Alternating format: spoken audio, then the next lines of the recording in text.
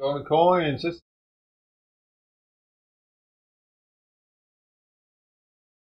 How'd your appointment go?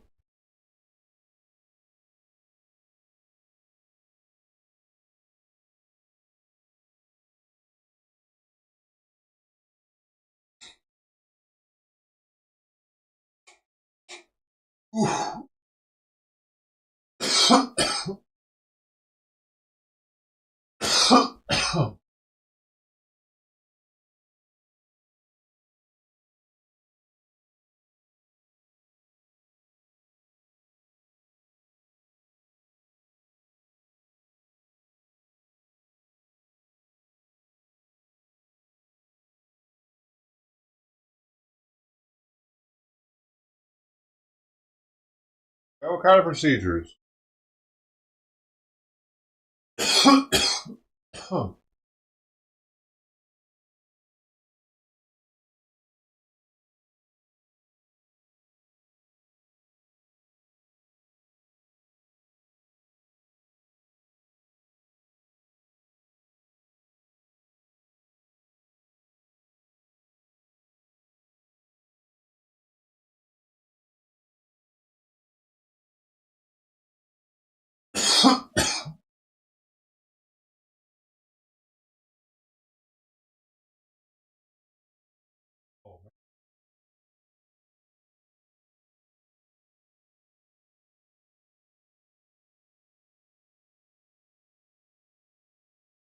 I'm sorry, she's fatigue.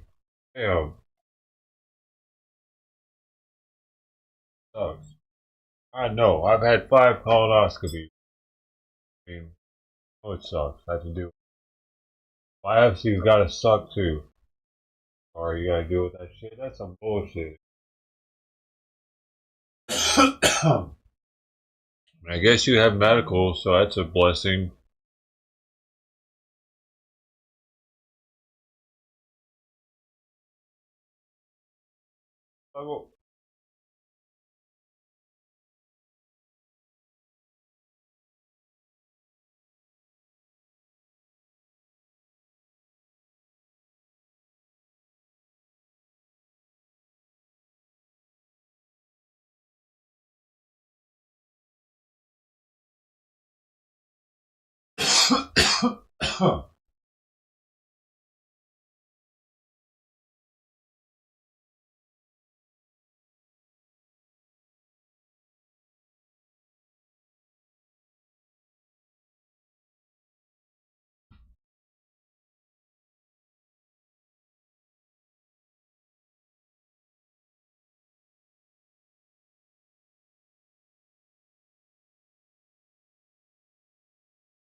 Oh, I know you don't want to deal with it, but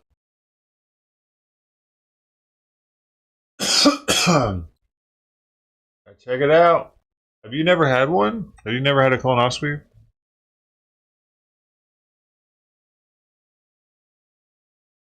Just remember, my last colonoscopy was on the what was it? The day after Thanksgiving. So I couldn't eat on Thanksgiving, I think, wasn't it? All y'all were having meals and shit.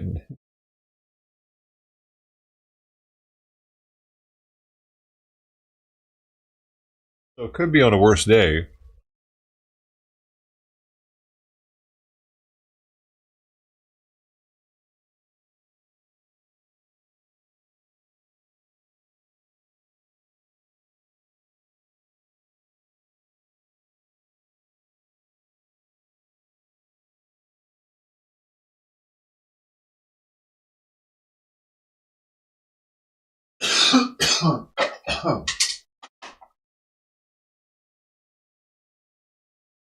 Coffee's already came. Fluffy's already came and left. Why Fluffy's coming so early? I'm trying to make the new time 7:30. got me in too big of a rush trying to get out there at 7:15, and I got up at like 5 o'clock this morning.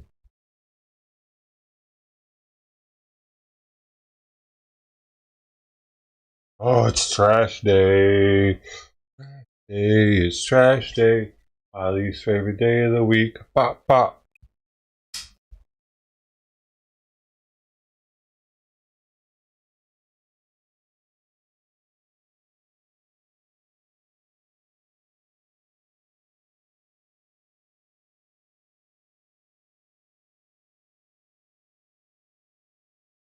At least I already picked up the dog shit yesterday, so should be clear on that.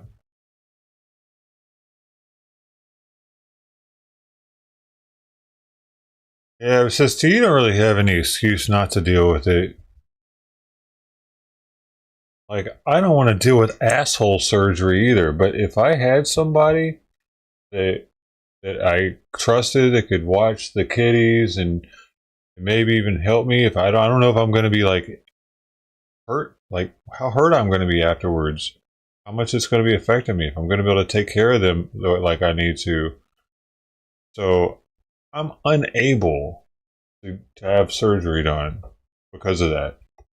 I just got to live with it until, I don't know, something changes. But if you have the ability to go, people are going to watch your stuff for you. Gonna have people there for you probably to come pick you up. You know who picks me up and brings me home after a colonoscopy? After I've had the doctor read my asshole, some person I've never seen in my life takes me home. Last time the kid had a very thick African accent. He was a volunteer or he worked in the transportation vans or something for people who, like me, who don't have anybody. You get to get picked up probably by your daughter, somebody that cares about you.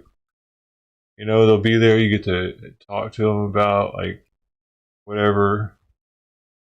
Go have something to eat with them maybe and enjoy your day.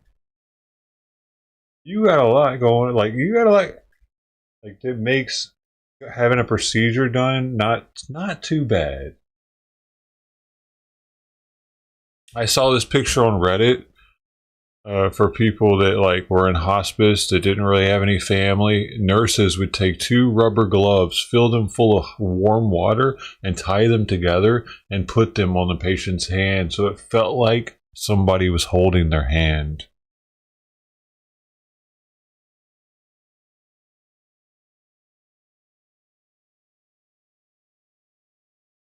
You don't have to do that. I, on the other hand, probably would. So it's not that bad, Sister T. It's not that bad. When you have people that care about you, that are close by, that are you have like an intimate, close relationship with them, it's not so bad getting shit done at the hospital. Honestly. It's really not. Like, I remember when I had that, and it wasn't so bad. When I had my brain surgery, a pituitary adenoma resection went in through here. People, my mom was coming, my dad was coming by, my grandmother even came by once. That was weird. My dad picked me up from the hospital and brought me home. He had the top down. I was still high as shit off Demerol. That was a nice ride.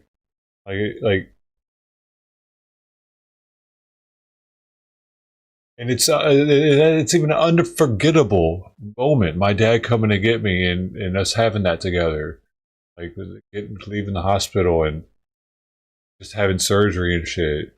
You got family, man. It's not that bad.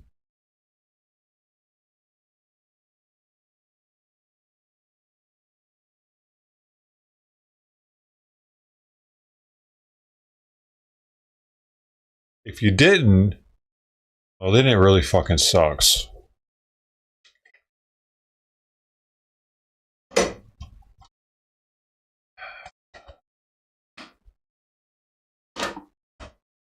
Yeah, dude, I got him to give me a shot right before leaving the hospital too. I was like, nurse. It's been however many hours I needed it to be between shots. I was like, it's been that many hours. My ride's not here yet. Can I get one for the road? She was like, sure. Oh yeah, I'm ready. Yeah. I think the IV was already out too, so she had to do it straight to the. Because when they put it in the IV, it would usually be up the line, and it would take it a while, and it would actually insert into the vein pretty slowly because it would go at IV speed. But when they were doing it, it was plunger speed. Huge difference. All right. I can see how people could get used to that. Yeah, it was Demerol. I think it was a 50 milligram shot. I've gotten more than that though. When in one of my colonoscopies, they gave me like 150 milligrams of Demerol. They told me that that could kill some of their patients. Actually, afterwards, because it's Versed and Demerol and something else. And the doctor, literally after procedure, he was like, "Dude, I gave you 150 milligrams. I could have killed some people." I took that shit like a champ. But it's at the time I was being prescribed. I think I was being prescribed opiates and daily opiates, so that would have mattered. Now I don't think he could have even given me that legally. They had to like go through some extra shit to give me that much. There's a limit. I think 100 mg is a limit, actually, on how he went over it. Okay, y'all. I'm taking the food out. So, freezing here, this thing says right now. It was pretty chilly this morning. Mama might be under the house because Fluffy already went under and came back out. I'd be under there with Mama. Trash out first, so a couple times trash into recycling. I went out to the street. Just need a little spritz pocket and the phone.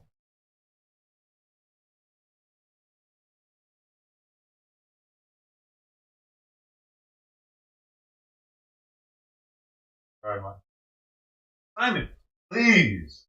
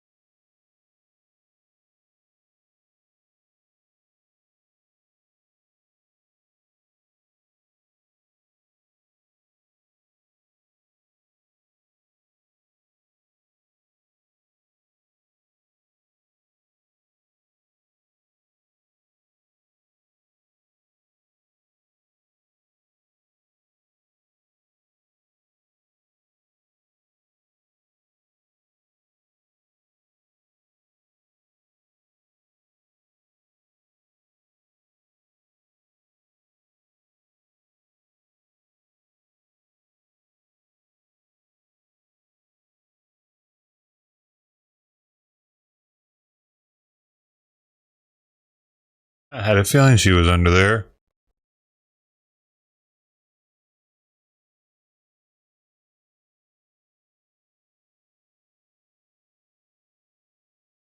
Uh-oh, hopefully the flea medication didn't affect her.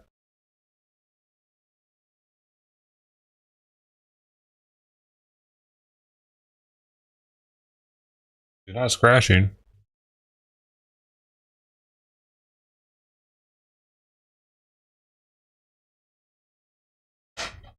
Sweet, sweet pea, sweet pea.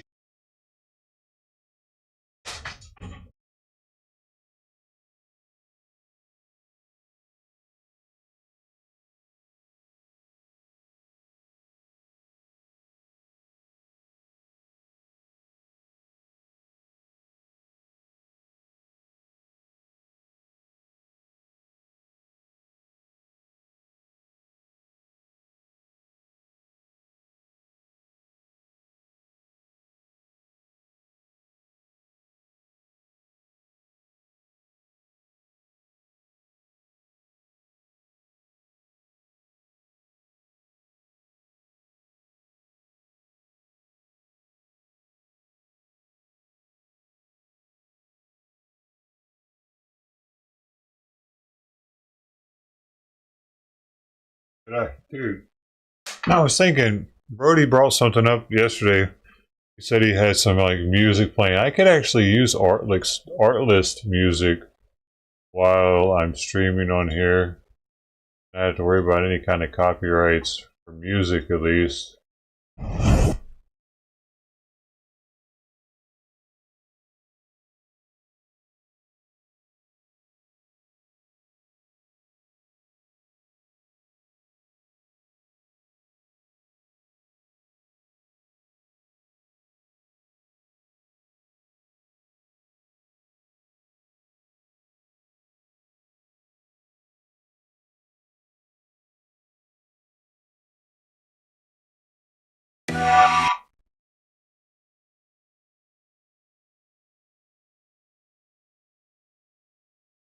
Hey, I don't know if anything on here is any good.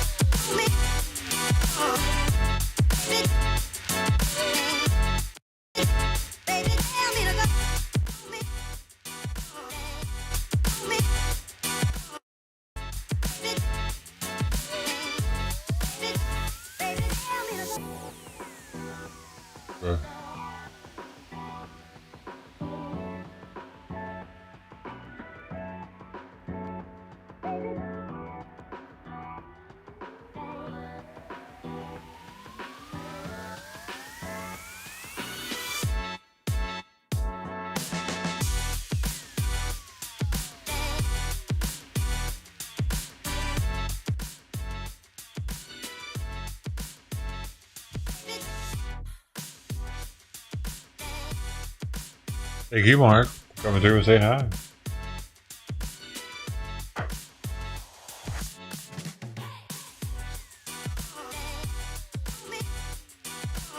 Alright, Sisty.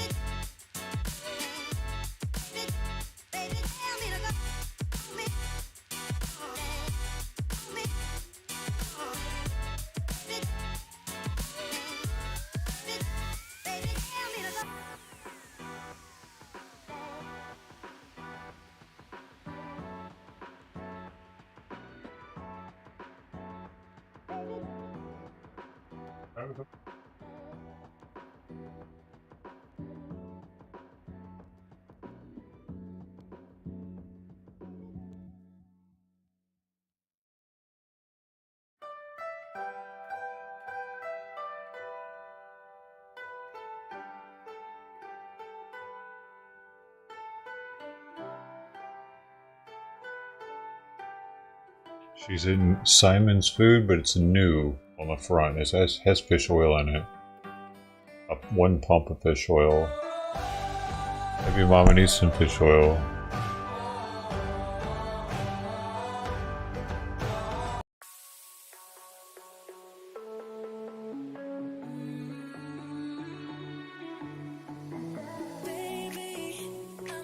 These are going to be really hard to find good songs in.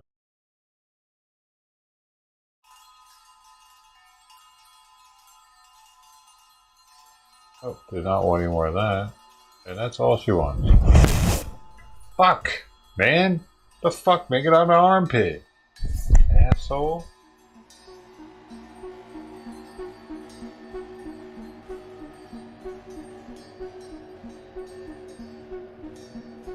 All the fancy. Oh. Damn it. Stop. What are you...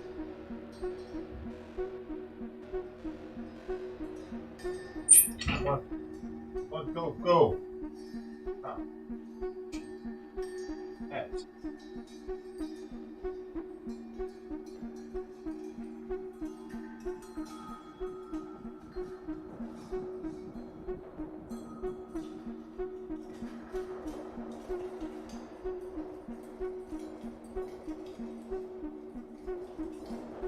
Go in.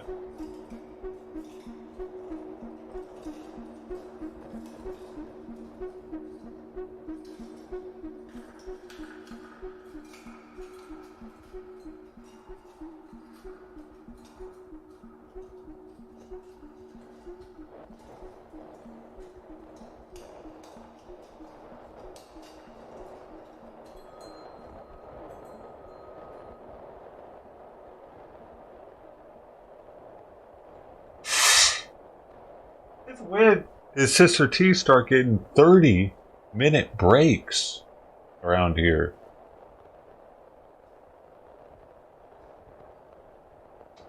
Is there an assistant manager above her, below me, that I don't know about that is approved a 30-minute break time for Sister T?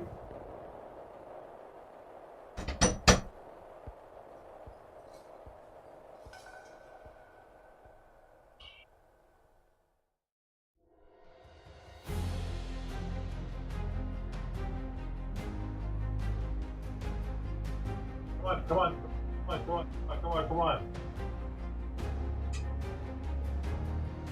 No, that's where I'm standing. Get away. You'd be out at me if you wanted to stay. Like, but I wanted to stay.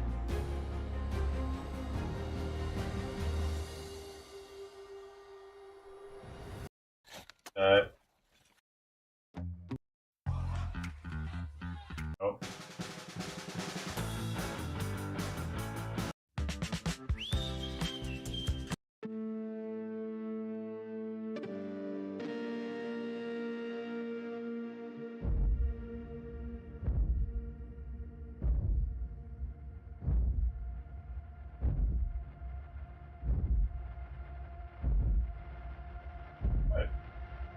What?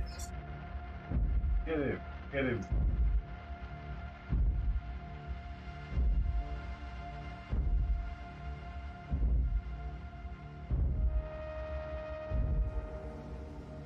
He wants me to sit down so he can sit in my lap.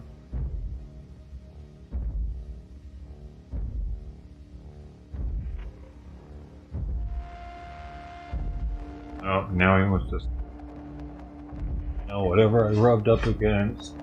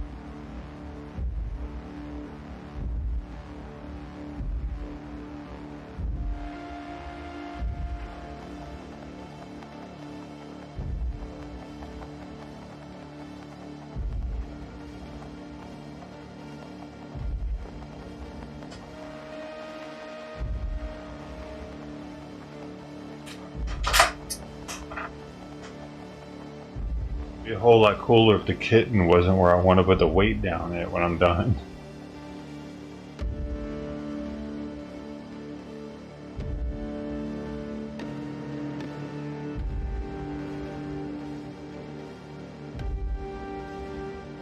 She's amazed at my immense strengths.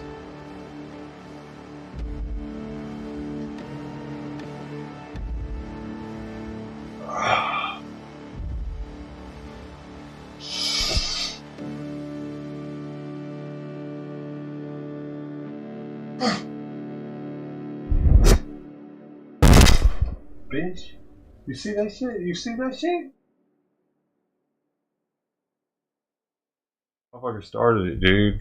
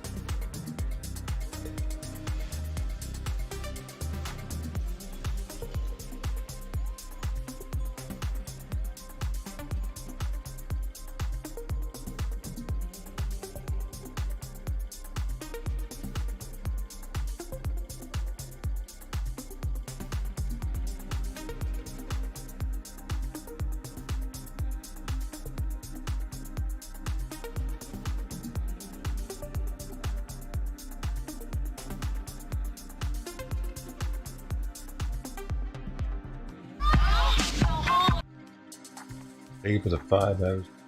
The 5 hours of your time, Mark. The 5 hours. You're never gonna get the bag, Mark. I'm sorry, you're never gonna get the bag, Mark.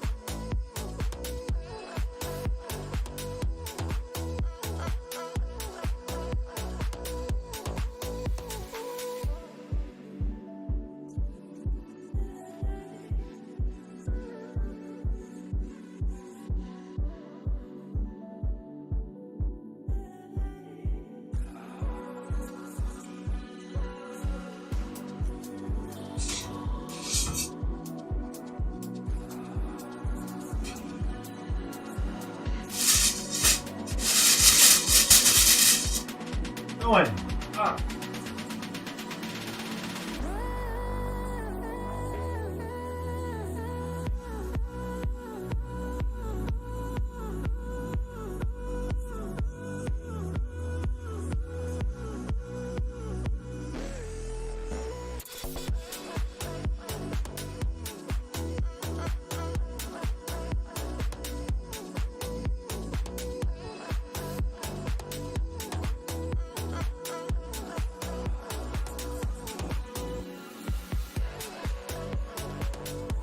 Ah.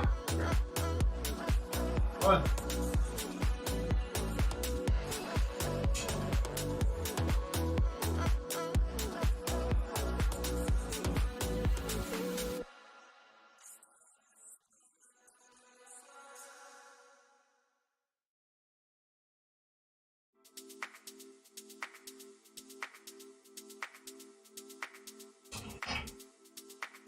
All right.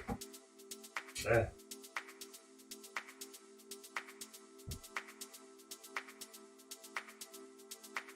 I gotta put food out there for fucking Trident, because only the fat fucks have shown up so far this morning. The pregnant and the pregnant and disabled haven't shown up yet.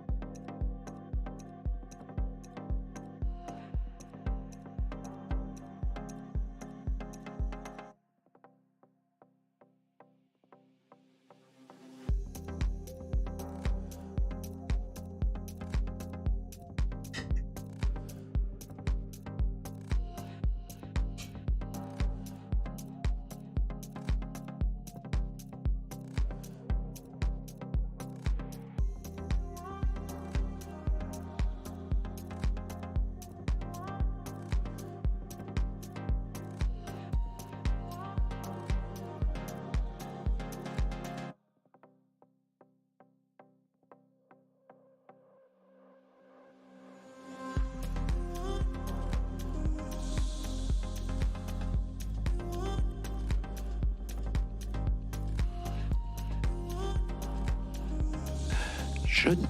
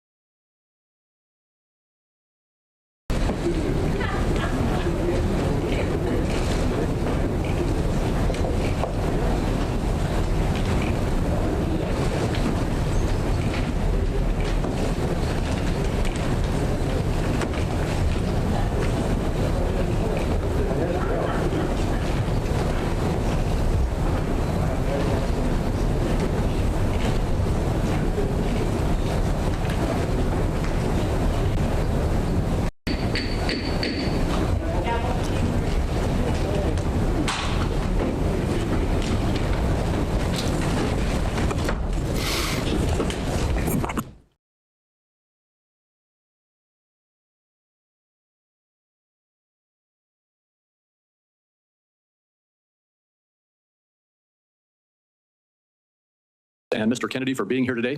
Mr. Kennedy, congratulations on your nomination. Throughout this process, Mr. Kennedy, you have been accessible to members and staff on both sides of the aisle and have demonstrated strong commitment to fulfilling the responsibilities of this role. The Department of Health and Human Services oversees our nation's largest healthcare programs, providing coverage for nearly 2 in every 5 Americans.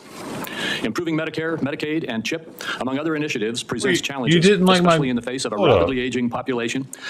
You didn't like my music, Sister T? Well, don't make it so obvious. Stubbornly high costs and persistent barriers to access. However, this also provides us an opportunity to deliver bold, transformative solutions. As a committee, we share a commitment to advancing common sense, bipartisan policies that improve the delivery of healthcare in this country. This committee has worked to realign incentives in the prescription drug supply chain, to enhance access in rural communities, to expand the availability of telehealth and improve the broken clinician payment structure. Across these and other issues, I look forward to working with the administration to continue pursuing meaningful reforms that serve the American people more effectively and more efficiently. Too often, patients encounter a healthcare system that is disjointed and is a dysfunctional maze. Complex and bureaucratic chutes and ladders have become the norm. Meanwhile, even as healthcare spending climbs, outcomes across a range of conditions continue to decline. Mr. Kennedy, if confirmed, you will have the opportunity to chart a new and better course for the federal approach to tackling both the drivers and the consequences of our ailing healthcare system. Your commitment to combating chronic conditions that drive healthcare costs will be critical to our success. Prioritizing disease prevention and addressing the factors that fuel conditions such as diabetes, cardiovascular disease, metabolic disease, Alzheimer's disease, COPD, and cancer will save lives, reduce costs, and build a healthier, stronger country. Private sector breakthroughs from groundbreaking cancer medications to curative gene therapies also offer hope. But misguided government initiatives and market volatility risk eroding American leadership in life-saving R&D. Your advocacy for healthcare transparency has the potential to empower consumers across the country, promoting competition to enhance quality while cutting excessive spending for patients and for taxpayers. Today's hearing will provide a forum to hear more about your vision, particularly for the federal programs under this committee's jurisdiction. Mr. Kennedy, you represent a voice for an inspiring coalition of Americans who are deeply committed to improving the health and well-being of our nation. Regardless of political party, everyone in this room shares a common recognition that our current system has fallen short, as well as a common desire to make our country healthier. I look forward to today's conversation as well as your testimony, Mr. Kennedy. And now I recognize Senator Wyden for his opening remarks. Thank you very much, Mr. Chairman. The question before the Finance Committee this morning is whether Robert F. Kennedy should be trusted with the health and well-being of the American people. Committee staff have examined thousands of pages of statements, books, and podcast transcripts in a review of his record. The receipts show that Mr. Kennedy has embraced conspiracy theories, quacks, charlatans, especially when it comes to the safety and efficacy of vaccines. He has made it his life's work to sow doubt and discourage parents from getting their kids life-saving vaccines. It has been lucrative for him and put him on the verge of immense power. This is the profile of someone who chases money and influence wherever they lead, even if that may mean the tragic deaths of children and other vulnerable people. Now, Mr. Kennedy is fond of saying he's not making recommendations about whether parents should vaccinate their children. He's just asking questions and giving people choices. It's a slippery tactic to dodge any real responsibility for his words and actions. And it is, in my view, absurd coming from somebody who's trying to win confirmation for a job that is entirely about making recommendations. These recommendations are going to have life or death consequences for the American people. Mr. Kennedy, if you are confirmed, your recommendations determine which vaccines senior citizens get for free through Medicare. Your recommendation will determine which vaccines are given to millions of kids. Peddling these anti-vaccine conspiracy theories as our chief health officer is going to endanger the lives of kids and seniors across the nation. Just look at what happened when Mr. Kennedy inserted himself into an anti-vaccination crisis in the island nation of Samoa. He traveled there himself to push his views and pour fuel on the fire of a measles outbreak that began due to low vaccination rates. In the end, 83 Samoans died, mostly kids, from a disease that is easily preventable. Americans cannot afford to import this experiment to our great nation. On other healthcare matters, from abortion to universal healthcare, Mr. Kennedy has changed his views so often it is nearly impossible to know where he stands on so many of the basic issues that impact Americans' daily lives. In a gobsmacking statement of irresponsibility, in November 2023, Mr. Kennedy said that he wanted to pause infectious disease research for 8 years. Mr. Kennedy has indicated he's open to restricting access to the abortion medication mifepristone, which remains a primary target of the Republican crusade against reproductive freedom. I took this on back in 1990 when I chaired the first congressional hearing on the topic. The science was clear then. It's even clearer today. Mifepristone is safe. The only reason it's under question in 2025 is because people with a political agenda have been out lying about it. Women deserve to know if Mr. Kennedy will abuse his power as our country's chief health officer to essentially implement a national abortion ban by restricting access to the safe and legal medication. Meanwhile, as the Trump budget office threw the Medicaid program into chaos yesterday, Republicans in Congress are proposing deep cuts to the program that will rip away health care from millions of Americans who count on this vital lifeline.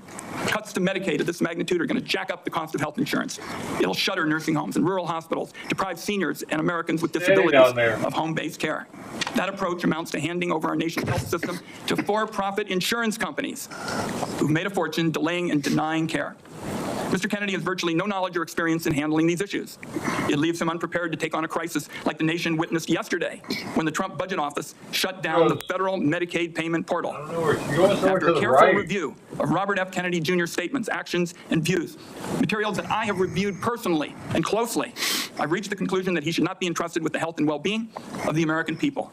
When he's taken every side of every issue, how can this committee and the American people believe he has anything to say? Let me close by saying I believe more strongly than ever, and I have specialized in healthcare during my time in public service, that we're at a turning point. Must have heard Mama coming. If there's one word to describe Americans' feelings towards the healthcare system, it's disillusioned. At every single turn, people feel like they're rolling a loaded dice when they try to get healthcare. Americans are justifiably angry, fed up, and tired of a system that puts profits over patients. Instead of debating meaningful ways to improve Americans' healthcare, now the committee is being forced to relitigate settled science about vaccines and whether or not the federal government should help Americans get affordable healthcare. I know where Democrats on this finance committee stand when it comes to an agenda to lower costs and improve care. I must say, I cannot say the same about the nominee sitting in front of me. And let me acknowledge, finally, Mr. Chairman, Terry Mills from Portland, Oregon, who is here to represent Nurses for America, and I'd like to enter a statement from her organization into the record at this time. Thank you, Mr. Chairman. Without objection. Thank you, Ranking Member Wyden. Mr. Kennedy, in a few moments, you will be given the opportunity to make your opening statement and respond to these attacks and other questions that the members of this committee have. I would say that with regard to the attack on Medicaid that we just heard, that was a false attack. It's been proven false overnight. The Medicaid portal is operating efficiently today and was never intended to be shut down. Would gentleman yield, since he's mentioned my name? There was a significant amount of time yesterday where there was bedlam across the country over the status of the Medicaid portals. I hope it's being corrected, but there were problems all through the day. There certainly were attacks yesterday. The problem has been clarified, and the Medicaid portal is fully operational as we speak. Mr. Kennedy, before I turn the time over to you to share your opening statement, I would like to give you a brief introduction. The son of Senator Robert F. Kennedy and nephew of President John F. Kennedy, Robert Kennedy Jr. has been an advocate for consumers since 1985. After graduating from Harvard University, Mr. Kennedy studied at the London School of Economics and received his law degree from the University of Virginia Law School and a master's degree in environmental law from Pace University. He has founded 2 advocacy groups and has spent the last 40 years working to restore and protect children's health. He was a former independent candidate in the 2024 presidential election, and President Trump nominated him this year to be in November of 2024 to be the HHS secretary. In announcing his nomination, President Trump stated, "Mr. Kennedy will restore these agencies to the traditions of gold standard scientific research and beacons of transparency and end the chronic disease epidemic and make America great and healthy again." Before you give your opening statement, Mr. Kennedy, I have 4 obligatory questions that we ask all nominees before this committee. First, is there anything that you are aware of in your background that might present a conflict of interest with the duties of the office to which you have been nominated?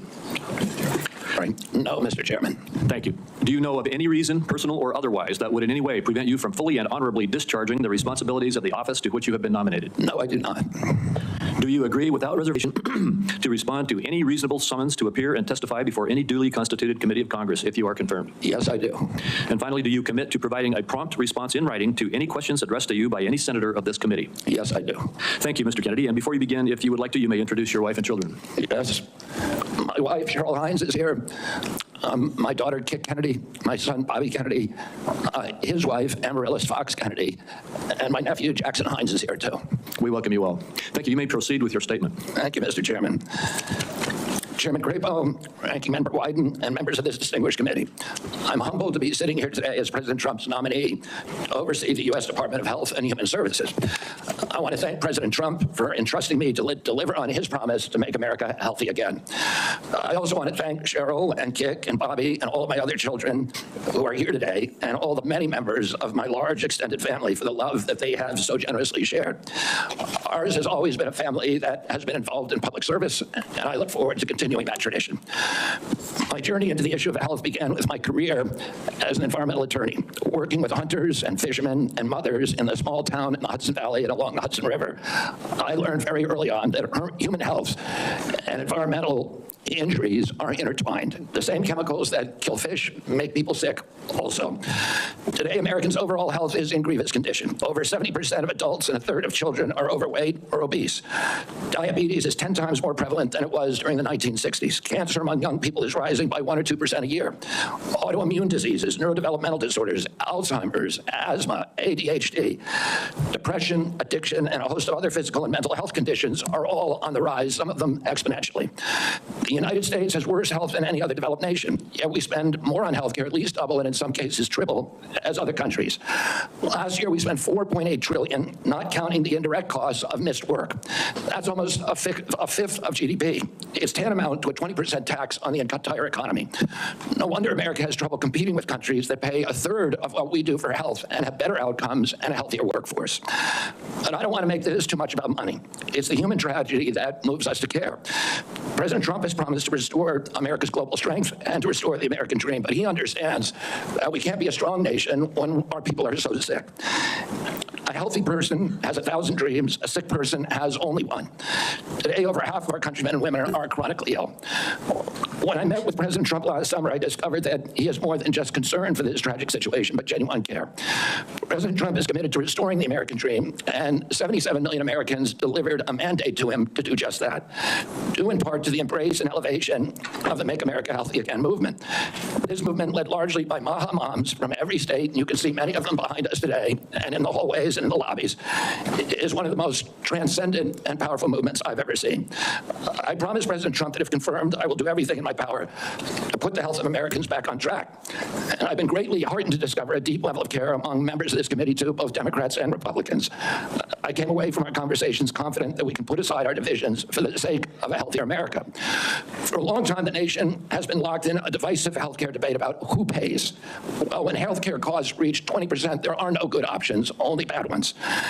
Shifting the burden around between government and corporations and insurers and providers and families is like rearranging deck chairs on the Titanic. Our country will sink beneath a sea of desperation and debt if we don't change the course and ask why are healthcare costs so high in the first place. one of my neighbors is doing his weekly rummaging through my recycling bin and taking out my plastic. Gotta love that. You just gotta love that. Last week I was picking up shit, like literally probably, and trash and stuff. And sugar cane. It was the sugar cane. That's right. I was breaking up that sugar cane and putting it in, and he was digging in my recycling right next to me. Right next to me, right as I'm looking right at him like, it's not a homeless person, it's my fucking neighbor. Dude, it'd be different if the guy was like dirty and looked like he lived on the streets or was cracked out or some shit. No, it's my neighbor from like a couple houses down, dude. We look at each other right in the eyes. I'm thinking to myself like, are you fucking serious, dude?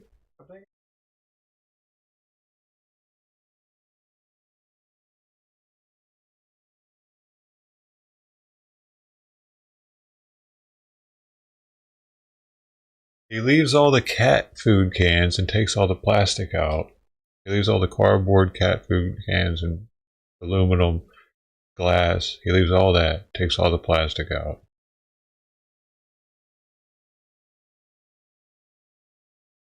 It leaves if he doesn't straighten out, fucking, does it? Hey, God damn it.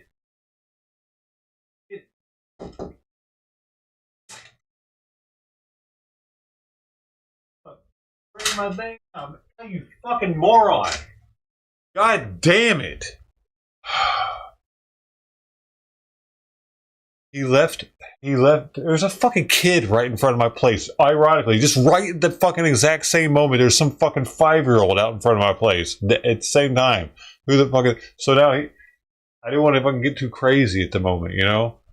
But I have to go back out there now because instead of it being like this, now my recycling bin is like this. It can't. Fucking idiot, motherfucker. Last time the guy kept it like this, I watched. The trash guy has to get the fuck out of his truck and straighten my thing back out, get back in his truck, and then he can go along with his job. That's what that fucking idiot just said. Now I gotta do it. Otherwise, the trash guy's gotta fix it. Because he wants my fucking plastic bottles worth maybe a couple fucking dollars. Dude, he's starting to piss me off. You don't make me have to do anything extra. I'm like, okay, whatever. I'm squishing my bottles and making more space and cleaning out my cat cans for you, buddy, so you can have recycling. I'm doing all that for you. I'm putting the caps back on and everything just so you can have more plastic. Okay, I can look aside from that, whatever. But if you make me have to do extra shit because you're doing it, now you're fucking up, dude. Now you're being an asshole. And the fact that you're my fucking neighbor doing that, dude, you got some balls, man. Don't put plastic in there for a week. I'm about to think of something. What if I cover it in fucking something just stinky as shit? Huh? Some old, like, what could I cover it in? What could I cover it in? That they would still like accept it. You know what I'm saying? No, because then they have to deal with filtering out the cat shit from my litter and everything from the plastic at the city, and that's extra work for them. Not that people aren't already putting all kinds of shit in the recycling bin anyway. I gotta go straighten this out real fast, man.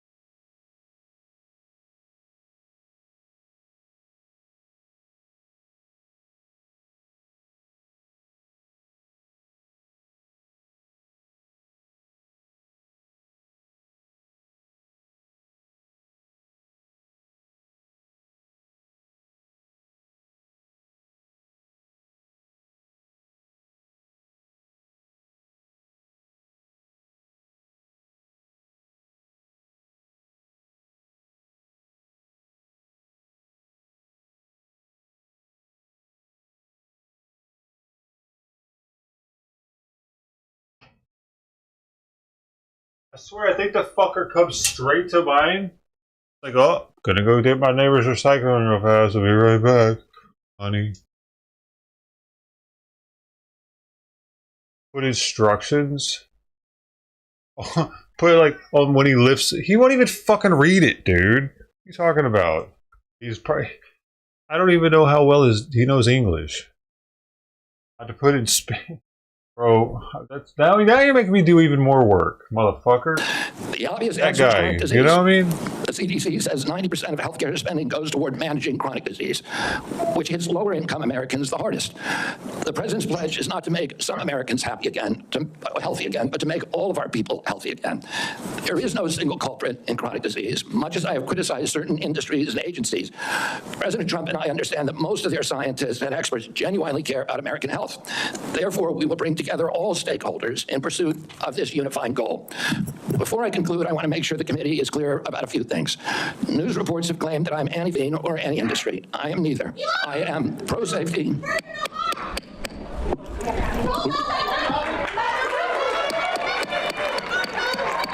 We'll have order. Please proceed, Mr. Kennedy. I think he liked it. Safety. I worked for years to raise awareness about the mercury and toxic chemicals in fish, and nobody called me anti-fish. And I believe that that vaccines play a critical role in healthcare. All of my kids are vaccinated. I've written many books on vaccines. My first book in 2014, the first line of it is, I am not anti-vaccine, and the last line is, I am not anti-vaccine. Nor am I the enemy of food producers. American farms are the bedrock of our culture, of our politics, of our national security. I was a 4-H kid, and I spent my summer working on ranches. I went to work with our farmers. I want to work with our farmers and food producers to remove burdensome regulations and unleash American ingenuity. MAHA simply cannot succeed without a partnership, a full partnership of American farmers. In my advocacy, I've often disturbed the status quo by asking uncomfortable questions.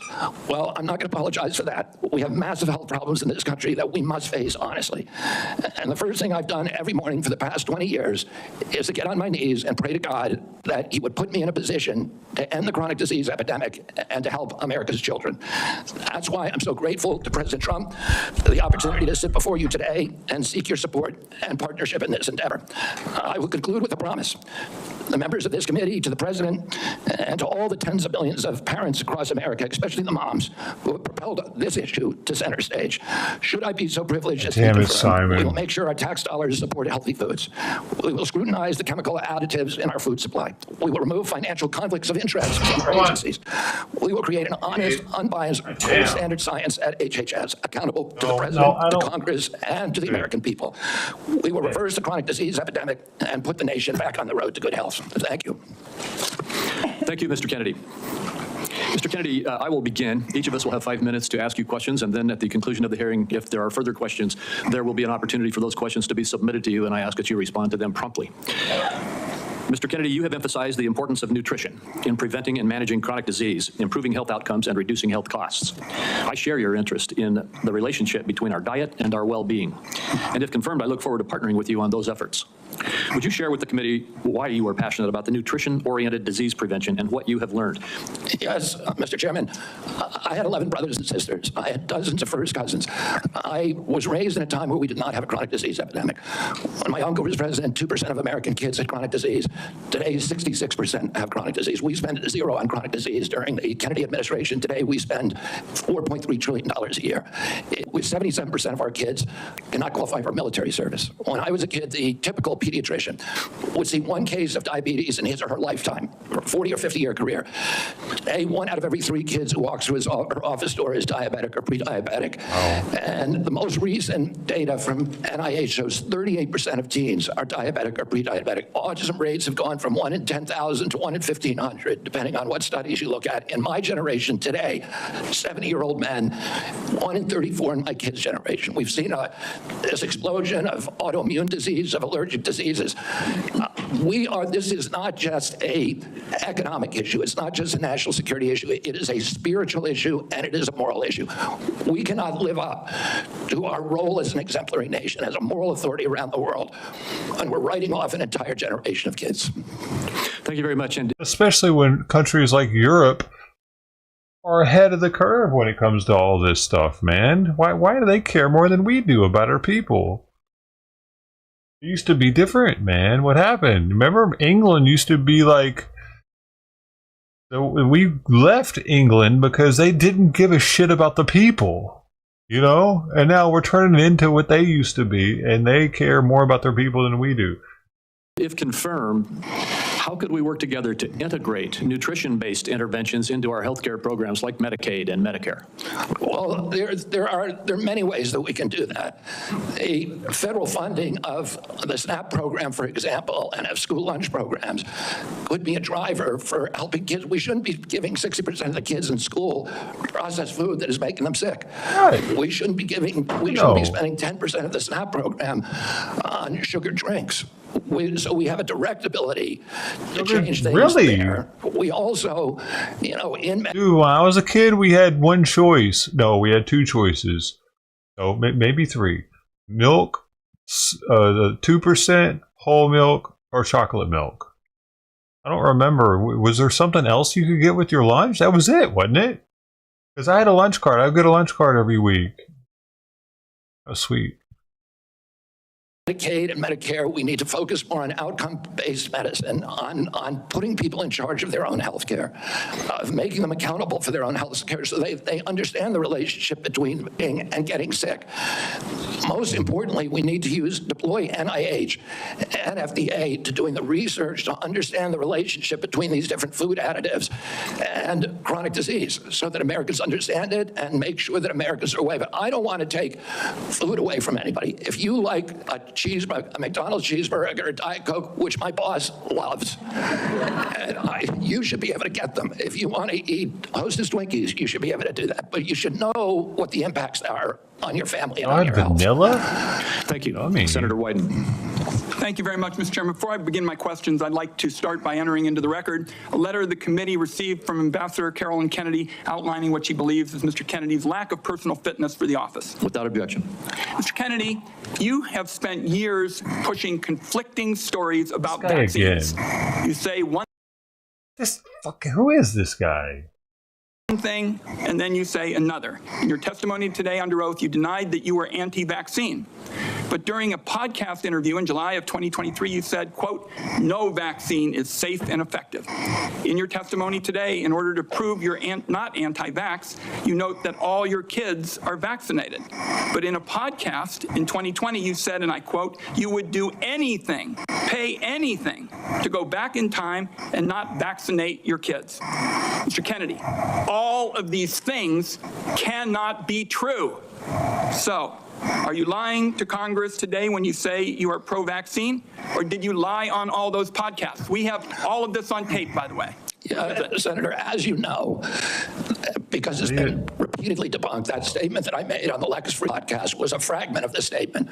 He asked me, and anybody who actually goes and looks at that podcast and will see this, he asked me, are there vaccines that are safe and effective? And I said to him, some of the live virus vaccines are. And I said, there are no vaccines that are safe and effective, and I was going to continue for every person. Every medicine has people who are sensitive to them, including vaccines. Right, so he interrupted me at that point. I've corrected it many times, including on national TV. You know about this, Senator Wyden, so bringing this up right now is dishonest. let's be clear about what you've actually done then, since you want to deny your statements.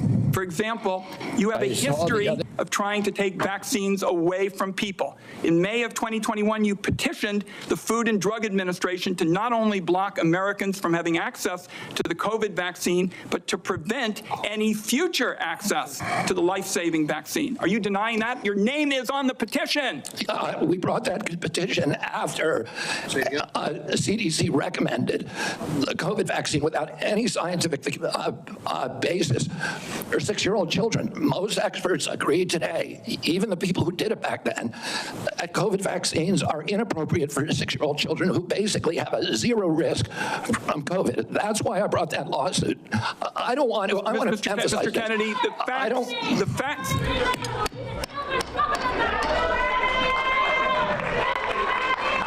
The committee will be in order. And to the audience.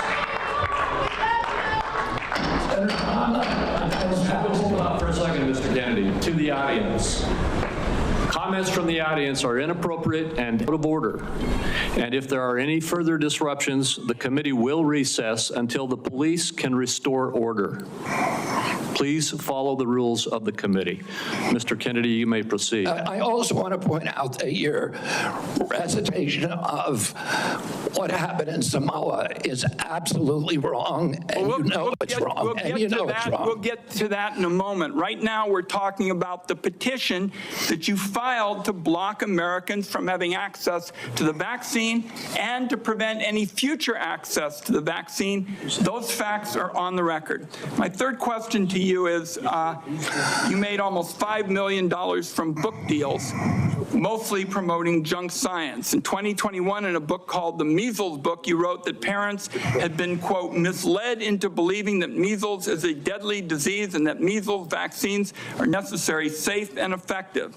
The reality is measles are, in fact, deadly and highly contagious, something that you should have learned after your lies contributed to the deaths of 83 people, most of them children, in a measles outbreak in Samoa. So my question here is, Mr. Kennedy, is measles deadly, yes or no?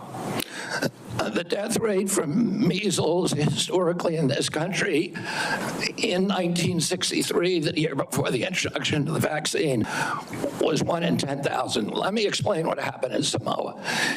In Samoa, in 2017 or 2015, there were 2 kids who died following the MMR vaccine.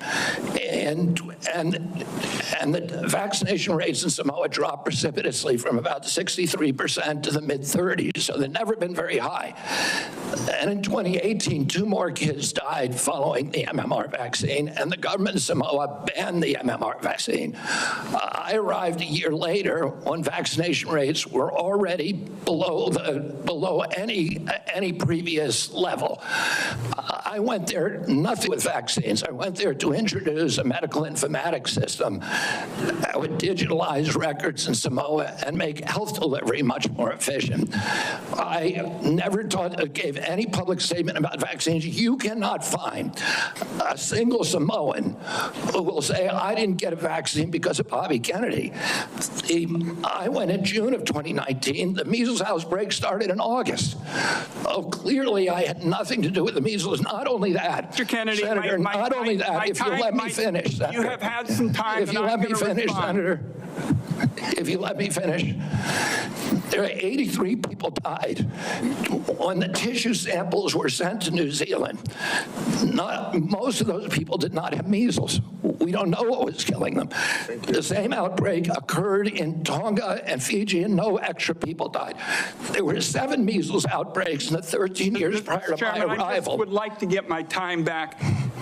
The nominee wrote a book saying that people had been misled into believing that measles is a deadly disease. He's trying now to play down his role in Samoa. That's not what the parents say. That's not what Governor Green says. It's time to make sure that we blow the whistle on actually what your views are. At least we're starting.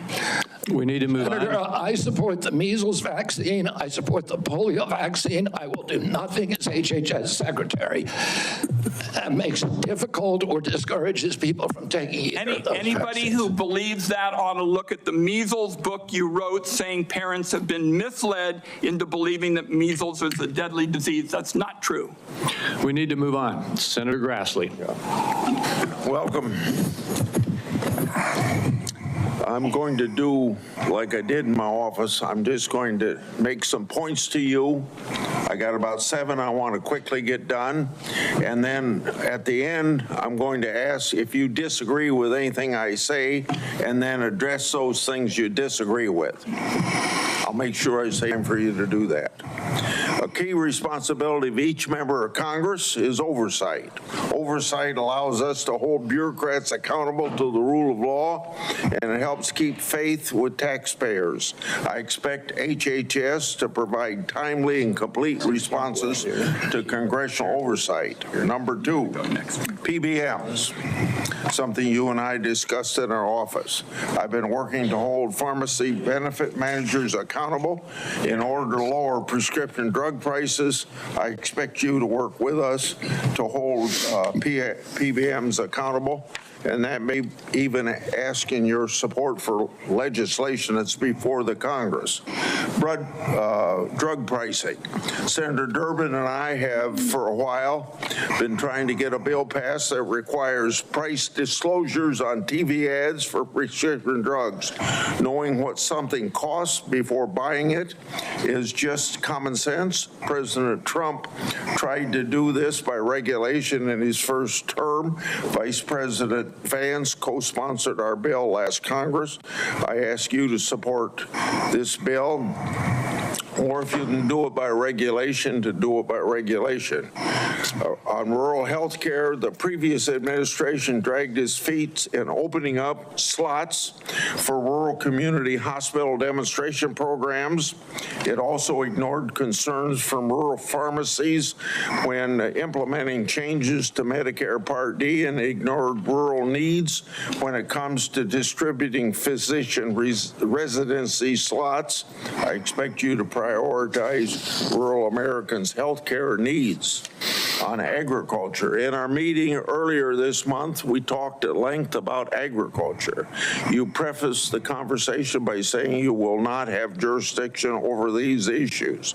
I expect you to leave agricultural practice regulations to the proper agencies, and for the most part, USDA and EPA. On dietary guidelines, I've sent letters to the secretaries of agriculture at HHS requesting that they provide information regarding conflicts of interest on the Dietary Guideline Advisory Committee to increase transparency. I expect you to provide Congress with confidential financial disclosures from the Advisory Committee before finalizing dietary guidelines, so we know that nobody has a vested interest in it, is having undue influence. Lastly, HHS, Office of Refugee Resettlement Oversight. Last year, I expanded my investigation into HHS's Office of Refugee Resettlement. I wrote 24 contractors and grantees whose job it is to place unaccompanied children with sponsors. In many cases, children have been placed with improper vetted sponsors, placing them at risk of trafficking. The Biden administration's HHS directed these taxpayer-funded contractors and grantees to not respond to my inquiry. This is obstruction by the executive branch. I expect you to produce to me the records and data I've requested and instruct HHS contractors to fully cooperate with my investigation. I also expect HHS to not retaliate against any whistleblowers, including those who identify ORR's failures in vetting sponsors of unaccompanied. You got 45 seconds to respond if you want to. I agree with all of those provisions, Senator. My approach to administration HS will be radical transparency. If members of this committee or other members of Congress want information, the doors are open. I've spent many years litigating against NIH and its sub-agencies, HHS and its sub-agencies, NIH, CDC, FDA, on FOIA issues, trying to get information that we, the taxpayers, paid for, and oftentimes getting back redacted copies after a year or 2 years of litigation. That should not be the case. And if Congress asks me for information, you will get it immediately. Thank you. Thank you. Senator Cantwell is next, but until she returns, I will move on to down the list, and that would be Senator Cornyn.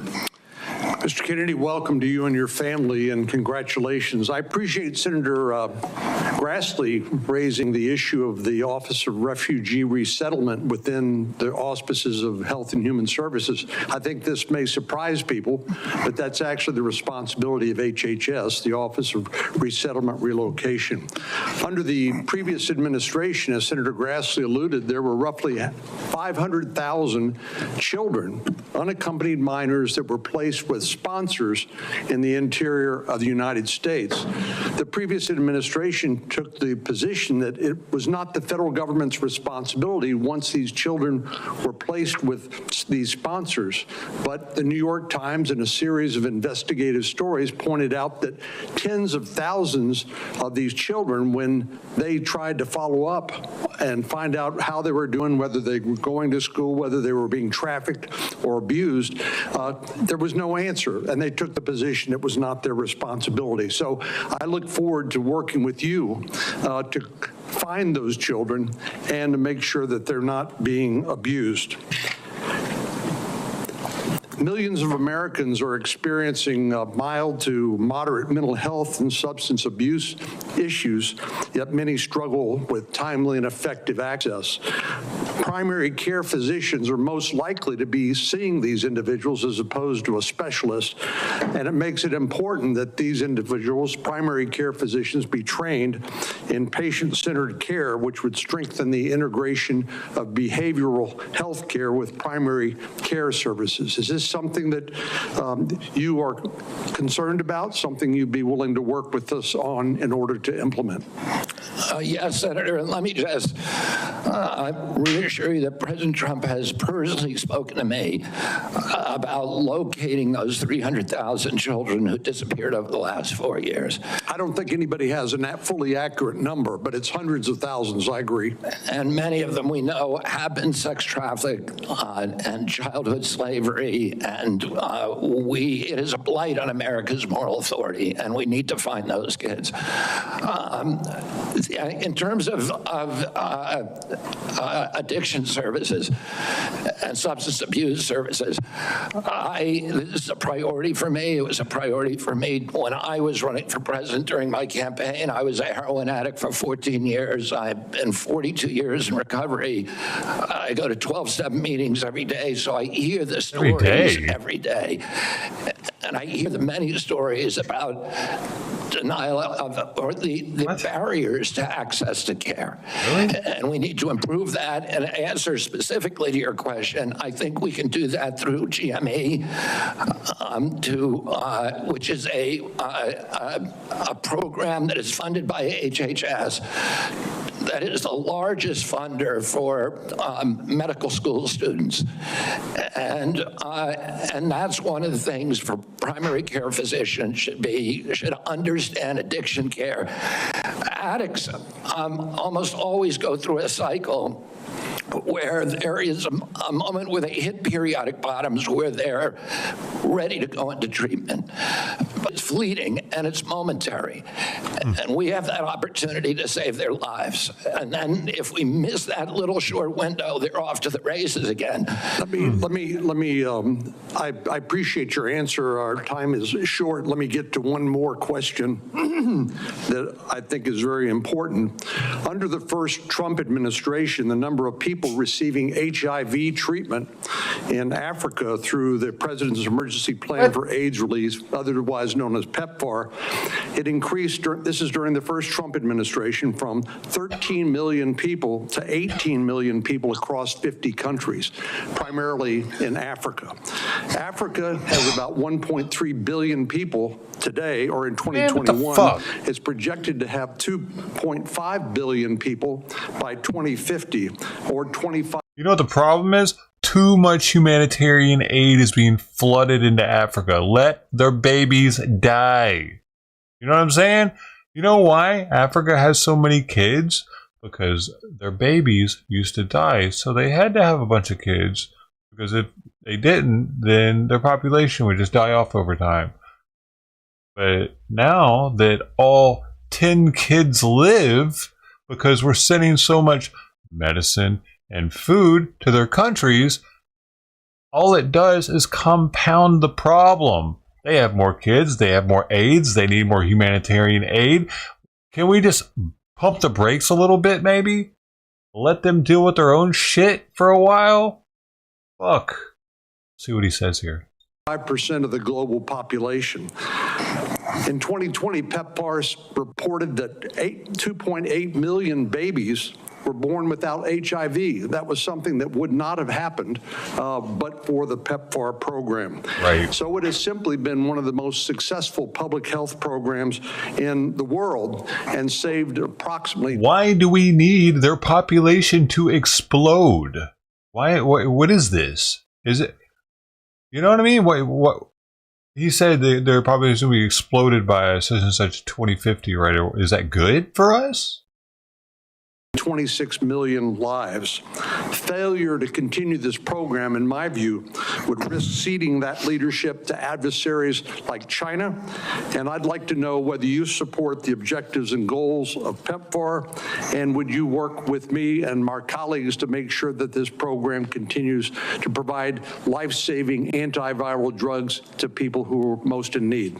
I absolutely support PEPFAR, and I will happily work with you to strengthen the program. I say if Africans can't stop Thank fucking you. giving each other Senator AIDS. Thank you, Mr. That's Chairman. not our problem. Thank you, Mr. Kennedy, for being here this morning. And Aren't they the ones that I think started the shit in the first Mr. place? Chairman, we are truly through the looking glass this morning here in the U.S. Senate, and this committee is being asked No. to fulfill Let's put an a really African important into responsibility, which is to office. decide whether to confirm Mr. Kennedy to one of the most left wants important to do. healthcare jobs in America. And really the reason I African. think it's so important is for Looks many of the African. reasons you said in your opening statement, which is that we live in the richest country in the world, and we have some of the worst health outcomes of any industrialized country in the world. We live in the richest country in the world, and we have some of the lowest life expectancy rates of anybody in the industrialized world. I was a school superintendent before I was in this job, Mr. Chairman, and I can tell you that Mr. Kennedy's right, that when I look at the kids in the Denver public schools, if we don't change the way we eat in this country, 40% of them are going to suffer adult diabetes as a result of their diet. These are, and we're, as I said, spending more than any other country in the world, and our families, every single person's constituents in the Senate are facing chronic shortages when it comes to health care. My friend from Texas, Senator Cornyn, has been a champion on mental health care. We have an epidemic, as he knows, across this country in mental health care, partly because of what you don't want to say hi to me, Alberto? The massive social media platforms that were sitting behind the President of the United States have inflicted on our children for their profit in the last decade or so. So we have no shortage of challenges to confront, and I even agree with some of the diagnosis of Mr. Kennedy. What is so disturbing to me is that out of 330 million Americans, we're being asked to put somebody in this job who has spent 50 years of his life not honoring the tradition that he talked about at the beginning of this conversation, but peddling in half-truths, peddling in false statements, peddling in theories that, create doubt about whether or not things that we know are safe are unsafe. Not that every vaccine in America is unsafe, not that you can't possibly have an adverse reaction, but that parents and children in my old school district and school districts all over this country would be better off not getting vaccinated than getting vaccinated. Unlike his own children who were vaccinated, unlike the people he invited to his house in Los Angeles for their party who were vaccinated. For everybody else, it's about peddling these half-truths. And he says it with such conviction that you want to believe him.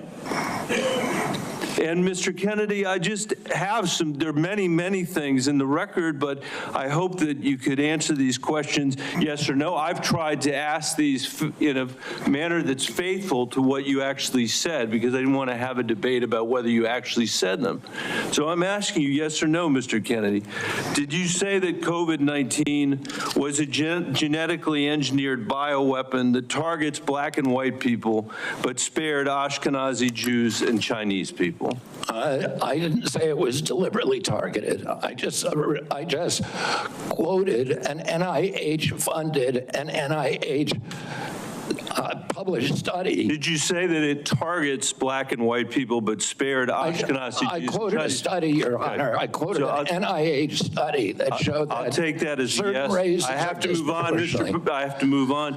Did you say that Lyme disease is highly likely a materially engineered bioweapon? I made sure I put in the highly likely.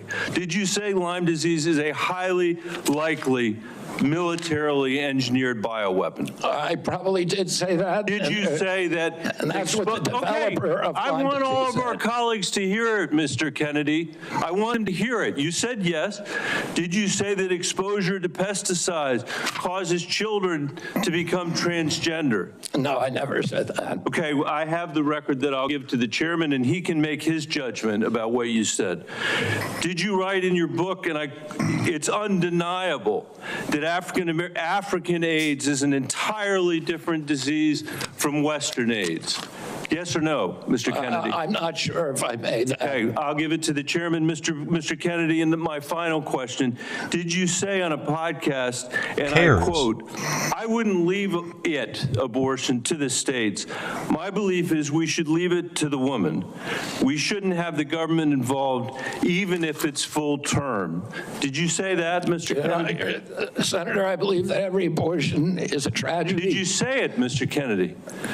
This matters. It doesn't matter what you come here and say that isn't true, that's not reflective of what you really believe, that you haven't said over decade after decade after decade, because unlike other jobs we're confirming around this place, this is a job where it is life and death for the kids that I used to work for in the Denver public schools, and for families all over this country that are suffering from living in the richest country in the world that can't deliver basic health care and basic mental health care to them. It's too important for the games that you're playing, Mr. Kennedy. And I hope my colleagues will say to the president, I have no influence over him. I hope my colleagues will say to the president, out of 330 million Americans, we can do better than this. Thank you. We need to move on. Oh, what, Fauci was better? Bro, I want to ask him that. Do you think Fauci was better? Mr. Kennedy, President Trump has sworn to protect Medicare. Republicans are exploring reforms to Medicaid that could help pay for Trump administration priorities. With this context, what will you do with dual eligibles? About dual eligibles? Well, dual eligibles are not right now served very well under the system. Those are people who are eligible for both Medicaid and Medicare. I suppose my answer to that is to make sure that the programs are consolidated, that they're integrated, and the care is integrated. I look forward to working with you, Dr. Cassidy, on making sure that we take good care of people who are dual eligible. And how do you propose that we integrate those programs? Does Medicare pay more, Medicare pay less, Medicaid pay more, Medicaid pay less? How do we do that? Well, I'm not exactly sure because I'm not in there. I mean, it is difficult to integrate them because Medicare is under fee-for-service. It's paid for by employer taxes. Medicaid is fully paid for by the federal government, and it's not fee-for-service. So I do not know the answer to that. I look forward to exploring options with you. Republicans, again, are looking at ways to potentially reform Medicaid to help, pay for President Trump's priorities, but to improve outcomes. What thoughts do you have? Wait a second. No, I'm sorry. I needed to check on that. It wasn't Fauci. Fauci was like the medical guy for Biden. That dude's position actually has to be a doctor, apparently. No. Rachel Levine, the tranny chick, was his who he's taken over for. Dude, am I right now? Anybody know what I'm talking about? Is that right? Who's taking up the tranny? Admiral or whatever? She look like. Nobody knows. Medicaid reform.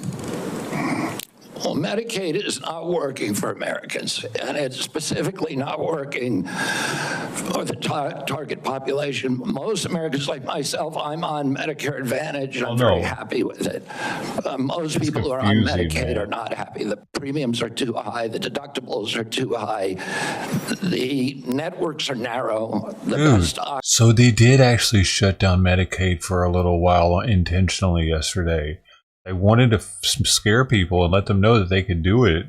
Interesting. Are they going to end Medicaid? Because they were saying, I heard it's not the same thing as Medicare. So doctors will not accept it in the best hospitals. And particularly, Medicaid was designed for a target population, the poorest Americans. It's now been dramatically expanded.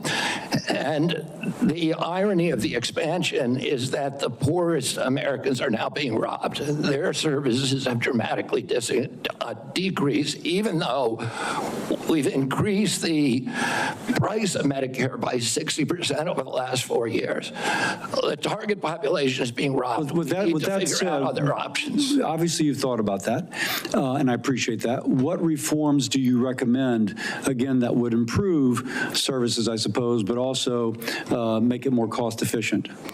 Never mind. It was Xavier Becerra, United States Secretary of Health and Human Services. That's what this guy is going to be filling in for. It was like a... Oh, interesting. Okay, yeah, Californian and Democrat, of course. All that shit. Well, President Trump has given me the charge. No. He is the first Latino to hold this position in history. Go Biden, you did it! Yay! Of improving quality of care and lowering the price of care for all Americans. There are many things that we can do. I mean, what we want to, the ultimate outcome, I think, is to increase transparency, to increase accountability, and to transition to a value-based system rather than a fee-based system, so rather than a service-based system. On Medicaid in particular, can you just kind of take those kind of general principles and apply it to the Medicaid program? You know, listen, I think that there are many options with telemedicine, with AI right now. And, you know, there's including direct primary care systems. We're seeing that movement grow across the country. There's one of the largest providers. So going back to Medicaid, though, and speaking of these specific advances, what reforms are you proposing with these ideas vis-a-vis Medicaid? Well, I don't have a broad proposal for dismantling the program. Of course not saying that. I think what we need to do is we need to experiment with pilot programs in each state. We need to keep our eye on the ultimate goal, which is value-based care, which is transparency, accountability, access. And one more thing, going back to Medicare, you mentioned you're an MA. You mentioned earlier the Medicare fee-for-service. Do you have any kind of thoughts as to whether or not patients on fee-for-service should move into MA, or how should we handle that? Whether patients who are on Medicare fee-for-service. Traditional Medicare? Yes. Well, that's their choice right now. Well, I mean, we have, I think, 32 million Americans, or 30 million Americans on Medicare, on traditional Medicare, and then another 34 on Medicare Advantage, roughly half and half. And I think more people would rather be on Medicare Advantage because it offers very good services. but people can't afford it. It's much more expensive. In answer to your first question, there are all kinds of exciting things that we can be doing, including cooperatives, which President Trump has supported, including health savings accounts, which President Trump has supported. But all of these things to make people more accountable for their own health. And so it would bring. Okay, check this out. I think I know why they don't like Medicaid from my little bit of research I'm doing right here. All right, so everyone can apply for Medi-Cal. Medi-Cal is California's Medicaid. Everyone can apply, aged 26 to 49, regardless of their immigration status. And then I looked more into down here, and it says the federal government share of Medicaid costs is called the Federal Medical Assistant Percentage. The FMAP is based on a formula that ensures the federal government matches at least 50% of state costs. So if we're being flooded by a shit ton of migrants that are having their babies here, the federal government has to pay for half of that. Doesn't seem right, does it? Be a sanctuary city and all that shit. Like the federal government's now not cool with that. That's why they cut off Medicaid, because Medicare isn't given. Medicare is given to people on Social Security, people that are citizens of.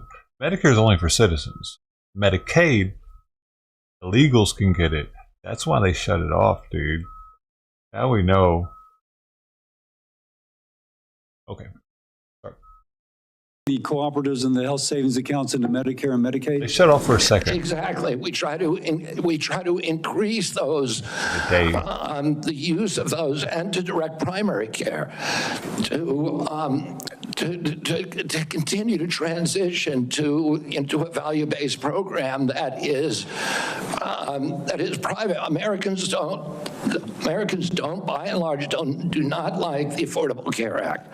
People are on it. They don't like Medicaid. They like Medicare, and they like private insurance. We need to listen to what they would prefer to be on private insurance. Most Americans, if they can afford to be, will be on private insurance. We need to figure out ways to improve care, particularly for elderly, for veterans, for them. Dude, speaking of veterans, we have it the best. Thank you, America, for hooking it the F up. My VA, I appreciate it so much that I moved back here to be near it. Because I didn't really like the one in Denver as much. But still, even in Denver, they had the Veterans Choice thing to where if I couldn't get an appointment within 30 days, I could see an outside doctor. And I could get to experience that hellhole. I'd much rather be going to the VA for my care, usually, unless it's the dentist. It's kind of cool to go to outside dentists. Outside hospital, like a clinic at a hospital. They had me going down to Irvine. That place is huge. I don't know where I'm at. I don't know where parking's at. I don't know where I'm going when I'm walking around. It's so confusing. And then there's a bunch of migrants in there and people that don't speak English sitting next to me. Not that that's a big deal. It's just I'm used to being next to veterans. Everybody speaks English in there, and we're all citizens. And we all have something in common. And the people on the other side of the desk know that we all have something in common. It's just a different vibe at the VA that I really appreciate. Shout out to the VA. Thank you. Poor in this country, and Medicaid, the current model is not doing that. I would ask, any of the Democrats who are chuckling just now, do you think all that money, the $900 billion that we're sending to Medicaid every year, has made Americans healthy? Do we think it's working for anybody? Are the premiums low enough? We do need to move on. Senator Warner. Well, I got to tell you, for literally hundreds of thousands of Virginians, Medicaid is what prevents them from health crises on a daily and weekly basis. And some imaginary new plan, and if there was a new plan, That was to be the basis of what Trump was going to do in repealing Obamacare. I would have thought by now we'd have seen it. I got to tell you, listen, Senator, can I reply to that? Senator, Mr. Kennedy, I got questions. I appreciate our visit. I know you take your views seriously, and I don't reflexively vote. I voted for 4 of President Trump's nominees already. Got a lot of grief from folks on this panel. But I got to tell you, I saw an email that you put out Monday night, or your campaign did, in a fundraising email. Your presidential campaign celebrated that the freeze on all new regulations, guidance, and announcements is a way to protect unelected bureaucrats from further undermining our health freedom. Then you ask your donors to help pay for your campaign debt. Did your campaign and you put out that? I don't think my campaign exists anymore. All right, well, listen, I got to tell you this. Somebody's out there soliciting money for it. Maybe you ought to find out who is. So the fact that you celebrate this freeze, do you think that was a good idea to put all of this on hold for 90 days, funding and any kind of further work, NIH research? As Chairman Crapo pointed out. I'm not asking for, I love Mike Crapo. I'm asking you. You're up for a very important position. As he pointed out, Senator, the portals that were closed were not closed as a result of the Trump administration. Let me just tell you, I'd like you to explain, excuse me, sir, I'd like you to explain to a domestic violence center in Richmond that's saying because this freeze, they may have to close down, where those battered women to go. Or a rural nonprofit I've got in the Shenandoah Valley who's saying that freeze is going to potentially shut down their ability to operate. So I guess if you deny or don't know what your campaign's sending on, you don't know if you raised a lot of money Monday night. I'm saying that the Trump administration you don't know if you raised a lot of money. The Trump administration has made clear that it does not want to freeze benefits for any Americans under Medicaid or Medicare, and I do not want to dismantle Medicaid. The freeze is affecting beyond Medicare and Social Security. I would hope you would have known that to be able to answer some of this. Now, you've said publicly you want to immediately get rid of 600 NIH workers on job one, on day one. When we had our meeting, you said you'd actually like to get rid of 2,200 people from HHS. Which offices are you going to start cutting and riffing these 2,200 workers from?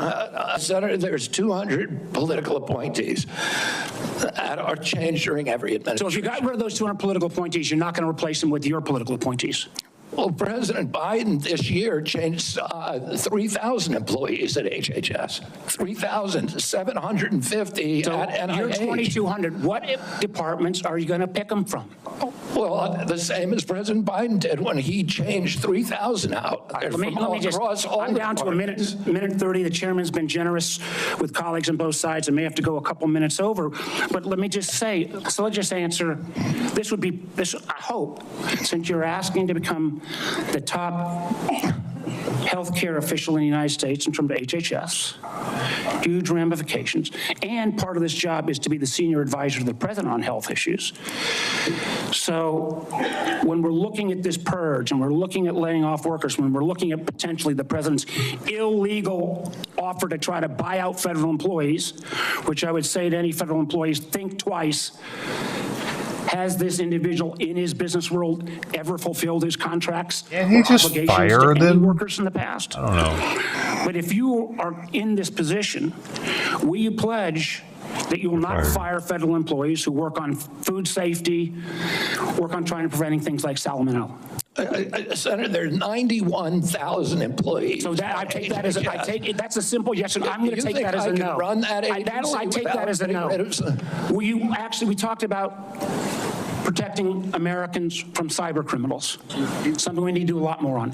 Will you commit not to fire anyone in the health arena who currently works on protecting Americans from cyber attacks in their healthcare files? I will commit to not firing anybody who's doing their job.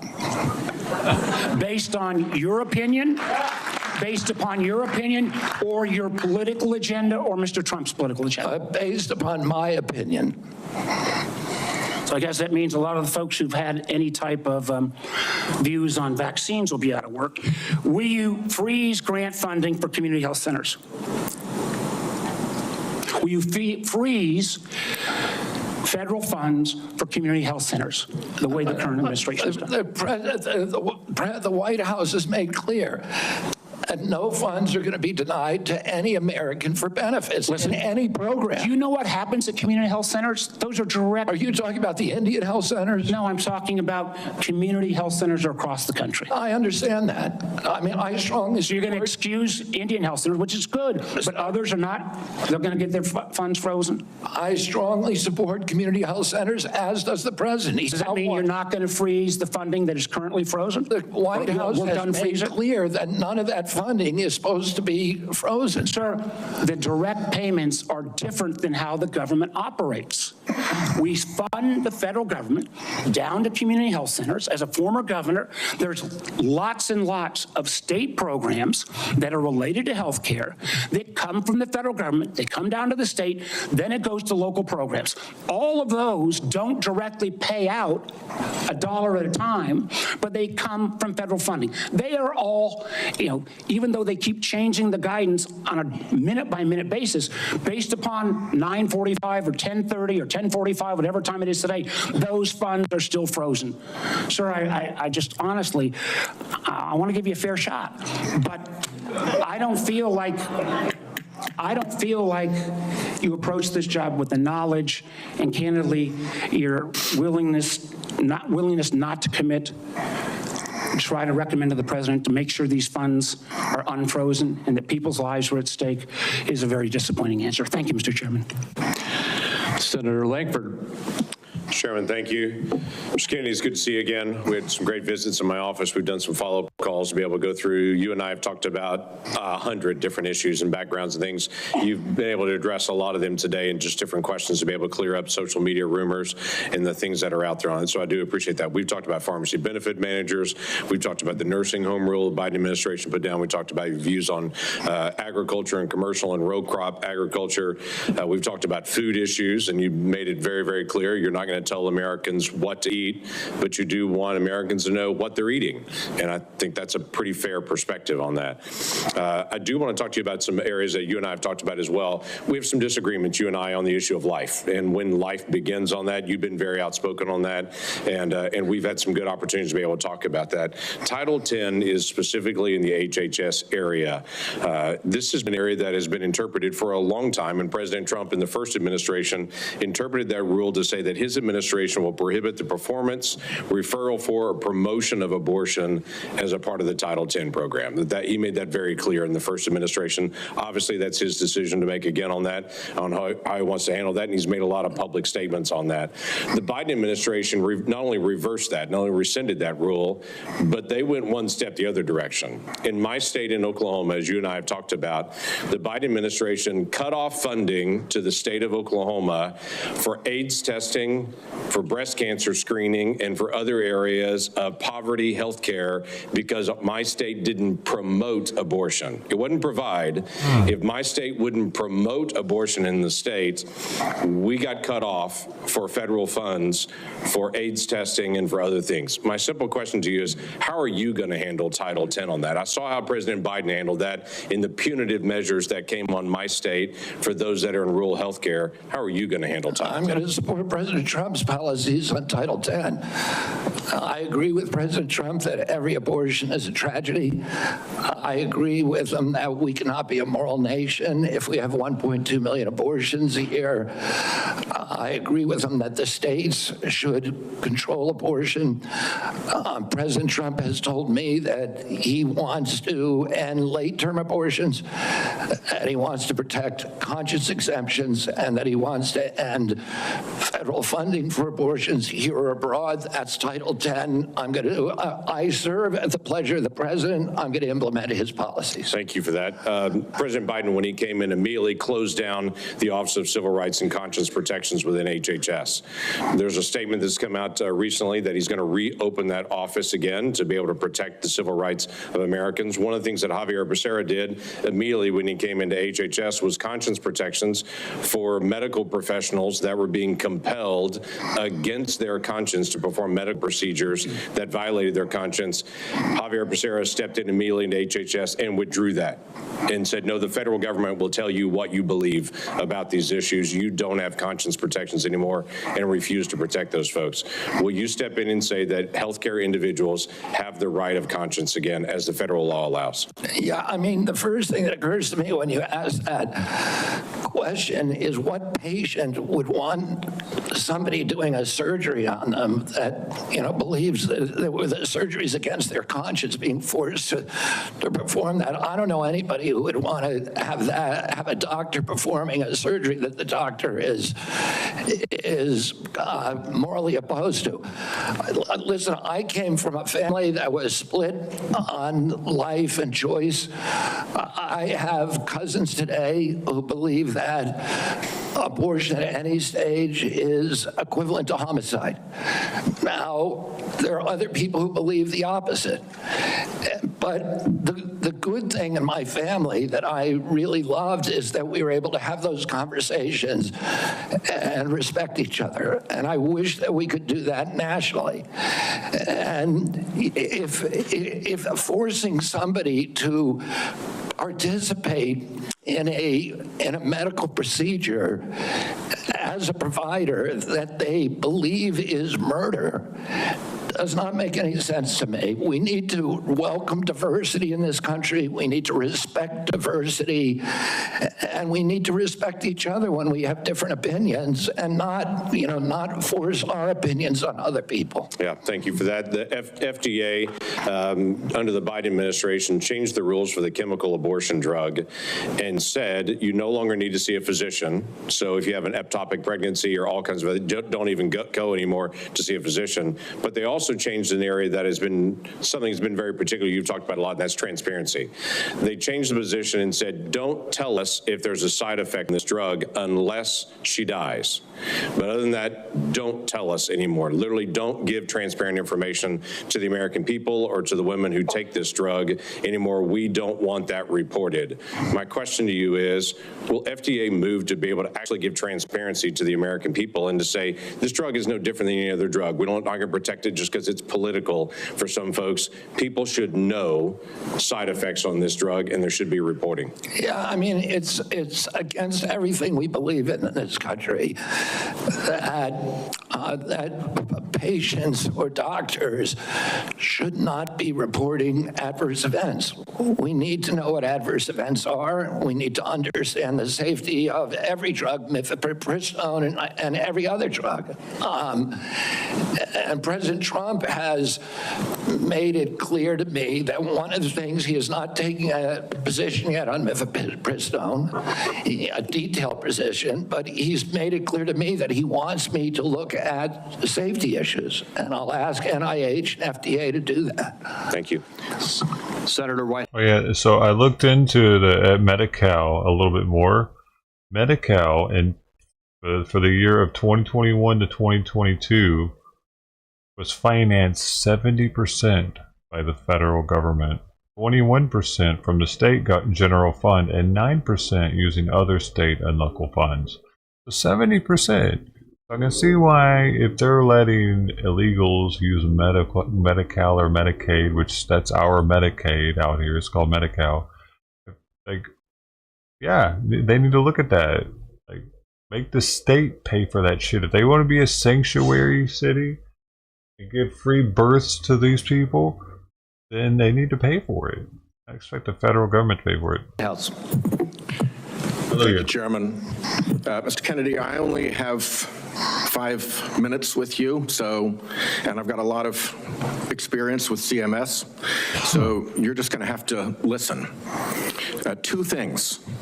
One, if you want to move from advocacy to public responsibility, Americans are going to need to hear a clear and trustworthy recantation of what you have said on vaccinations, including a promise from you never to say vaccines aren't medically safe when they in fact are, and making indisputably clear that you support mandatory vaccinations against diseases where that will keep people safe.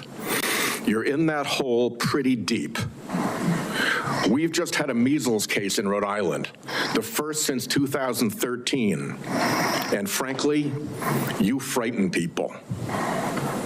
2, I want to air harms that Rhode Island has experienced from a remorseless, senseless CMS bureaucracy.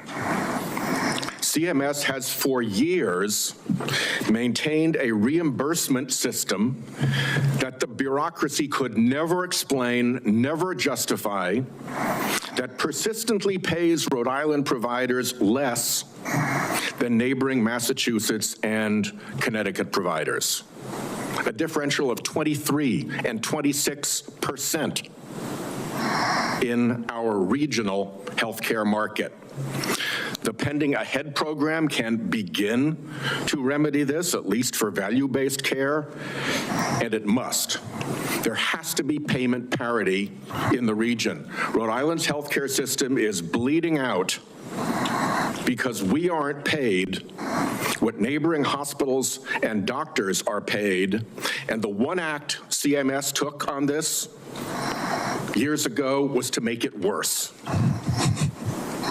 The CMS bureaucracy has also attacked one of the best accountable care organizations in the country, Rhode Island's Integra family doctors. Tried to throw them off the shared savings program because they said Integra, years ago, briefly, fell 137 patients short of the 5,000 patients that ACOs need.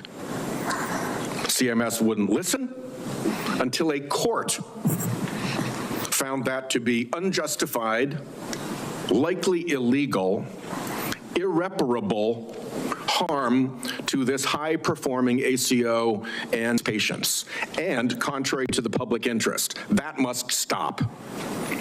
Last, CMS has refused to approve waivers granted elsewhere for Rhode Island from rules that are stupid for Medicare patients who are nearing the end of their days. Here's what families see. Granny is home dying. She needs to transfer to a nursing home, and Medicare insists on putting her 3 days and 2 nights in a hospital. Expensive, frightening to Granny and the family, and stupid. Granny's home dying and can't get palliative and curative care together. Inhumane and stupid. Granny's home dying and can't get home care if she can still get out into the yard or be driven to see the shore, to see Narragansett Beach, say, one more time, to recall childhood memories before she dies. Inhumane and stupid. Granny's home dying and the family's exhausted. And the respite care benefit is not to send. What the hell is this guy dribbling on about, man? Can he get up? Look, fucking Kenny's been passed out. A nurse or a caregiver, but to stuff Granny in an ambulance and haul her off to a hospital. Some respite. It's all expensive, frightening, inhumane, and stupid. But the insensate CMS bureaucracy takes a court order to be awakened to the harm they cause. I have had enough. CMS should let Rhode Island try humane end-of-life care through CMMI. Let's see if it works at a state. I bet it will save money, serve families better at a very, very delicate time, and perhaps even make a model for better health care everywhere. I've said a lot. My time is out. You're welcome to respond in writing. I ask unanimous consent that the order declaring CMS's actions to constitute irreparable and illegal harm be put into the record. Without objection. Let me just respond very briefly, Senator Whitehouse. I'm an implacable enemy of tyrannical, insensate bureaucracies and stupid rules. And I will work with you to make CMS responsive to the needs of Rhode Island and to remedy those disparities that you talk about. I am familiar with the Integra Health plan, and it is the template for what we ought to be doing is a value-based plan. And I look forward to you to making sure that we create pilot programs like this. Unfortunately, Mr. Chairman, around the country. Unfortunately, Mr. Chairman, one of the things I've learned in my tenure in the Senate is that a nominee saying that they're willing to work with me amounts to exactly zero. We need to get this fixed. Thank you. Well, I guess at that point, then, we will move on to Senator Daines. Mr. Chairman, thank you. Mr. Kennedy, I'm glad to see you here this morning.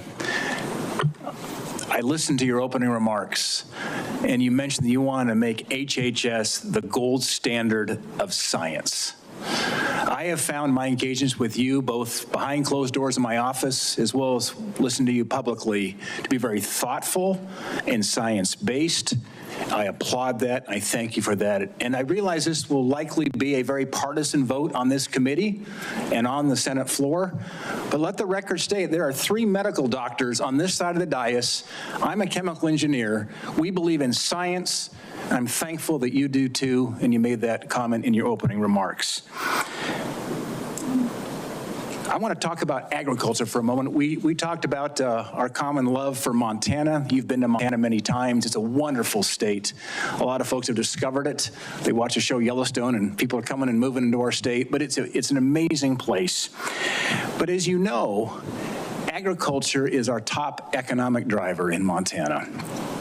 We produce some of the highest quality crops, the best livestock in the country and the world. Our farmers and our ranchers are truly some of the most effective environmental stewards in ensuring we have a safe food supply chain in the world. I share your view that protecting the integrity and safety of our food supply is of utmost importance. I appreciate the research happening in places like Montana State University to help farmers produce resilient, healthy, and safe crops, as well as their agricultural practices. You mentioned you were a 4-H kid growing up. I think our 4-H kids and our FFA kids are some of the best kids in America.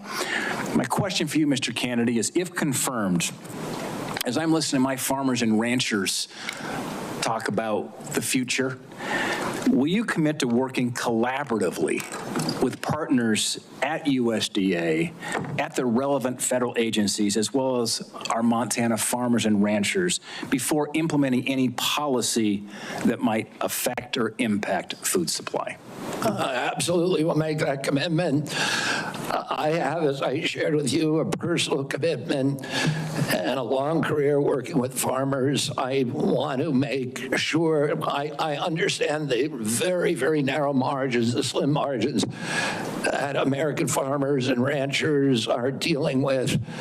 And I don't want, under my watch, a single farmer to have to leave his farm for economic reasons or for regulatory or bureaucratic reasons while I serve, if I'm privileged to serve, to be confirmed as HHS Secretary. Even more important, President Trump had a very, very strong commitment to farmers. President Trump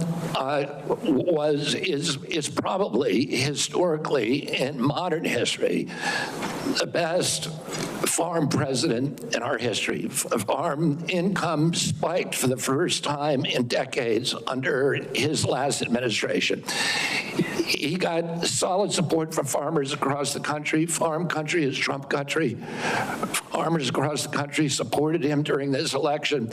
He has specifically instructed me that he wants farmers involved in every policy and that he wants me to work with Brooke Rollins at USDA to make sure that we preserve American farmers, that all of our policies support them. Mr. Kennedy, thank you. And if confirmed, I look forward to having you and Brooke Rollins out to Montana to spend some time with you. You have my commitment to come there anytime, particularly during ski season or hunting season. Deal.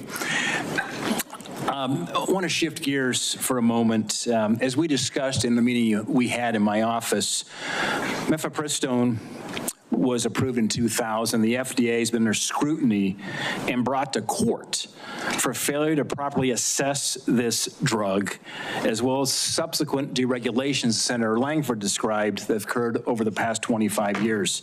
Some of these deregulations included ending the requirement that these drugs be prescribed by a doctor, ending reporting requirements for adverse events, and allowing these pills to be obtained through the mail. In fact, the FDA's own prescribing label mentioned that 3 to 5% of women taking this drug end up in the emergency room. My question is, if confirmed as Secretary of HHS, will you commit to working with the FDA Commissioner to review these deregulatory actions that are threatening the safety of women? Sorry, Senator. As I said to Senator Langford, I think it's immoral to have a policy where patients are not allowed to report adverse events and where doctors are discouraged from doing that. President Trump has asked me to study the safety of mifepristone. He has not yet taken a stand on how to regulate it. Whatever he does, I will implement those policies, and I will work with this committee to make those policies make sense. Thank you, Mr. Kennedy. Senator Hassan. Thank you, Mr. Chair and Ranking Member Wyden, and welcome, Mr. Kennedy, and to your family as well. I want to start with a couple of concerns I have, and just briefly on Medicaid. States share in the funding of Medicaid. Millions of disabled children in this country are alive because of Medicaid. Millions of people with addiction in this country are in recovery because of the services provided to them by Medicaid. And millions of chronically ill people who, until Medicaid expansion was enacted, who couldn't get health care and therefore couldn't work because they were too sick, got health care through Medicaid expansion, then went back to work, and now they're on private insurance. So those are some facts about Medicaid that you might want to brush up on. Now, I'm also extremely concerned about your endorsement of radical fringe conspiracies that, if implemented at HHS, would put American families' lives at risk. Vaccines are one of our greatest public health triumphs. And you don't need, I'm not talking about abstract medical science. One of the people who helped raise me was my grandfather, who was a pediatrician. He practiced medicine in this country from 1921 until the mid-1980s. And I heard details about the difference those vaccines made in saving lives in the children who were under his care. Vaccination has helped to eradicate many deadly diseases in the United States, including polio and smallpox, something we should be proud of as Americans. I am extremely concerned that as Secretary, you would be able to halt critical vaccine research and to exploit parents' natural worries by advising them not to vaccinate their children. This will lead to more children getting sick, and some will even die. Before the measles vaccine, about 500 American children died a year from measles. This is too much of a risk for our country, and there is no reason that any of us should believe that you have reversed the anti-vaccine views that you have promoted for 25 years. For example, you have previously falsely suggested that the polio vaccine killed many, many, many, many more people than polio ever did by causing fatal cancers, while rigorous safety studies show that to be completely false. Now, let's go to something we agree upon. I am really heartened to see that one area where we agree on is on women's reproductive freedom. In your own words, it's not the government's place to tell people what to do with their bodies. You said that, correct? Yeah. Mr. Kennedy, in 2023, you came to New Hampshire and said, quote, "I'm pro-choice. I don't think the government has any business telling people what they can or cannot do with their body." So you said that, right? Yes. Yep. But you also said we need to trust the women to make that choice because I don't trust government to make any choices. You said that too, right? Yes. It is remarkable that you have such a long record of fighting for women's reproductive freedom and really great that my Republican colleagues are so open to voting for a pro-choice HHS secretary. So, Mr. Kennedy, I'm confused. You have clearly stated in the past that bodily autonomy is one of your core values. The question is, do you stand for that value or not? I sure don't like Simon's When was it food. that you decided to sell out the values you've had your whole life in order to be given power by President Trump? Senator, I agree with President Trump that every abortion is a tragedy, that we can't be a moral authority in this country. Right, so, but that isn't what you said back in New Hampshire in 2023. My question is exactly when did you decide to sell out your life's work and values to get this position? Senator, I agree with President Trump that every abortion is a tragedy. So what you're telling us, just to be clear, because my time is limited, is that regardless of what you believe, regardless of what values you have, if President Trump tells you to do something, you're going to do it. You said just now the discussion about mifepristone. Oh, he's asked me to study the safety of it. Here are the safety studies that tell us mifepristone is safe and effective. And I asked Mr. Chair that these about 40 studies be admitted to the record by unanimous consent. Without objection. So the studies are there. The safety is proved. The science is there. But what you're telling us is if President Trump orders you to take action to make it harder for women to get direly needed health care, you'll follow his order. If Mr. Trump, as he did yesterday, orders a halt on Medicaid payments that are essential for taking care of people with disabilities all around this country, you're going to follow that order because you are willing to sacrifice your values, your knowledge, if President Trump tells you to do that. That, to me, is unacceptable in a Secretary of Health and Human Services. As I explained before, the White House has issued a statement saying that that policy will not deprive any American benefits. The problem is the White House issued that statement only after we pointed out the damage it would do, and it became politically uncomfortable for them. You know what else that freeze on federal funding did? It halted funds for critical research that could cure pediatric cancer. So if the president tells you to do that, you're going to stop that too. That's enough. Thank you. Senator Cortez Masto is next. Thank you.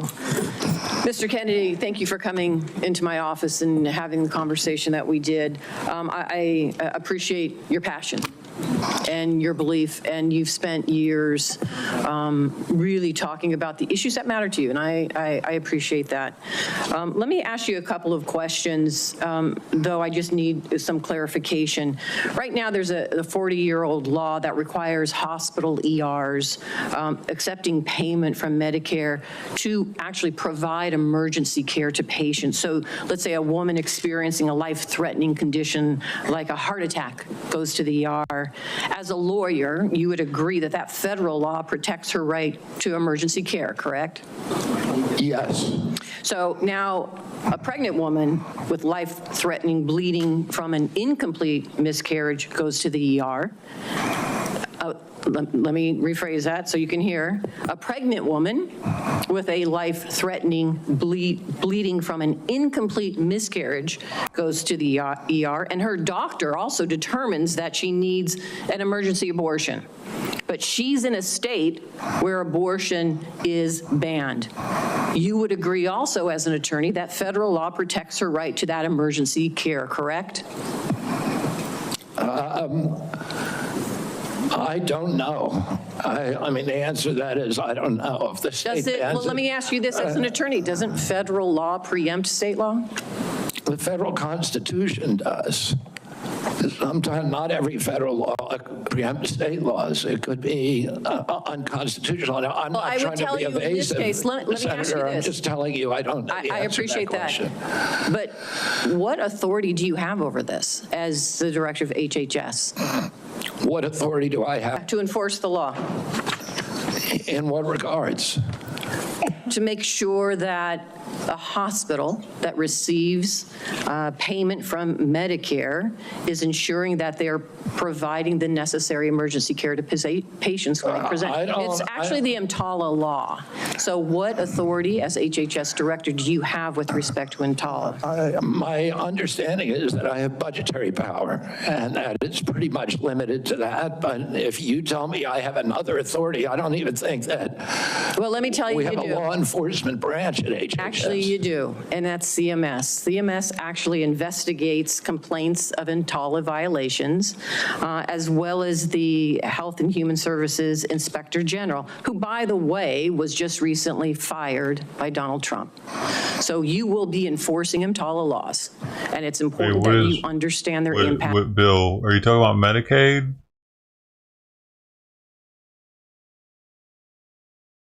We already went through this earlier. In California, Medi-Cal is Medicaid's version, is California's version. And for fiscal year, for abortion, well, yeah, well, if Medicaid is paying for that, then yeah, the federal government's going to be paying. 70% of Medi-Cal was federally funded, 21% from the state, and 9% using other state and local funds. 70% of something called Medi-Cal was federally funded. I would have thought that would have been a state-funded program. And don't play politics with. And you don't have to be a citizen to get it here. Immigrants can get it. Migrants, illegal immigrants can get it. The patient presenting at the ER based on a position that this administration has taken. Let me ask you another question. When we met in my office, you said about lowering drug prices, that when Big Pharma price gouges, the American people suffer. I think we both agree on that. And I think you're sincere in your belief that you want to reduce prices for Americans, correct? Yes. Yeah. The Inflation Reduction Act empowered Medicare to negotiate prescription drug prices. It penalizes drug companies for price hikes above inflation, and it caps seniors' out-of-pocket drug costs, along with reducing insulin prices to $35 per month. But your future boss, Donald Trump, on his first day in office, revoked President Biden's executive order that actually directed the health secretary to examine ways to reduce drug prices and improve access to innovative therapies for the American people. And, unfortunately, Republicans in Congress to repeal the Inflation Reduction Act, which means reversing all of those things that we worked on to lower prices for Americans. So my question to you is, what do you do? Why are you there? Are you there to be a rubber stamp to this administration and cave into all of these positions that they're taking, even though you know they're in disagreement with your positions on lowering drug prices and that they could harm Americans? How do you handle that as HHS director? Senator, my understanding is that the White House issued an executive order, I believe today, supporting the drug negotiations under the IRA. President Trump was very aggressive during his first term about negotiating drug prices. He has instructed me, and I've met with him repeatedly on, as that we need lower prices than seniors in this country, and so let me ask you. Let me ask you this, because I only have so much time. So we've already negotiated lowering prices for 10 drugs with Big Pharma. And Big Pharma, by the way, opposes this. They have not only are asking for a pause, they have filed lawsuits, but we've already negotiated the first 10 drugs. And we want to expand it to the next 10 to 15 that the Biden administration has put forward. Would you agree and continue that path of really mandating that Big Pharma come to the table and negotiate drug prices for Medicare so we can lower those prices for Americans? My understanding is that the executive order that was issued today, which I haven't seen, but I've read a summary. Well, let me ask you this then, because you keep citing the Trump administration and you're just going to follow what they say. Is that what you're doing? You're just a rubber stamp for them in this position? administration? So anybody, Trump. so it doesn't matter that you're before us. It could be anybody coming before us as long as they're a rubber stamp for this administration and disregarding your beliefs and what you think. I guess my question to you is, if it really is fundamental to what you believe, how do you live with that? How do you address those issues moving forward, knowing that it's going to harm Americans? Yeah. You want me to answer the question? No, I'm asking you. Okay. President Trump has asked me to end the chronic disease epidemic and make America healthy again. And So is that the only reason why you're at HHS? Is that the only reason why then you're at the HHS, to address that one issue? President Trump has asked me because I'm in a unique position to end that. And that is what I'm doing. And if we don't solve that problem, Senator, all of the other disputes we have about who's paying, and whether it's insurance companies, whether it's providers, whether it's HMOs, whether it's patients or families, all of those are moving deck chairs around on the Titanic. Our ship is sinking. Our 60% increase in Medicaid over the past 4 years is the biggest budget 4 years. line now, and it's growing faster than any other. And no other nation in the world has what we have here. No other nation has a chronic disease. We have the highest chronic disease burden of any country in the world. We had, during COVID, we had 16% of the COVID deaths in a country. We only have 4.2% of the world's population. We had a higher death count than any country in the world. And when CDC was asked why, they said it's because Americans are the sickest people on earth. The average person who died from COVID, American, had 3.8 chronic diseases. This is an existential threat economically, to our military, to our health, to our sense of well-being. And it is a priority for President Trump. And that's why he asked me to run the agency. And if I'm privileged to be confirmed, that's exactly what I'll do. Senator Barrasso. Thanks so much, Mr. Chairman. Mr. Kennedy, thank you for taking time to visit with me in my office prior to today's hearing to talk about a lot of the important issues affecting healthcare in my home state of Wyoming, as well as the nation. I appreciate your willingness to serve our country. During our meeting, we discussed the challenges that healthcare providers and patients are facing in rural America, financial obstacles facing rural hospitals, workforce shortages, issues of OBGYN, and then new regulations that are painful that have come out of the Biden administration, hurting our ability to provide nursing home staffing. So let me start, if I could, with rural hospitals and the closures of hospitals like that. There are a lot of challenges facing hospitals in rural communities and frontier areas. We have 33 hospitals in Wyoming. 26 are really located in various locations, often hard to get to. Weather impacts them. 6 of the hospitals are at risk of closing. 2 are at immediate risk of closing in the next 2 years.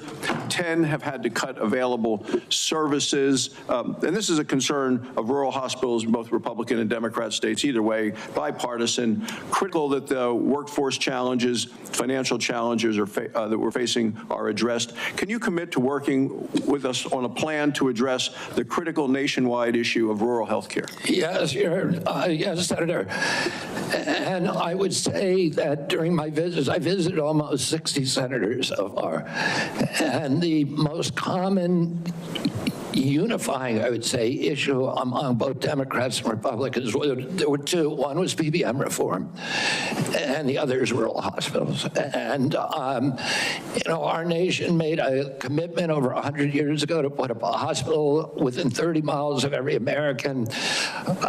We generally succeeded in doing that. It's absolutely critical. It's life-saving. And rural hospitals are closing at an extraordinary rate right now. They not only provide important health care for the localities, but also they're economic drivers for localities all over this country. President Trump is determined to end the average of rural hospitals, and he's asked me to do that through the use of AI, through telemedicine, which these are innovations that I saw the other day at Cleveland Clinic has developed an AI nurse that You cannot distinguish from a human being that has diagnostics as good as any doctor.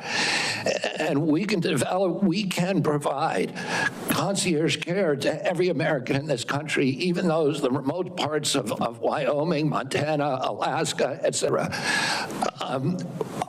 We also have opportunities at HRSA and at the GME to finally live up to GME's mission of providing personnel to rural hospitals. And I intend to use all of my power, because I've seen the priority that is given by both Democrats and Republicans on this committee. I intend to make that a priority of mine if I'm privileged to be confirmed. Well, I appreciate it, because often with financial strains on a local hospital, one of the common services to be cut in rural hospitals is maternity services. And now we have women in Wyoming having to drive over 100 miles to access care. 13 counties in Wyoming don't have access to OB. And we're talking counties larger than the states of Vermont, New Hampshire, Rhode Island, Connecticut, New Jersey, Delaware, counties larger than those whole states. So will you commit to working with my office to find solutions to help address these specific maternal health challenges in rural America? Yes, Senator, I look forward to it.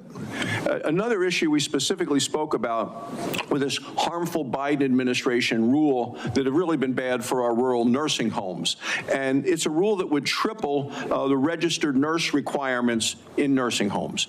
This is going to lead, there just aren't enough registered nurses in our state to be able to comply with this. This would lead to nursing home closures across our state. Will you commit to working with me to fix this serious problem as a result of a rule that came out by the Biden administration, who clearly doesn't understand rural America? Yes, Senator, I think the rule was well-intentioned, but as you've said, and I've heard from many rural senators, it will be a disaster for their states. Some of the nursing homes, these are staffing rules that require 24-hour staffing by medical professionals. Some of the nursing homes in rural areas simply do not have the available personnel or the economics to be able to do that. It will mean the closure of nursing homes in rural areas across our country, which means the parents, the elderly parent, will be moved a great distance from the local community and their family. And we know that the single greatest driver of high-quality nursing home care is the involvement, the proximity of family members. When you move that nursing facility away from the community where the kids live, you're going to get much worse care. So the intention, although it was noble, was in reality, for rural areas at least, it is going to be a disaster. Thank you. Thank you, Mr. Chairman. Thank you. Senator Johnson. Mr. Kennedy, welcome. Thank you for being here. Thank you for your decades-long advocacy for a clean environment, for children's health. I can't say as I'm surprised by the hostility on the other side. I'm highly disappointed in it. I don't know if you remember when you called me up and you were contemplating setting your political differences aside, joining forces with President Trump on an area of agreement, addressing chronic illness, trying to find the root cause of all these problems facing this nation. My first response was, Bobby, this is an answer to my prayers. We need to get to the answers of this, but even more, we need to heal and unify this divided nation. I'm not necessarily the most optimistic guy because we've got enormous challenges facing this nation, but I thought, wow, here's somebody from the left, somebody I don't agree with on many issues politically, coming together with President Trump and focusing on an area of agreement, something that the American people desperately want. Finding out the answers. What has caused autism? What is causing chronic illness? Ms. Kennedy, I think I've come to know what's in your heart. I think I know the personal and political price you've paid for this decision. I want to say publicly, I thank you for that. I truly appreciate what you're doing here. Can't we come together as a nation and do this? Can we do? Aren't you getting tired of this? I'm getting tired of this. So again, Mr. Kennedy, I need to enter in the record. These are just 11 letters of support signed by 63,000 people, thousands of doctors, from the American Association of American Physicians and Surgeons, Independent Medical Alliance, the North Carolina Physicians and Freedom Group, Governor Jeff Landry from Louisiana. These are Americans, nonpartisan. A lot of these people, I know because I've advocated with you. A lot of them are Democrats. They put their political differences aside. So, Mr. Chairman, I'd like to enter this in the record. Without objection. I also do want to, Mr. Kennedy, as long as I have you here, I've written over 70 oversight letters to the federal health agencies under the Biden administration. I've virtually gotten squat them, okay? What I get is we get, for example, 50 pages of Anthony Fauci's emails redacted. Oh, by the way, the latest one was 17 pages. Instead of issuing a health alert on the myocarditis they knew was impacting young men early in 2021, instead of issuing an alert on the Health Alert Network, they developed 17 pages of talking points. That was this was given to the public under a FOIA request. They had to go to court. They've got a new way of redacting. They don't black things out. They just give you white pages, so you don't even know what they have redacted. So again, I've issued a subpoena now to cover the information I've requested in 70 oversight letters. My question to you is, as Secretary of HHS, will you honor these requests from Congress, and will you make HHS transparent? Yeah, my approach to HHS, as I said before, Senator, is radical transparency. Democrats and Republicans ought to be able to come in and get information that was generated at taxpayer expense, that is owned by the American taxpayer. They shouldn't get redacted documents. Public health agencies should be transparent. And if we want Americans to restore trust in the public health agencies, we need transparency. I want to say something about what you first said.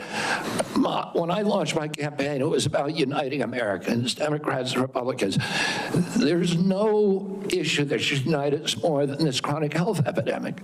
There's no such thing as Republican children or Democratic children. Shitty food out of our grocery stores. 66% of them are damaged. I know what a healthy kid looks like, because I had so many of them in my family. I didn't know any of the food allergy growing up, peanut allergy. Why do 5 of my kids have allergies? Why are we seeing these explosions in diabetes, rheumatoid arthritis, neurological diseases, depression, all of these things that are related to toxics in the environment? Why can't we just agree with each other to put differences about so many issues, intractable issues aside, and say, we're going to end this? I don't think anybody is going to be able to do this like I have, because of my peculiar experience, because I've litigated against these agencies. When you litigate against them, you get a PhD in corporate capture and how to unravel it. I've written 6 books about these agencies. I know a lot about them, and I know how to fix it. And there's nobody who will fix it the way that I do, because I'm not scared of vested interests. I don't care. I'm not here because I want a position or a job. I have a very good life and a happy family. This is something I don't need. I want to do this because we're going to fix it. And the other thing is, we are attracting now a caliber of people to HHS like never before in history. And they're entrepreneurs, they're disruptors, they're innovators of immense talent that are walking away, many of them, from growing concerns. They're not coming there or position. They're coming there because they want to save our country. And they're from across the political spectrum. And all these Democrats are opposed to me for partisan issues. They used to be my friends. They agreed with me on all the environmental issues that I've been working on for my whole career.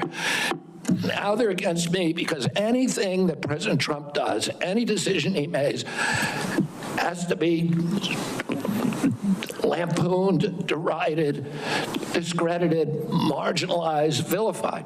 We need to move on. Senator Warren.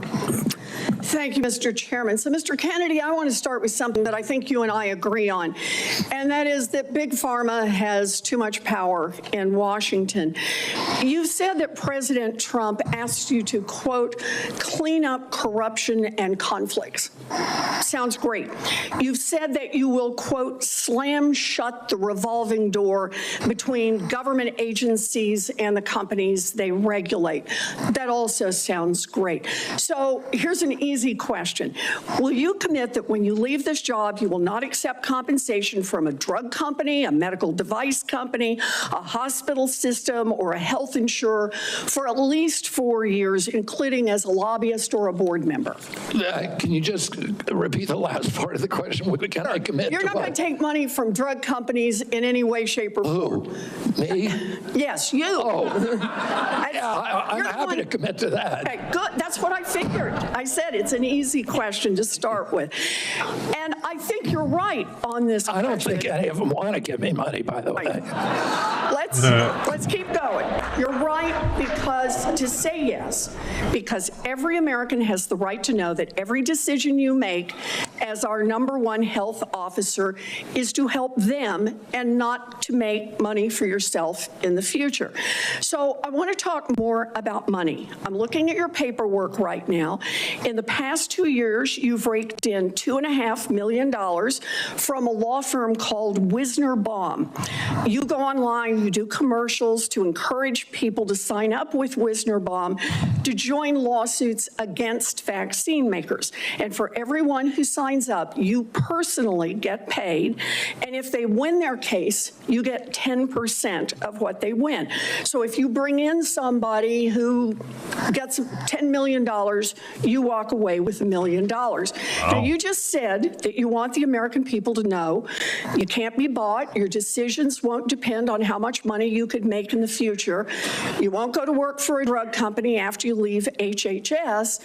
But you and I both know there's another way to make money. So, Mr. Kennedy, will you also agree that you won't take any compensation from any lawsuits against drug companies while you are secretary and for 4 years afterwards?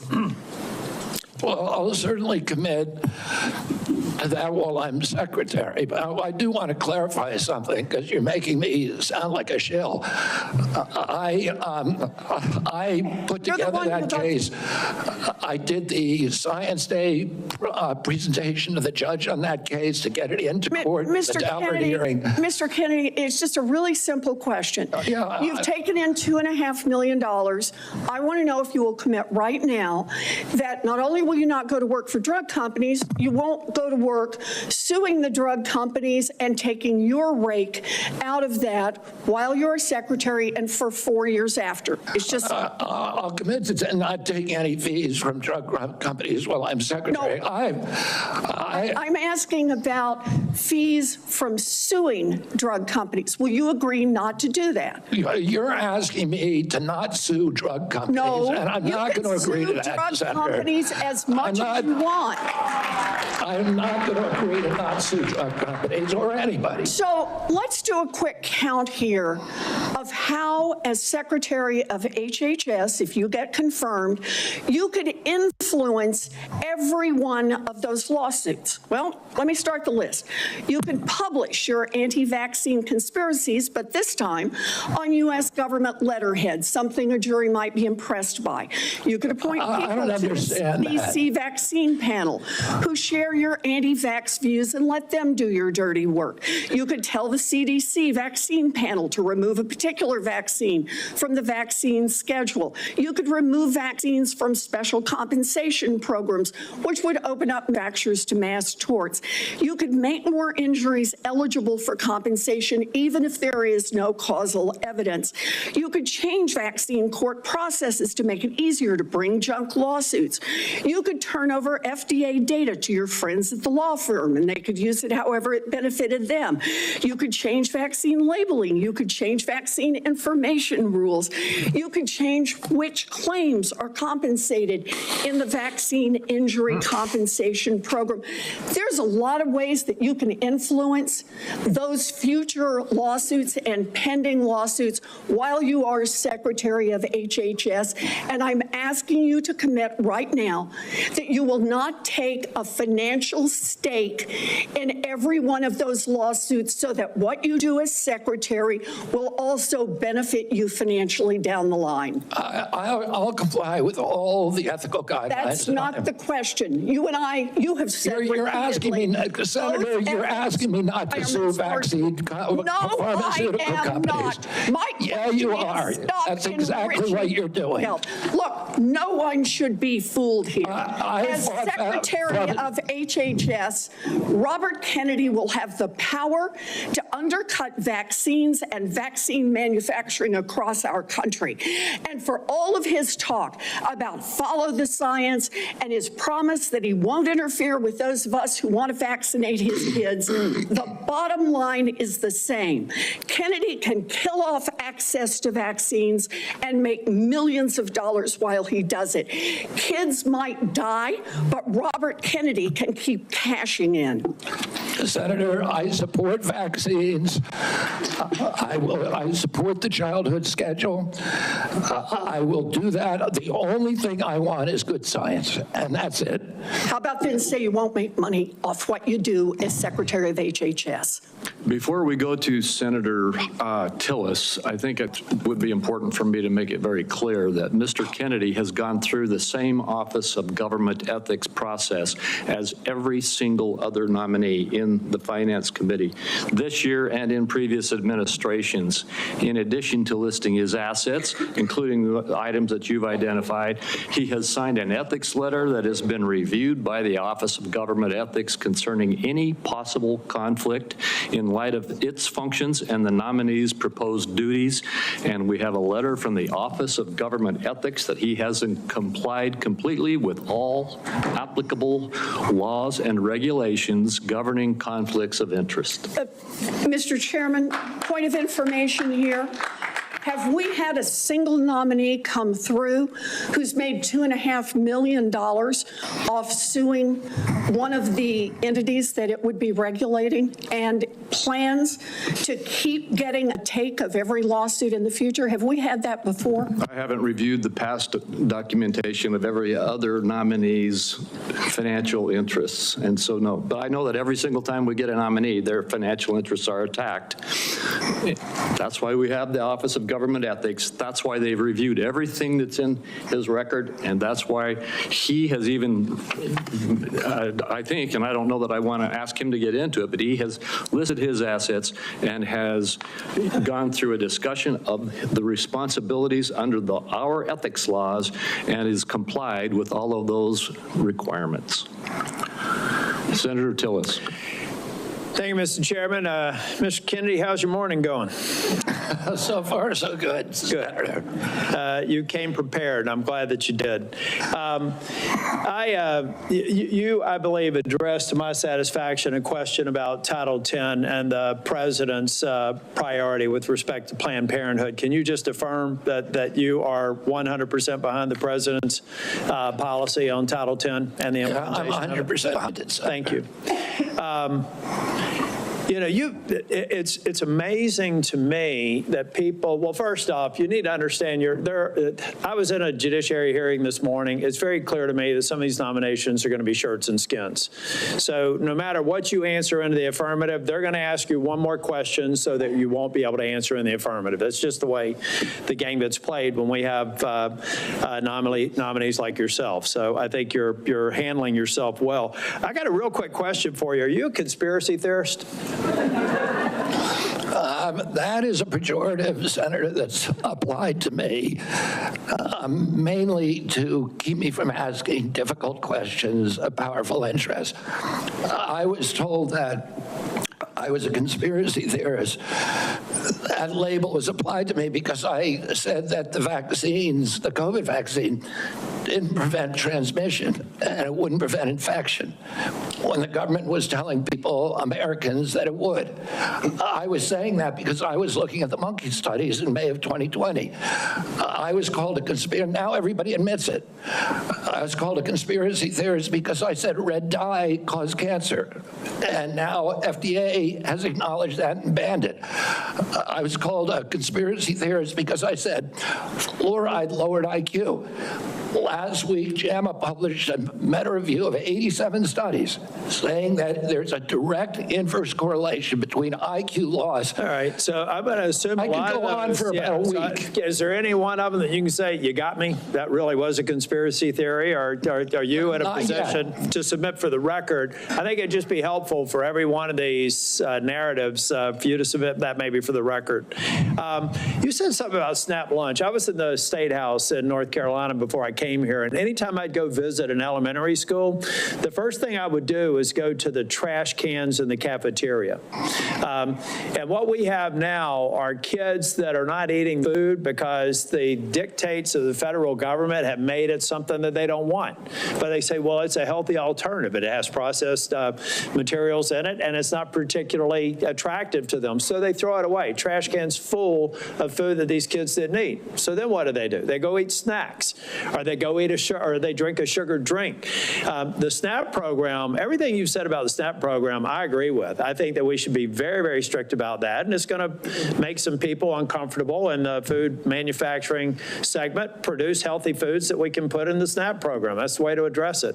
But we also need to look at the school health program. I was PTA president 22 years ago at my daughter's high school, and I feel like we've got these kids that need help. We've got to guide them through a process. Many of them are probably on Medicaid, and Medicaid's failing them. Everybody here says Medicaid is sacrosanct. Nobody's admitted that Medicaid is not producing positive health outcomes. Is that your problem in Medicaid right now, the program or the outcomes? It's the outcomes. We're spending $900 billion, and our people are getting sicker every single year. Yeah, so anybody and President Trump wants people to have it, Americans to have high-quality insurance. Anybody who's building a case for the status quo of Medicaid is by extension saying that they're happy with the outcomes. I think it's unacceptable.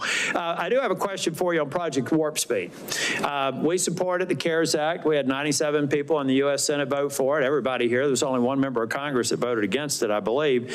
And Project Warp Speed had CDC, FDA, NIH, and BARDA very much in the mix. Now, some people think that you're going to come in here and insert yourself into those agencies in a way that's never been done before. Let's say that they're a part of a future Project Warp Speed.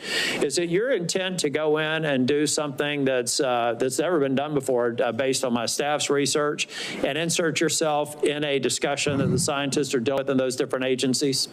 No, Senator. What I want to do is, I'm not a scientist. I want to empower scientists. I want to make sure that science is unobstructed by vested or economic interests. That's good. Or by bad culture. And I'll just say about Operation Warp Speed, it was an extraordinary accomplishment, demonstration of leadership by President Trump. When he promoted Operation Warp Speed, he was looking at all of the different remedies, including vaccines. Therapeutics, everything. Therapeutic, ivermectin, hydroxychloroquine, famotidine, even chlorine dioxide. And he was not looking at shutting down our country for the year, forcing people to wear masks for a year, forcing all social distancing that did not have any scientific basis, which Dr. Fauci has now acknowledged. He said, we took it out of thin air. But all of those changed during the Biden administration, and it became very narrowly focused. We ended up with the worst, the highest death count of any country in the world. Mr. Chair, if I can just ask one final question, and I think it's a one-word answer. I've heard a lot of people complaining about health care delivery, Medicaid. On the other side of the dais here, who's been responsible for health care policies over the last 4 years? The Biden administration. I mean, the president, the Biden, okay. Yeah. So that, I'd like to have heard more of those in oversight hearings over the last 4 years. I haven't, but I'm glad that there's an acknowledgement that you're inheriting a problem that needs to be fixed. Thank you. Thank you, Senator. Senator Sanders. Thank you, Mr. Chairman. Mr. Kennedy, thanks for being with us. I very much like the slogan that you coined, Make America Healthy Again. And I strongly agree with that effort. Despite spending, as you indicated, 2 or 3 times as much capital on healthcare as other nations, we have 85 million people who are uninsured, underinsured. We have all kinds of chronic illnesses. Our life expectancy is lower than other countries. And for working class people in this country, they are living 6, 7 years shorter lives than the top 1%. We got a problem, okay? And I'm going to suggest some ideas that I think can remedy that.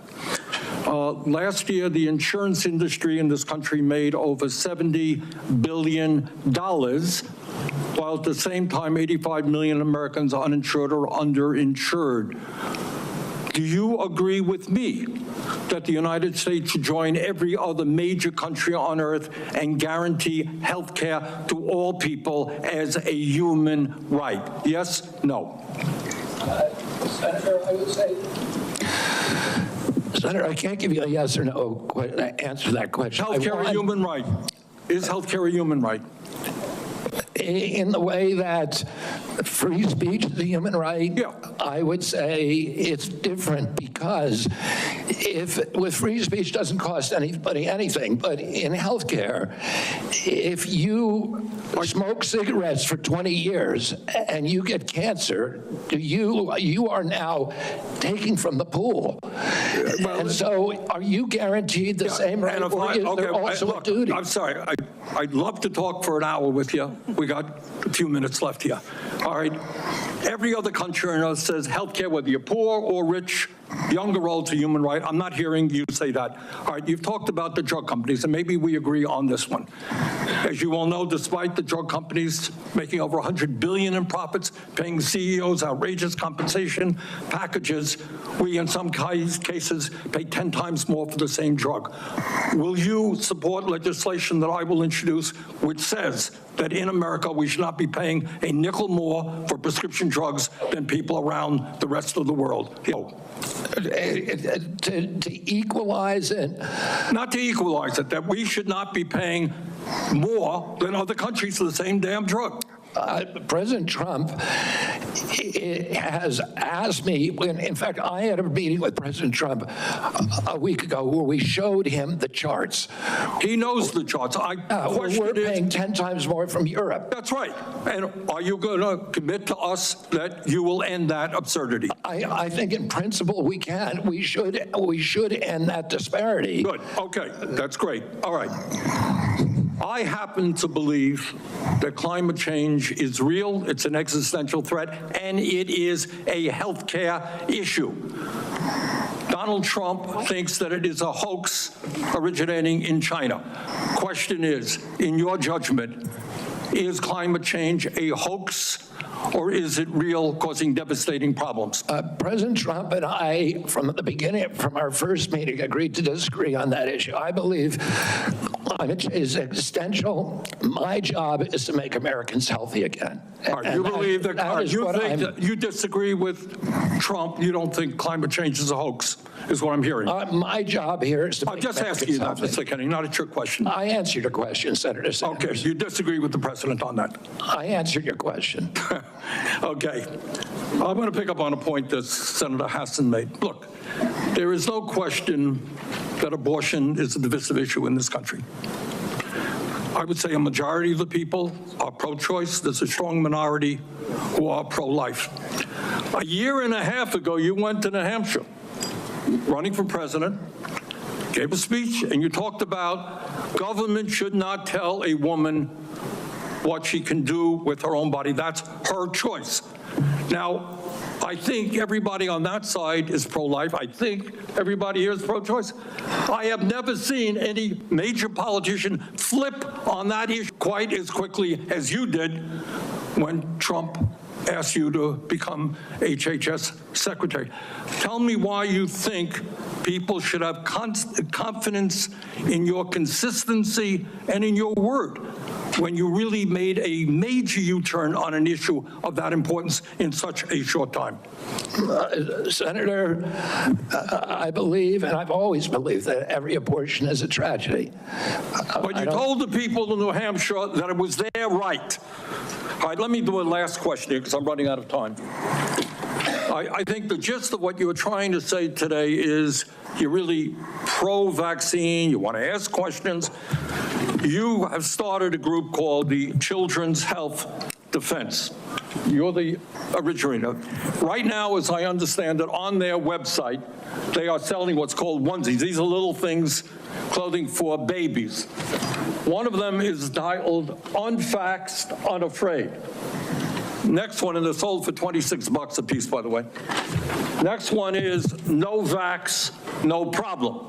Now, you're coming before this committee and you say you're pro-vaccine. Just want to ask some questions. And yet your organization is making money selling a child's product to parents for $26, which casts fundamental doubt on the usefulness of vaccines. Can you tell us now that you will, now that you are pro-vaccine, that you're going to have your organization take these products off the market? Senator, I have no power over that organization. I'm not part of it. I resigned from the board. That was just a few months ago. You founded that. You certainly have power. You can make that call. Are you supportive of this? I've had nothing to do with leadership. Are you supportive of these onesies? I'm supportive of vaccines. Are you supportive of this clothing, which is militantly anti-vaccine? I am supportive of vaccines. I will. I want good science and protect. But you will not tell the organization you founded not to continue selling that product. Thank you, Mr. Chairman. Senator Blackburn. Thank you so much, Mr. Chairman, and thank you so much for being with us today. And I have no doubt that you will be confirmed and you are going to do such a solid job for the people of this country. And I do have several issues I wanted to talk with you about and didn't have time to cover them all when we met prior to the meeting, but rural health care is very important to me and the people of Tennessee. 78 of our 95 counties are rural counties. Now, over the last few years, we've seen hospital closures. So we have focused on access in rural areas. And my rural health agenda, which is bipartisan, focuses on innovation, telehealth, access points. It focuses on work shortages, and also Senator Warner and I have together focused on making certain that we address the area wage index and do that fairly for our citizens that are in rural communities. So I would like a commitment from you that when confirmed, you and your CMS administrator will work with us to make certain that the area wage index is balanced and that it is fair to rural areas. Senator, both Dr. Oz and myself recognize that rural health care is in crisis in this country, and that is catastrophic for our entire country. And I talked a little bit about my commitment to rural health earlier in this hearing.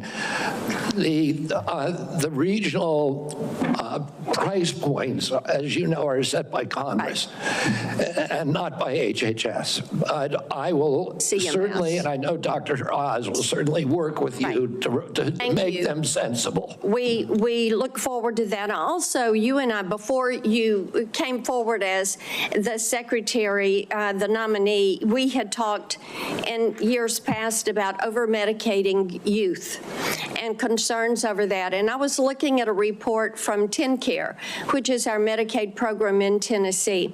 And I was concerned when I saw a number that TennCare had spent $90 million in 2024 alone on ADHD. This was 417,000 of our children. And $90 million. To me, that is heartbreaking, what is happening there. So how will you prioritize oversight of prescribing practices while promoting alternative solutions such as counseling, behavioral therapies, community-based interventions for our youth?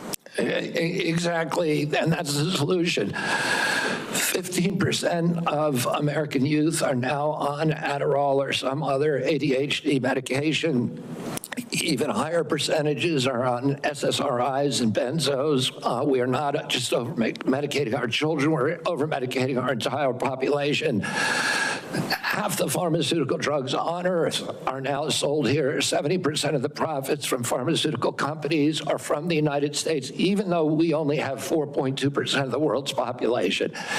Not only that, but a recent study by Cochrane Collaboration founder Peter Ghosh found that pharmaceutical drugs are the third largest cause of death in our country after heart attacks and cancers. Oh, they're not making us healthier. We need community health initiatives. We need access to treatment. We need exercise. We need better food. Okay, let me talk to you about one of those access points in treatment. And this highlights a problem in the federal Medicaid law. Since Medicaid's enactment, states have been prohibited from using Medicaid funds for care provided by institutions for mental disease. We refer to them as IMDs. These are psychiatric hospitals, residential treatment facilities with more than 16 beds. This is a discriminatory exclusion, and it denies payment for medically necessary care based on the illness that is being treated, and it has perpetuated unequal coverage in mental health care. So if you're confirmed, when you're confirmed, will you commit to working with me on repealing this discriminatory exclusion and ensuring equal access to mental health care for Medicaid beneficiaries? Yes, Senator. Thank you so much. I've got a question on PBM reform, one on artificial intelligence in healthcare. In the interest of time, I will yield back. I look forward to seeing you help make us healthy again. Thank you, Senator. Come here. I think it's no thanks. Senator Lujan. What? No. You're next. I'm next. Excuse me, just, I made a mistake. It's Senator Cantwell. Thank you so much. Thank you, Mr. Chairman, and just congratulations on your nomination, Mr. Kennedy. And I've been absent only because I've been in another hearing with the nominee to be the Commerce Secretary. So I will review everything that you've said today and look at that diligently. But one of the things that I wanted to discuss with you is I represent a very big innovation state, and innovation in healthcare specifically. Innovation like NIH funding to the Fred Hutch Cancer Center that helped develop the HPV vaccine, which has the potential to eliminate over 95% of cervical cancer. NIH also funds a lot of jobs and grants, nearly 11,000 people in the state of Washington, and over $1.2 billion worth of grants. So while I agree with you on healthy foods, I definitely am troubled by the medical research side of innovation and some of the things that you have said. In fact, this issue about laying off 600 employees at NIH, or giving the fact that, to quote, give infectious disease a break for 8 years. So we've had a chance to talk about this a little bit, but the most striking example of this is when COVID hit. And we were the first in the nation. We had the first case, and it really was the fast response by the University of Washington that really helped save lives. So I just want to know that, are you aware of how harmful these issues could be for public health? That public health in and of itself could be affected by these kind of anti-science views? Senator, I have always been a science person, a pro-science person. I believe in evidence-based medicine and gold standard science. When I said, and I've explained this before you came in, that 600 people out of a population, out of a workforce of 91,000 is pretty typical. Last year alone, President Biden replaced 3,000 people at HHS and 700 at NIH. I want to say this. I said give infectious disease a break because that's been the principal preoccupation. Infectious disease, chronic disease is 92%, accounts for 92% of deaths in this country, and almost nothing is studied at NIH about the etiology of our chronic disease epidemic. But right now, money is going to infectious disease. And I get your point. It's an interesting point. The problem is we had to respond. And it's actually the Gates Foundation and a flu cohort that figured out what was wrong and that we had an outbreak of COVID that was going beyond the very first case. And so we had to build a very fast response. So I take this too. The University of Washington has conducted groundbreaking stem cell research on fetal tissue.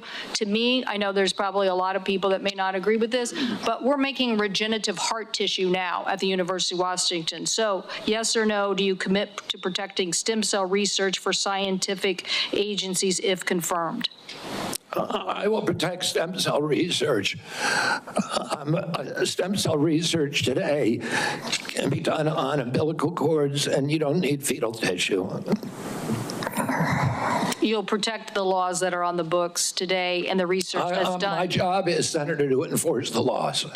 Okay, so I want to move to PBMs because PBMs are driving up drug prices. And one of the biggest things that we need to do here, I think, in a new administration is get a handle on everything that is driving up prices and lower them. The report found that PBMs generated $1.4 billion from spread pricing.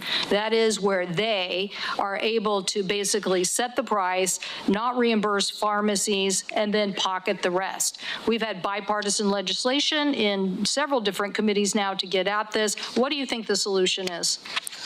I think one of the really notable achievements of this panel was the PBM legislation that they put together in a bipartisan way. I haven't met a single senator, well, actually one only, but of the 60-odd senators that I talked to, all of them talked about PBMs and how important it was. And President Trump, during his first administration, pushed through a law, or pushed a law to give transparency to PBMs. It got overruled during the Biden administration. Luckily, this panel is resuscitating that. President Trump is absolutely committed to fixing the PBMs. My time is running out, so I just want to clarify. You believe that we should pass these laws that now have been proposed in the Senate? I haven't read the entire law, so I don't know, but I think that we need to reform the PBMs. I think we need to get rid of all of these vested interests that are draining money from the system. Okay, somebody suggested, though, that you thought you should convene the PBMs and talk to them about some sort of self-regulation. So I am trying to distinguish between these people who basically are doing illegal activities and ripping off, really, they're creating pharmacy deserts in my state. So I'm asking you whether you believe that we have to legislate in this area. Again, I'm not being evasive. I just don't know exactly what the law says. I met with the PBMs. I met with pharma. My job is to meet with all the stakeholders. I've been meeting with stakeholders for 40 years. People I was suing, you want to hear from the other side. Well, That doesn't mean I would let the PBMs write their own ticket. I think I support the efforts of this committee to come up with bipartisan legislation. President Trump wants to get the excess profits away from the PBMs and send it back to primary care, to patients in this country, to high-quality health care. I'll ask you for the record, since my time's expired, to look at the legislation that came out of the Commerce Committee that defines the legal activities that they are doing to drive up prices, and get us an answer for the record. Thank you, Mr. Chairman. In principle, I support that legislation. Thank you. And let me just tell you the list as we have to move forward to the ending here. Senator Lujan will be next, followed by Senator Marshall, Senator Warnock, Senator Smith, Senator Young, and Senator Welch. And let me say again, Mr. Chair, this is a matter of such importance.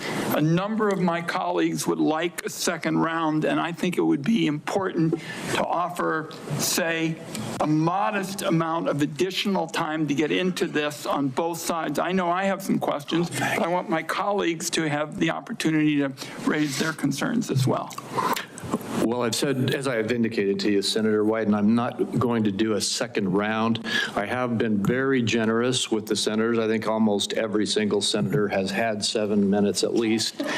And I will give you a second, as is our practice. I think I'll then divide my time up with my colleagues. Okay, you are welcome to do that. Thank you. Senator Lujan. Thank you, Mr. Chairman. Mr. Kennedy, when we met, you stated to me that it is not your goal to take away programs that work for Americans. Do you stand by that statement? Yes, Senator. Mr. Kennedy, do you know how many Americans rely on Medicaid? It's about 72 million plus the 7 million kids who are on chips. Appreciate that, 72 million. Yes or no, is it important that expectant mothers and newborns have access to health coverage? Is it important that expectant mothers and newborns have access to health coverage? Absolutely, Senator. Mr. Kennedy, do you know how many babies born in this country are covered through Medicaid? Do we have a vote? I would guess, I don't know the answer, I would guess about 30 million. I have it, Mr. Kennedy. About 41% or 1.4 million babies births are financed by Medicaid, according to the National Center for Health Statistics. Yes or no, do you believe that Medicaid is a critical program? I believe that Medicaid is a critical program, but that it's not working as well as it ought to be. And President Trump has asked me to make it work better, that most Americans are not happy with it, that the premiums are too high, the deductibles are too high, and everybody's getting sicker. Too much money is going to the insurance industry. I have a series of yes or no questions. They're pretty simple. Because you heard we're not going to get a second round of questions, I ask for your indulgence to be able to get through them yes or no. In New Mexico, as you know, Medicaid is often measured state by state. It might surprise you if you look at some of those surveys. In New Mexico, the response was 90% of New Mexicans on Medicaid report satisfaction getting care, 80% getting specialist care, 85% getting urgent care, 95% ease of filings out of focus.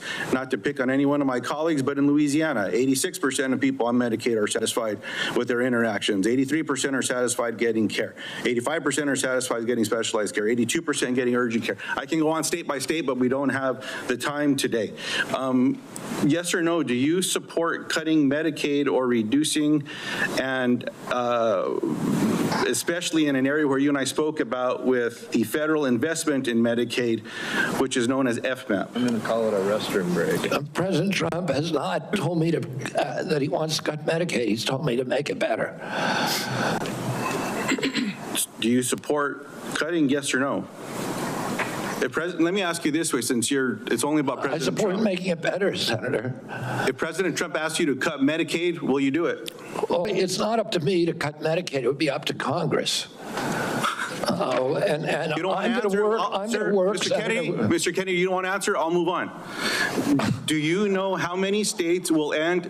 Mr. Chairman, if I may pause my time. So I understand that people are getting asked to leave if they stand up with signs, but there's a lot of other as well, Mr. Chairman. So it needs to be extended to everyone. As Mr. Kennedy said, we respect each other when we have a difference of opinion. We're just trying to do our jobs here and trying to ask questions. That's all. And that's all I'm doing with Mr. Kennedy, folks. So I just hope that we can. Senator Lujan, you are right. And I ask the audience to please be respectful. Thank you, Mr. Chairman. I appreciate that very much. Mr. Kennedy, do you know how many states will end their Medicaid expansion if the federal share of Medicaid drops? Well, there's 40 states that have signed on to the expansion. So, It's a smaller number. So it's 9 states would quickly have to end their expansion because of the laws that they have. That's about 4 million folks across the country. And in New Mexico, Iowa, and Idaho, they have triggers that it would immediately have to go into effect if, in fact, that gets cut. The reason I'm asking those questions is there's been a lot of chatter and conversations around Medicaid. Now, I agree we can always do better, and we must be doing better in America. But Medicaid has been shown to improve health outcomes, including mortality, quality of life, and access to preventative care as well. And there's some areas, Mr. Kennedy, that you and I touched on specific to Native American communities. One of the concerns that I have are these programs matter to folks. You shared your passion about caring for folks. I believed that passion.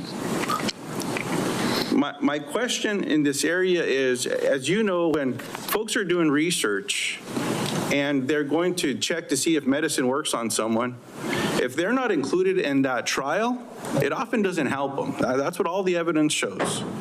So what are you going to do when programs are eliminated to require the inclusion of Native Americans in clinical trials when it comes to life-saving medicine? I'm going to do everything I can to make sure that there's Native Americans in clinical trials. As I said to you when I visited your office, I spent 20% of my career working on Native issues. My family's been deeply involved with them. My family, my father and uncle were big critics of the Indian Health Service, a failure to deliver good health results or health care on the reservations. I'm going to bring a Native in for the first time in history into my central office, that all the major decisions in my office will be that he will have it. We've already interviewed a candidate, a very, very good candidate, will have direct impact on all the major offices. One of my priorities is to improve. I appreciate that. I have a follow-up in that space specifically. Will you commit to finalizing the congressionally mandated FDA guidance to increase clinical trial diversity? Well, just repeat that again. I'm sorry. Will you commit to finalizing the congressionally mandated FDA guidance to increasing clinical trial diversity? Yes. I appreciate that. Will you commit to reinstating all of the pages that were eliminated and people that were fired from this administration that have this responsibility? I cannot commit to that because I don't know who they are. Well, there's I'll some folks commit to out there working with you to make sure those positions are adequately staffed. I will follow up in writing in those specific areas because I think there's some commonality here, but answers matter. And so I'd like to get those as timely as possible. The last thing, Mr. Chairman, that I'll say is one of the conversations I had last before this hearing was with a family that I've been working with to work with my Republican colleagues when it comes to autism and federal programs and making a difference in these families' lives and this little girl's life. What I'm asking now, Mr. Chairman, is unanimous consent to enter into the record an article from Autism Speaks titled, quote, "Do Vaccines Cause Autism?" end quote. And I'll note that first sentence states, quote, "Vaccines do not cause autism," end quote. Thank you. I yield back. Without objection. And before we move on, we've had a request from several quarters for a quick restroom break. We will take a 5-minute recess. I'm sorry to those remaining 5 or 6 senators who must wait a few minutes, but we will have a quick break. We will be back as soon as we can.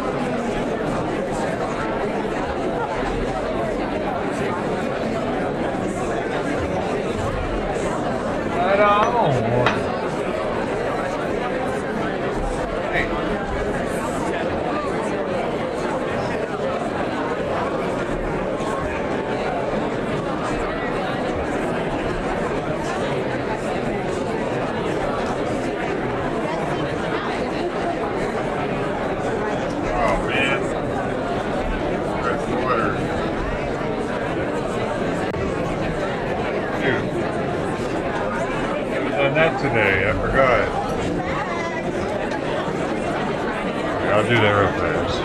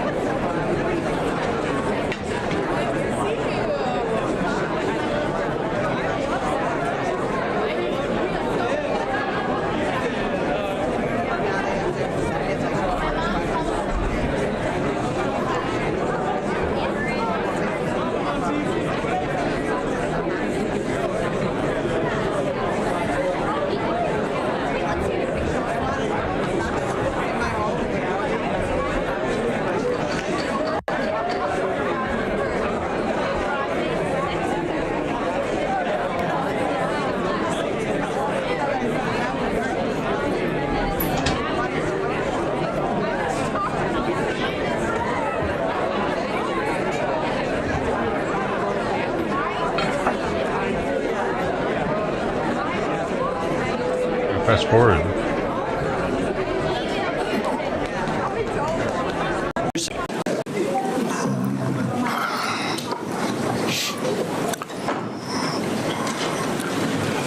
This committee will continue and come out of recess and go back into session.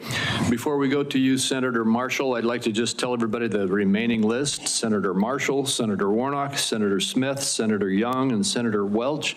And then I did indicate earlier that I would give another 5 minutes to Senator Wyden. I understand he has distributed that 5 minutes to a few of the other senators. So we will have a few more quick questions, and then we will proceed. And I would like to thank the audience again. I know we had a couple of outbursts earlier, but I want to thank the audience for being respectful and encourage the audience to continue to be respectful as we conclude the hearing. With that, Senator Marshall. Thank you, Chairman. Obesity, diabetes, heart disease. Obesity, diabetes, heart disease account for probably 80% of health challenges in America. You know how many times I heard my friends across the aisle mention any three of those? I don't know if we've lost the forest for the trees here. Vaccine is a critical issue. I understand that. I don't see how Mr. Kennedy's position could be any more clear that he's going to support the vaccines, he's going to support the science and empowerment to parents and their doctors to make these choices. 60% of Americans have a chronic disease, that there's an epidemic of chronic diseases across the country. And this Make America Healthy Again movement is palpable to me. It started on the campaign trail in 2020 when moms I'd never met, that never involved in the political process, came up to me and said, look, I want to make these choices about my children with my doctor, not the federal government. That it's a very real thing. Moms, dads, grandparents across the country grab me and say, look, why do 20% of our children now, why are they on a prescription drug? So, Mr. Kennedy, what is your prescription to help make America healthy again? What's your vision? What does that look like to you? Thank you, Senator Marshall. We're having epidemics of all these chronic illnesses, autoimmune diseases, neurological diseases, allergic diseases, obesity. When my uncle was president, 3% of Americans were obese. Today, 74% of Americans are obese or overweight. No other country has anything like this. In Japan, the obesity rate is still 3%. And epidemics are not caused by genes. Genes may provide the vulnerability, but you need an environmental toxin. Something is poisoning the American people. And we know that the primary culprits are changing food supply, the switch to highly chemical intensive processed foods. We have 10,000 ingredients in our country, in our foods. The Europeans have only 400. If you buy a McDonald's French fries in our country, there's 11 ingredients, my understanding. In Europe, there's only 3. If you buy Fruit Loops in our country, they're loaded with food dyes, with yellow dye, red dye, blue dye, and many other ingredients. The same company makes the same product with different ingredients for Canada and Europe. And at age, we don't have good science on all these things. And that is deliberate. That's a deliberate choice not to study the things that are truly making us sick, that are not only contributing to chronic disease, but to mortalities from infectious disease. We need to get a handle on this, because if we don't, it's an existential threat. Our country is not going to be destroyed because we get the marginal tax rate wrong, or because we get one of these culture war issues that we've been talking about today wrong. It's going to be destroyed if we continue down this trajectory of chronic disease. We need to fix our food supply, and that's the number one. Thank you, Mr. Kennedy. Certainly, I share your concern with ultra-processed foods. On the other end of this food chain are my farmers and ranchers back home. Would you just take a second and share your compassion, how you feel about farmers and ranchers, that they respond to the market? They don't dictate the market. They grow what the market is wanting them to grow. Yeah, and Senator Hawley told me the other day that his brother-in-laws are all farmers, and he said 4 out of every 5 of his brother-in-laws has Parkinson's disease. And that kind of cluster we're seeing across farm country of cancers, autoimmune diseases, obesity, et cetera. Oh, and we can now not export American food to Europe because the Europeans won't take our food. That's not good for farmers. We're also destroying our soil because some of the chemicals that farmers use destroy the microbiome, and that causes the erosion of the soil. You can't get water infiltration. Water pools up and it washes the soil off. Agronomists now estimate that we only have, if we continue doing these processes, only 60 harvests left before our soil is gone. So farmers are using seeds and chemicals that are, over the long term, are costing them and us. But what we need to do is we need to support the farmers. We need the farmers as partners if we're going to make them work. And I don't want a single farmer to go out of business under our watch. I don't regulate farms. If I'm privileged to be confirmed, I'm not regulating farms. That's under USDA, but I want to partner with all of my decisions with USDA and with the farm community to make sure that we don't lose more farmers in this country, but that we also transition. We offer and incentivize transitions to regenerative agriculture, to no-till agriculture, and to less chemically intensive. And by the way, I've also met with the chemical industry and the fertilizer and herbicide companies, and they want to do the same thing. And I think we're on the trajectory to do that, and we need to incentivize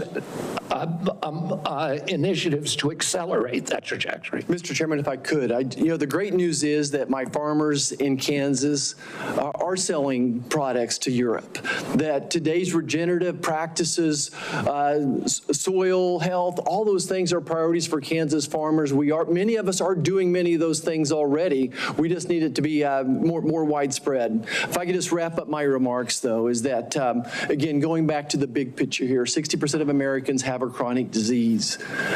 Mr. Kennedy, I believe for such a time as this that you're not just one of 300 million people. I think that you are the person to lead HHS to make America healthy again, that God has a divine purpose for you, and I look forward to your confirmation and working with you to make America healthy again. Thank you, Senator. Thank you.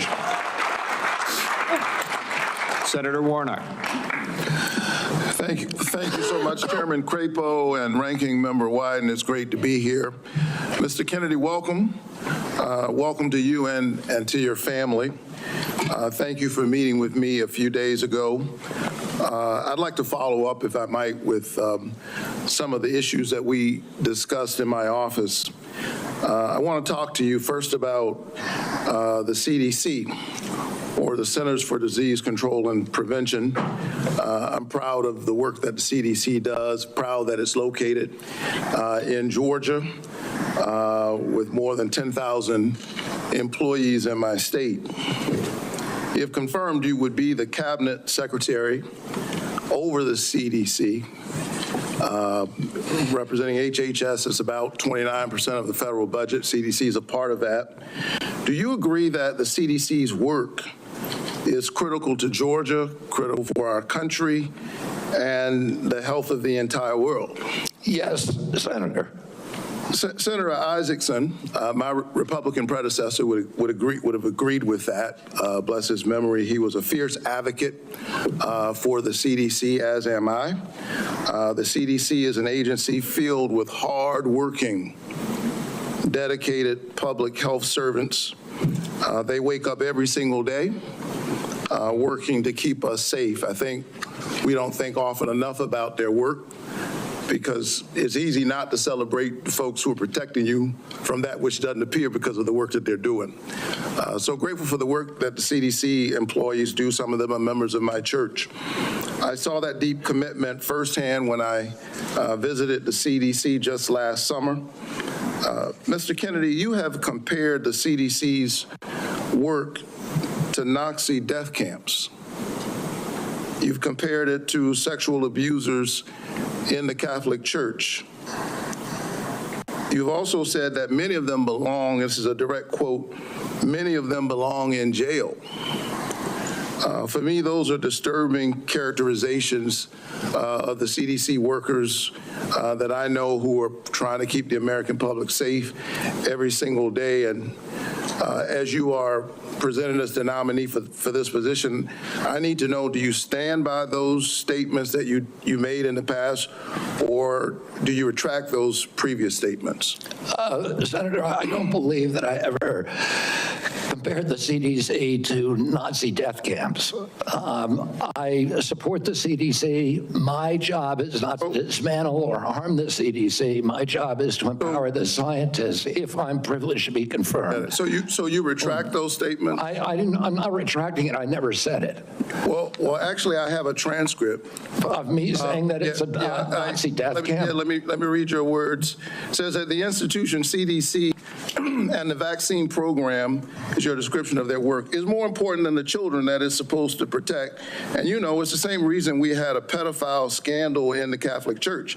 It's because people were able to convince themselves that the institution of the church was more important than these little boys and girls who were being raped. That's pretty provocative language. You said in another statement to me, this is like Nazi death camp. I mean, let me finish. I'm just reading your words. I mean, what happened to these kids? 1 in 31 boys in this country, their minds are being robbed from them. Yeah, I was not comparing the CDC to Nazi death camps. I was comparing the injury rate to our children to other atrocities. And I wouldn't compare, of course, the CDC to Nazi death camps to the extent that any statement that I made has been interpreted that way. Yeah, I don't agree with that. In 2003, the United States Congress Government Oversight Committee ended an over a year investigation of the CDC and used almost that same language. They said that the CDC, just one division, one branch, the Immunization Safety Office, had put institutional self-interest and pharmaceutical profits ahead of the welfare and the health of American children. So that was a conclusion by Congress. And I repeated that. I'm asking you because you're the nominee for HHS. It sounds like you stand by those statements. Senator, my objective is to support the CDC. There's nothing I'm going to do that is going to harm CDC. I want to make sure that our science is gold standard science, so that it's free from that same Government Oversight Investigation Committee found that the panels, the ACIP panel within the CDC, I think 97% of the people on it had conflicts. I don't believe that that's right. I think we need to end those conflicts and make sure that scientists are doing unobstructed science. So I want to enter this statement, by the way, into the record without objection. Without objection. Last week, the White House gagged HHS and the CDC, preventing them from communicating all important public health information to anyone, including all of our allies, including our allies in the United States and global disease prevention. Can you just answer yes or no, because I'm running out of time? Do you agree with that action? I was not consulted on it, but that's pretty much standard operating procedure for incoming administration. So you agree with the action that gagged HHS and CDC from communicating important public health information? That directive made sure that no public health at all only non-essential travel and mass communications were temporarily suspended pending the confirmation of a new HHS secretary. This is standard operating procedure for every administration. I get it. I don't think what we've seen over the last several days is standard operation for new administrations. I think we're seeing some unprecedented actions, but you agree with it. Last night, members of the CDC, along with other federal employees, were actually invited to resign, these buyouts. And I got text messages and folks I know work from the CDC, for the CDC, that do this important work, who got that note. And it's really important because my experience is that when you send out that kind of note, the folks who resign are the folks who you least likely want to see resign. They got other options. They're gifted folks. They got a lot of expertise. They have options. A lot of them are doing this work because of their patriotism, because of their commitment. Do you agree with the buyouts that were presented to CDC employees just last night? I agree. At the vast majority of the scientists and experts at CDC are patriots and good government servants. Can you tell me yes or no? I don't think anybody's going to resign who's committed to making America healthy. Can you just answer yes? Okay, you agree with the buyouts. In our meeting, I asked you to confirm your support for the Affordable Care Act. You also mentioned that you and President Trump want to fix the ACA by making premiums more affordable. Can you answer me yes or no, as I don't have a lot of time? Did you know that tax credits that help families afford health insurance and save Georgians an average of $531 per month per person are set to expire at the end of the year? Did you know that? I do. We need to move on. Do you support Congress extending these tax credits so that Americans can continue to afford health care? Congress has to make its own decisions about that. My instructions from President Trump. Mr. Chairman, you're saying I'm running out of time, but I'm having a lot of trouble getting the witness to answer yes or no to a yes or no question. Well, and I've got one more question. You're almost at 9 minutes, sir. Well, I need him to answer yes or no. Yes or no? Do you I'm not going to answer yes or no to a question that's not susceptible to an honest yes or no answer. We need to move on. I think that the fact that you find it difficult to answer basic questions is deeply troubling for me as you present yourself as a nominee to run HHS. Thank you so very much. Senator Smith. I've been in courts all over the country and prosecutors. Mr. Chairman, you told me I'm out of time and the witness continues to filibuster even after I said I'm done. Senator Smith. Mr. Chair, thank you. Thank you, Mr. Chair and Ranking Member, and welcome, Mr. Kennedy. So, Mr. Kennedy, I don't have a question for you on abortion. I think that my colleagues on both sides of the aisle have covered this, but I want to say I can respect people who have different views than mine on this issue, but it's hard for me to respect people who won't give a straight answer to what they think on this issue in particular. Mr. Chair, I just want to note that I understand that anti-choice advocates have said that in these hearings they were looking to hear Mr. Kennedy provide some reassurance that he is on their side, and I'm not hearing that. And I think most Americans are looking for some hint that the decisions that people make about abortion should be personal and private, and they should be free to make those decisions without government interference, and I'm not hearing that either. To make it worse, the answers that you have given tell me that the Trump administration is more than willing to restrict or even ban medication abortion without a single act of Congress, and even in states where abortion is legal. And what is clear to me is that you and President Trump are dangerous to women's access to mifepristone. So having said that, I want to move to a different topic. Mr. Kennedy, I appreciate Senator Cornyn's questions about mental and behavioral health, something that I care a lot about. I know that you and your family have had personal experience with mental health challenges, as have I. And I agree that the mental health crisis in this country is a crisis. So let me ask you, in an interview in 2023 and again in 2024, you blamed school shootings on antidepressants. You said, and this is a quote, "There is no time in American history or human history that kids were going to shoot schools and shooting their classmates. It really started happening coterminous with the introduction of these drugs, with Prozac and with other drugs." So do you believe, as you've said, that antidepressants cause school shootings? This should be a simple question. I don't think anybody can answer that question, and I didn't answer that question. I said it should be studied. I said it should be studied along with other potential culprits like so they may cause social media. But I don't know. I would never make, because there's no science on that. Well, Senator. there is, Senator. I mean, excuse me. There is, Mr. Kennedy. Thank you for the promotion. The science shows that there is no link between school shootings and antidepressants, and in fact, most school shooters were not even treated with antidepressants, and of those that were, there was no evidence of association. You know, I don't think you my can question say that, is, Senator, because HIPAA rules, nobody knows. well, that is, Mr. Kennedy, do you think that people who take antidepressants are dangerous? Kind of charisma. I think, listen, I'm not going into HHS if I'm privileged to be confirmed with any. So you can't say that people to impose any preconceived ideas that I may have. I just want to have good science. So you're not saying that they aren't dangerous, which means that they could be dangerous. Let me ask you this. That's not true.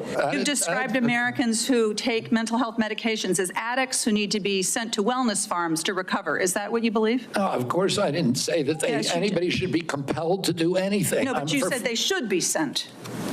I said they should be available to them. I didn't say they should be sent. You said that folks that take antidepressants are like addicts. That I can provide that, I think they should have the availability. Listen, I know people, including members of my family, who've had a much worse time getting off of SSRIs than people have getting off of heroin. It's the withdrawal period is, I mean, and it's written on the label. I have some experience with this myself, Mr. Kennedy. This is personal for me. When I was a young woman and I was struggling with depression, thankfully, I had the resources to help me get through it, including a new generation of SSRI uptake inhibitors, which helped to clear my mind, get me back on track to being a mom and a wife and a productive, happy person. And I'm really grateful for that therapy. So I have some experience with this, and I think that everyone should have access to that care. And your job as secretary is to expand access to care, not to spread lies and misinformation. And you know, the things that you say, Mr. Kennedy, they live on. They have impact. And you know, we're having this conversation at the same moment that my Republican colleagues are looking to try to figure out how to save money any way they can. And so they want to cut Medicaid. Let's just think about this for a minute, because you're going to be, should you be confirmed, you would be responsible for CMS, which provides mental and behavioral health care to millions of Americans. Close to 40% of folks on Medicaid have a behavioral health condition. And you would be part of this administration that would be looking to cut Medicaid. So, Mr. Kennedy, these statements that you've made linking antidepressants to school shootings, they reinforce the stigma that people who experience mental health every day face every single day. And I'm very concerned that this is another example of your record of sharing false and misleading information that actually really hurts people. Senator, you're mischaracterizing my statements. I am only putting into the record what you have said, Mr. Kennedy. You're mischaracterizing my statements, and I'm happy that you had a good experience on SSRIs. Many Americans have very good experience on it. Others have not. That would be an issue between them and their physicians, and not for the future head of HHS to be putting out misinformation about the dangers of SSRIs and other antidepressant medication, spreading the stigma and the fear that we're actually trying to overcome. Do you think physicians, when they make that prescription, ought to have access to good science? science? Of course they do. And I That's don't all think I that, believe, too. Then you and I are in agreement, Senator. and to your point that you made when you made these statements, it was not based on good science. I don't know what it was based on. I was saying the science needed to be done. I was saying these are potential culprits. We're coterminous, and I named other things. I said video games. I said social media. I said SSRIs. SSRIs have a black box warning of suicidal, homicidal behavior. Mr. Chair, I will submit to the chair the information that I have about what Mr. Kennedy has said of linking antidepressants to school shootings. Thank you. Senator Young. Thank you, Mr. Chairman. Good to see you, Mr. Kennedy. To follow up on that spirited exchange, in talking with you and reading about your vision for the department, you said one of your goals is to return public health agencies to the gold standard of scientific review. You've alluded to the gold standard a number of times today. So I'm going to give you an opportunity, uninterrupted, but hopefully not too extensive, to tell me and others what you mean by this gold standard. The gold standard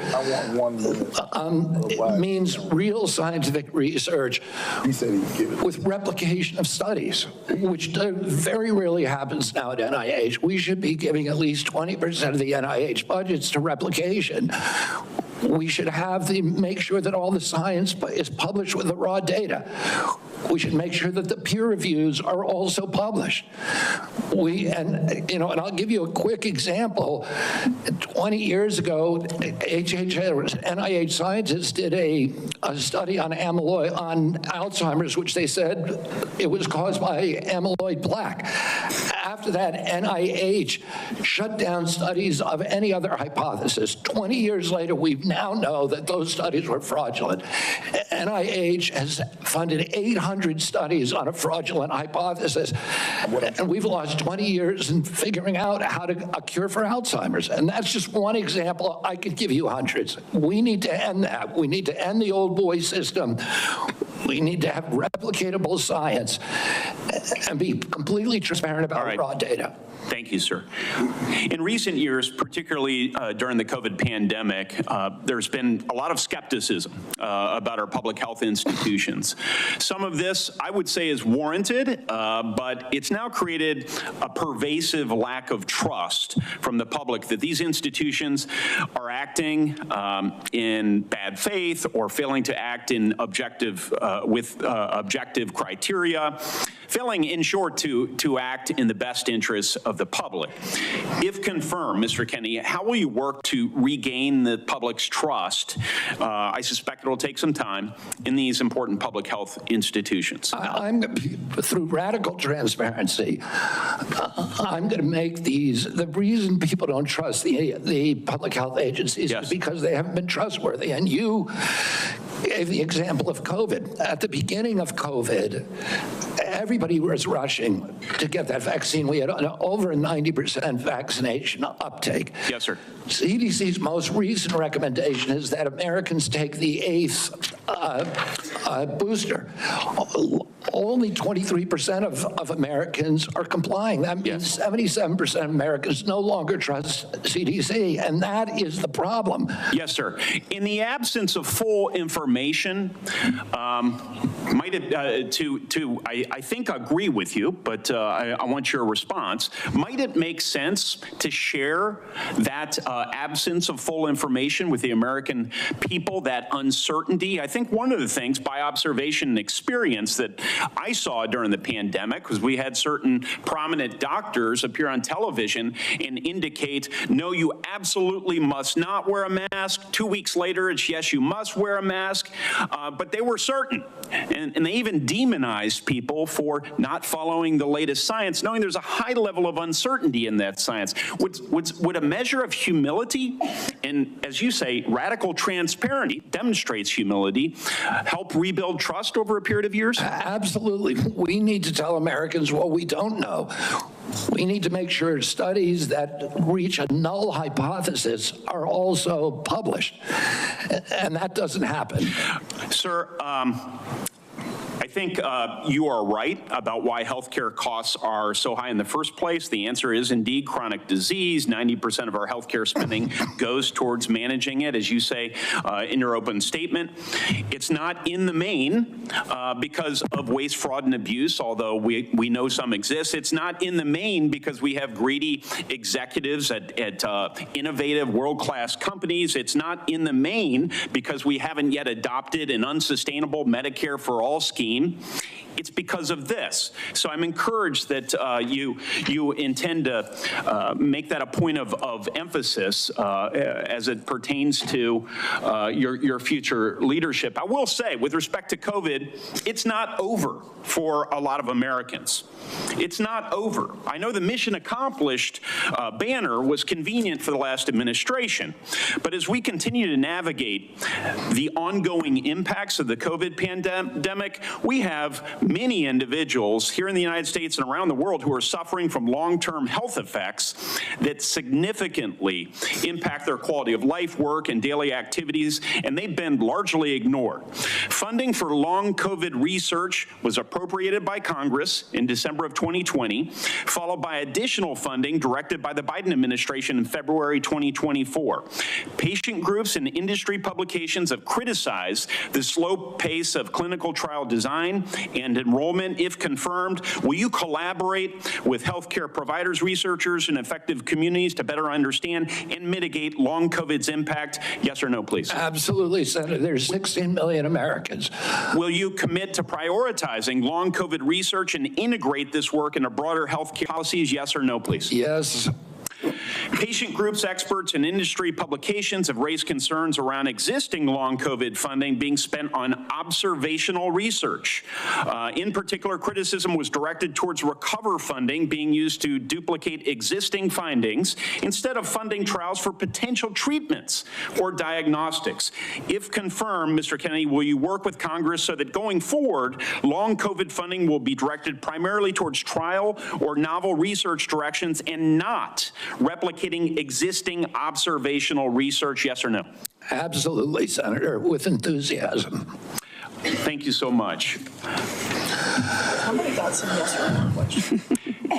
If confirmed, how will you create a balance between your personal priorities of chronic disease and healthy lifestyle and the ongoing critical work of the department in areas that are focused on incentivizing and advancing innovation in modern medicine and pharmaceutical discovery? I think innovation is going to be the key to public health. And we have a unique opportunity now in history because of AI, because of telemedicine, and because of the quality of people that are now coming to HHS to actually save public health. But it's all going to rely on innovation, and I don't want to do anything that inhibits or impairs the pace of innovation. That's encouraging. From approving AI algorithms to determining Medicare coverage, we certainly need more innovation, and we need good people in the department to assist with that effort. So I'll follow up with a question about how you're going to attract and retain good people. Thank you, Chairman. Sorry to shut you down a little faster than I did the others, Senator. We are up against a vote deadline here, and we have one more senator who gets his full time. I hope you'll keep it as close to 5 minutes as you can, Senator Welch. And then I've promised Senator Wyden, 5 more minutes? To be divided 1 minute with my colleagues getting 1 minute. And then if we can do that, we can get over to vote before they call the vote on the floor. Thank you very much. Thank you, Mr. Kennedy. And as you know, I'm have great reverence for your family from Massachusetts. When I got out of college, I was in the first class of Robert Kennedy Fellows, the memorial created by your family to honor the service of your father. I do community organizing in the west side of Chicago. And I certainly admire your energy in your effort here and desire to serve. You know, there's a couple of things that are really important here. This is not just about a debate on vaccines. It's a debate about the qualifications, experience and priorities as to the person that will head Health and Human Services. And it's not just about what your answers are today or what the questions are. It obviously has a lot to do with your whole record and your whole history. You know, your sister in her letter, pardon me, your cousin in her letter said, you've always been charismatic, able to attract others through the strength of your personality, willingness to take risk and break rules. That's, I guess, an attribute, but it can be a danger. The question I fundamentally have is whether your willingness to disrupt and maybe break rules is going to be dangerous and destructive. The character questions we didn't go into here, but there's some sketchy things you've acknowledged. Your history with heroin, you've gotten over that, but there's incidents that do, I think, concern the question of whether the stability is there to be in charge of this major organization. And that's compounded by my concern that you don't have any experience managing a large organization, that you don't have any experience in government. So those are things that have to be taken into account. But the issue for me is also priorities. A lot of your engagement in health has been on vaccines, big important issue. You actually disagreed, as I understand it, with President Trump about Operation Warp Speed. I think President Trump deserves a lot of credit for Operation Warp Speed. He knew we had to get a vaccine. And these other issues about a mask and whether you should wear it, whether when you got your groceries, the bag had to be left outside, remember that in the very beginning? Those are incidental to the core question that the president believed we had to have a vaccine. And you contested that. That worries me. That really deeply worries me. The other questions, Senator Cassidy asked you some questions about our healthcare system. I happen to believe that our healthcare system is profoundly broken. And it's not just about the chronic illnesses. That's about our diet, that's about our exercise. But we are getting premium increases in Vermont of 20% a year, 25% a year. And it's busting the bank for taxpayers, it's busting the bank for our wonderful Vermont employers who care about having health insurance that they can provide to their employees. Senator Cassidy asked you a couple of questions about how you would reform Medicaid. And I didn't hear an answer. You mentioned that you thought Medicare Advantage was good. You have a good plan. No focus on what an incredible ripoff was reported in the Wall Street Journal by United Healthcare, which was marketing Medicare Advantage and then paying doctors and nurses where they had assignments essentially to diagnose illnesses that didn't exist. So they made billions and billions of dollars. And I've seen nothing coming out of the Trump administration, and I've seen nothing coming out of your advocacy that is going after what is a rampant abuse by the insurance companies and overcharging people and not doing the job. And by the way, the United Healthcare people, when they did that, they overdiagnosed. When the person really got sick, they dumped them. They dumped them. Go to the nursing home on your own. That's a broken healthcare system. We spend the most and get the least. And I think there should be collective anger about this on both sides because all of our people are dependent on that healthcare system. And you're going to be working for a president who's on a lawless rampage right now, okay? He has done something reckless with the pardons to these cop beaters. I'm appalled by that. But that's just reckless. Why the hell are That's they just not showing illegal. him? He's impounded money. So right now, the Medicaid website... Like these news agencies actually have different cameramen in there. And the reason why I kept it on this one is because I was checking all of them. And this was the only one that I noticed was showing both at the same time. But the other fucking camera guy must have went on break or something. Apparently. Went down. He's impounded money. So the community health centers that Senator Warner was talking about are up in the air as to what they can do. Do you believe that a president can impound money that has been appropriated by Congress? Senator, let me answer the question about Medicare first. I have never defended that program or the rapacious behavior by insurance companies or the PBMs. I understand that's a huge problem. And all right, I don't have time. We've got to get over to vote. So we can do this. But you've asked me 5 questions. You got to give me a chance to answer one of them. Please be brief. Yeah, I brought in, if I get confirmed, I've already appointed a general counsel. The first time in history is a former prosecutor who prosecuted the biggest Medicare fraud in the case in the state of West Virginia. I brought in a prosecutor for that job instead of a bureaucrat, precisely to address the important issues that you raise here. The only reason I didn't talk about these before is because I wasn't asked about them. What about I agree with you 100%. What about impounding a president impounding money that, among other things, goes to health care? And you're saying that that's illegal? That's correct. Well, my job is to uphold the Constitution. I'm going to take an oath to uphold the Constitution, and I will administer the law and uphold the Constitution. Thank you. Mr. Chairman, I believe under what we've discussed, I control 5 minutes. I'm going to take 1 and give 1 to each of my 4 colleagues that remain. All right, and I would just say this vote, they're going to call it in about 8 minutes. Thank you. So we have very little time.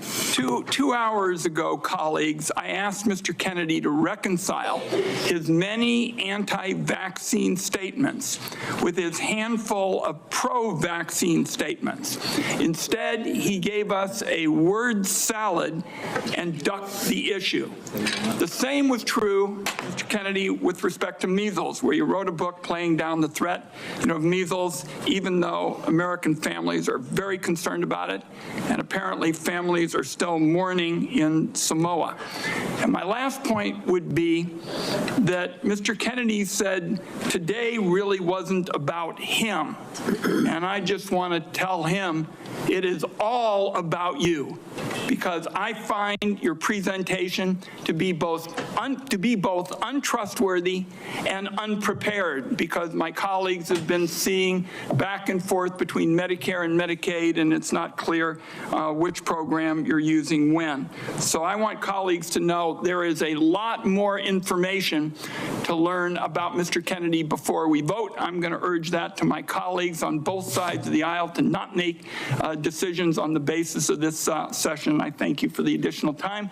And I guess my next minute is Senator Whitehouse, Senator Warren, and Senator Smith. And again, 1 minute each, please. There's been a lot of conversation about late-term abortions here, and I just want to make clear what Rhode Island OBGYN doctors describe as what is almost always happening when a late-term abortion is needed.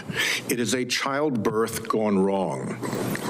The family has painted the room, it has bought the crib, maybe even decided on the baby's name, and has gone to the hospital to welcome the new baby into their family in what is supposed to be a happy event. And then things went wrong. Then the alarm started pinging. The lights started flashing. The medical professionals started rushing in. And the question became, who lives and who dies? The mom's life is often at risk, and she may have other children she needs to care for. The baby's life may be at risk, and one or both may die. In that environment, the doctors and the family own that decision. Government has no place in that room at that point. And I think we need to understand, when this late-term abortion gets bandied about, what you're dealing with is a tragedy that is happening to a family who wanted that child and have suddenly been confronted with a moment in which they have to make what is probably going to be the worst decision of their lives.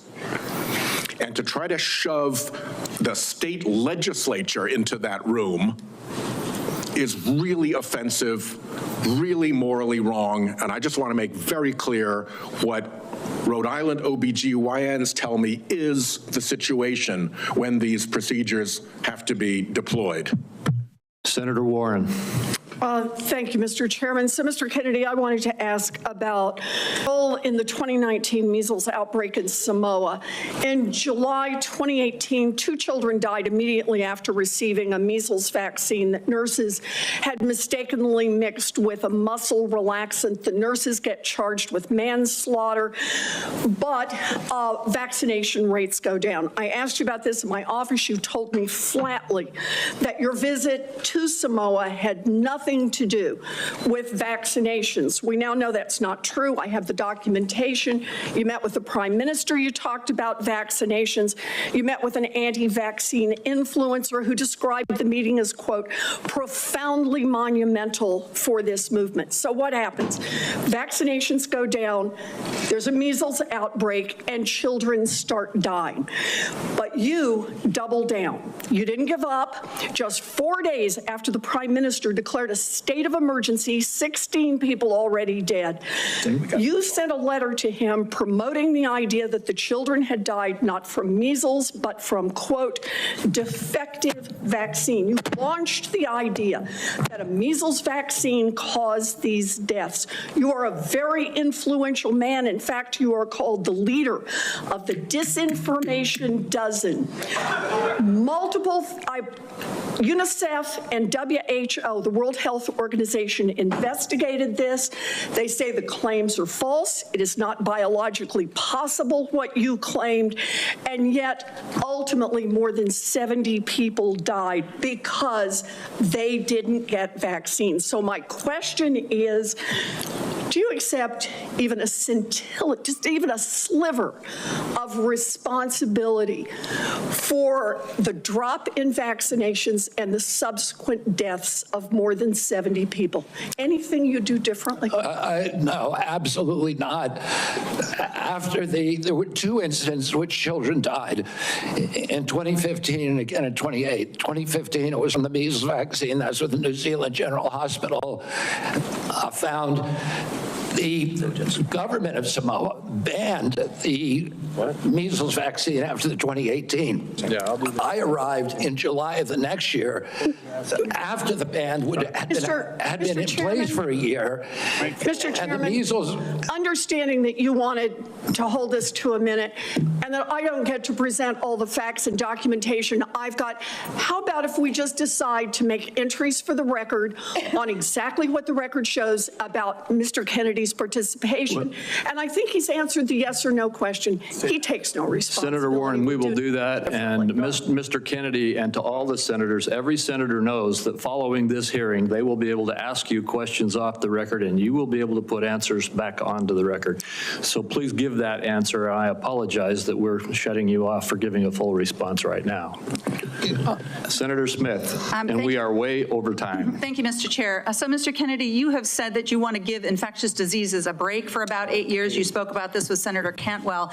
My question to you has to do with avian flu. Over 100 million birds called. The disease has spread to dairy cows, and there are now 67 confirmed human cases and 1 death. So, Mr. Kennedy, do you intend to give research on bird flu a break?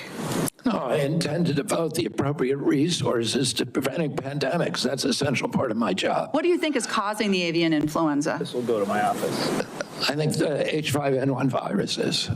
So that's good to hear, because in a recent book, I will submit this for the record because we don't have that much time, Mr. Kennedy has questioned the scientific basis for germs causing disease and the power of vaccines and antibiotics. I've never questioned that, Senator. Well, I will submit that for the record. Thank you. Senator Warnock, 1 minute. I like the way you said that to the Baptist preacher. Thank you so much, Mr. Kennedy. Based on our conversations, it's my understanding that you support work requirements in Medicaid. In 2020, President Trump approved a proposal from Georgia state leaders requiring Georgians to jump through a number of onerous bureaucratic hoops and fill out even more paperwork to verify work and get access to health care. I ask this as someone who represents a state that has not expanded Medicaid. The federal government, because of the this waiver, spent $70 million on Georgia's Medicaid waiver. 82% of that went to administrative costs. The point that I'm making is that the folks that they're insisting need to work, 90% of those folks are working. They are caregivers, or they have a disability. Let me give you one example. A woman I think of all the time, her name is Heather. She's a traveling nurse from Dalton, Georgia, who falls into the Medicaid coverage gap. Heather experienced a series of small strokes, leaving her unable to work full-time. She's dedicated her life to caring for patients, but now she can't afford her own medical care, out-of-pocket costs, because she doesn't make enough to qualify for tax credits to buy private insurance. What does Heather need? Does she need work requirements, or does she need access to health care so she can finally get healthy and get back to work? The individual that you described would need health care and not a work requirement. Thank you. Thank you. Thank you, and we are done with the questioning now. Mr. Kennedy, I apologize to you, to the audience, and to all of my colleagues to have to rush it here at the end, but we have a vote on the Senate floor that they're going to close in about 3 minutes. I want to thank you for appearing before this committee. You have been accessible to the members and staff on both sides of the aisle of the Finance Committee. This isn't a toy. Process. I want the whole world to know that you spent hours in meetings answering questions outside of this hearing and providing documents and responses on issue after issue after issue. You've gone through the most thorough vetting process that any committee in this Congress puts any through. And I think that you have come through well and deserve to be confirmed. I would like to remind my colleagues that the deadline for submitting any questions for the record is 5 p.m. today. 5 p.m. today. And Mr. Kennedy, we ask that you respond to those questions as quickly as you possibly can. With that, I'm going to leave you in this room and run over to vote. This hearing will be adjourned. I still encourage the audience to be polite and respectful no matter what side of the issues you may be on. And Mr. Kennedy, I look forward to working with you. Thank you, Mr. Chairman. We're adjourned.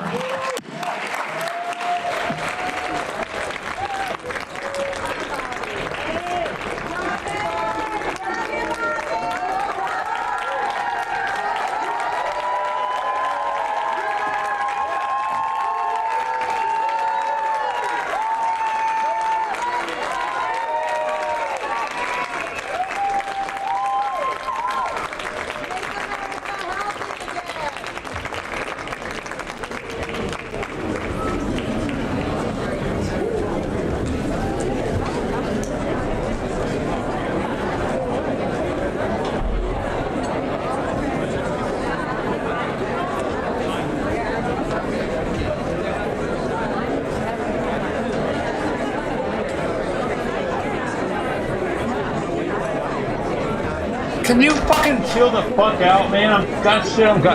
Dude, motherfucking cats know when you're fucking trying to concentrate on some shit. I'm sitting here talking to somebody via chat over some bullshit on an order, and this is when she wants to jump all over the fucking place. On my lap, on the back of the chair, knocking shit off the desk.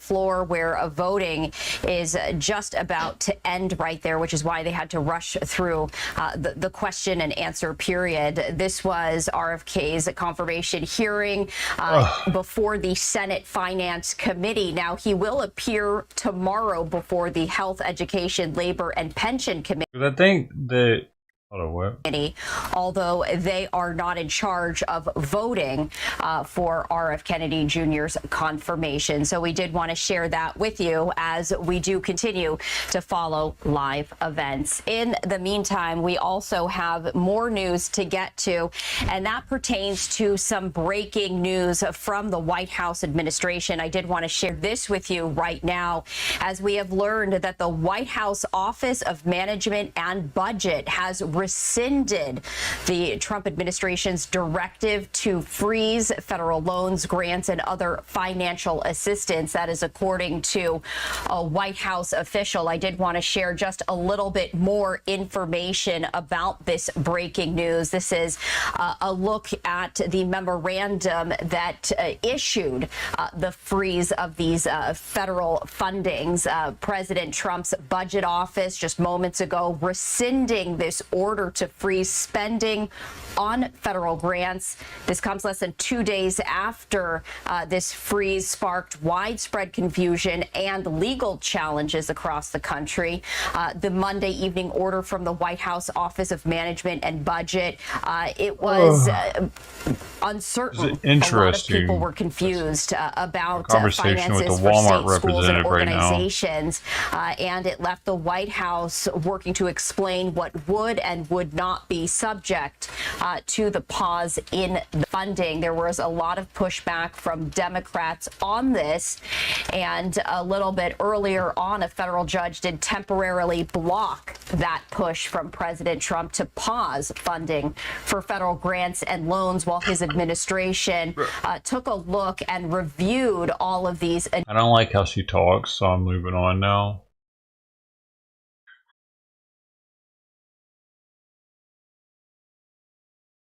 It's Tuesday, January. It's a long one. Gotta pay attention.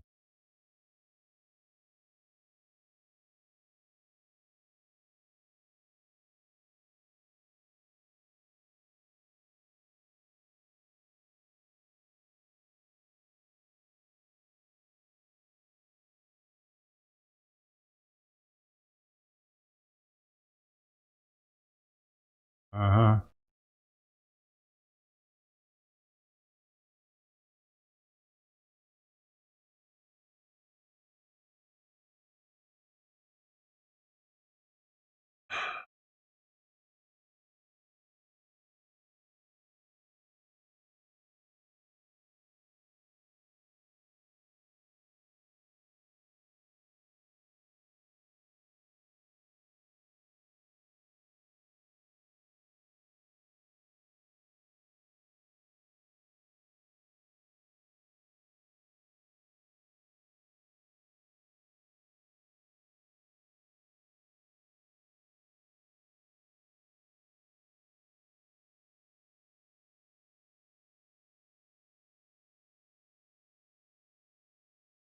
Interesting. So,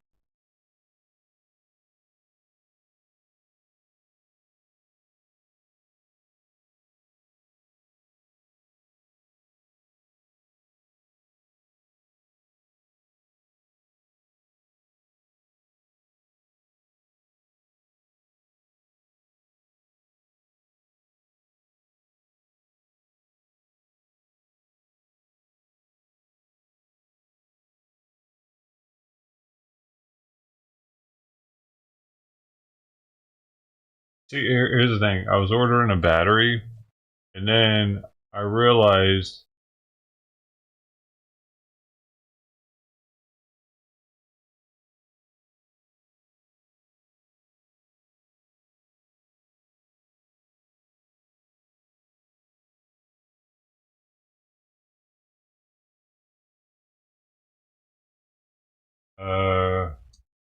that they had a boxed version.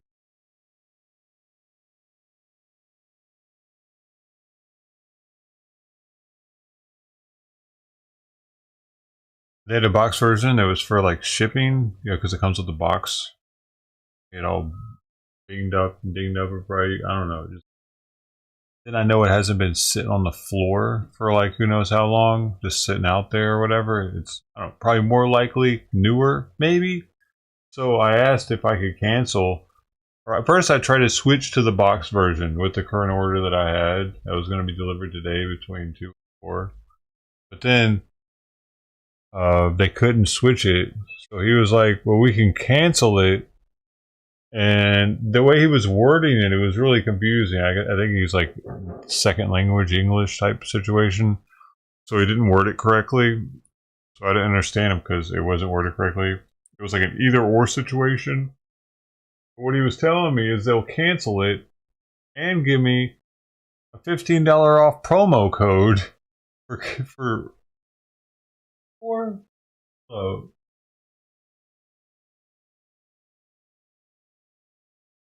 sorry your recent experience didn't meet expectations. So they give me a $15 promo code. So I'm going to use that towards the battery and get $15 off of it. I might not get it today. I might get it tomorrow, but still, I saved $15. I didn't really need it today anyway. Wild. But yeah, that's why she was going crazy. I'm sitting here trying to decipher some Indian dude's English second language. I mean, he was nice and all, but like he said, this is what confused me. He said,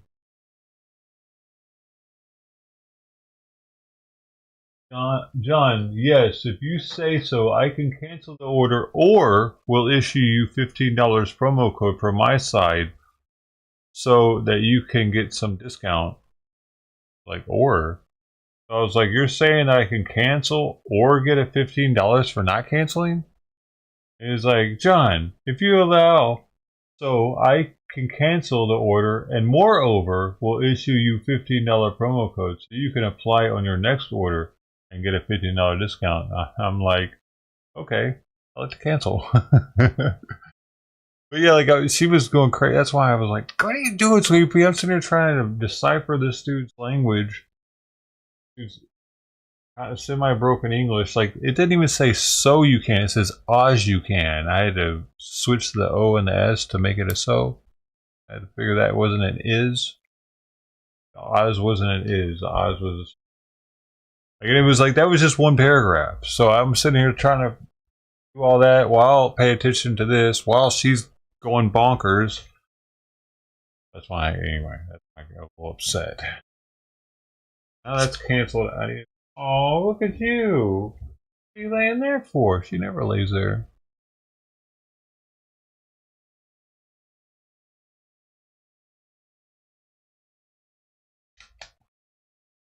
So now, see if it actually canceled.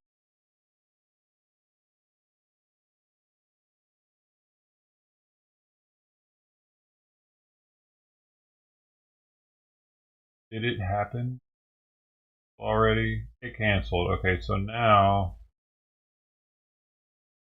I need to go do that. Get the other one ordered. Good morning, I'm Craig Negrelli. It's Tuesday, January 28th, 2025, and these are your unbiased updates. Shake up within the military. Who's getting discharged and dismissed under the new Trump administration rules? Also, immigration crackdown. 1 week into the new administration, Immigration and Customs Enforcement is wasting no time rounding up migrants who are in the country illegally. This morning, we have some initial numbers from the first week. From the Straight Arrow News Studio, bringing the stories that matter to you from across the United States and around the world, these are today's unbiased updates. President Trump has signed more executive orders, this time reshaping the nation's military. The orders include banning transgender service members, getting rid of the military's diversity, equity, and inclusion programs, and reinstating with back pay service members who are discharged. The only way to get that one is to have it shipped from the... You can't get the boxed one from the store, apparently. So no, I can't get that one until February 6th.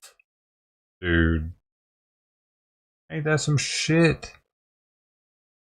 I need it sooner than that, dude. But I'm gonna have to reorder the same battery that I just had, but I get $15 off now, so that's cool. Whatever. $15, dude. Shit.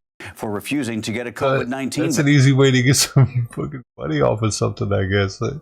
You cancel your order through customer service on Walmart, and they give you a $15 promo code to buy more stuff from them. Whee! Vaccine. All of this comes as President Trump's nominee to lead the Pentagon, Pete Hegseth, was sworn in as Secretary of Defense on Saturday and had his first day on the job Monday. Hegseth has long said he would make major cultural changes to the military, including ending DEI practices and removing so-called woke service members. On his first official day on the job, Hegseth told reporters to expect more changes. And today, there are more executive orders coming that we fully support on removing DEI inside the Pentagon, reinstating troops who were pushed out because of COVID mandates, Iron Dome for America. This is happening quickly. Donald Trump had banned transgender Americans from serving in the military during his first administration, but President Joe Biden issued an order repealing the ban. Hours after being sworn in for his second term last week, President Trump signed an order undoing Biden's. That order goes even further, outlining new military standards regarding gender pronouns. We are only a week into Trump's second presidency, and already his efforts to crack down on illegal immigration in the United States have resulted in the arrests of more than 3,500 migrants. This comes as the Washington Post is reporting President Trump wants ICE to increase its daily arrests from a few hundred to between 12 and 1,500. Shit. Immigration and Customs Enforcement I can't even announced fucking have it delivered today anymore. I can't even have it delivered tomorrow. Now the soonest I can have it delivered is the 31st. What the hell, man? Yeah, I screwed up though. Now I gotta, like, I really wanted to get it over with today, and now I'm like, they're paying me $15 to not do it today. Kinda. I wanted to get it over with.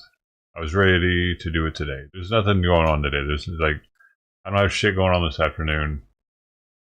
A multi-agency immigration operation yeah, I might just led to drive more up than there and get it 1,100 then. arrests in a single day, a record for the new administration so far. ICE said on Sunday alone, law enforcement pick it up officers today. I arrested just can't have it delivered 956 people today. and lodged 554 detainers, which means, quote, there's probable cause to now I gotta believe pay for the person gas. is removable from the United States under federal immigration law. And in a weekend interview on ABC News, Border Czar Tom Homan said daily And I gotta go to deportation Walmart. numbers are set to rise in the coming weeks as the Trump administration begins to expand its operations. I don't do Homan IRL himself streams went to anymore. There's Chicago to oversee how things there's were nothing going in in it the for city me, where the mayor okay? has vowed to keep Actually, its that's all it sanctuary boils down status. to. Why would I, like, ICE officials say those considered threats to back public in the day, safety I used to get and donos and national shit for security doing that, are man. still I'm the not trying to agency's have a top camera in priority. people's faces Also, for free. Immigrations officials can now arrest people who are living gonna in the be on my United States stream? illegally if they run I just across bug people them for free. while looking for migrants targeted for removal. These so-called collateral arrests were banned during the Biden administration. You're This doing it like morning, once the a Department month of now. Homeland Security is facing lawsuits from 5 Quaker congregations over last week's policy reversal, allowing immigration agents to conduct searches and arrests in sensitive areas such as churches and schools. The Quaker groups, known as the Religious Society of Friends, say the policy change You think harms it's their fun? congregations Do you think it's by fucking deterring fun immigrants from worship. walking around with a camera? Huh? The reason why hardly anybody does that shit. It sucks, dude. It actually sucks bugging people. People look at you like, what is this guy? Why is he filming me? And then it's even weirder when if you don't show chin only, like the way I show my face, you can see people behind me.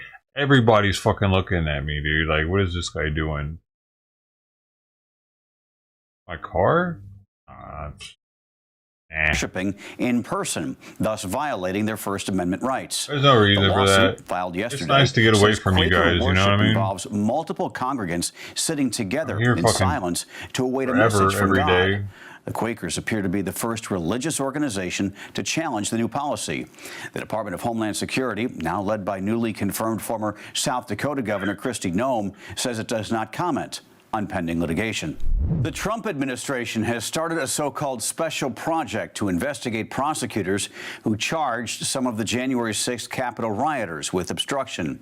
In a memo issued Monday, interim U.S. Attorney in Washington, D.C., Ed Martin ordered the prosecutors to hand over information related to the charges to 2 officials he appointed, who must issue a report on the probe by Friday.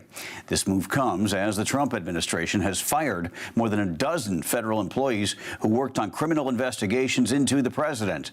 Straight Arrow News reporter Lauren Taylor explains how that's related to this special project. Special counsel Jack Smith resigned before President Trump took office. And now, under the new Trump administration, the Justice Department fired more than a dozen career officials who worked to prosecute the president. Smith's team brought charges against Trump for allegedly mishandling classified documents and for his role in the lead up to the January 6, 2021 attack on the U.S. Capitol. Courts later dismissed both cases. Many of the fired employees were career officials following orders or assigned to the investigations.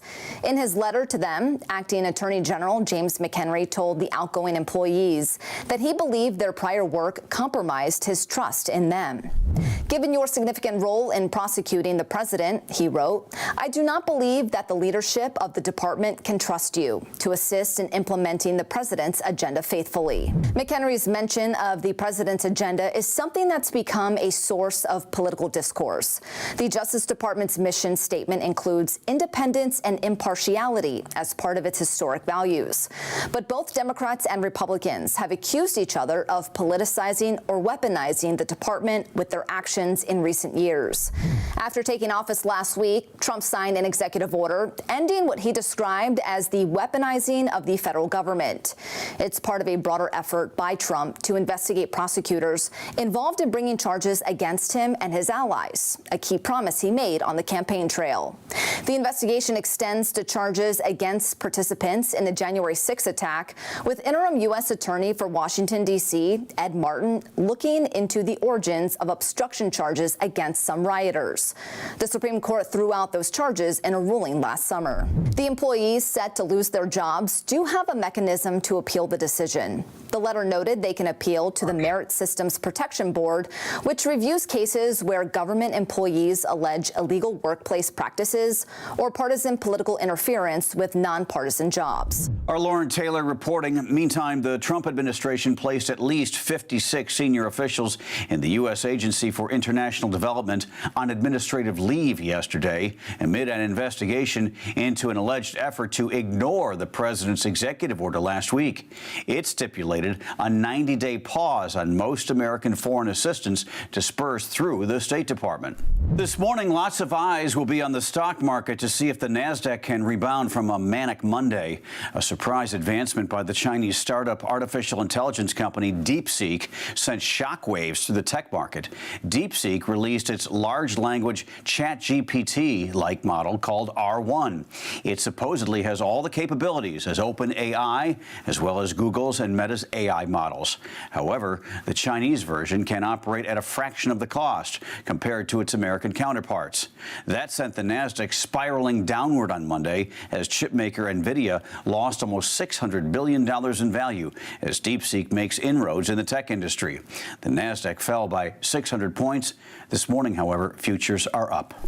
Finally this morning, Google is getting behind President Trump's plan to change the names of some of America's most iconic landmarks. The search engine giant announced yesterday it will be changing the names of the Gulf of Mexico and Denali on its maps for American users as soon as the federal government makes the switch.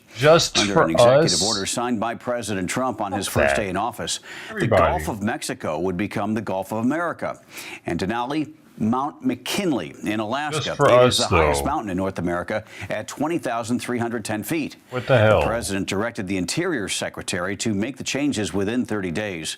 Trump does not yet have an official Interior Secretary, but the Senate is considering his nominee, former North Dakota Governor Doug Burgum. Especially for the mountain. Those are your unbiased updates for this Tuesday. We hope to see you back here tomorrow. The whole world should have to call it Mount McKinley now. I'm Craig DeGrelli. Have a great day. Because Biden only changed it for a little while. Why would his shit stick?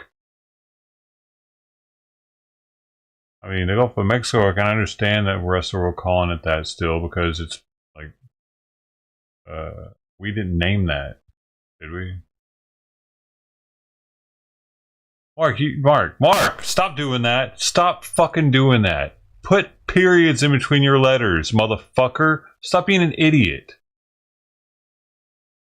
Put fucking periods in between your letters and make it the same sentence. You don't have to fucking do what you're doing there. It's pet peeve when people do it. It's like you're spamming the chat or some shit. Oh, you got period, a dash, an underscore. You can use a hyphen in between it. You can use a parenthesis, anything, a colon. Just make it a different word somehow. Just a little bit. You can use one different letter, like deadmau5, how he spells it differently. With a deadmau5 5, use a letter 5 instead of an S.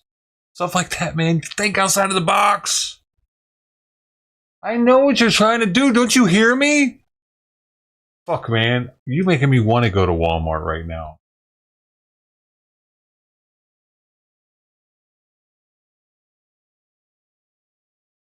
You're not listening to me. How to get past it without doing that? Put a period. Just put a period. Try doing your entire sentence and putting a period in between the word that you're doing right here. This, whatever this word is. Put one period. S period H-O-O or whatever.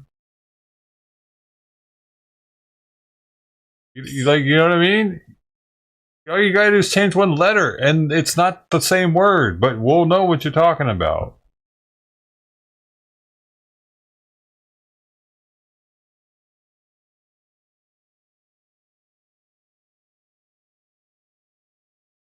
He wasn't done with the word, Bill. It's common sense. He was stopped typing the word when he heard me starting to say stop. Man, you know.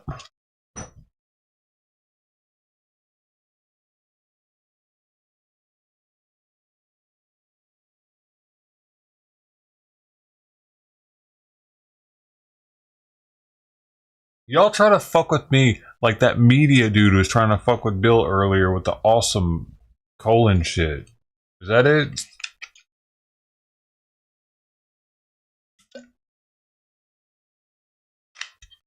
You get off on it or something?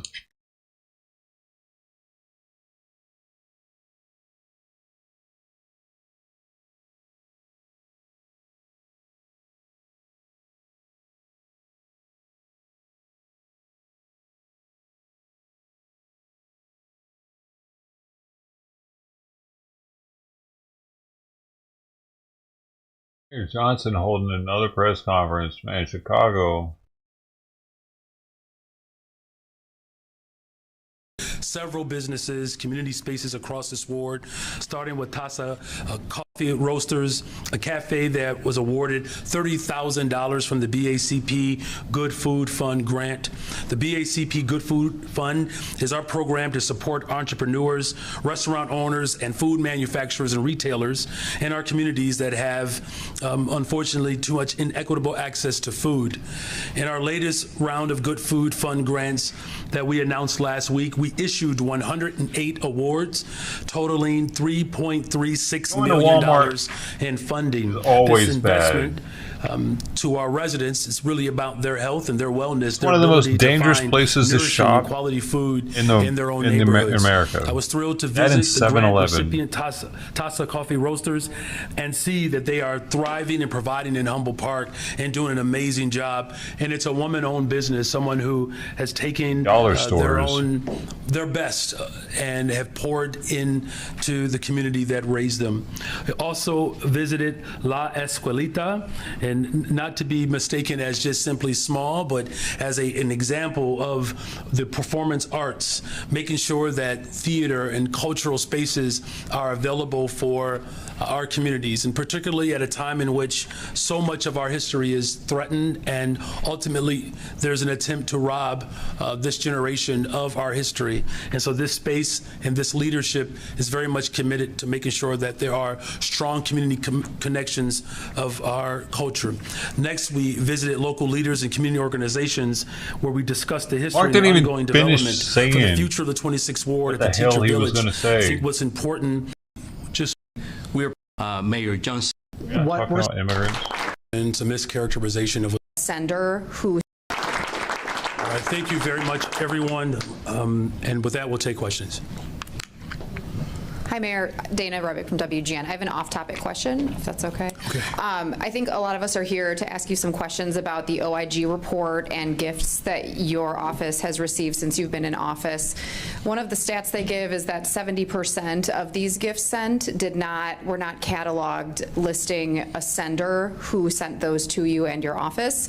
Can you disclose now, just to give some examples of who sent you these gifts, and if any of those individuals or organizations received any favors in return? Well, first of all, thank you for the question. It's a mischaracterization of what's being reported. These are gifts to the city. They're logged.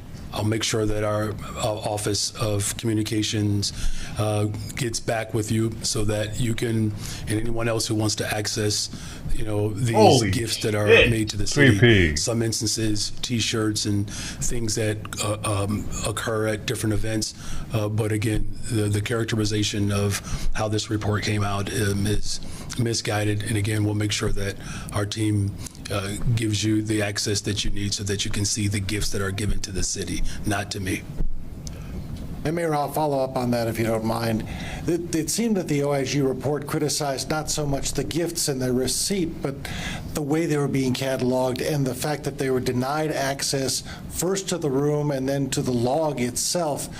Do you need to step up the transparency when it comes to this process? I ordered it. It's going to be here shipped this to me. logbook has been in place for multiple And I saved administrations, $15. and those who want to access those logs. Okay, Sweet Pea. Okay. Are you hungry? FOIA to do so because that's what the OIG requires. Again, it's mischaracterization. These are gifts that are gifts to the city. If people want to access them, they can talk to the mayor's office of our communications team and anyone else that'll make sure that people can see those gifts that are being given to the city. So to be clear, the inspector is lying when she said she needed a FOIA to see what was in the gift room. Again, the characterization is not. A simple question. Was she lying when she said that? And here's my simple answer. It's not a simple answer. All right. Next question. Hi, Mayor. I have two questions. One on topic. I'm just wondering, how these ward days have helped you in crafting your legislative agenda. How are you logging the information you're taking in from community members? Are you trying to trigger us up here? Where will we see this input and these influences in the upcoming year in your legislative priorities? Well, thank you for that question. Look, these days in the ward really give us an opportunity to highlight the work that we're doing. The reason why we're inviting people in so that you can actually see that process.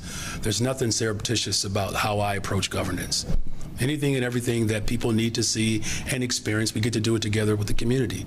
As far as policy is concerned, look, you're fully aware of our $1.25 billion investment for housing and growing small businesses. People are aware of the Good Food Fund project, and there's a business right here in this community that benefited. One of the most frustrating things about this role as mayor is that not enough people know how to access the opportunities that are available to them. And so whether it's our housing proposals, our economic proposals, our proposals to build out a one system initiative so that those who are dealing with housing insecurity know that we have a system of care that we built and designed out of a crisis so that more families have access to not just temporary shelter, but to, have permanent housing. All that is very much in the open, and we're going to continue to work not just with Alder Fuentes, but other alders around the city who might not be as amenable to these type of forms of transformation. On the Inspector General's report, obviously, as the report notes, it's customary for the mayor to accept and publicly report gifts, but the IG report shows that your office refused access to an inspector looking to check in on the room where the gifts were stored. That is not the case. That is not the case. That there is a clear process that people have to go through in order to be able to access this particular log. Again, the characterization that has been reported on is inaccurate. Okay. That does, I mean, my question was, should inspectors have to schedule an appointment, as your office asked the IG's office to do, in order to investigate or explore certain rooms in City Hall? And are you concerned that that sets So the question is whether or not random people should be able to just come into the mayor's office and seek a room? When the inspector identifies There is a process that everybody has to go through. Nobody's above the law. There's a clear process. And again, for more information, we'll make sure that our comms team gives you all that you need. Hi, Mr. Mayor. Ariel with the Block Club. I appreciate the smile. Well, I feel like I've never asked you a question before, so this is exciting. About the Von Humboldt development, I've written about that for a while. From my previous reporting, it says that there's still about like 30 million, give or take, that needs to be going towards that, and I wonder if there's been more funding secured, or if there's any updates on that project, since you did mention that. Do we have any updates, Commissioner Castaneda? Yes, there is. The project has already been awarded both 9% and 4% in low-income housing tax credits. There is an additional need that they have right now. We don't know exactly about what the number is. The last number was about $30 million, and we have committed that we will continue to work to make sure that that project can close that financial gap this year. This year, so by the end of the year, or by the end of the year. Okay, thank you. And well done. Congratulations. Thank you. Hey, Mayor. You just said that the OIG's team isn't above the law, basically. Do you not think that the law governs them differently in this case? I mean, that was certainly what they argued in the report itself, that that your team should have complied with their efforts to see that room. The gifts that have been given to the city of Chicago, there is a log. Those gifts are logged. They're gifts to the city. There's a process by which individuals go through in order to access that log. That process is very open and transparent. If there's anything else that you need to know about this particular log, or if you actually want to see what's on the log, we'll make sure that our team gives you access. And another question, on the campaign trail, you had some sharp criticism of then candidate Trump. You told me you were opposed to someone trying to, quote, relitigate the Civil War. Do you think you've toned down that sort of rhetoric at all, and if so, why? Or you're asking me if I think that I've toned down my rhetoric? I think you've. How is the way you talk about Donald Trump changed, if at all, from the campaign to now? Well, I still believe that there are people who have not accepted the results of the Civil War. And here's the thing, I said that before this administration took office. Unfortunately, I'm right. Yep. I mean, you have an entire administration that is looking to take away federal protections to the people who are most vulnerable. Listen, there are two sides to this fight. You either support the Constitution or you do not. That's it. You literally have a president that believes that it can circumvent the legislative branch of government. Yep. And then now there's this dancing back and forth around the authority that he believes that he got because he got more votes. Look, here's what's incredibly disturbing about all of this. This president has told us exactly who he is and whose interests he is willing to protect. The handful of the ultra-rich on the planet, the oligarch, who care nothing about the neighbors that we're all responsible for. Nothing. This president was prepared and willing to take away food from families, housing from families, health care for families. If that is not more, I don't know how clear I can be. Look, I've tried to warn people, and I know folks want to talk about gifts to the city, but we have an individual who is President of the United States of America, who is behaving under the same guise of other dictators who have caused harm to people on this planet. The real threat to our democracy, it's not a log. The real threat to our democracy is an individual who believes that he's above the law. He took it one step further. He literally let out of prison individuals who tried to overthrow our government. So no, my position has not changed. But I can tell you one thing for sure. Neither has the position of the city of Chicago. We will fight and we will do everything in our power to protect working people, black, brown, white, Asian, young, old.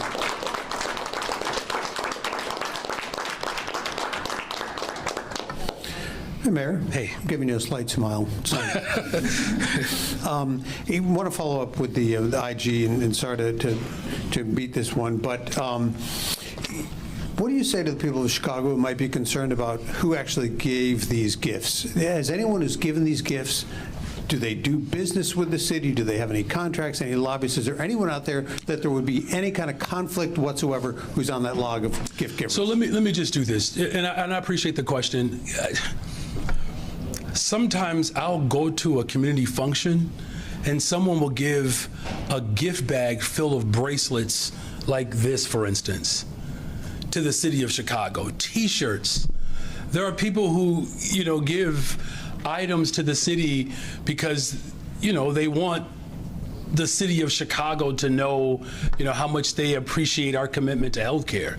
I don't want people to think, you all, that there's some room in the city government where there's just a wall full of belts and socks and shoes and fancy hats. Now, there are some people who have given hats, by the way, but I try to keep a good executive posture. With all due respect, you all, sometimes I believe that people chase down a wall with nothing on it. There's a log, it's there, it's been there for years.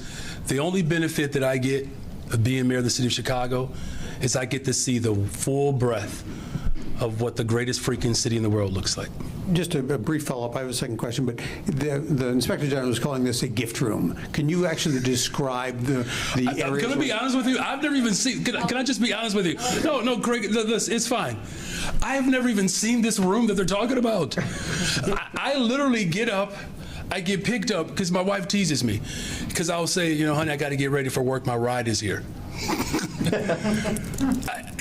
I see this job as an opportunity to serve people who have been ignored in this city for decades. And I don't think there's a rule. If people want a tour of this room, I'll sign up because I've never been to it myself. So what you're hearing from me is, I don't mean to make light of, this so-called investigation, but quite frankly, it bears very little. It really does, and I appreciate the questions and the inquiry, but I just hope that we stay focused on where the real threat is. It's not a room where people give gifts to the city. It's actually the White House where they're trying to destroy and take things away from people. All right, are there any other questions? If I can just follow up. Oh, yes, I was just trying to clarify something.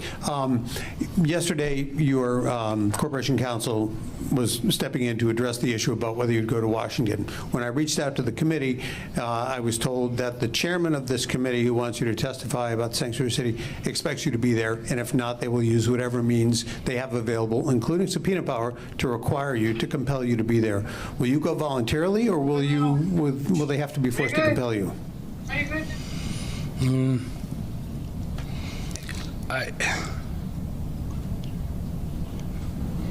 I wish the next time you talk to the committee chair, ask him if he would be interested in doing a hearing on how reparations can transform people's lives. Just ask him, but here's what I'm getting at. This oversight committee, of all the things that they want to have sight over, they should look at the White House right now. That White House is being ran in one of the most raggedy forms of government that I've ever seen. If anybody is questioning whether or not what our country would look like had the Confederacy won, there should be no question now. They want us to be afraid. Do not be afraid, Chicago. Whether it's an invitation or a subpoena, I'm always going to stand up for the interests of working people, and I will not be intimidated by some weak individual who won't stand up to an individual who believes he's a supreme being right now. You're worried about Chicago? Look in your front yard. We have a president right now who is obfuscating his responsibilities that should be very clear based upon the Constitution. He is rejecting the Constitution of the United States of America. And if they want to have a real discussion about undocumented individuals who are criminals, they should look at the very individuals who enslaved my people and colonized this land. So whether it's an invitation or a subpoena, the people of Chicago will not be intimidated or threatened by any individual who is unwilling to look in their own front yard of where the real threat to our democracy lies. Thank you all very much.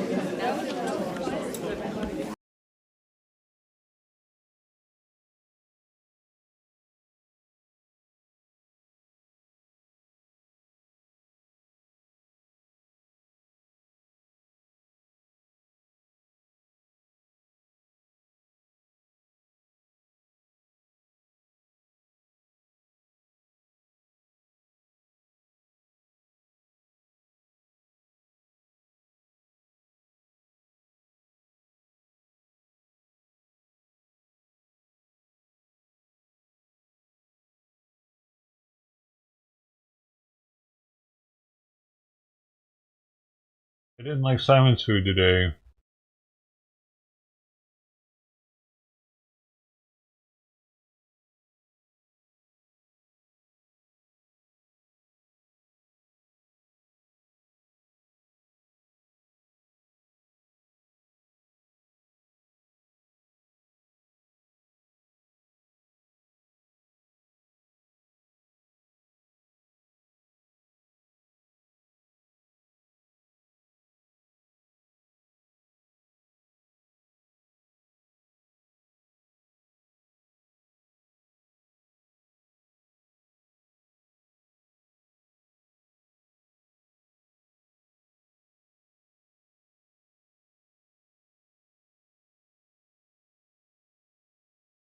What the hell? You might not have it. Dude, I reorder that battery. Not even be in stock.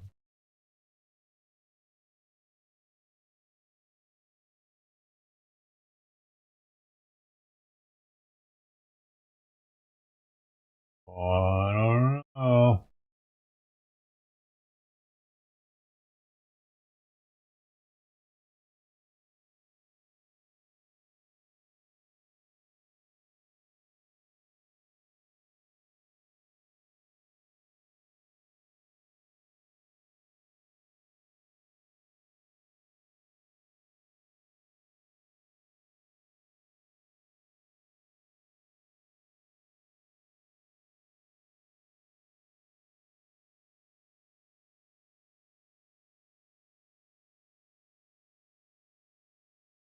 Oh, man. Weird. I didn't notice on my first order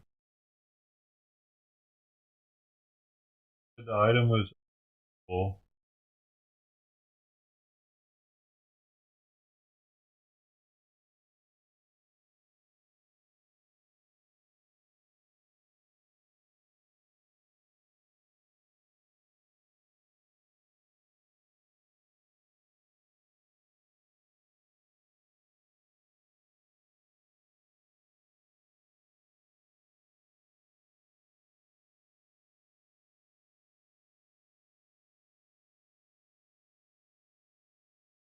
Oh no, man. I'm gonna know.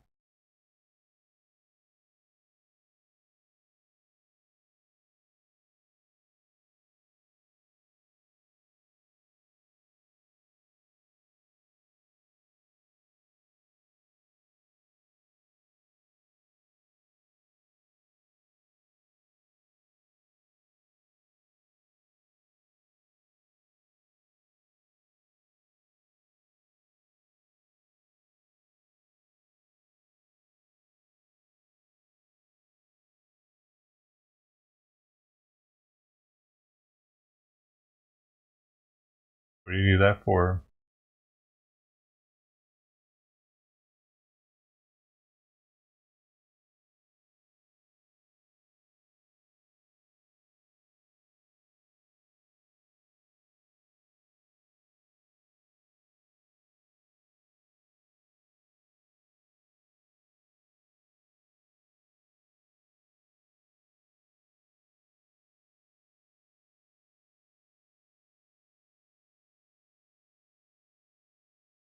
Shit. I don't even think they have it in stock because I see that why didn't they just cancel the order then? That's weird.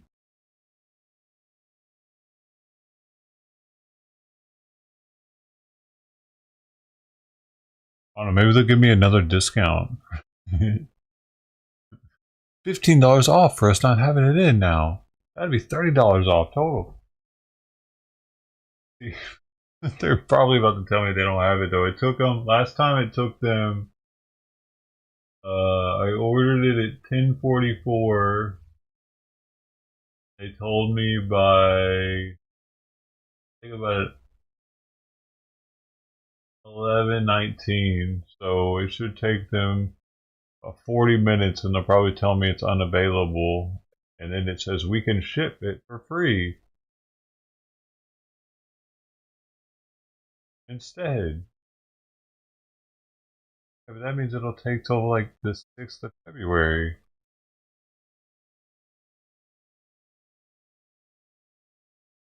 Damn, it really is unavailable from them.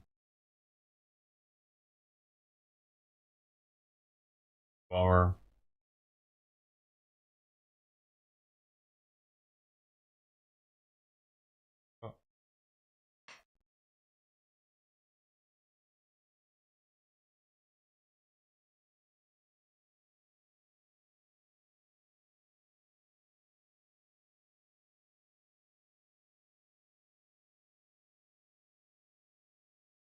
Yeah, they're probably not to give me another 15 off. A pain in the butt. So I'm not gonna get a battery today then probably.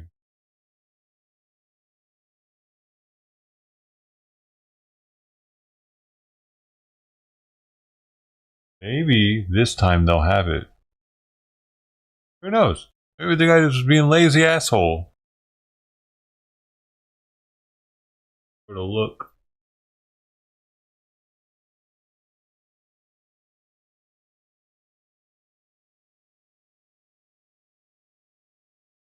Probably gonna be the same guy looking. He's like, God, this guy again? Doesn't he get it? We don't have it, buddy. We didn't have it then. We don't have it now. Stop making me look for it.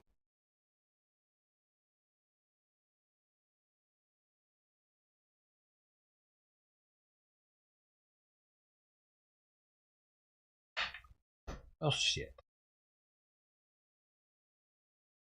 And that, dude, I might have just wasted my promo code too. I might have to get another one.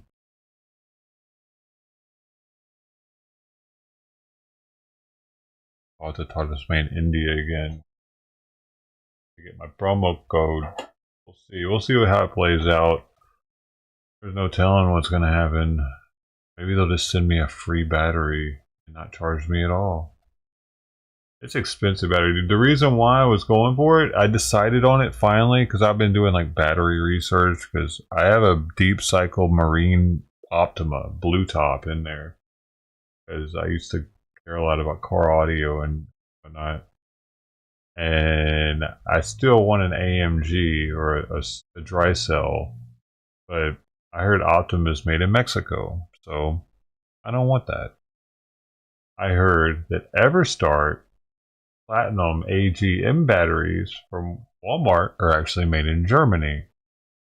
I'm much cooler with that. So I decided it, and they're cheaper. And then when I had it in my cart, the all said and done total for it was $222.22. And that's when I was completely sold.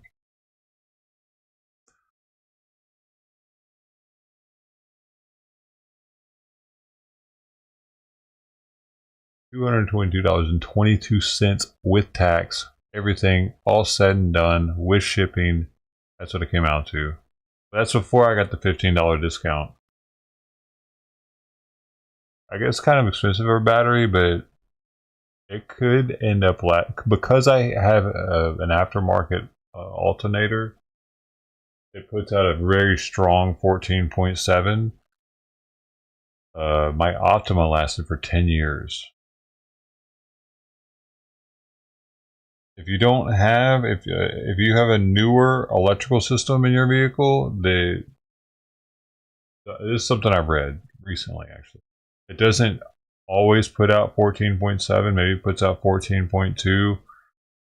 You can't ever fully charge your AGM battery with 14.2. Apparently, I was saying.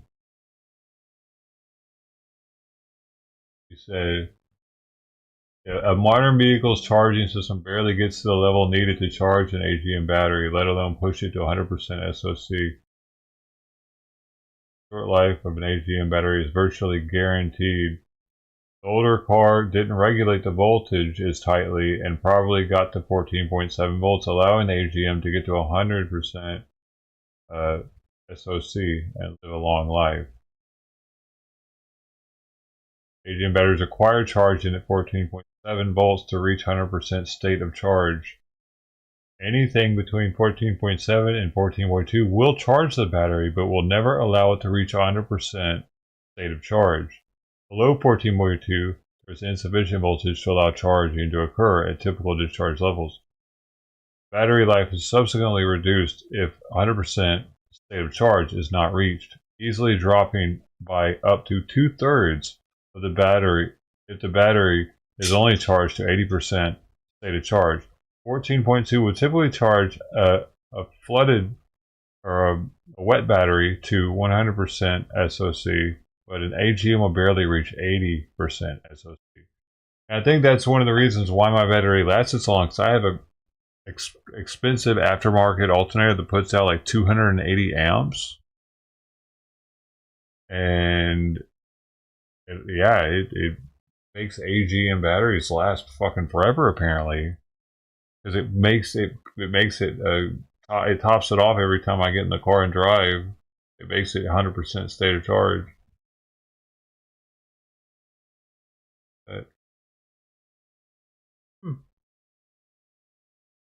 Because I was kind of blown away, dude. I started doing some research and I read like the fact that they lasted 10 years was kind of extraordinary.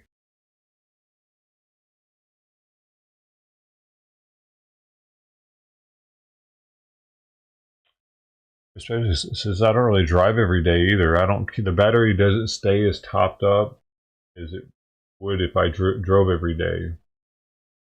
Right? But I guess at the same time, it doesn't discharge as many times.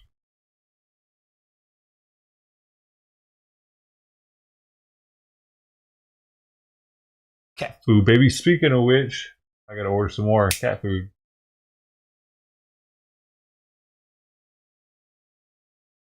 But the whole thing on this was that they were saying that Optima batteries had went down in because Optima, everybody knows the red top, the yellow top. They're high performance batteries, dry cell. They look different.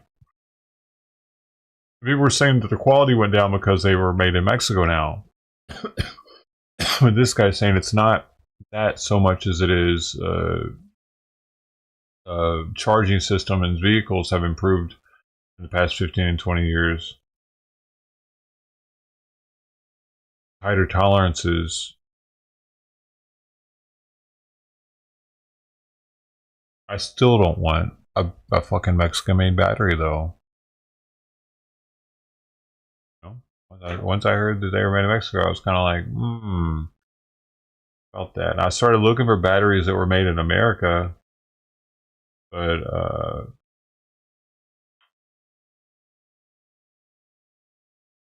they're more like niche batteries, more for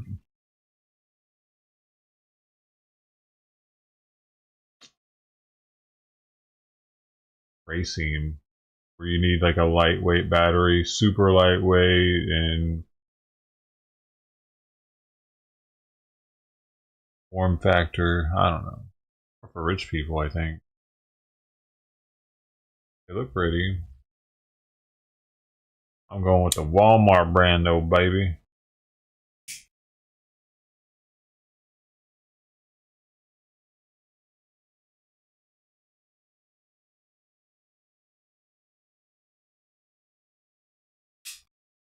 Oh, and I think there was a time when, like, the technology of it was copyrighted.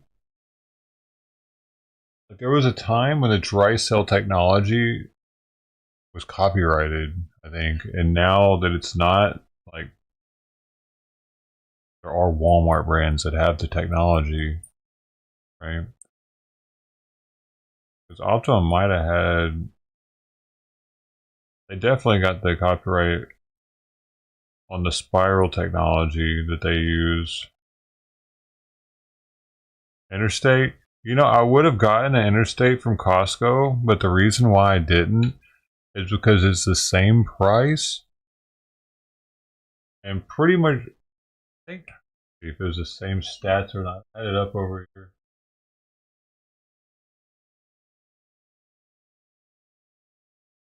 Here it is.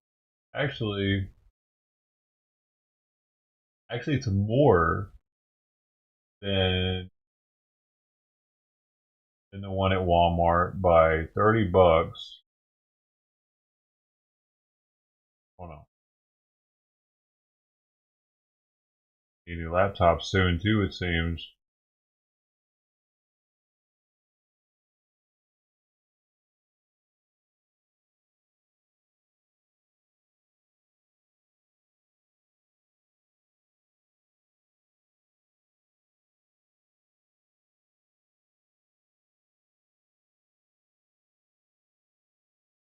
Can't you just eat and not bug me right after you eat?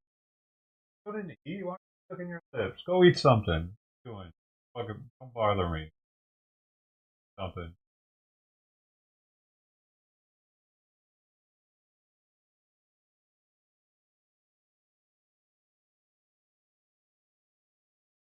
No.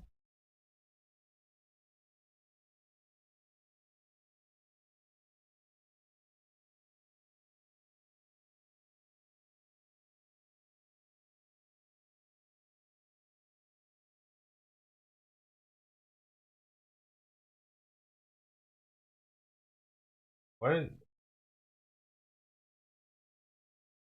I heard. Find. Man. Trying to just find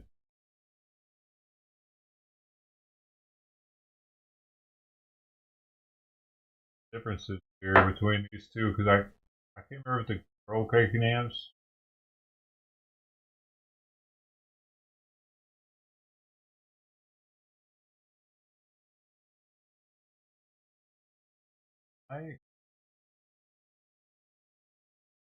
They're making this way too hard for me to try to buy a battery from them. What I didn't want one from Costco.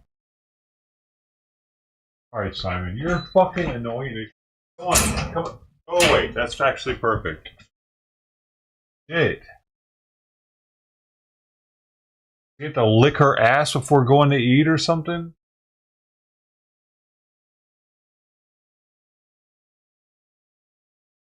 Well, he likes to have a little appetizer first.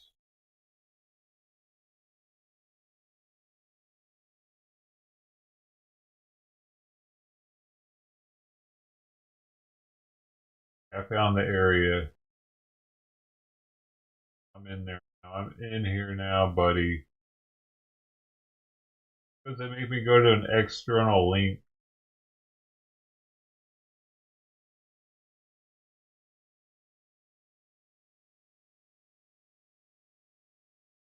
Boom. Let's go. Boom. I pressed all the buttons. Interstate battery. Okay, so it did come in.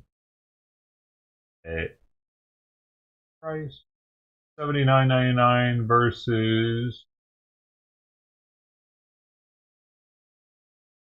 $179.84.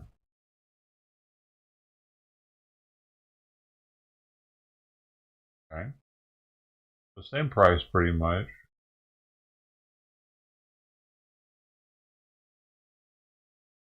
Got 6 PCA, 100 cranking amp.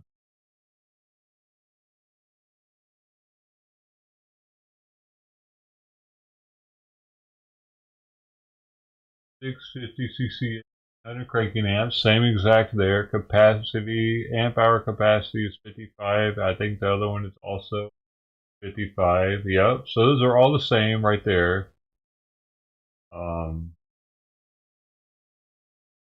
But here's the kicker. Here's the fucking crazy kicker, right? I pay for a Costco membership, supposedly for their awesome warranty, right? Their awesome return policy. This blows me away right here. You get, with Walmart, you get a 4-year full replacement warranty. If the battery dies within 4 years, you get a brand new one. Walmart. No Costco membership needed. Costco, a 36-month prorated warranty. It says limited warranty, but it actually means prorated. And it's only 3 years. So it's the same exact stats, pretty much the same exact battery. I pay for the membership at this other place, Costco, and I get a year less warranty that's prorated. Why the hell would I do that? Costco? Why would anybody buy a Costco battery instead of a Walmart battery? It's just people that are ignorant and don't do the research. That's what it is. But eventually, Costco, when more people do the research, they'll learn from their mistakes and do what Walmart does. Because off my research, the battery that I ended up getting from Walmart is a damn good battery. Everstart, Platinum, AGM. I mean, it's made in Germany.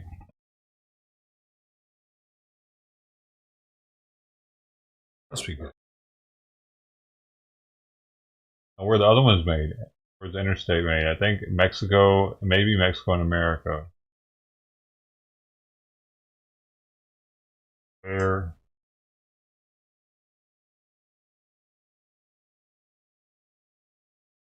MGs.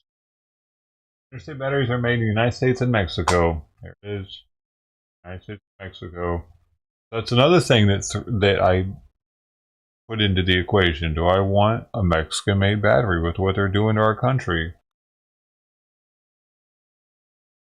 And I searched where is Everstart Platinum AMG made in Germany.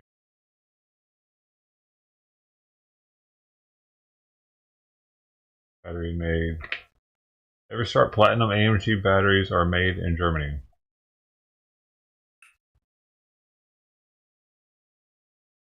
So that was my battery buying experience. Looked at different brands, where they were made, the technology involved. You should see me when I buy tires. Oh, that takes days. This took days. Finally, because I know it's going to last probably 10 years.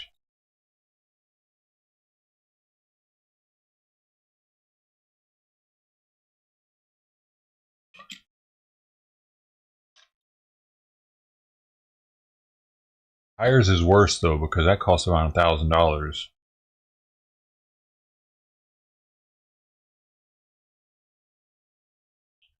My car.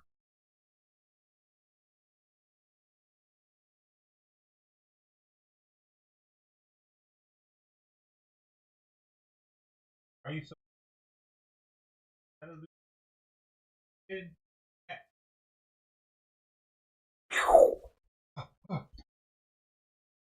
fat?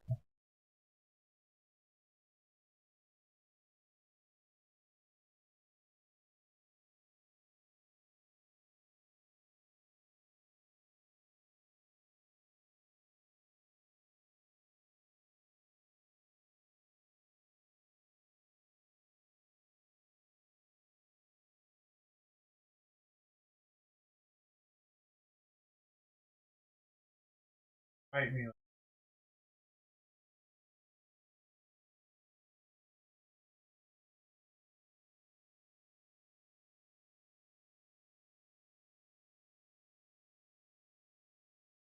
Here you go.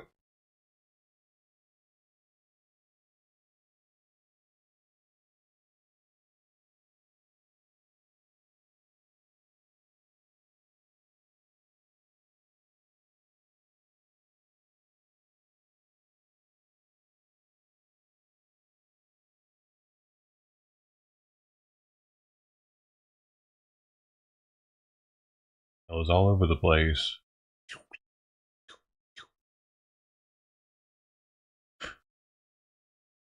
Very excited tail.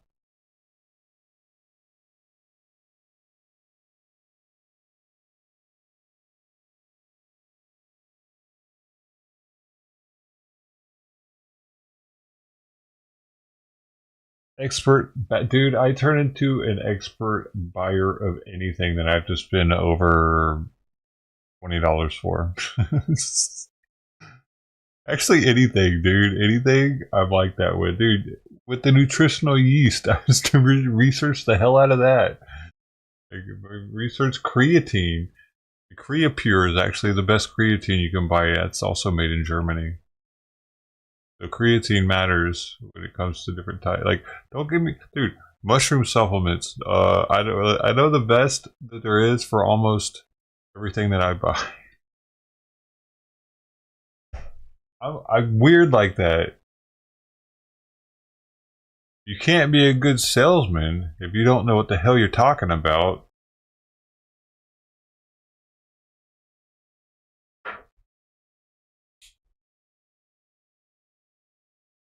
I might have to be a battery salesman.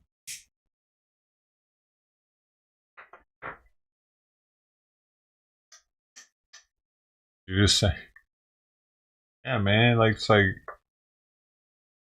for everything. For cat beds, for litter, for almost everything I buy, because we have this capability now. We gotta, like, dude, we're so lucky to have this ability to be able to weed out shitty companies that have products that aren't meeting our standards. The standards that they once set for themselves, they're now slacking on. And people will call them out on it through social media, through one-star reviews, like, hey man, I don't know if they changed the formula. Or sometimes they'll straight say, guys, they changed the formula on this thing. Look at the ingredients, look what they added. We didn't used to have that, man. We depended on the news to pick something up, and they weren't picking up all that little stuff for all the items that we purchase. Maybe if it was killing people or getting people sick or whatever, a recall or something, but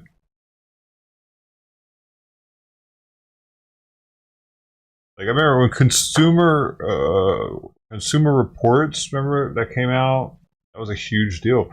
That was before we had the internet, really. Consumer Reports, you get this magazine and like read on different stuff. And then they had the Consumer Reports online site, which they still have. So it's like it was us.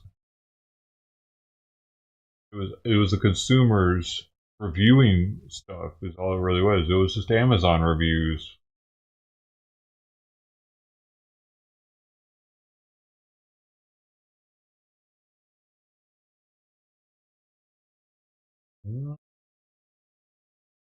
There's so much to research when it comes to that.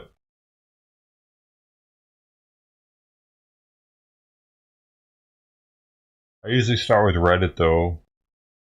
Like if I really want to know about something that I'm buying, oftentimes I'll ask a question about it and I'll put Reddit next to it.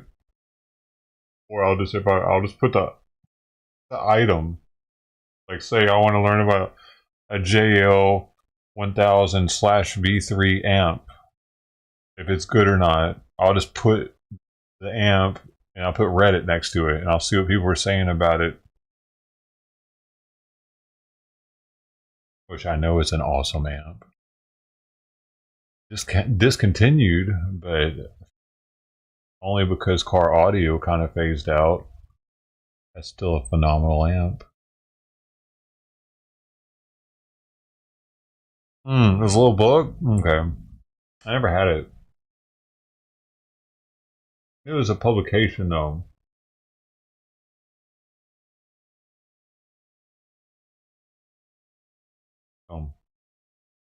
Like it was something people used to pay for that we get for free now.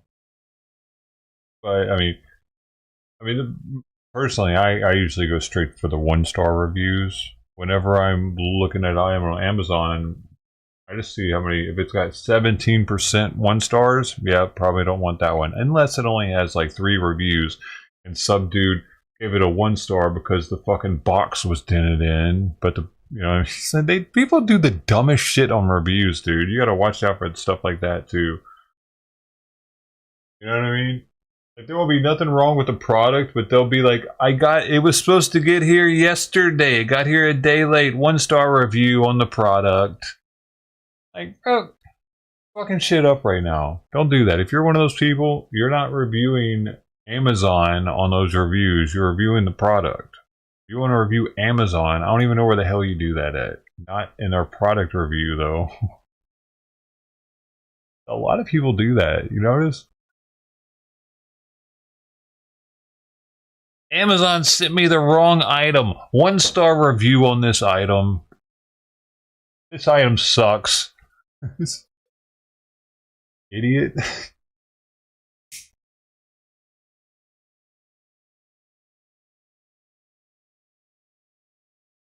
Or another one is on YouTube. Like, people won't like say it's immigration, and they're seeing immigrants flood the border, and there's like Anthony Aguero's out there live on the scene. They thumbs down the stream because they don't like the immigrants flooding our border. It's kind of like that. Like, bro, your thumbs down in the wrong thing here.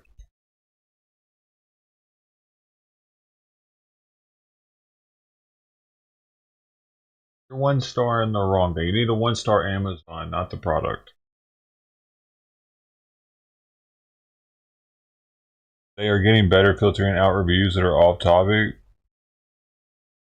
Who is? Amazon?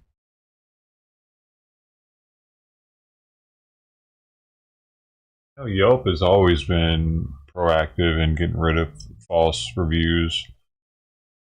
Oh, Amazon too? Yelp will, like, if all of a sudden someone's getting 1 star bombed, they'll fix it.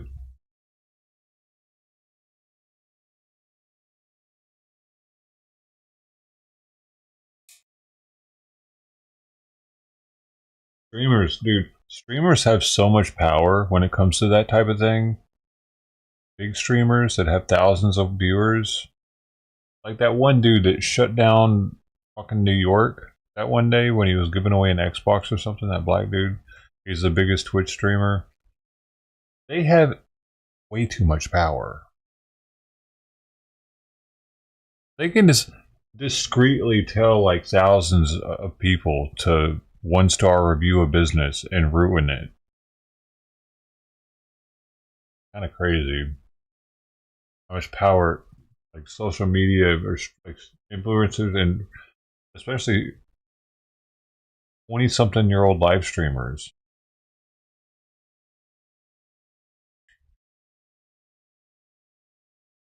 Dude, bro, please don't let us start having watch live streamers start getting older and then like running for senators and shit because they have a following already.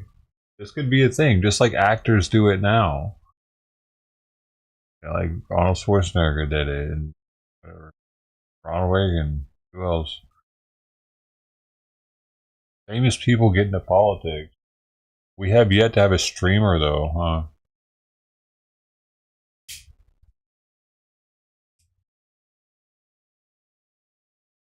Lucy Tube's gonna do it, probably.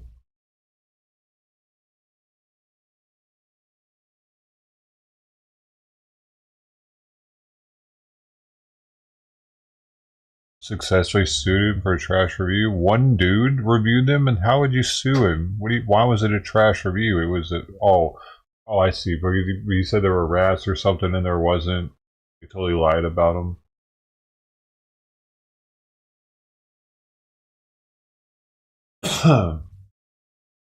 You have to prove it, though. They'd have to. That's why I said they would have to, if they were to discreetly tell 1,000 people, and they're like, these people have millions of followers. If they had a channel that's for their closest of the close that have like $50 memberships or some shit, and he's like, "Hey, this business been fucking with me, dog.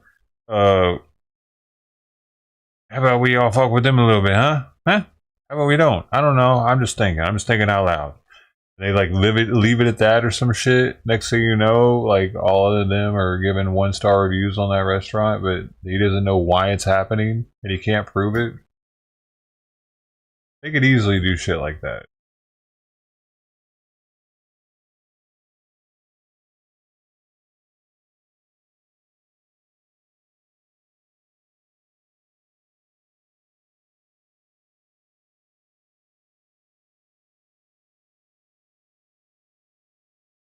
They would have to be done discreetly though, and preferably on a trickle instead of all at once, like over a month's time.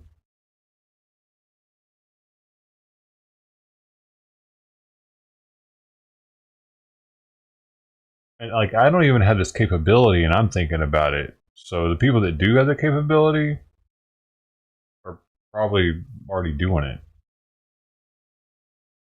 Somebody's done it. So. Yeah, the restaurant industry doesn't get any favors lately, do they?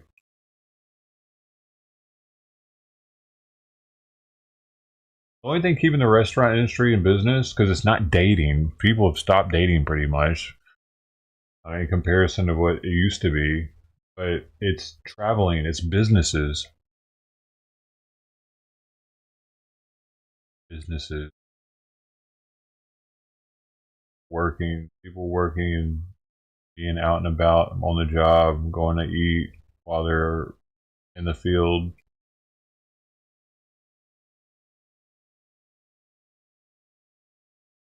Vacationing, I guess also. People on vacation.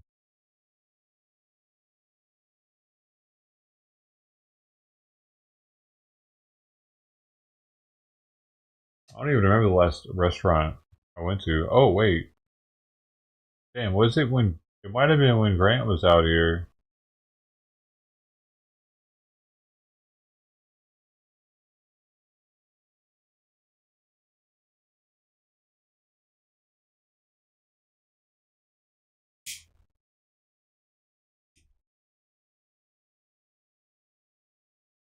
That was like 5 years ago.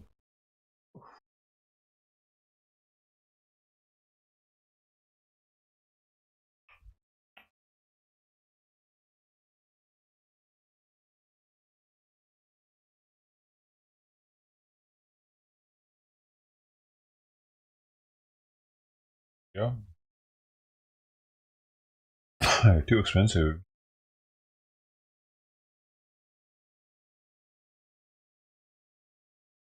Plus, it's like, if you're gonna drink, I'm gonna drink. I'm not really trying to do it at a restaurant. And if I'm having a nice meal, I mean, I wanted to have a beer with it or something. Maybe a couple. So risky drinking and driving.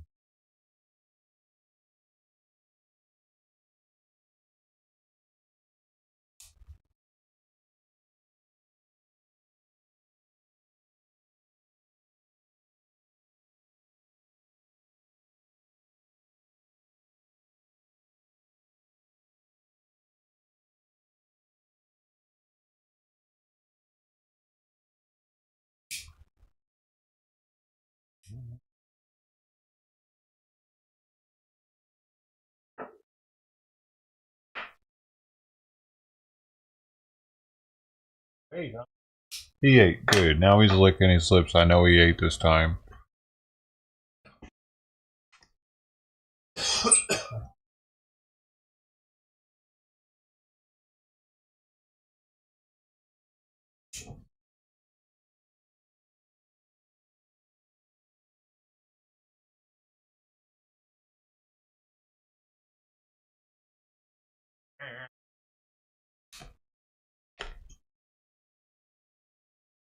Got this battery coming. No, it's not. That's right. It's not going to come. Shit. I forgot. They're going to say, sorry, we don't have that still. Oh, it says preparing. Maybe this time they'll have it. Dude, what if they do, though?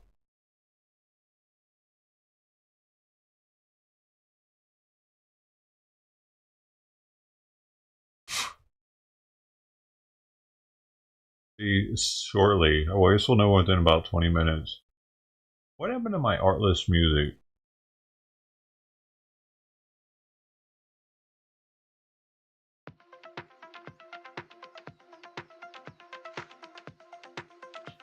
Yeah, Crosspack didn't come by today. Wonder why. Not even a step late. They might be dead. I always think stuff's dead when they don't show up. Cat's dead.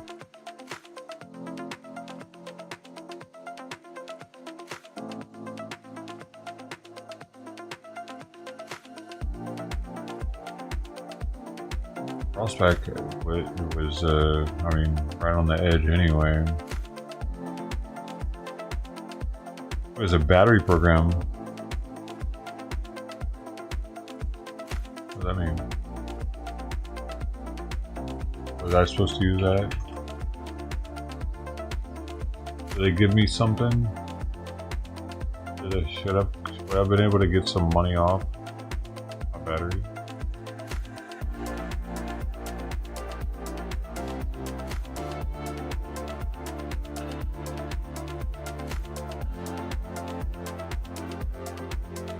I won an AGM. Looks like AAA be charging about, dog. I don't know. AAA might be ripping people off.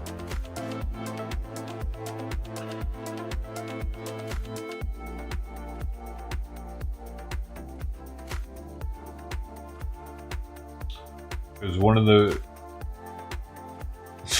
Reddit from 7 months ago, I just paid $250 for a AAA battery and I'm pissed.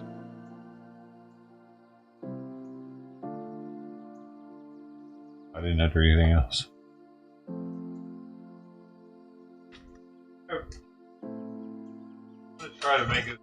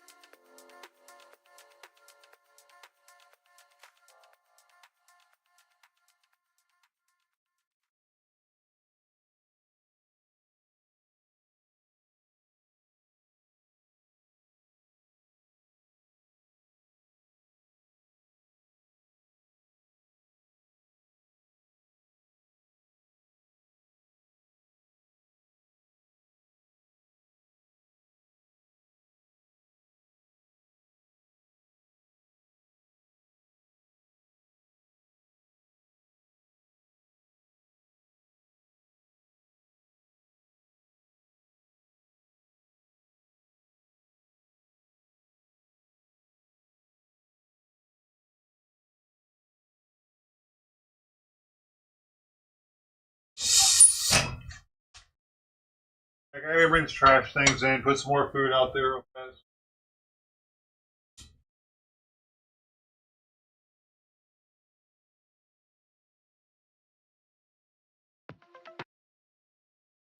Damn!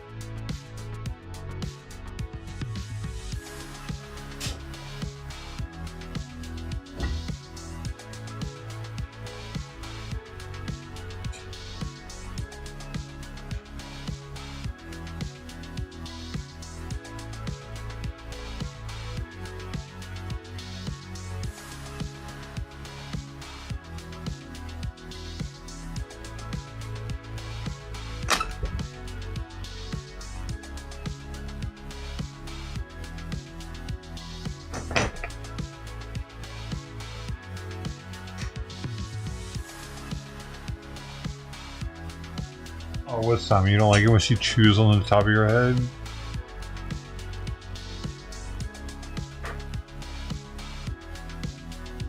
Oh, dude, somebody had taken my trash cans off of the road.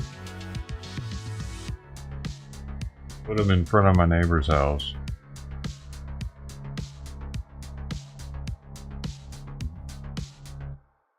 Why?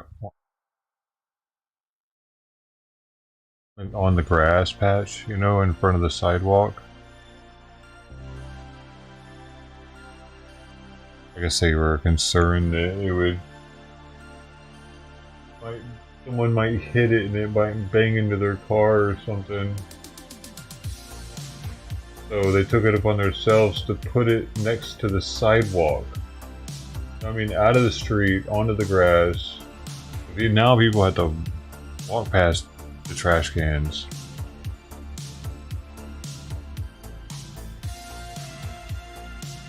It wasn't a huge deal, really, but I did notice that there was another monstrous pile of shit in front of my neighbor's place. Definitely not a cat. I didn't pick it up this time. Like, they need to start picking up the shit in front of their place, dude. I don't even have a dog and I'm out there picking up shit. I picked up 3-4 piles of shit yesterday. Day before yesterday. I don't know. Recently though,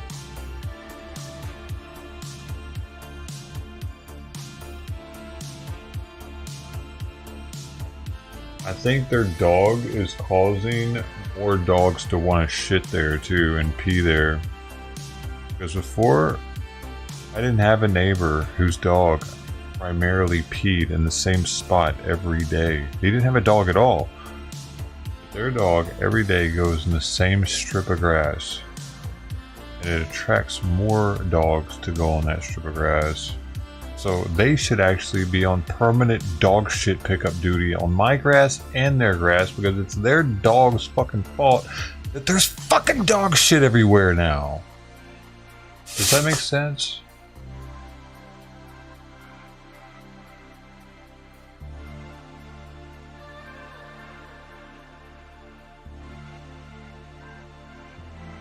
Is it not?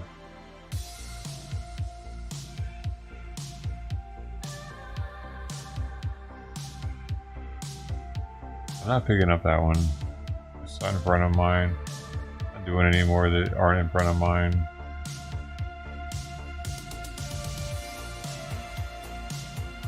No, I'm not. Never. I don't even know their names.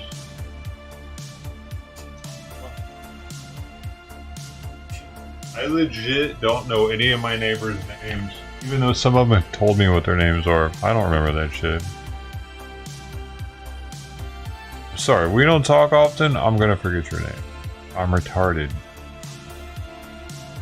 I've got excuses for that. Just a little bit retarded. Are you? Retarded for you, baby. Retarded for you, baby. You made me so stupid.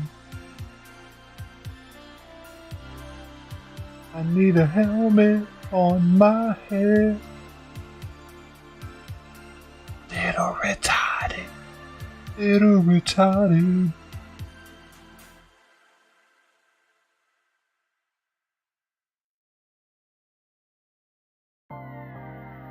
Hey, this is a classic. I can't play this though. The stream's ending.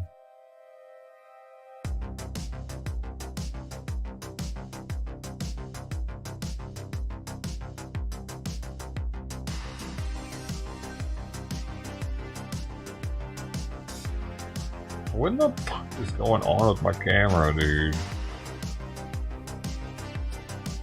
Why is Roland Martin,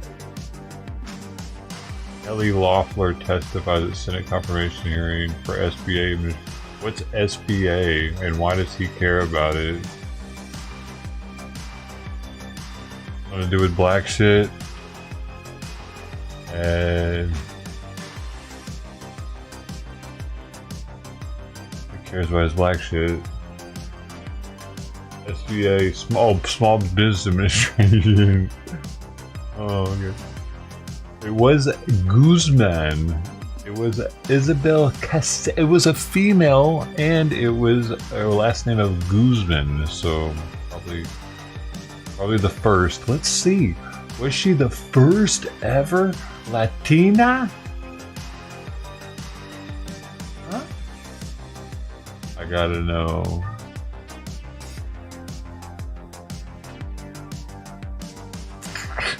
She's the 5th Latina woman to ever have served in the cabinet of the United States. They had to put that in there. They had to put that in there on the Wikipedia. I just had to check. Like, you don't even have to be the first anymore for them to make a note of it. She is the 5th Latino woman to ever have served in the cabinet of the United States. How long is that going to go on? She's the 15th. She's the 18th. She's the 27th Latina to ever serve in the cabinet. Oh, we need a whole cabinet of them. What are we thinking? Why do we even have white people anymore, man? What the fuck? Who gives a shit that white people are what made this country what it is today? Who gives a shit? Why do we have them here? Why do we need them here now? This is new America. Shitty America. Drive it into the ground, America. Don't you know, son? DEI the fuck out of everything. We need more trannies. We need more blacks. We need more Mexicans. We need more women. God, we just need it. Makes everything better.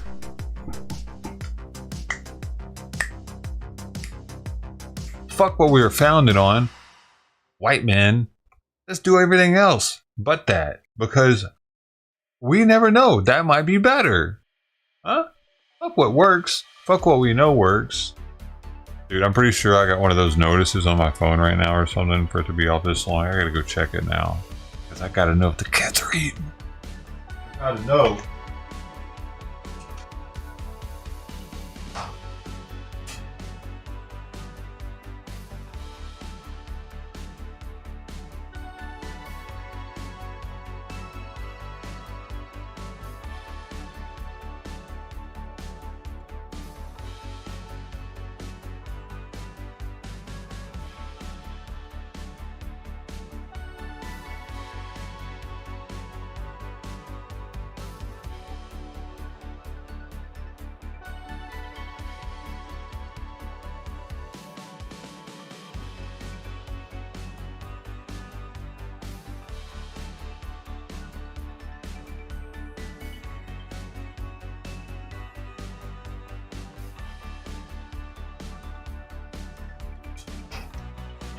Being right next to the gate. Exactly what was happening. It's one of them like service announcement things that triggered on the phone. Whenever I get one of those on that thing, it bumps it off for some reason, and now it's not coming back. Come back to me. Yeah, what the hell? I haven't gotten any on my Android.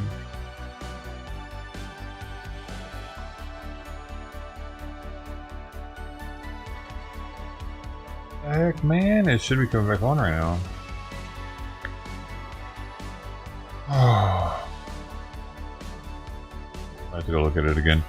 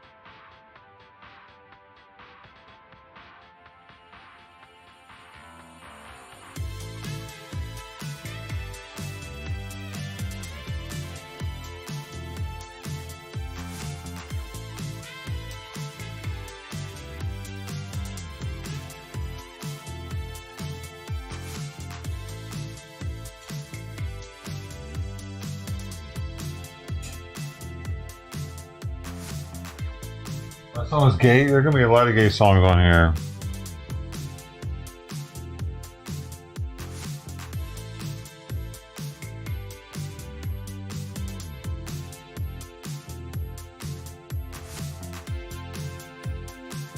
Look at this art list. I mean, I pay for it, but they're not mainstream songs. They're not big artists.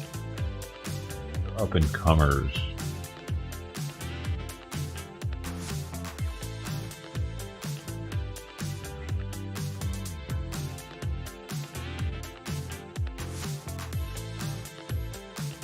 Why do we need one? Why do we need one? Responsible for managing and the day-to-day operations of the agency. Small Business Administration. So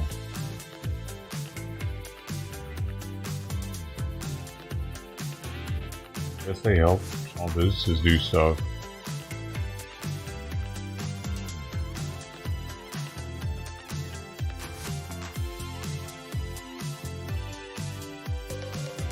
There we go. Oh wow. The whole list of stuff.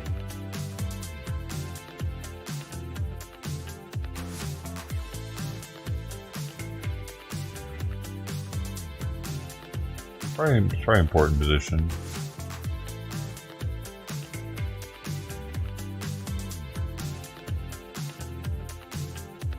Is my battery gonna be delivered today? I don't know.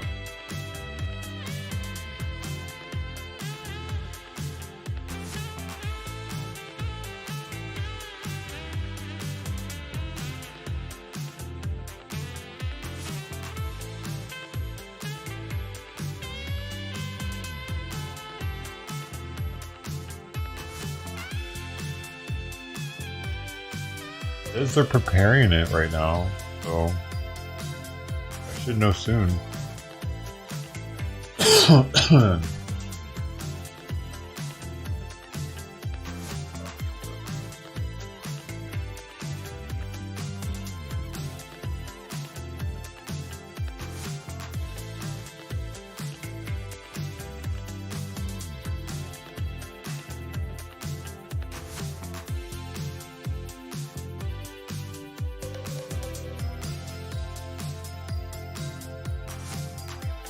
Bomb threat reported at Middle College High School, Los Angeles.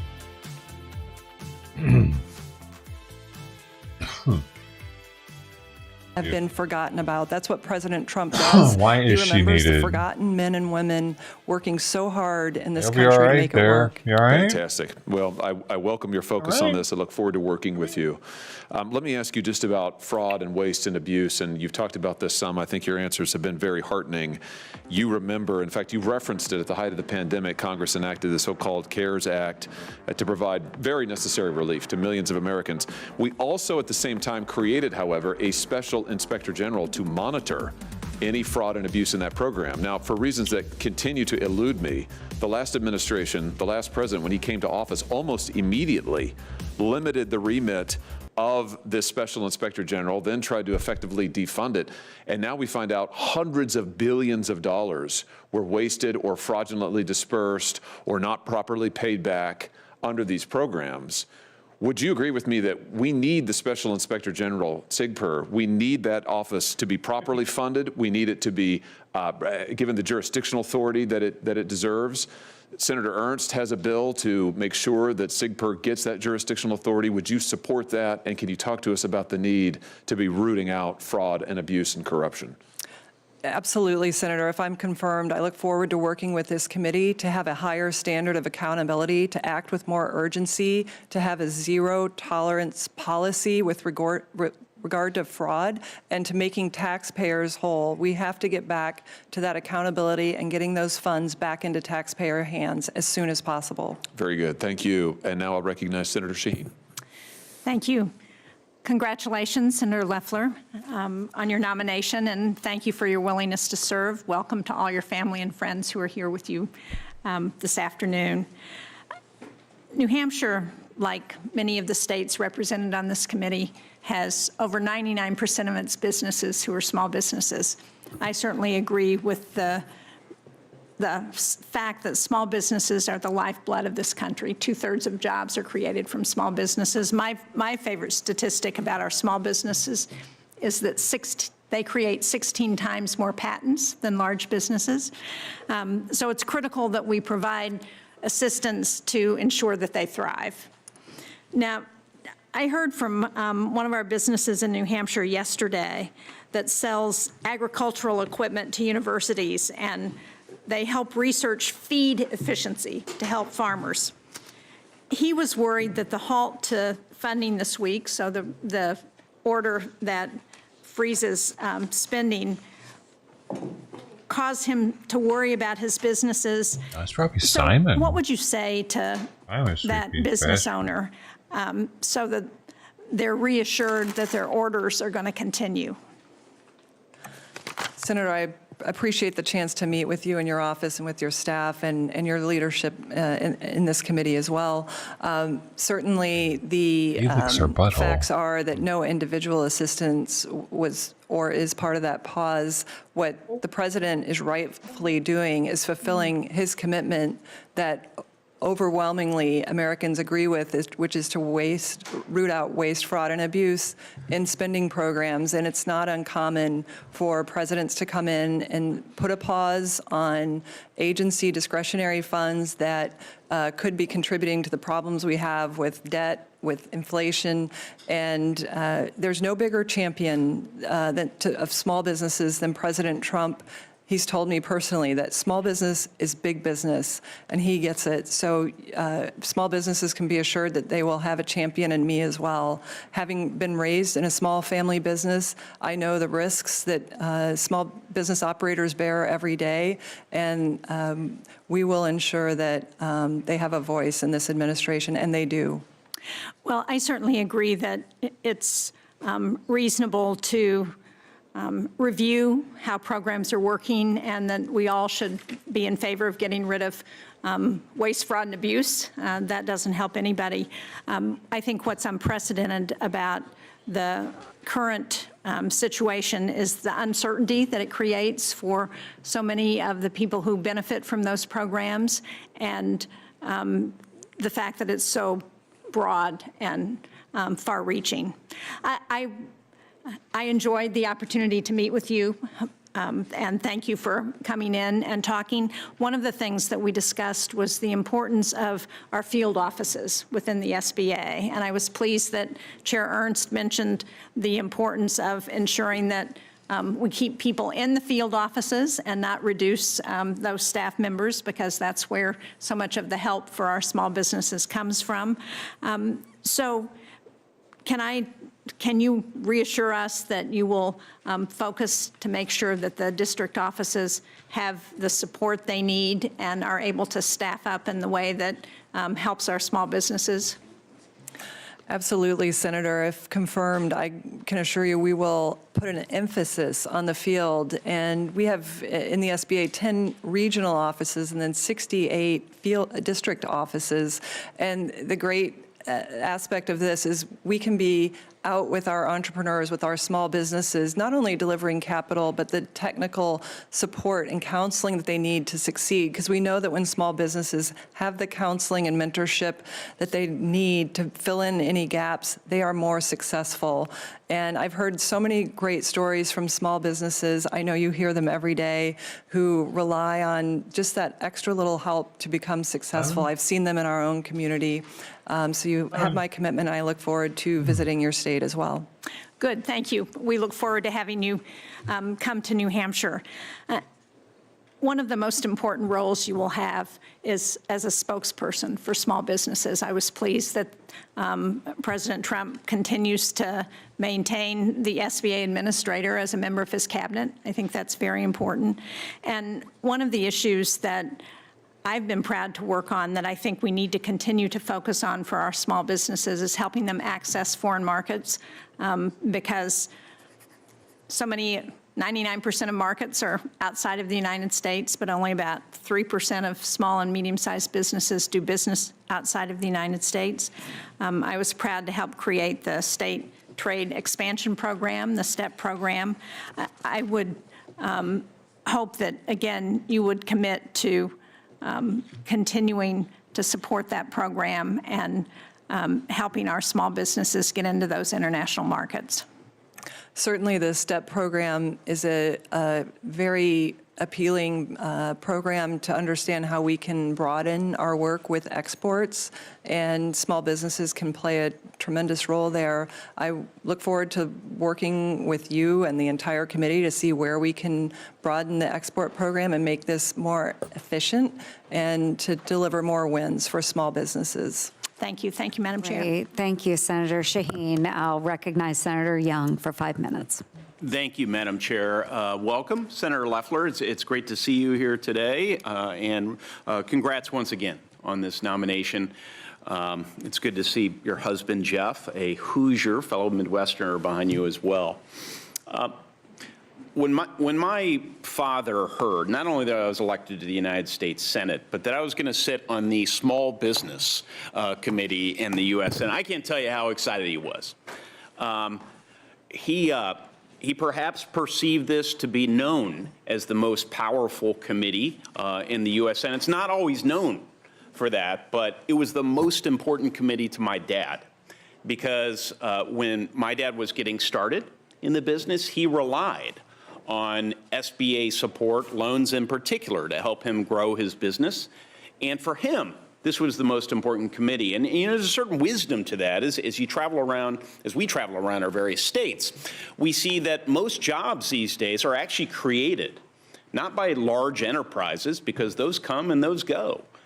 They're great for ribbon cutting sometimes, but it's usually the smaller enterprises. And to the extent we can optimize our policies so that more people will start these small businesses and they grow into larger businesses, that's kind of the key to economic development. So really important post you're going to be occupying here.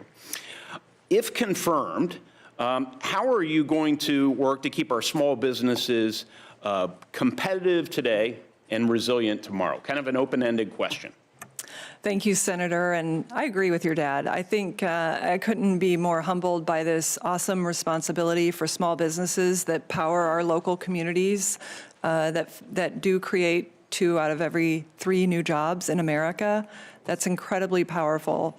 So, you know, I think there's a number of things we can do to make small business more competitive. First of all, respecting that small business is about free enterprise and it's not about the government. So we have to look at ourselves and say, what are we doing within this agency to make it harder for small businesses to access capital, to access perhaps government contracting or counseling? Are we there for them?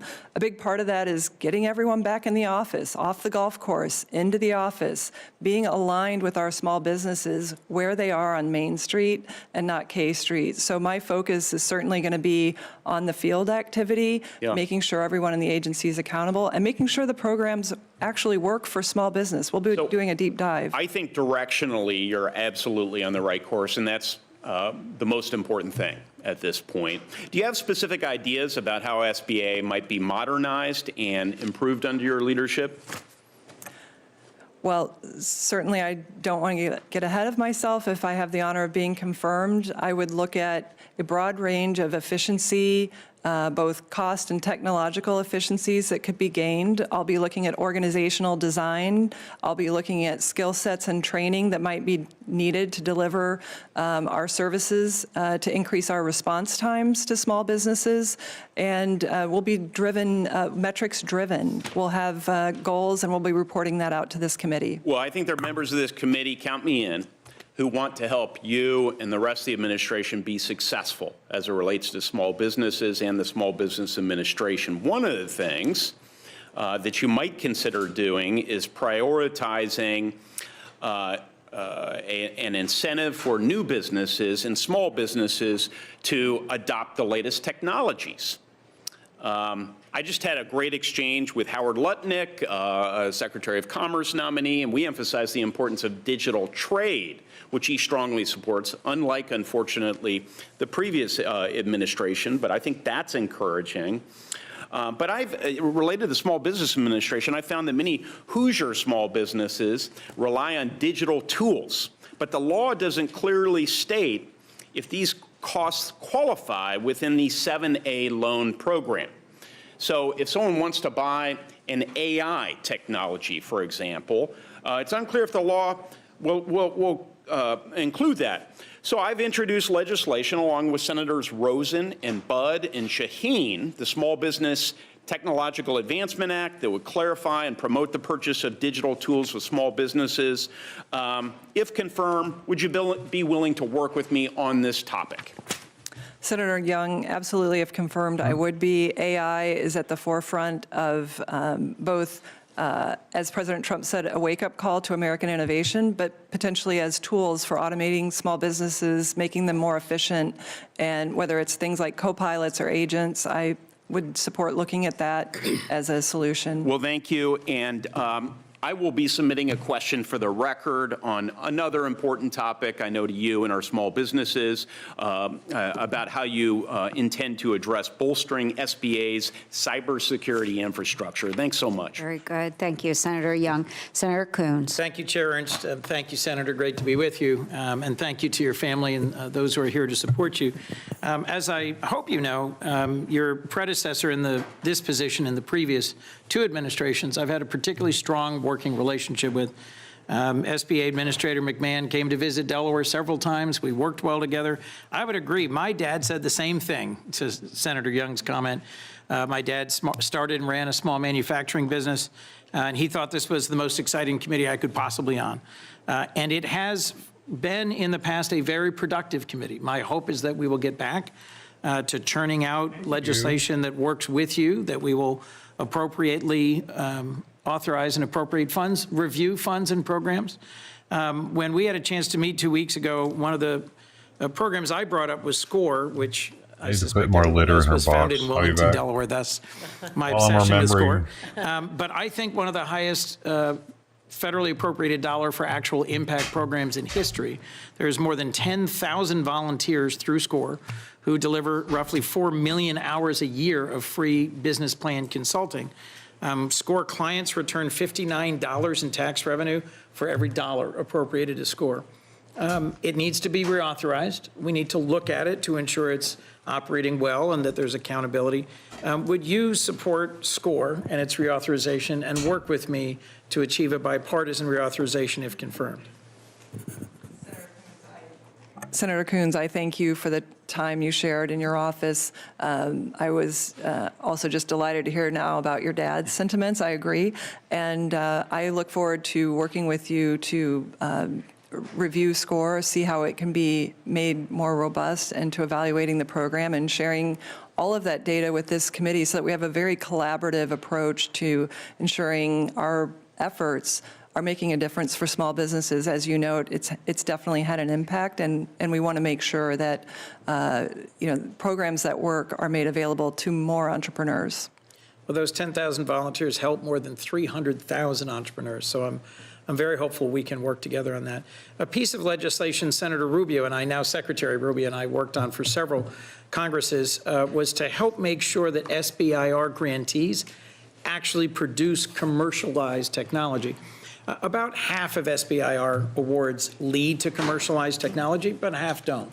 And this would specifically authorize some of the pre-market scale-up costs through SBIR. It's called the Ramp for Innovators Act. The SBA plays a critical role in coordinating SBIR activities across the whole government. I'd be interested in what your priorities would be for SBIR as a program, and whether you would help work with us on reauthorization and ensuring that it doesn't just fund endless research, but actually funds the leap to the marketplace. Absolutely, Senator. I think the small business innovation research grants are critical to solving some of the challenges America has in scaling our technological innovations quickly. The program gives more dry powder and runway to these important technological breakthroughs, whether in the area of bioscience, technology, AI, drones, mission-critical things to our national defense that would not be possible without the support of research institutions. So I look forward to collaborating with this entire committee on the reauthorization and reviewing the program for where it can be strengthened to produce more efficient results, and to highlighting some of the wins to ensure that these are wins that generate a powerful return on taxpayer investments. Another concern I've expressed in previous Congresses is the amount of federal contracting money that's going to small businesses. Small businesses continue to get a robust piece of the total federal pie. I think it's 28%, which exceeds the target, but it's for a smaller and smaller number of larger and larger small business firms. I'd also be interested in working with you to make sure that we actually are contracting federally as broadly as possible to as many small businesses as possible. I think, as literally every colleague has referenced, 98% of the businesses in my state, even in the state of Delaware, which has a whole lot of incorporation, are small businesses. Would you work with me to make sure that we achieve those goals in terms of small business contracting? Absolutely, Senator. If confirmed, I would like to work with you on that. I do agree that this program is vital for small businesses to have an awareness of and to have access to the program. If the programs become too complex that only a select few can find their way in, that voids the program's foundational beginnings. So I would look forward to working with the entire committee to ensure small businesses have an additional path to success. And I also wanted to acknowledge Administrator McMahon and her great work, and I hope that we can have the same constructive, collaborative, great relationship working for small businesses. Thank you. I look forward to it. Thank you, Senator. Thank you, Senator Coons. Senator Husted. Thank you, Chair Ernst and Ranking Member and my fellow colleagues. Great to join you on the Small Business Committee. And Senator Loeffler, congratulations on your nomination, and look forward to supporting you when your nomination comes to the Senate floor. I know you are entering this job at a difficult time in the sense that there have been a lot of questions about fraud that occurred and lost money that has occurred during the pandemic. And there will be an expectation of accountability, which there should be for every tax dollar we spend. But at the same time, we know that speed is, time is money in business, and small businesses, particularly during a time of natural disaster or when they're just really trying to be able to make ends meet to keep the business open, and they may need help from the SBA, so that time is also so very important. So just give me some insights into the committee and to how you expect to balance that, accountability and speed. Thank you, Senator, and thank you for making time to meet in your first week here in the Senate. I enjoyed our conversation and know that small businesses have a champion based on your work in Ohio for them. You ask a critically important question about accountability of these programs. Americans are expecting them to be there when they need them. When they're not, it creates yet another layer of uncertainty at a time of devastation, or at least uncertainty if you're forming a small business. So certainly what we need to do is have a review of these programs, what's working, what's not working, and make sure that it's data-driven, that we look holistically across the 7A program, the disaster relief program, and understanding what went wrong, what are the parameters of the program, where have we gone outside the parameters and why, and what work we might do with Congress to strengthen these programs so that they're accessible. Obviously, Chair Ernst has pointed out rising delinquencies in the 7A loan program, rising delayed payments, or, early defaults. And these are the types of things that red flags should be put up sooner. We need greater accountability in this agency. And certainly we can't find out 2 days later, when we had assurances that there was a disaster fund ready for hurricane victims, that it's actually dry. That's an abuse of taxpayer dollars and of the program, and we need to get to the bottom of it. So you have my assurance that, if confirmed, we will work closely to be a steward of taxpayer dollars, be accountable to this committee.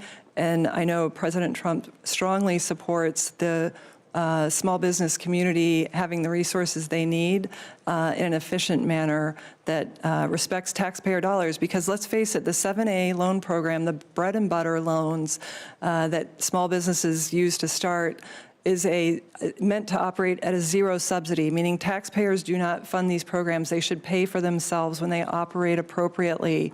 And they generally do that, but we're in a position right now, as this year starts, that may not happen, so we need to investigate that. Great.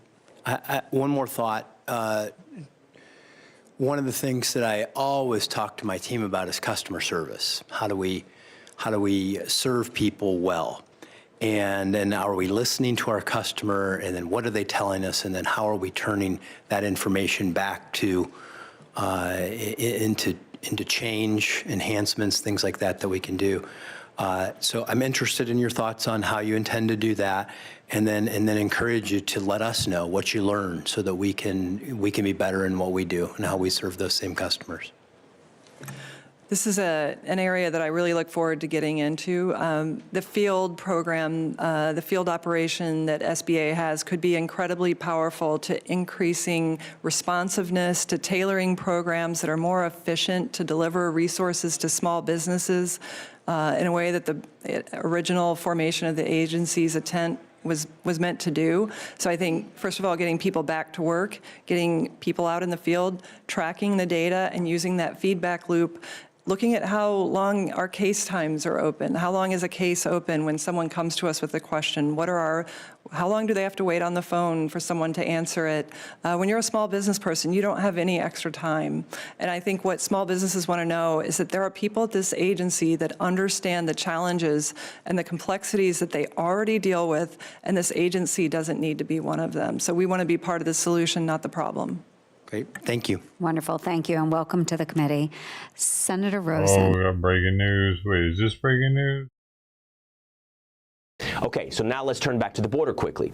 Now joining me is the Department of Homeland Security Secretary Kristi Noem, who has an exclusive announcement on more action her department is taking. Yes. Secretary, thanks for being with us here today. I understand you have something to share with us that we haven't heard yet about what you're going to be doing at DHS. Yes, well, thank you, Will, for inviting me to be with you. Today, we are announcing that we have stopped all grant funding that's being abused by NGOs to facilitate illegal immigration into this country. So it's amazing to me the hundreds of millions of dollars that have been spent by the federal government that has been sent to NGOs to facilitate this invasion of our country. So I've taken action to stop those funds, to reevaluate them, and to make sure that we're actually using the taxpayer dollars in a way that strengthens this country, that keeps us safe. So I think people are curious when we look at grants that are given out by federal agencies at how they're utilized, and that evaluation needs to be done. We're not spending another dime to help the destruction of this country. We're going to make sure that we follow through on what President Trump has promised, and that's to make sure that we're securing our border, departing those who are here illegally, and committing criminal actions, and that our taxpayer dollars aren't spent to help it. And Madam Secretary, I don't think people fully understand the role that NGOs play, many NGOs play, in facilitating illegal immigration. I just want to share these numbers with everybody on the screen. We spend over $380 million, did in 2024, for sheltering and service programs. We didn't know these numbers, though. Wow. Illegal immigrants. But the vast network of NGOs that help facilitate it through Panama, through Mexico, and make it a landing spot here in the United States is a massive contributor here to illegal immigration. So what you're telling us today is that now stops? At least the federal funding of that stops? Yes, through the Department of Homeland Security, we have stopped spending those dollars to fund those NGOs. And, well, what's been so revealing is that many of these NGOs actually have infrastructure and operations set up in Mexico on that side of the border that are telling those illegal immigrants to come to them, and they will get them across the border. So they're not just operating in the United States, they're operating outside of the United States. Dude, so many Americans don't know about this, which is why I've said it before. It's why I had that Joe's video as my intro to a lot of streams, because just to try to get the word out on that was happening, that they were funding NGOs in South America, Central America, in Mexico. Along the way, yeah, finally it's getting but this won't make it national news just because it's on Fox News. Like, they'll still try to keep the hush hush on it, you know. To help make it easier for those who want to break our laws. And Will, I was one of those Americans that years ago, when somebody said NGO to me, I thought, oh, that's amazing. That's a nonprofit that's out there telling somebody about Jesus, or spreading faith and salvation, or doing good work and charitable work, helping people that are less fortunate. And then I realized over the years it's been perverted into this shadow government. An NGO is sometimes an operation that does things that the government cannot do, can't legally do. So they create an entity to use government dollars, taxpayer dollars, to do something that the federal government isn't allowed to do, to do a shadow government operation that really has been used recently to undermine our country's national security. Yeah, and they often have, and they are religious organizations, and they have very nice names, and they do great work in a lot of situations. But this is another thing that they are doing, is facilitating illegal immigration. Madam Secretary, your department as well, we're going to be getting into this now, but you're tasked with this. This was for DOD and DHS, according to President Trump, to begin preparing Guantanamo Bay to house some 30,000 criminal illegal immigrants. What can you tell us about this program and your role at DHS?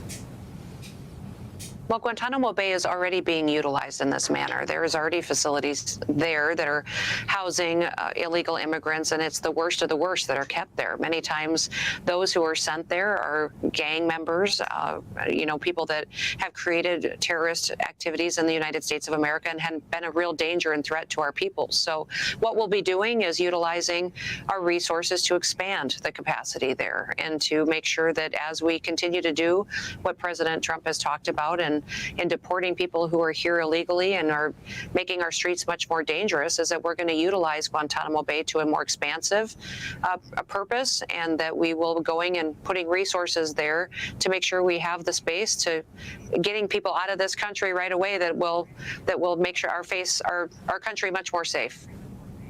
All right. Secretary of DHS, Kristi Noem, thank you so much for unveiling that new information about NGOs and Guantanamo Bay right here with us on the Will Cain Show. Thank you. Thank you, Will. We'll talk soon. Okay. Hey, Sean Hannity here. Hey, click. Yep.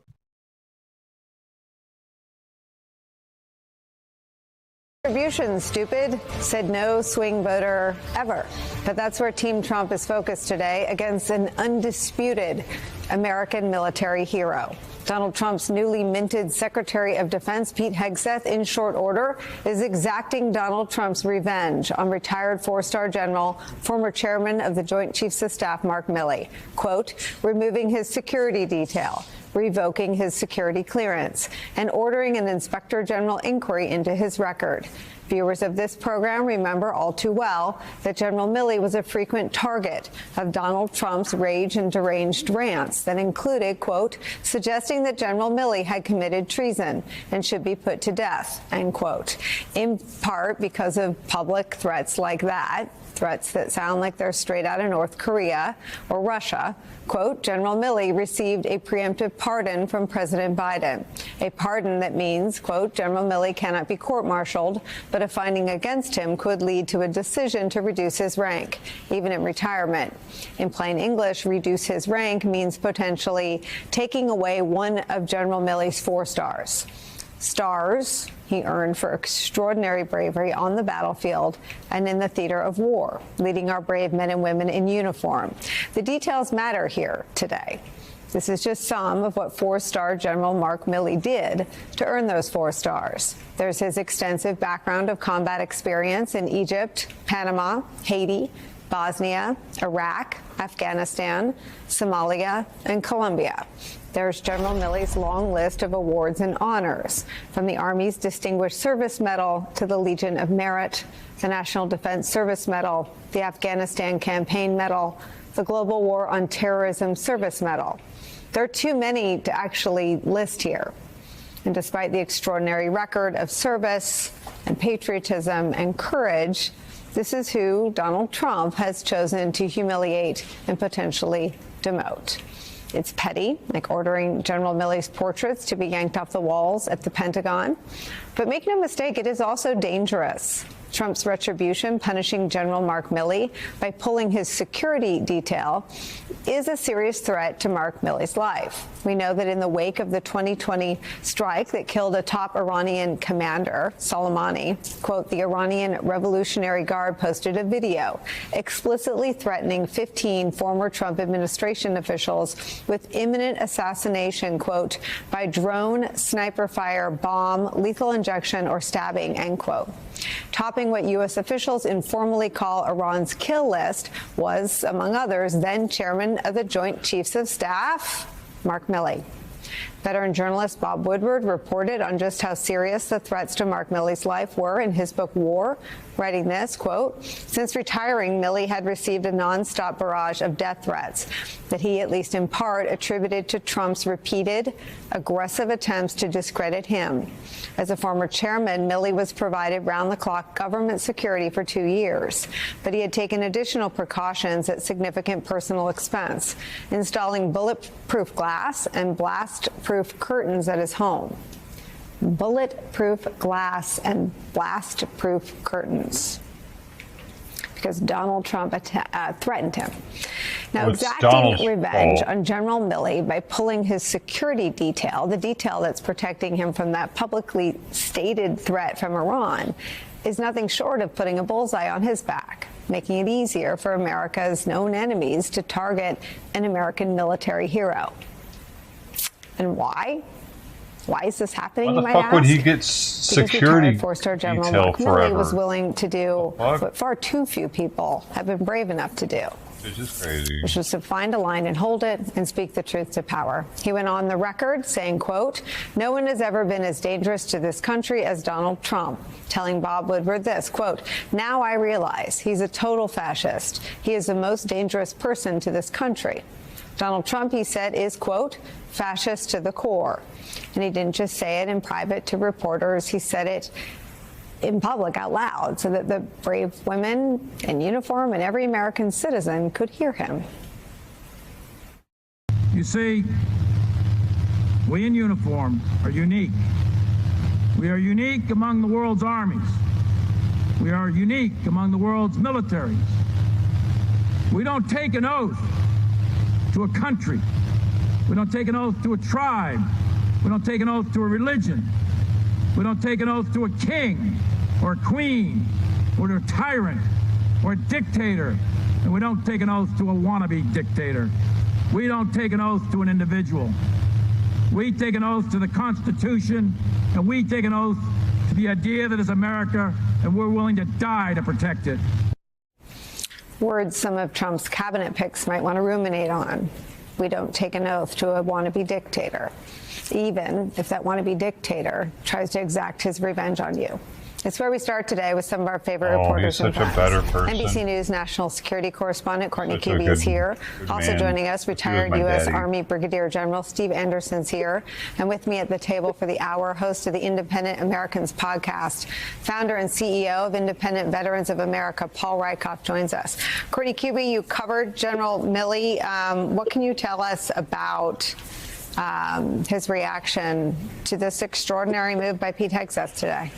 Yeah, I've been covering General Milley for a long time, actually, since he was a commander in Afghanistan years ago. So I will say he is not commenting on any of this. Why are women covering a military story? Is where the threat really is against Mark Two Milley. women yes, covering a military Iran, as story. you mentioned, Nicole, absolutely there is a concern that Iran could MSNBC, be you're so continuing progressive. to target U.S. officials who were involved in the assassination of Qasem Soleimani, but also who were involved in things even after that. So other efforts for the U.S. to go after Iran and Iranian proxy groups. And remember, one thing you have to remember about Iran is they do not always respond. Hearing women right talk away. about war is Sometimes weird. their responses and their retaliation, it comes months, if not years later. So that is a threat. But really what the bigger threat to Mark Milley has been in recent years is from people who are very loyal to Donald Trump because of the sorts of comments and statements that he has made that you just outlined there.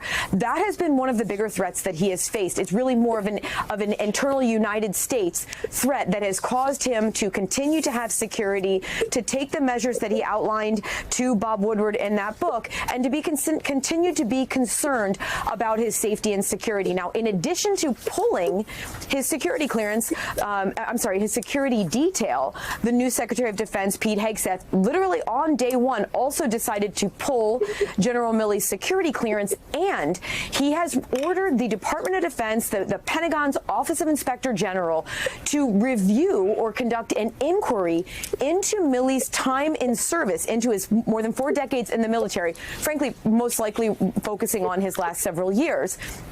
to determine and make a recommendation about whether there should be a grade determination board that could ultimately decide to lower General Milley's rank. He retired as a 4-star general. He has all the benefits and the pay that go along with that retirement. But if, in fact, a grade determination board goes through and finds he did not serve honorably during his time as a 4-star general, they could knock him down in grade to the rank where they find him to have last served honorably. Nicole, I got to say, I do not expect this to be a quick process. The OIG, they are busy. The Inspector General's office, they have a lot of projects. And I have to point out that the Inspector General here, Robert Storch, was one of the ones who was fired quietly last Friday night. So now they are working with an acting Inspector General on top of everything else.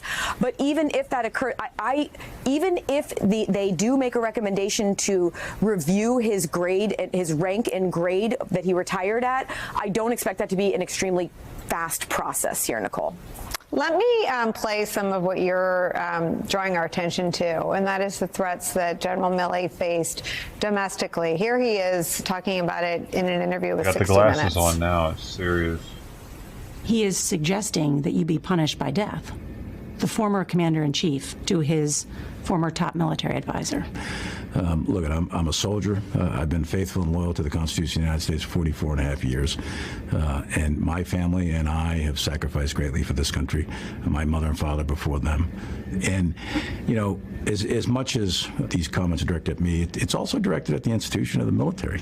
And there's 2.1 million of us in uniform. And the American people can take it to the bank that all of us, every single one of us, from private to general, we're loyal to that Constitution. It will never turn our back on it, no matter what the threats, no matter what the humiliation, no matter what. If we're willing to die for that document, if we're willing to deploy to combat, if we're willing to lose an arm, a leg, an eye, to protect and support and defend that document and protect the American people, then we're willing to live for it too.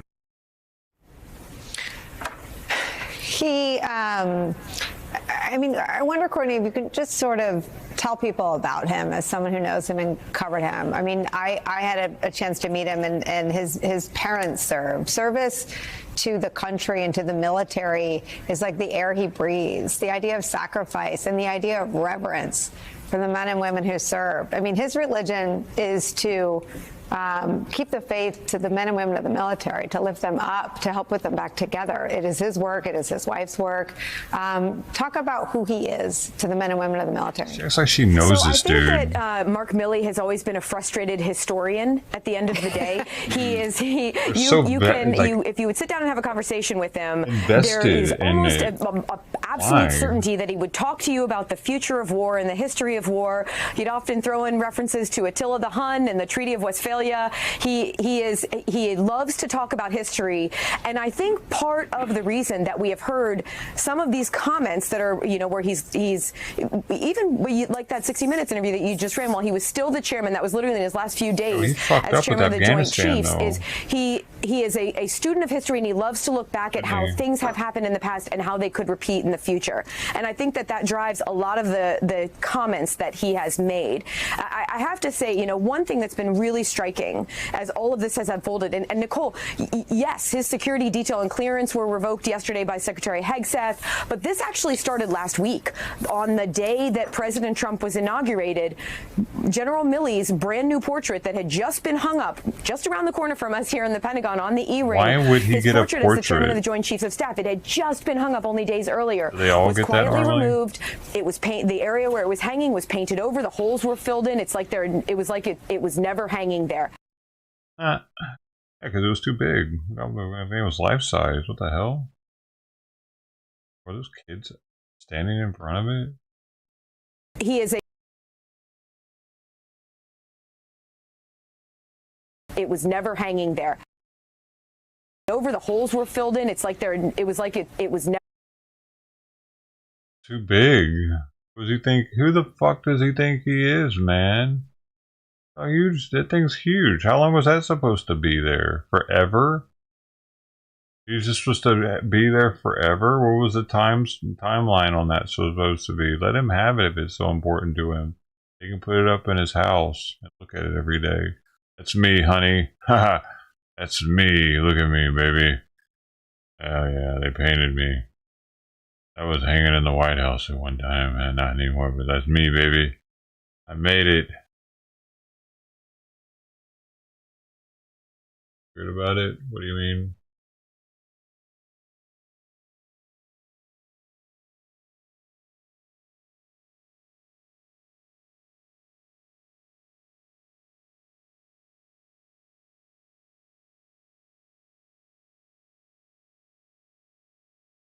Oh, everything MSNBC does is a jab at Trump.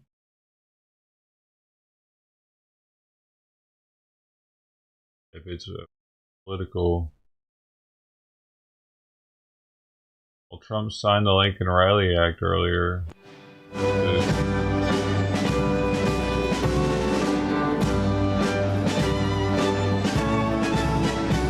Wow, he really did this up, didn't he?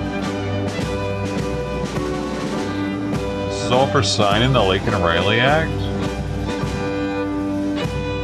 Really?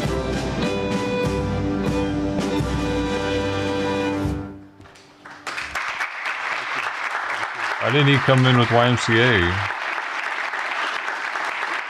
Thank you very much. Please, thank you very much. Before we begin, I want to provide a brief report on the unprecedented success our country has been witnessing in recent weeks. Since even before the election, we've been making extraordinary progress. The American people gave us a clear mandate to save our country, and we won all 7 swing states by large margins, historic. Very importantly, we won the popular vote by millions and millions of votes. Also, all 50 states, as you know, shifted toward the Republican Party, and that's never happened before. All 50, every single one of them. In our first week in office, we set records, taking over 350 executive actions. That's not been done before. And it has reportedly been the single most effective opening week of any presidency in history. And we want to keep it that way. We want to keep it going. The American hero. We want to keep it going. We've broken from decades of failed Washington policies and restored common sense and sanity to our government. We've unleashed American energy, and we've already achieved record low illegal immigration. As you see, there's nobody trying to get in. And that's what we've been waiting for a long time, and gotten woke ideologies out of our government and out of our military. The water has now begun flowing in California as we continue to increase the flow in coming days. Nobody's seen anything like that, and I've also taken strong action to regain control of the Washington bureaucracy. Just for clarification purposes, because it was incorrectly reported yesterday, we have informed the federal workforce, which they've looked to do for many years, that if they're working for the federal government, they must show up to the office on time and on schedule. We don't want them.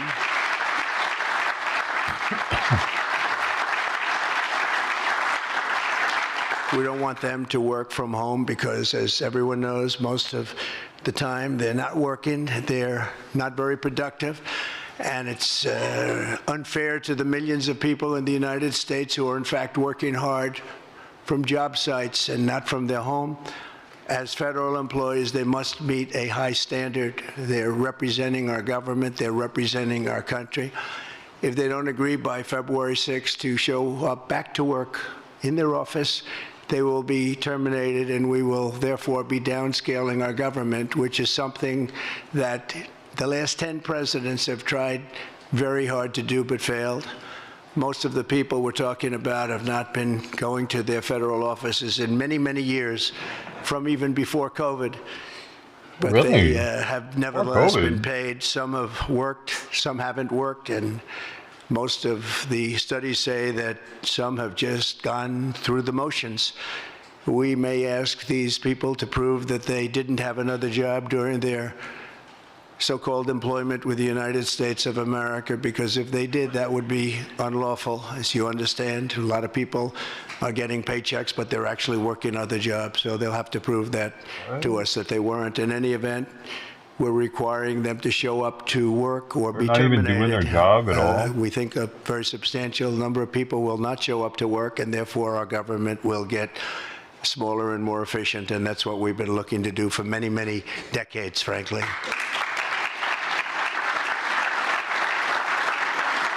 Thank you.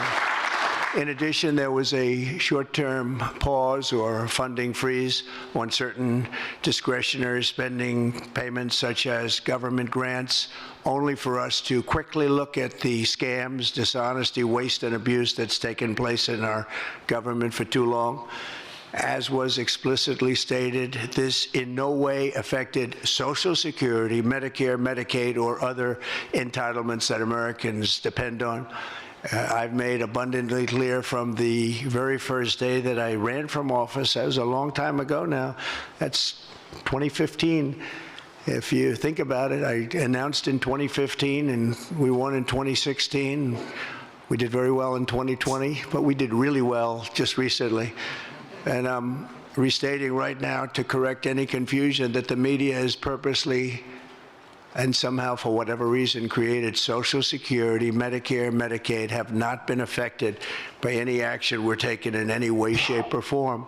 We are merely looking at parts of the big bureaucracy where there has been tremendous waste and fraud and abuse.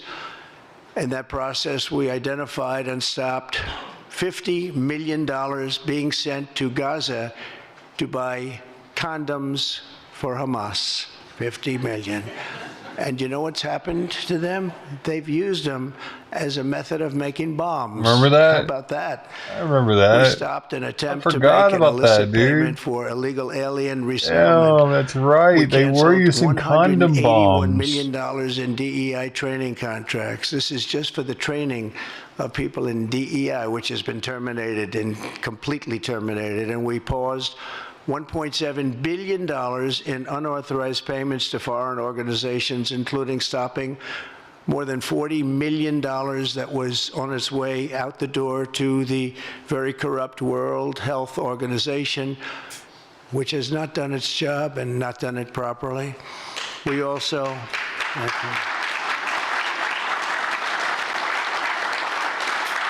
We also blocked $45 million for diversity scholarships in Burma. 45, that's a lot of money for diversity scholarships in Burma. You can imagine where that money went. These were the types of payments, and many others. I could stand here all day and tell you things that we found, and we have to find them quickly because we want the money to flow to proper places. But these were the payments and types of payments affected by the temporary freeze, and the American people strongly support these efforts. I talked about it during the campaign, and they voted for us in record numbers. Every single day, we're now putting America first and fighting to get the most out of every single tax dollar for our great citizens. We've gathered this afternoon to take another historic action, however. In a few moments, the Laken-Riley Act will become the very first bill that I proudly sign into law as the 47th President of the United States.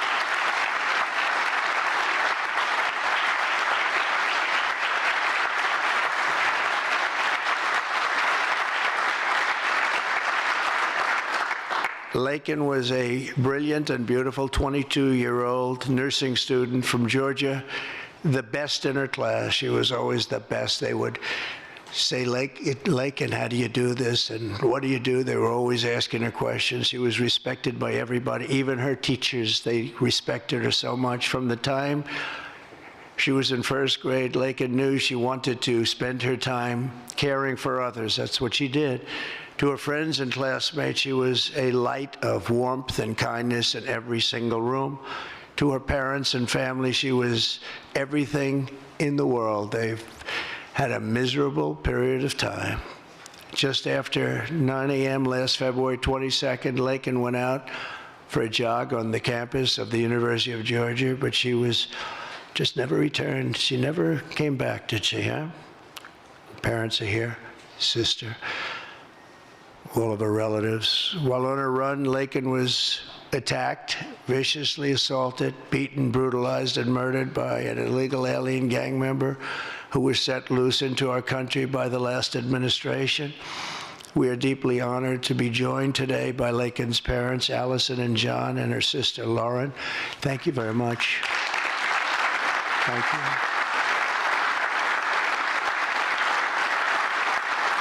So sad. We were together right after that happened, and it's a tremendous tribute to your daughter, what's taking place today. That's all I can say, but it's so sad we have to be doing it at all. Thank you very much for being here. To Laken's family, we will keep Laken's memory alive in our hearts forever, everyone's hearts. With today's action, her name will also live forever in the laws of our country, and this is a very important law. This is something that has brought Democrats and Republicans together. That's not easy to do. Laken did it. Laken did it. America will never, ever forget Laken Hope Riley. The vicious criminal who murdered Precious Laken was an illegal alien member of the barbaric Venezuelan prison gang known as Tren de Aragua. He trespassed across our southern border in 2022 and was apprehended by Border Patrol, but under the cruel policies of the last administration, instead of being deported, as he should have been, he was released into the United States, as were millions of other people, many of them very dangerous people. And you see what we're doing, we're getting them the hell out of here.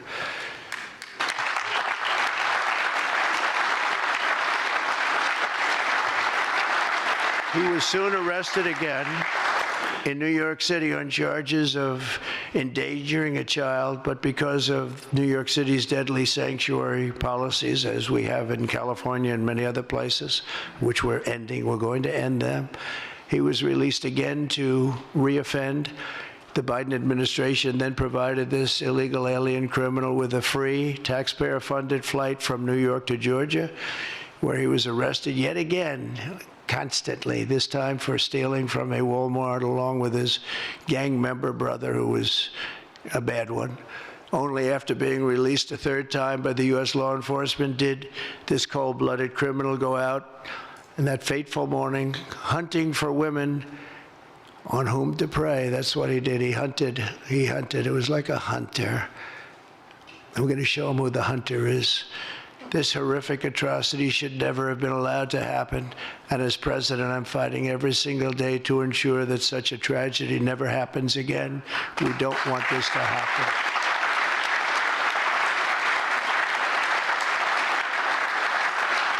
And under the law, thank you. Under the law I'm signing today, the Department of Homeland Security will be required to detain all illegal aliens who have been arrested for theft, burglary, larceny, shoplifting, assaulting a police officer, murder, or any crime that results in death or serious injury. In addition, for the first time ever, this act gives state governments the ability to sue the federal government for immediate injunctive relief if any future administration ever again refuses to enforce the immigration laws of the United States, like happened for 4 long years.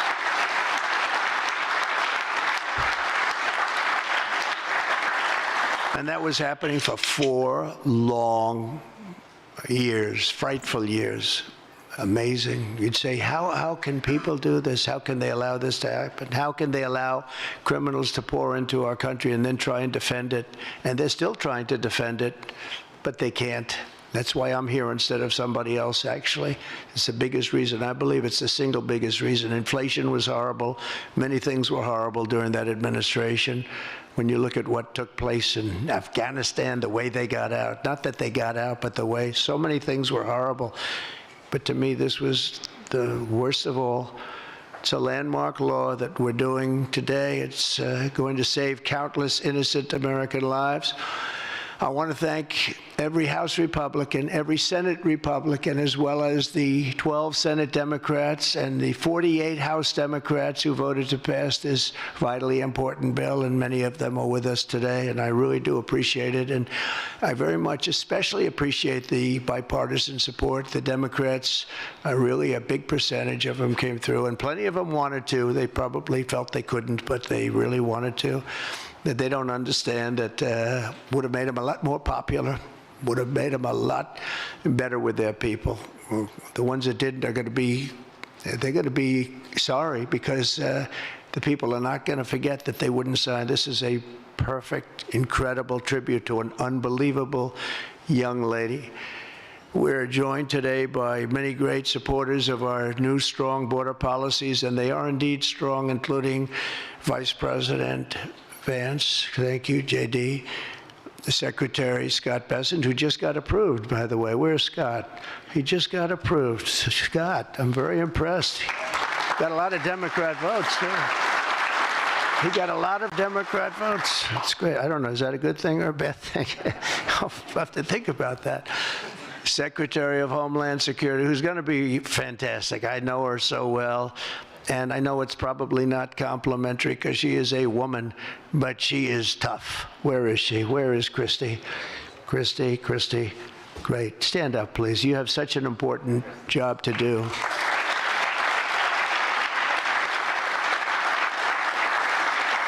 Really great. Thank you very much. And don't let that look fool you. That look is, she's tough, and she cannot stand what she's having to sit here and even listen to this today.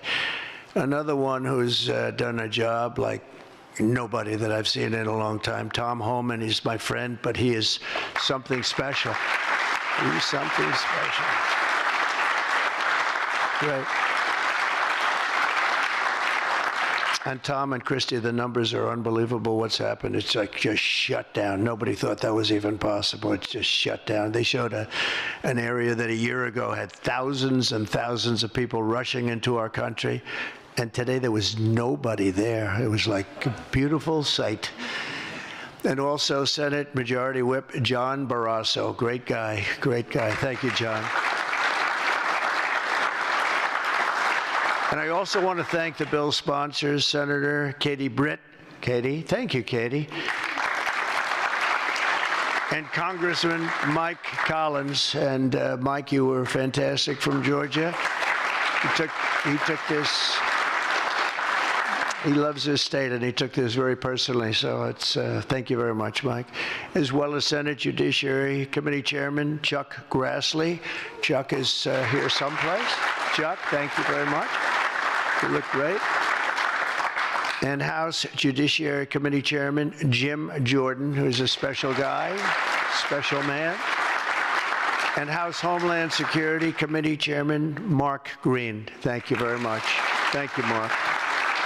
And we have many other congressmen and senators, but I'm not going to introduce because this is about your daughter. This is about something that's so important, and we're going to just go along. Thank you also. We have to say Burt Jones is in the room, and Burt is your lieutenant governor, and he was on this like you wouldn't believe. Thank you very much. I see you sitting there. Thank you very much. So we have state, local officials, we have law enforcement organizations, we have everybody. Most of them are in the room or represented in the room, and they're incredible people, and I've never seen them come together like they have for this. I've done many of these, not of this kind, but different bills, different passages having to do with many different things, from homeland security to inner security to taxes to 50 different items. I've never seen such support as you have today and as your great daughter has today. So I've never seen anything like it. And we have to thank your daughter for that, because she's going to save a lot of lives. She's going to be responsible for saving a lot of lives.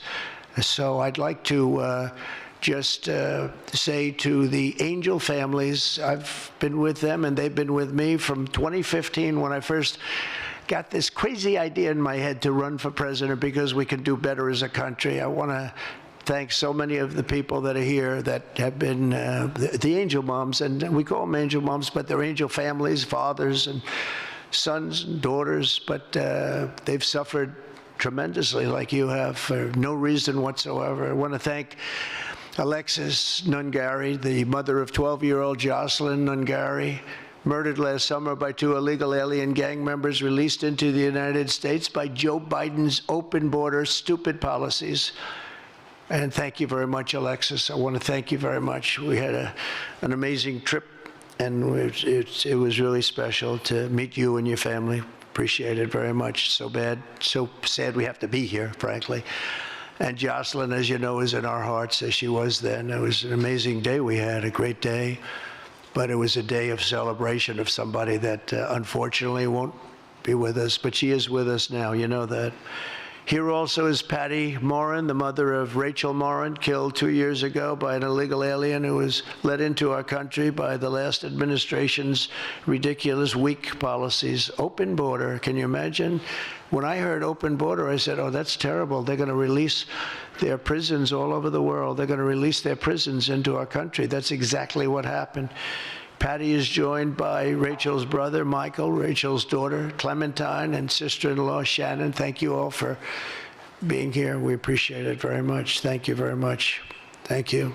With us as well is the loving family of Kayla Hamilton, a 20-year-old girl murdered in July 2022 by the MS-13 illegal alien gang member who is violent, vicious, and they knew it, and they didn't do anything about it. And I want to thank you to Kayla's mother, Tammy, and her grandmother, Kathy, and her stepfather, Jeremiah, very much.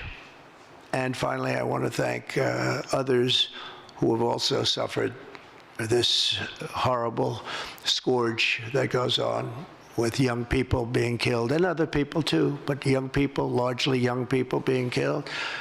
Thank you to Scott Root, the father of Sarah Root, killed at 21 years of age.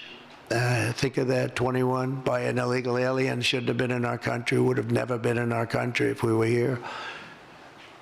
What a sad thing. To each of these angel families, we love you and we stand in awe of your courage and your strength. It's the toughest thing anybody has to go through. Many of the angel families here today were betrayed by the last administration and with this heartless and foolish and really very, very arrogant and very, very dumb policies. Policies that aren't even believable when you talk about common sense. I say we're the party of common sense, but the Democrats also, they have plenty of common sense, and that's why so many are here today and so many supported what we're doing. The very government that was supposed to protect their daughters instead opened our borders and transported the world's most dangerous criminals straight into their communities. They came from prisons and jails and insane asylums and mental institutions from all over the world, not just South America. People think South America. They come from all over the world. They come from every continent. And they came here by plane, and they were loaded onto buses, and they were driven right up to our border, and they drove right through the border, and nobody even said a word to them. And in those buses and those cars and those trucks were some of the meanest criminals anywhere in the world. As of last September, 425,000 illegal alien criminals were roaming free, including 13,099 convicted illegal alien murderers, of which about almost 50% killed more than one person, and they were roaming all over the country in our farms, in our cities.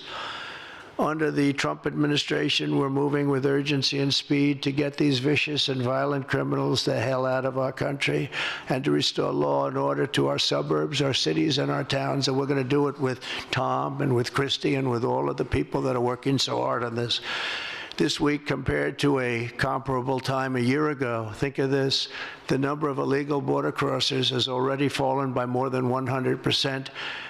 And because the election was coming, they started getting a little bit tougher on the border. They tried to follow our policies, and they did much better, but it still was horrible.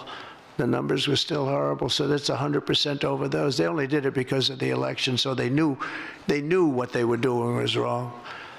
And those who do cross the border And you're seeing that every time. All you have to do is turn on your television set or pick up a newspaper, or read any form of new media, because we have a lot of new media today, fortunately, that's letting the word get out. But they're watching these people be captured and removed from our country. ICE arrests have risen by 15 times in just a short period. And over the past 8 days, the heroes of ICE and Border Patrol, we can never forget Border Patrol. Those people, I've gotten to know so many of them. Our border czar, as you remember, never went to the border and never made a phone call. She was the border czar. She never made one phone call. They went to the heads of the border. They went to the heads of ICE. Did you ever get a call? No. And she admitted she never made one call, but she was the border czar. And that's exactly what our border was all about. The heroes of ICE have arrested thousands and thousands of illegal alien criminals, including hundreds of gang members, traffickers, child predators, terrorists, and murderers. For the first time in history, we're loading dangerous and illegal aliens into military aircraft and flying them back to the places from which they came. You probably read about Colombia 2 days ago. They said, no, we're not taking them. I said, we're going to take them. You're going to take them. You're going to like it, too. You're going to take them.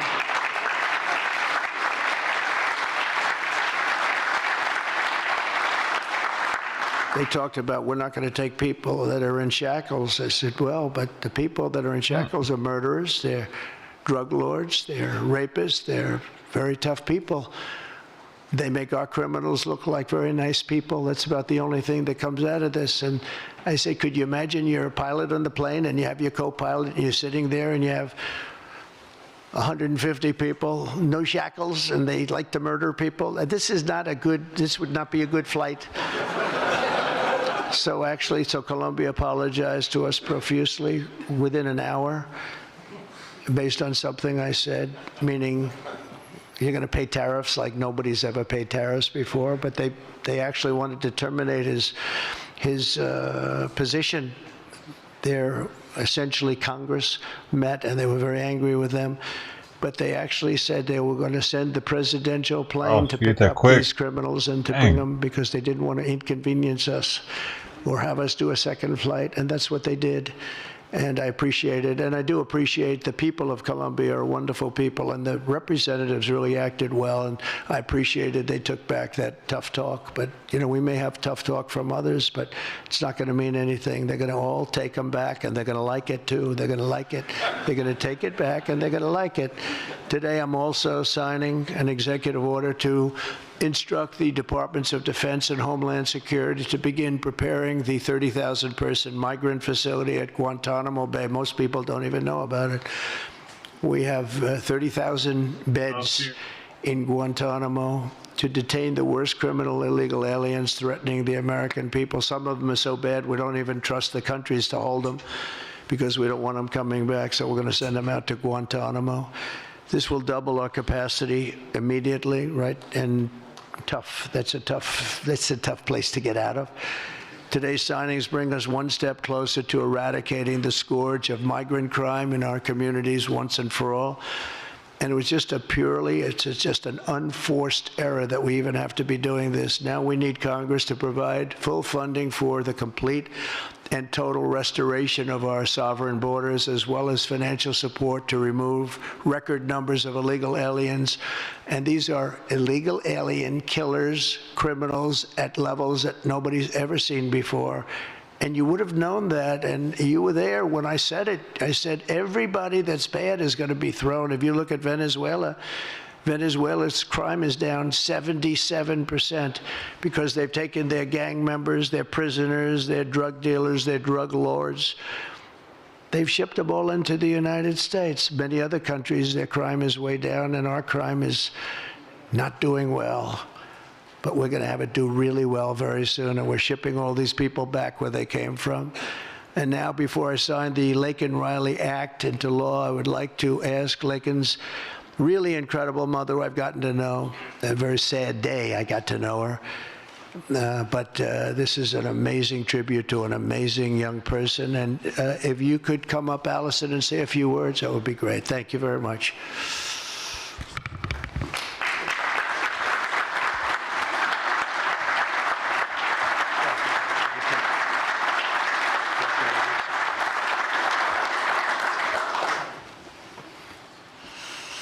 Thank you, President Trump.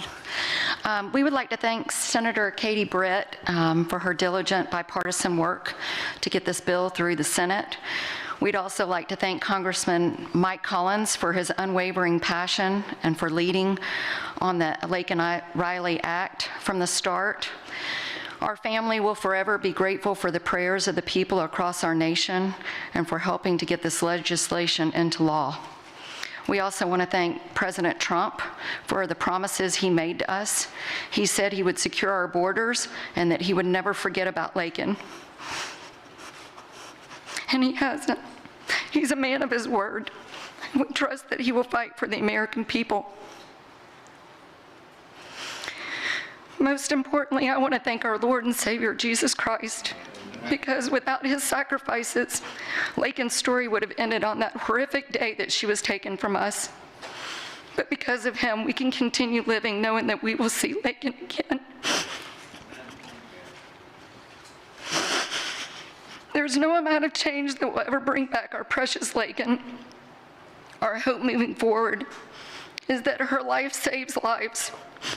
We're so thankful that her passion for helping others and her legacy for doing good in the name of Jesus Christ will carry on.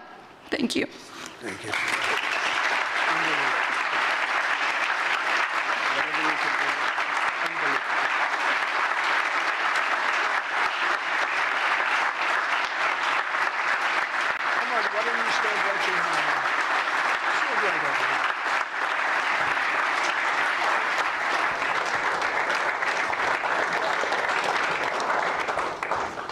Thank you. We're going to sign this in honor of Laken Riley. Come on up here, some of the people that we love that have been so instrumental. Okay?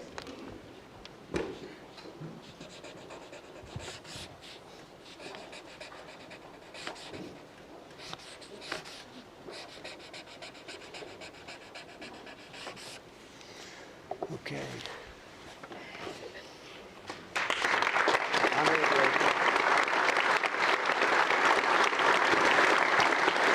Now they'll stop stealing our shit.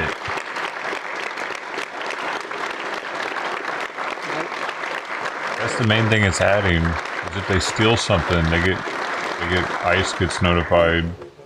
It's an illegal person stealing. I don't think this is appropriate time, really.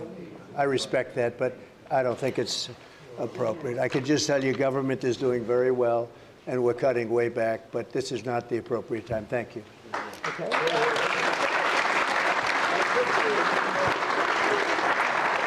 So he handed her 3 pins. She kept all 3 of them. You were supposed to pass those out, lady. Fucking cunt. Pass them out to the rest of the people. My pins now. No, he gave them to me. What do you even do with that? What do you do with it after it's all over? Put it in a frame and put it up on the wall. He doesn't even use it. It's different if he uses it to sign something. He just has a bunch of pins in front of him that he gets. Here, if I have a pen. But it's not even used though, man. It'd be different if, like, I've seen before where he signs a bunch and each pin is given to, like, after he uses it though, to sign something. He used one. Look, she still has all 3 of them. Loves those things. She's a Sharpie collector. Sharpie presidential signature collector. She got. It didn't even like. It'd be different if it like said on the Sharpie the bill that it was used for, at least something. I have a feeling it's just a regular Sharpie. Like, I have a Sharpie. Who gives a shit? I didn't even use this to sign anything. That's why he handed her 3 of them. That's a good idea. What, for the Sharpie to actually have it, like, on it, printed on it? Now those would be worth something. We should get that in Trump's ear, man. He'll have that happening ASAP. Make the pins worth something, Trump. They needed, because then they could even have some sort of official like hologram in it, some embedded into it, so you couldn't like have one that's Chinese made, that fake one. You know that was used by the president. It's got the thing in there. Counterfeit that. That's anti-counterfeit shit. There'd be a whole thing the Chinese would be trying to figure out. Yeah, how do we get the counter? Yeah, be trying to get that fucking hologram. They can't do it. We have the best holograms here.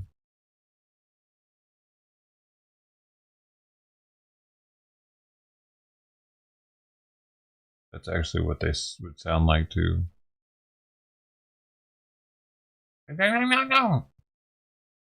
How you do it? Oh, guess who's about to start a show up? Ow! Our favorite. This is my favorite news station. Roland Martin. Oh, and it starts in 2 minutes and 17 seconds? Pinch my nipples and call me Sally. It's time to ride it like we at the rodeo, baby. Woo! Woo!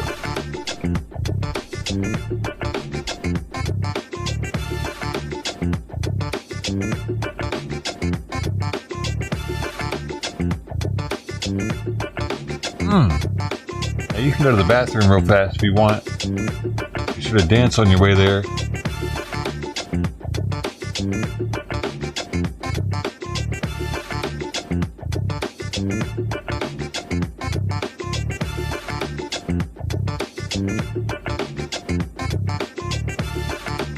Dude, where's Crossback at though?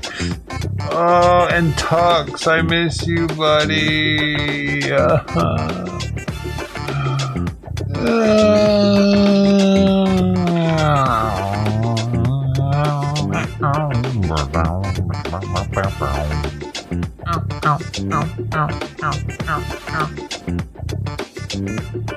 did something there. Hey, RIP to that guy. Isn't that wild that he's gone?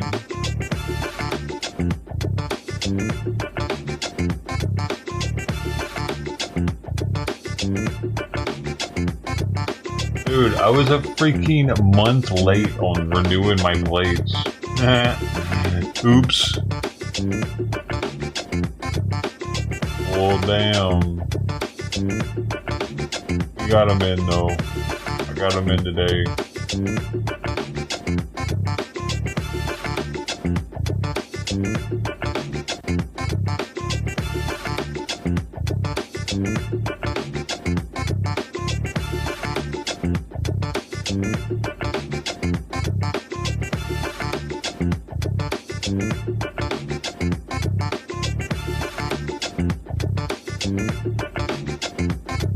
Five, four, three, 2, 1. Hello, I'm Isaac Hayes III, founder and CEO of Fanbase. Dude, this is what he's going to be pissed off about. Black Cultural Studies courses at risk. Erection Act. Federal Worker Buyout. RFK Jr. grilled. Oh, yeah, he's all about the left. He's as far left as you can get. He's about to be rabid about the Black Cultural Studies, whatever the hell that is. We've already raised $4.8 million from everyday investors who believe in this vision, and now you can join them. He starts his shit off with a really scammy with over 1 million users that is disrupting media by allowing anyone to reach all of their following and monetize their content from day one. The market is changing, big platforms are failing to serve their users, and Fanbase is stepping up to fill the gap. Don't wait until it's too late. Invest now. Plenty of Invest other for yourself places and your future. Go to startengine.com/fanbase and own the future of social media. Monetize content. I've even heard of Fanbase. Folks, Black Star Network For black people. Is it full of black people? Support this man, Black Media. He makes sure Maybe that's what it is. That's why I never heard of it. the voice of Black America, Roland. Hey, Black, I love Roland's got the shape of a thumb. We have to keep this going. The video looks phenomenal. See, this difference between Black Body. Star Network and His Black-owned legs. media and something like CNN. You can't be black-owned media and be scared. It's time to be smart. Thumb with a wart on top of Your it. eyeballs home. His head. Dig.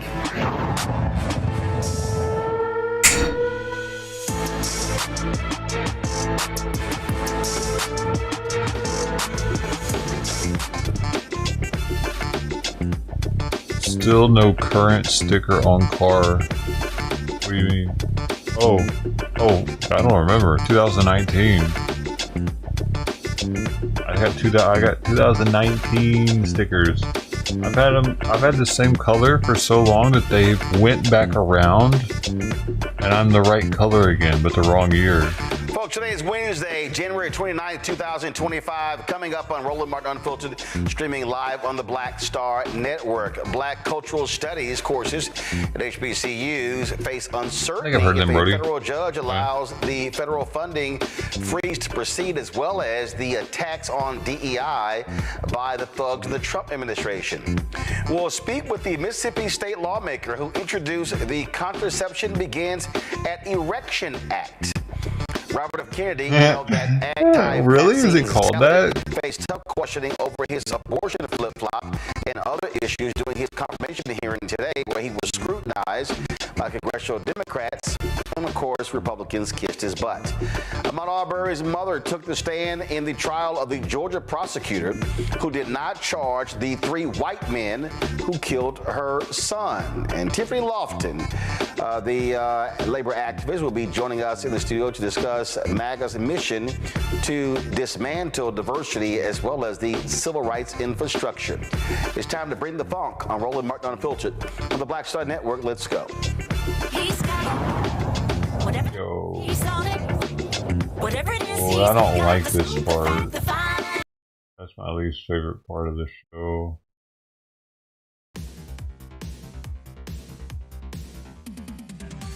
On the erection. Birth starts at erection.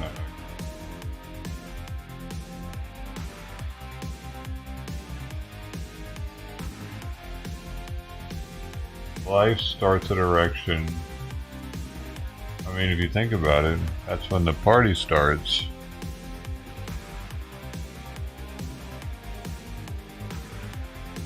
Where's the baby oil at now? Judge, oh yeah, he probably talks shit. Or that other dude on YouTube. Folks, the sheer stupidity of Donald Trump's cabinet picks was on full display today when anti-vaccine zealot Robert F. Kennedy Jr. was in the chair being grilled on Capitol Hill during his confirmation hearing to lead the U.S. Department of Health and Human Services. He talked about his rhetoric on COVID-19, vaccines, and abortions. Here is some of what took place. There is no question that abortion is a divisive issue in this country. I would say a majority of the people are pro-choice. There's a strong minority who are pro-life. A year and a half ago, you went to New Hampshire. Like those people that they're able to go. Gave a speech, and you talked about governing a woman, what she can do with her own body. That's her choice. Now, He's one of those people. I think everybody that can on pop that his eyes side out, is pro-life. probably. I think everybody here is pro-choice. I have never seen any major politician flip on that issue quite as quickly as you did when Trump asked you to become HHS secretary. Tell me why you think people should have confidence in your consistency and in your word when you really made a major U-turn on an issue of that importance in such a short time. Senator, I believe, and I've always believed, that every abortion is a tragedy. But you told the people in New Hampshire that it was their right. All right, let me do a last question here because I'm running out of time. Yeah, but dude, and I thought about this when this was happening. It is their right. It's states' rights. So for him to say it's their right in a state that allows them to do it, or do they? Do they not allow them to do it? And he was trying to convince them to buck the trend. What's the deal? I think the gist of what you were trying to say today is you're really pro-vaccine, you want to ask questions. You have started a group called the Children's Health Defense. You're the originator. Right now, as I understand it, on their website, they are selling what's called onesies. These are little things, clothing for babies. One of them is titled Unvaxxed, Unafraid. Next one, and they're sold for $26 a piece, by the way. Next one is No Vax, No Problem. Now, you're coming before this committee and you say you're pro-vaccine. Just want to ask some questions. And yet your organization is making money selling a child's product to parents for $26, which casts fundamental doubt on the usefulness of vaccines. Can you tell us now that you will, now that you are pro-vaccine, that you're going to have your organization take these products off the market? Senator, I have no power over that organization. I'm not part of it. I resigned from the board. That was just a few months ago. You founded that. You certainly have power. You can make that call. Are you supportive of this? I've had nothing to do with leadership. Are you supportive of these onesies? I'm supportive of vaccines. Are you supportive of this clothing, which is militantly anti-vaccine? I am supportive of vaccines. I will. I want good science, and I want to protect. But you will not tell the organization you founded not to continue selling that product. Thank you, Mr. Chairman. Here's an easy question. Will you commit that when you leave this job, you will not accept compensation from a drug company, a medical device company, a hospital system, or a health insurer for at least 4 years, including as a lobbyist or a board member? Can you just repeat the last part of the question? Can I commit? You're not going to take money from drug companies in any way, shape, or form. Who? Me? Yes, you. Oh. I'm happy to commit to that. Okay, good. That's what I figured. I said it's an easy question to start with. And I think you're right on this question. I don't think any of them want to give me money, by the way. Let's keep going. You're right, because to say yes, because every American has the right to know that every decision you make as our #1 health officer is to help them and not to make money for yourself in the future. So I want to talk more about money. I'm looking at your paperwork right now. In the past 2 years, you've raked in $2.5 million from a law firm called Wisner Baum. You go online, you do commercials to encourage people to sign up with Wisner Baum to join lawsuits against. I thought he was going to actually interject every now and then and talk shit, but he's just pretty much playing. He's going to interject eventually, but. You know, I called us together because Donald Trump is sending. Donald Trump he already sent his new Secretary of Treasury to Iraq. I mean, moments after he was signed in, Trump to his Treasury Secretary. It's happening, folks. Are you guys denaried? Are you denaried up yet? At the CBI. Hold up. Lock yourself up. I'm good. Behind Are you good? closed doors. Don't come home until mission is accomplished. Guys, get denaried out of your minds, I think. You don't believe me? It's last off time. He's Well, got that all was the one of the YouTube, reasons why I think called you. You know what the other reason is why I called you tonight? Get it from him. What's the title of your UB2B? Billions to billions, trillions to billions. Do you understand the power of the title of your new? Are we going to be rich? I have There's no reason for I have me to trillions even of be these here things. anymore. If you understand the title of mean? this UB2B, Am I losing money? then your days of celebration should start. Everything that I expressed to you tonight is solely in my opinion. You've been going for like Strictly in 5 my years. opinion. My name is Frank. I go It's by always Frank just about 26 to in my happen. opinion. Everything that I'm about to share with you is strictly in my He opinion. had to Do we say agree? this shit 5 times or what? Final Because he's article scared he's going to get sued? 4982. Our relationship with America will become stronger with an initiative that Al-Sudani will announce very soon in the expectations of his advisors. Everybody wants to know what it is. Well, I'll tell you what. He expected Prime Minister Sudani to announce a pioneering financial initiative that he said would change the business landscape in Iraq and strengthen its relationship with the United States of America. What do you think that is, family? Oil? We got more than they do. What do you think that is, family? Pizza? No, we got more pizza places than Iraq does. What do you think that this initiative, this financial initiative that's going to change the landscape of the business landscape in Iraq and strengthen the relationship with the United States of America? Hey, President Trump, you just sent your secretary or your Secretary of Treasury, you just sent him moments after he was approved? Where'd you send him? Where? To Iraq? Why? Were you crazy, Trump? Well, you love 1310? You love sanctioned program rates? You love for Americans to lose money? Is that what's going on, Trump? These words are very well calculated financial initiative that will change the business landscape and strengthen the relationship between Iraq and the United States of America. What do you think that is? I don't fucking know, weirdo. The answer is the title of your UB2B. We're gonna send them condoms.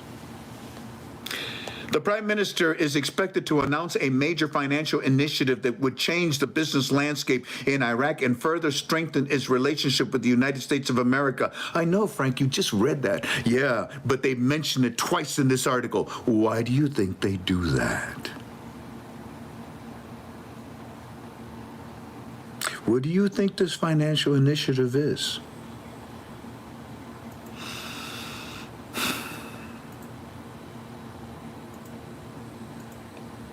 What could it be?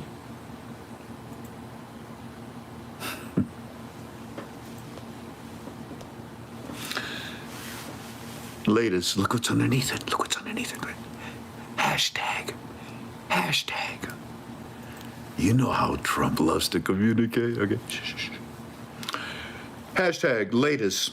Quote, Iraq's political leaders will meet in Baghdad tonight at the residence of the Prime Minister Soudani to discuss amendments to the budget law.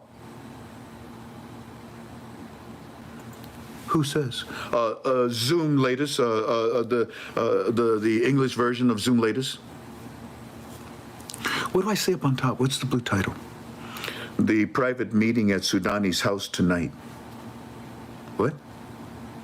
This is about the private meeting at Soudani's house tonight. Private meeting as, hey, Nick. You say, tell me, friend. Nick, you know about a meeting at Soudani's house tonight? Were you invited? Nick? Hey, Scott. Powerball. Oh, yeah, really? Do you know about a meeting at Soudani's house tonight? Right now? It is their night? Yeah, I don't know. Julie Fraser, you say what is trillions to billions. Canada. Girl, that's exactly the way to say it. We have been waiting. Weird. So Canada. On February 1st, which is when U.S. President Donald Trump. We are quickly closing in on February 1st, which is when U.S. President Donald Trump has said he could impose 25% tariffs on Canadian goods. And that has some shoppers here thinking twice about what they buy at the grocery store and which brands they are supporting. CTV's Kimberly Johnson joins us now on this. Kimberly. Patricia, many shoppers I spoke to today say that they are thinking more and more about what they are putting in their cart, putting a renewed focus on Canadian-made goods. But one expert says it can be a bit more complicated than that because of how closely our two countries often work together to get things into your fridge. Picking out her canned tomatoes, Peggy Chambers made sure that she was checking the labels and buying Canadian. I approached it cautiously because I am very aware of what's happening politically. Buying as many Canadian products as she can is more important than ever for her because of the threats made by U.S. President Donald Trump that he'll impose a 25% tariff on Canadian-made goods starting February 1st. Chambers wants to make her voice heard in the grocery aisle. Looking at things, whether it's made in Canada, as long as it's not made in the States, you think you're safe. A long shopping list is being shared widely online, naming popular grocery items, some made in the U.S. against other Canadian-made options. Things like soft drinks, condiments, snack foods like potato chips, telling consumers to look for homegrown brands. It's not known who started the list. Food analysts say a list like this can be a helpful place to start, but some American companies use Canadian farmers and distributors, so it can be complicated. If you see the brand itself as being your main point to make a decision, you may be deciding that you're boycotting Canadian farmers, Canadian distributors, Canadian processors. But if you want to build a menu, there are clearer options, he says, when it comes to certain clearly Canadian food categories, dairy and meat, and some in-season produce. A boycott like this is actually an interesting phenomena because it gets people to start thinking about where their products are coming from. So that's a gain in itself, in my view. And while it can be a more complex process, Peggy Chambers says it's worth it for her. As Canadians, you feel helpless at what you do, but you try your best. Another tip, Charlebois says, if you're finding it tough to get Canadian fresh fruits and vegetables in our cold weather, try the frozen section, because there you can often find items that were at least packaged in Canada. Patricia? All right, CTV's Kimberly Johnson live for us tonight. Isn't that funny? I just found this news station too. Canadian news. I just found it like this. It was from this video that I found this station. Like, they don't want Americans seeing shit like this, you know? Because what if all of America all of a sudden is like, you know what, Canada? Fuck maple syrup. We can buy it from Vermont. We don't need your Canadian syrup anymore. You one of two can play at this game. Who do you think is going to hurt more? Brody? Even what are they like the leftist news or something?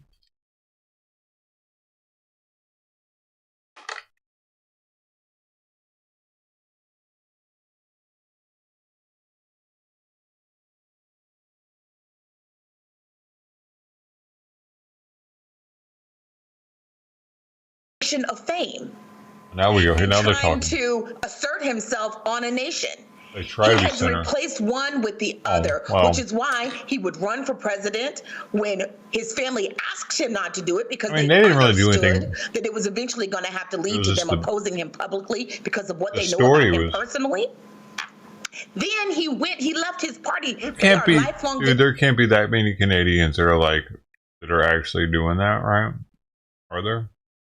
Do you know of anybody else there that's doing that?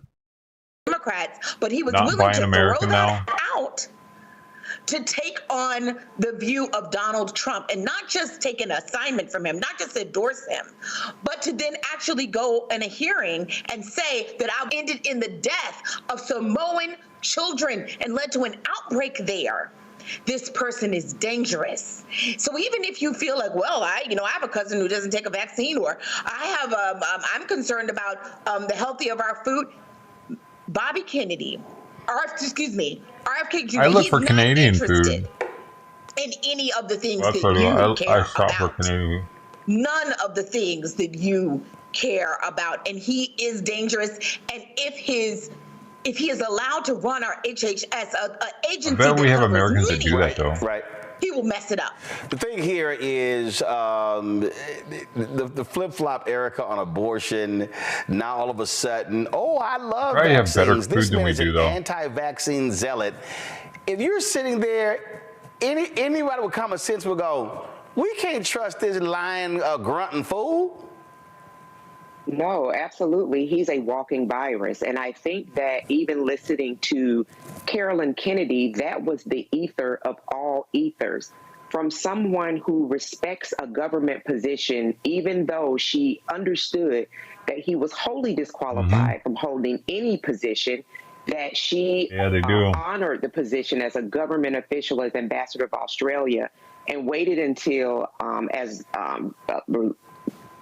with the Hatch Act, she was allowed to then speak publicly about another person, that she then penned and recorded such a poignant letter urging everyone to listen and the Senate to make sure that they did not confirm Robert Kennedy. I think that even with the fact sheets that we've read online and the testimony that we have, fortunately, been seeing throughout the day and throughout the week as we move through more Senate hearings, what we are understanding more and more, and what we have understood, Roland, since you stood up this program in 2018, is that this type of danger only has a qualification of one thing, and that is to pledge to the golden calf that is the son of a Klansman. And so it does not matter that this person has had a life of destruction. It does not matter that he could not tell you what HHS stood for. It does not matter that he would be willing and has been party to the harm and the death of other humans. It only matters that he will worship at the throne of the golden calf. It is.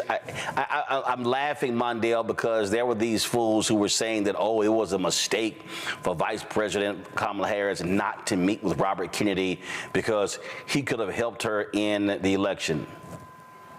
In what world? Yeah, listen. Let's be clear. The people that think and are charging the vice president with anything similar to that are people who are concerned simply with power. So these people are excited to take meetings with anybody. They remind me of the folk who were talking trash about Trump during the campaign, but performing for him at his inauguration, i.e. Snoop, i.e. Nelly, and the likes. I can't understand for the life of me how we are at a space where people are out loud complaining about DEI when we have an entire administration that is nothing but a bunch of white, rich nothingness.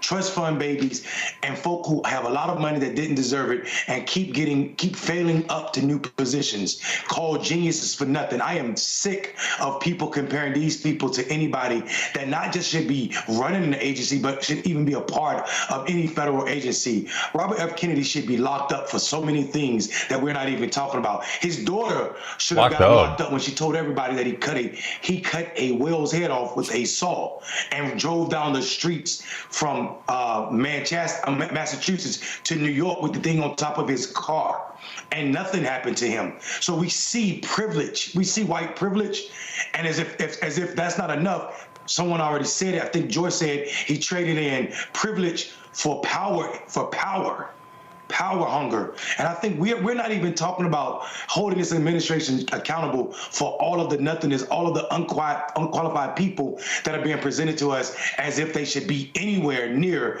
running a government agency. And this one, the largest health agency in the world, with over $1 trillion being spent on research and also on food, is absolutely scary to me that this person is 3 or 4 votes away from being that person.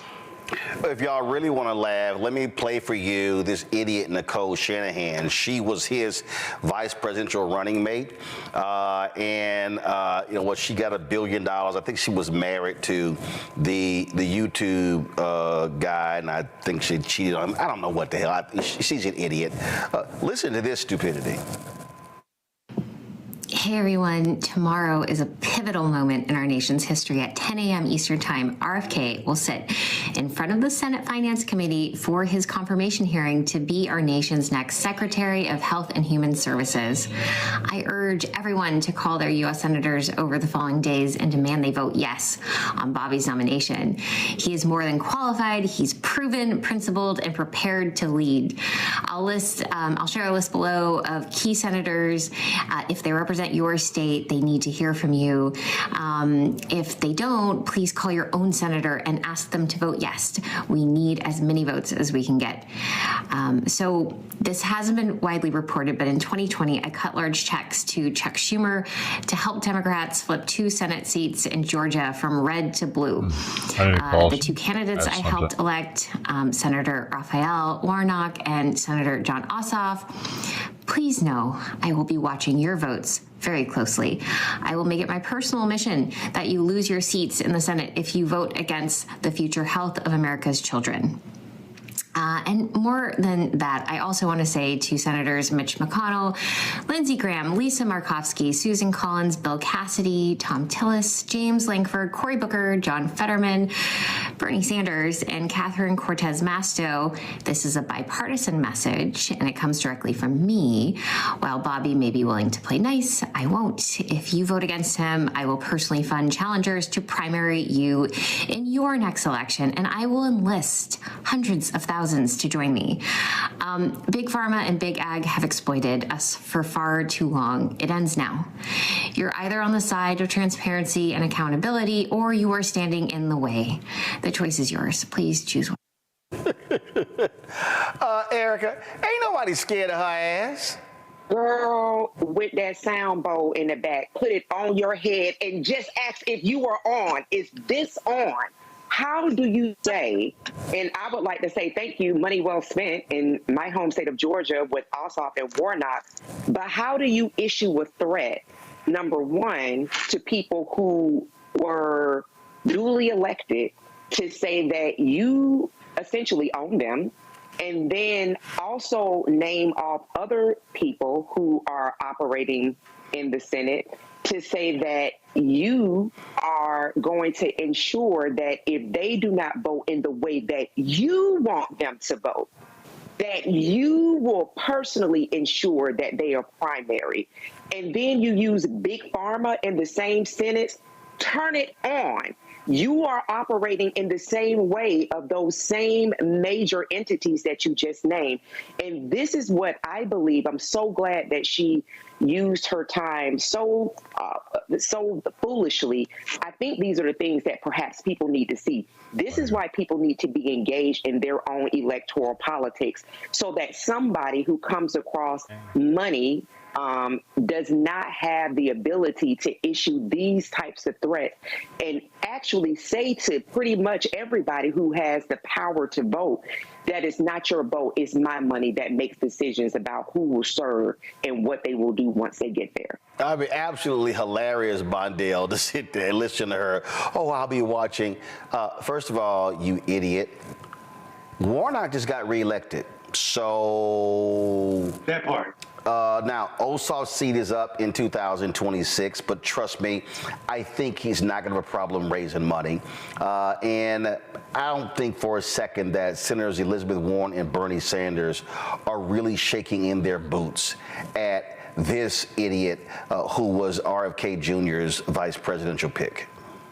Can we be clear about a couple things? And let's start with the first one. Money does not win elections. And for her to believe, this is the Elon effect. They really believe that Elon won the election for Donald Trump. But what people don't understand is 2020 didn't happen in Georgia because of her money or anybody's money. It's because of organizations that had trusted relationships. I run Black Male Voter Project. We were in Georgia doing work with black men who had never voted, that were already registered, engaging those brothers. And I promise you, they don't know anything about her money or her. So these idea of these people with a lot of money, they got the game way messed up when they believe that they're responsible for turning out new voters. The coalition of voters that put Ossoff and also Warnock over the edge came from 40+ organizations that have been in that community, that are in that community, working with minority and other voters to engage them around issues that are important to them. And dollars, especially from million and billionaires, are not the ones that are moving them or affecting them. I think this is the disconnect between what really goes on and how we win elections from what well-moneyed people believe. Actually, if you want to talk about anything, the candidates with the most money have lost the last 5 presidential elections. So that right there in itself tells you money will not do it, especially when 80% of that money going to candidates gets spent in the wrong way and not on lasting change. Real quick before I go to the break, Joy, go ahead. Correct. If money, was it, she would be vice president, right? She's not vice president. She's some rando who's on Twitter or Instagram or whatever she was reporting that on. And RFK is up for HHS secretary. He wasn't inaugurated 2 weeks ago. Money is not the deciding factor. She has every right to say what she wants. What is clear is that RFK Jr. is dangerous for the nation, and that he should never have responsibility over an agency. And for those who are thinking, well, he is not pro life. He's pro-choice in the past. Listen to his hearing today. He completely repudiated that, completely said he would do whatever Donald Trump said that he would. He is completely against abortion rights for everyone, regardless of state. He is dangerous, and he would support a national abortion ban. Right. You better believe it. Folks, we'll take a quick break. We come back, we're going to talk about HBCUs, how they could be in some significant trouble as it relates to Donald Trump and his evil minions fixated on DEI. You're watching Roland Martin Unfiltered right here on the Black Star Network. Next on the Black Table with me, Greg Carr. There's a lot of talk about the inevitability of another civil war in this country. But on our next show, we'll talk to a noted author and scholar who says we're actually in one right now. In fact, Steve Phillips says the first one that started back in 1861, well, it never ended. People carrying the Confederate flag, wearing sweatshirts saying MAGA Civil War, January 6, 2021, stormed the U.S. Capitol, hunted down the country's elected officials, built a gallows for the Vice President of the United States, and to people are hung up on January 6th, man. On the next Black Table, here on the Black Star Network.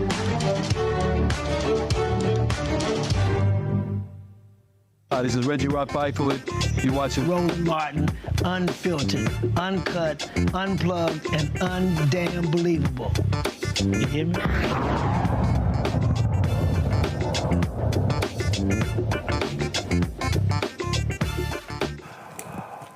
The administration of the twice impeached, criminally convicted felon and con man Donald Trump is pretty stupid.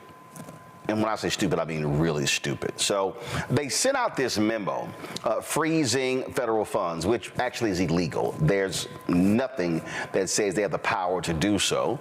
And so folks went to court. Federal judge agreed with them. Then today, these idiots tried to send out a second memo saying, no, you know what? Scratch that. This really applies to these different groups. But then they got even more stupid because their, youngest ever press secretary, Caroline Leavitt, that dumbass then goes, this is not a rescission of the federal funding freeze. It's simply a rescission of the OMB memo. Why? To end any confusion created by the court's injunction. The president's EO on federal funding remain in full force and effect and will be rigorously implemented. Well, guess what? That dumbass earned them a restraining order. Go to my iPad. This is from Politico Story. The judge here, federal judge, says, I'm inclined to grant the restraining order. I fear that the administration is acting with a distinction without a difference. That's how dumb these folks are. And what has happened is the confusion is impacting folks in every single area, intended or unattended, if you want to suggest that. And so as a result, and they really are focusing on DEI, anything dealing with the issue of race, critical race theory, you name it, that's what they are constantly attacking. Well, guess what? If the freeze is reinstated, funding to Black cultural studies at HBCUs could be at risk, as these programs rely on federal funds. Dr. Leslie Baskerville, the CEO of the National Association for Equal Opportunity in Higher Education, joins me now. Leslie, glad to have you back on the show. Dr. Walter Kimbrough, who was the interim president in Alabama at school there. It's very interesting. He said it's a little hard to be an HBCU and not bring up Black history. And so this attack on DEI by these nutcases, this attack on critical race theory, anything dealing with race, could have a serious impact on the federal funds that HBCUs receive, correct? Yes, it could have. I don't believe it will have, not under the current circumstances, because the Constitution reserves to the United States Congress appropriations and authorization authority authority, and the president can't override that by executive order. So I think it's really unfortunate that we're having to go through these time-consuming, confusing challenges in court. But I'm confident that we'll win, whether the judge is appointed by Trump or anyone else. That's clear, and Republican members and Democratic members hold on to that. It's a coveted responsibility. Budget was passed before Congress, and he can't override that with an executive order. But Leslie, we're not dealing with someone who actually cares about the law. He doesn't care. And Republicans are consistently unwilling to challenge him on his lawlessness. Yeah, that's true. And so it makes it even harder and more expensive. But there's another important factor here when we talk about DEI. Unlike Hispanic serving institutions and Asian Pacific Islander institutions, even predominantly Black institutions, HBCUs are not minority serving institutions. Since their founding, they have been mission-based institutions. They're mission-based institutions like the military, colleges, and universities. There's no race and no ethnicity criterion. There has never been any instance in which they had to have a certain number of white people, a certain number of Asian Pacific Islanders. Because of their mission, because of the areas in which they excel, they're the growth and high need areas, and particularly in STEM, where they're graduating 42% of Blacks and other underrepresented minorities with advanced degrees in STEM. People are coming. So we now have about 30% non-African ancestry and 70% African ancestry people. And so when you say DEI, we should not cede that. But here's the deal, though, Leslie. We know what's going on here. When these white folks say DEI, they are going, oh, that's Black, knowing full well that the greatest beneficiaries of DEI jobs as well as affirmative action have been white women. And so these people historically are it was, smart, not anymore. And here's a perfect example. Go to my iPad. Look, Rutgers University canceled an HBCU conference as a result of this. In this conference, it was through the Rutgers Center for Minority Serving Institutions, said it was asked to cease all work it was performing under the auspices of Diversity, Equity, Inclusion, and Accessibility Hub at Jobs for the Future, which is funded by the U.S. Department of Labor. And so here's a perfect example. HBCUs are not solely for African Americans. They're just like, they're frankly just like PWIs. It's a historical distinction, but let's be real clear. The people who wrote Project 2025, that's what this is all about. And HBCUs should worry because these people are crazy. Yeah, they are crazy. But I want to just take a slight issue with the fact that they're just like PWIs. With predominantly white institution, Hispanics, Asian Pacific Islander institutions, there is a specific criterion in the definition that a certain percentage of their student body is Hispanic, Asian Pacific Islander, and predominantly Black. So there's a specific race criterion along with an economic criterion. A certain percentage of them have to be low income, and the institutions have to be underfunded. That's their definition. HBCUs are mission-based. No. Follow me. When I say they're the same, what I mean is, if you're a white student, no. What I'm saying is, if you're a white student or a Black student or Latino or Asian Native American, and if you apply to an HBCU, it's no different if you're applying to a PWI. So what I'm saying is, it's a college, it's a university. So that's what I mean by there's no difference. I understand the definition, and I understand mission, but what I'm saying is, if you choose to apply to one of those schools, you can apply. You're not going to be barred from that school, because of your race. And so that's what I mean by that. But we're dealing with these people who many of them, first of all, they can't spell HBCU. I guarantee you they've never been to one. They have no understanding about the federal designation. But the most important thing, all they see is the B in HBCU. Why do they want to be segregated so bad? Right. Right. So, can they make their minds one up? Successful case, and I led it on behalf of the Would it be segregated or HBCUs not? when a number of years ago, the Department of Commerce Those was directed colleges to are shut shit, down its by the way. small disadvantage and female business program. And earlier, I had written into They're that not law known for that being the best private colleges. HBCUs, They're known small for being the private blackest HBCUs colleges. that met the definition of small disadvantaged businesses, and there were a few. Are we talking quite about a few, businesses? What could was be the written business into the law. When they acronym? set the I mean, law the aside, then I came back and said, no, school they're acronym not for small, black school. What is it? disadvantaged in What the was it sense we of were talking having about? any race criterion. And we won. They took us out at that level, and that was an administrative judge. But they're tiers of government. And Roland, I agree with you. Historically And I black. think we've never had a time like this, or Something someone who's so University, unbridled, right? unhinged, unaware, or unrespectful of the tripartite system and the laws and so forth. And so that makes the battle harder.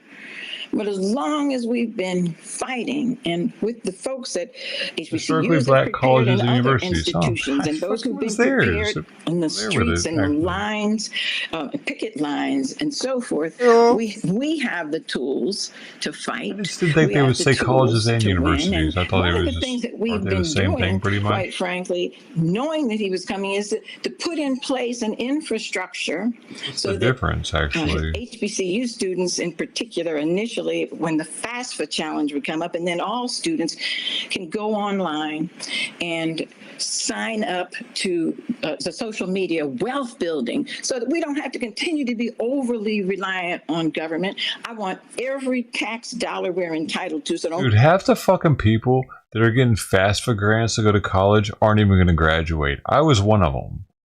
You know what I mean? Because, like, yeah, it's like, it's kind of fun. You know, when you're younger, it's like, hey, man, I can get all this money. The government's going to pay me to go to college, and I can, like, try that shit out for a little while and see if I like it or not, you know?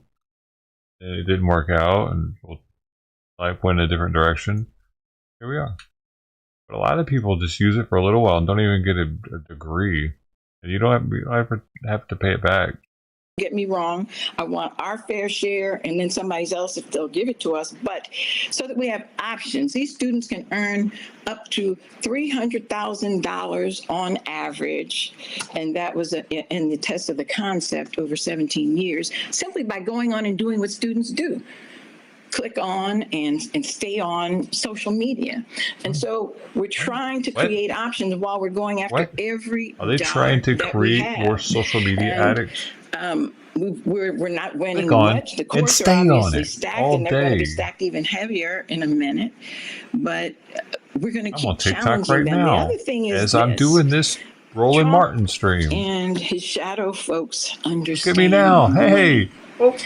Another dono. HBCUs, mission-based institutions, 3% of American colleges and universities, they're graduating 42% of blacks with advanced Study degrees high, in STEM. take the test And there's high, 3 get a high score. immediate shadow Right? co-presidents Right. have as their top agenda item things having to do with STEM, with technology, and being one in the world seems to be more important to this president than being just and fair and equitable and comporting with any laws, regulations, policies, executive orders. And so they should understand that they can't get the America that they want without HBCUs. And let me tell you what happened. I don't know if it was by design or just sloppiness, because the whole thing was really sloppy. When in the executive order, the OMB decided which programs were going to be cut, they specifically mentioned Hispanic serving institutions and tribal colleges and universities, did not mention HBCUs. And I called OMB and I called people at the Department Also, of Education. HBC. Their position now is that was not a mistake. But he had that whole meeting with them on his last term. Too. So if you're going to exclude all of the non-racials, why were tribal colleges included? But it's a big mess. But I live to fight for justice. I've So been doing it since I was HBCU 14. funding That's is being all I cut. know. I get excited in the morning and doing that. And it's unfortunate that the clock has been turned so far back. The voting rights have been trammeled. Employment rights have been trammeled. Health rights, on and on. I don't see anything about this. You let thugs and murderers out of jail and prison in mass. But we're up to the task, and we're not going to. Because, like right here, it says Trump pledged to give historical black colleges for the next 10 years $250 million. And Biden, they said he revoked it, but and there's a fact check on it, but.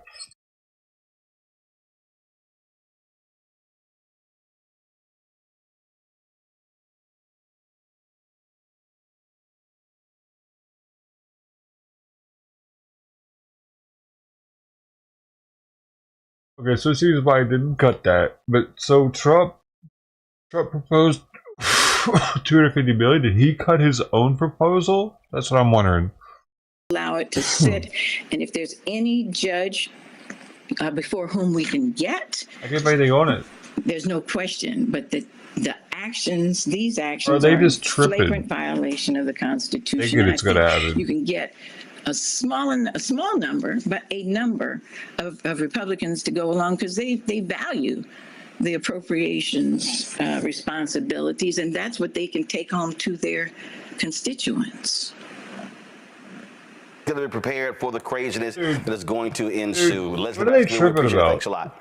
I thank you so much for allowing me to be here, and look forward to working with you and the colleagues there as we do push back. $255 million in annual funding. He gave them permanent commitment. With you, I mean, listen, folk better be prepared. And bottom line is, it's a lot of people who are sleepwalking. I don't think he took it away. I can't find anything on it. These people go, "Oh my God, I can't believe this," and I'm like, dumbasses, we told you. They told you. It's in Project 2025. Trump lied by saying, I don't know anything about this here. I don't even want to know about it. I didn't even read it. They were lying the entire time. They didn't take it away, dude. But I don't understand why people don't realize that they are going to go after anything so to see where everybody go that says black or race or whatever. Motherfuckers.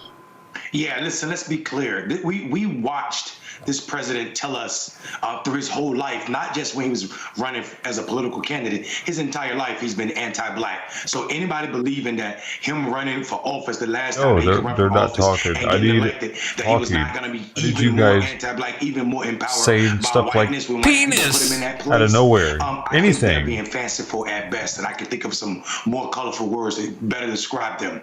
This whole HBCU thing's really got me really stressed out, mainly because I think people forget that, like your past commentator was just talking about, that's a lot of people attending HBCUs. Nearly 25% of the people that go to HBCU are non-black students. And hell, you got schools where over half of them, HBCUs, where over half of the student population are why would a non-black person go to that HBCU? In West Virginia, where the population are trying to be either thug 90 or something? 80% white.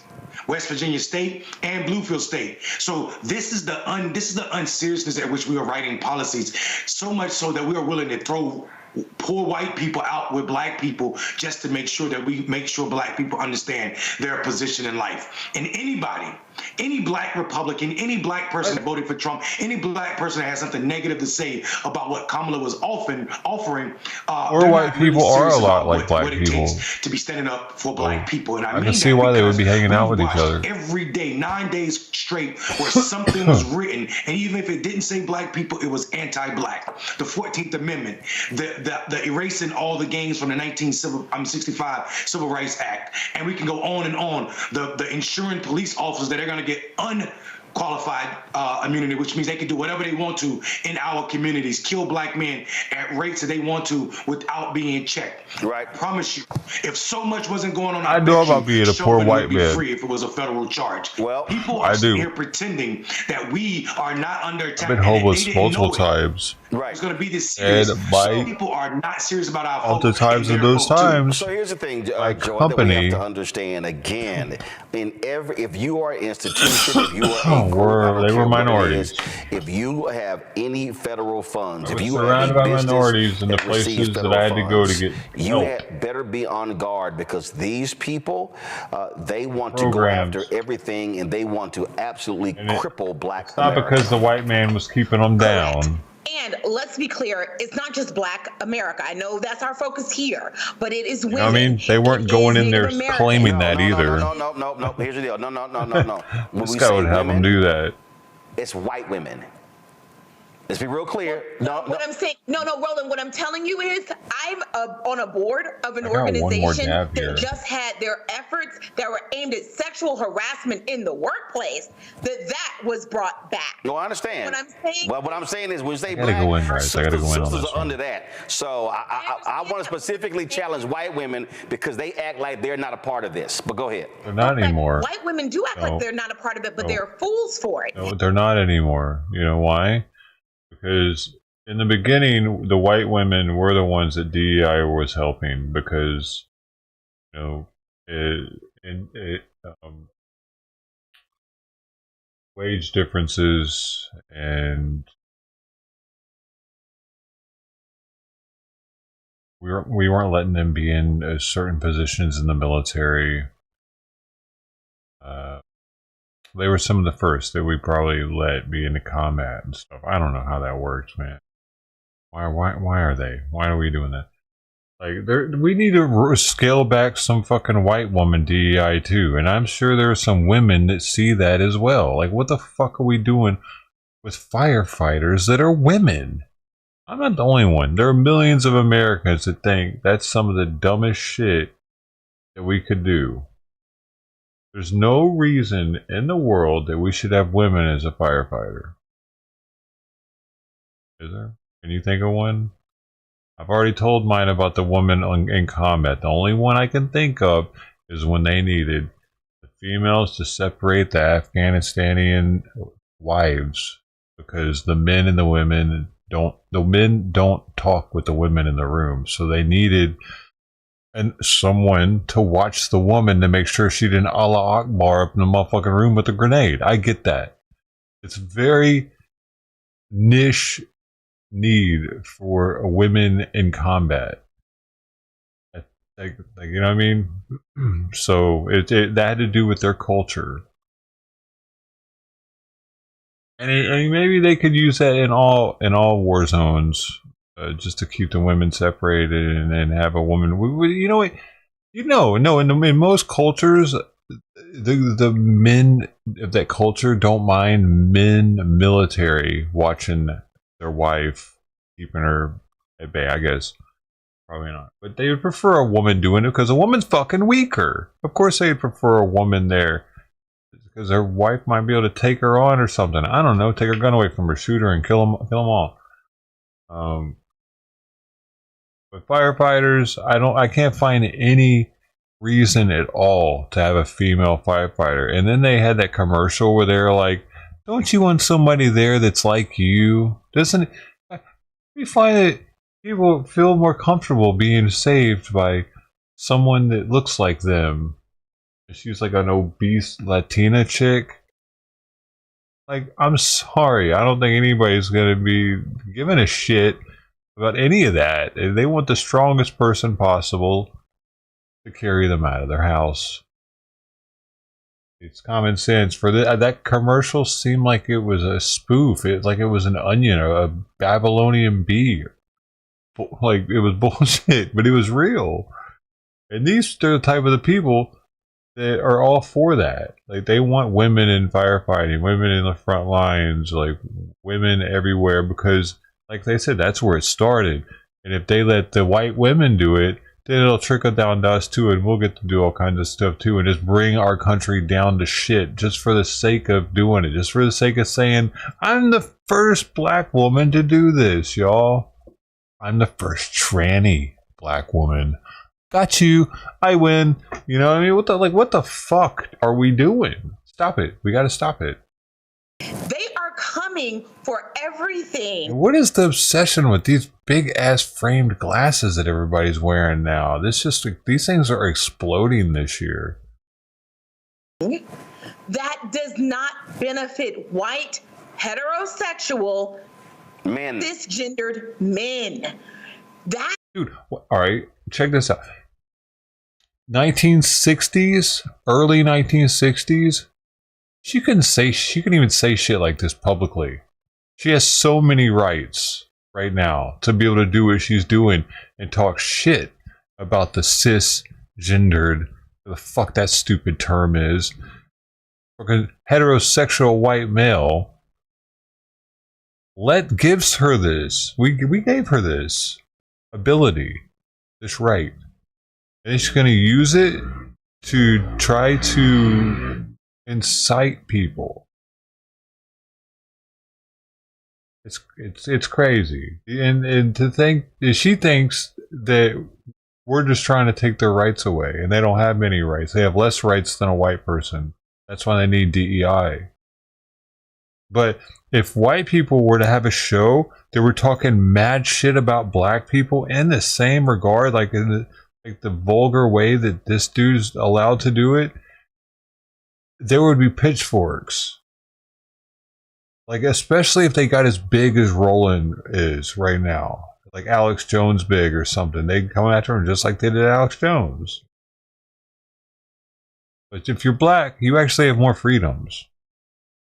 Unless you're like stealing shit or like causing a problem by like stabbing people or shooting people, then of course you're gonna get locked up. But for freedom of speech, they seem to have more freedoms. is what Judeo-Christian at that. That is their focus. So even if you think that that you're going to be protected, you are not going to be protected. You are not going to be protected. And they are testing out with DEI. And by the way, in the federal government, those offices are not just diversity, equity, and inclusion. If you are a person with a disability, those are also accessibility offices. Dude, they try to suck as many people into their agenda as possible, just like Antifa did with BLM. You know, like BLM was doing their thing, and Antifa was like, "Hey, we are already pissed about this Trump thing. This is perfect. Hey, how y'all doing?" And they joined forces.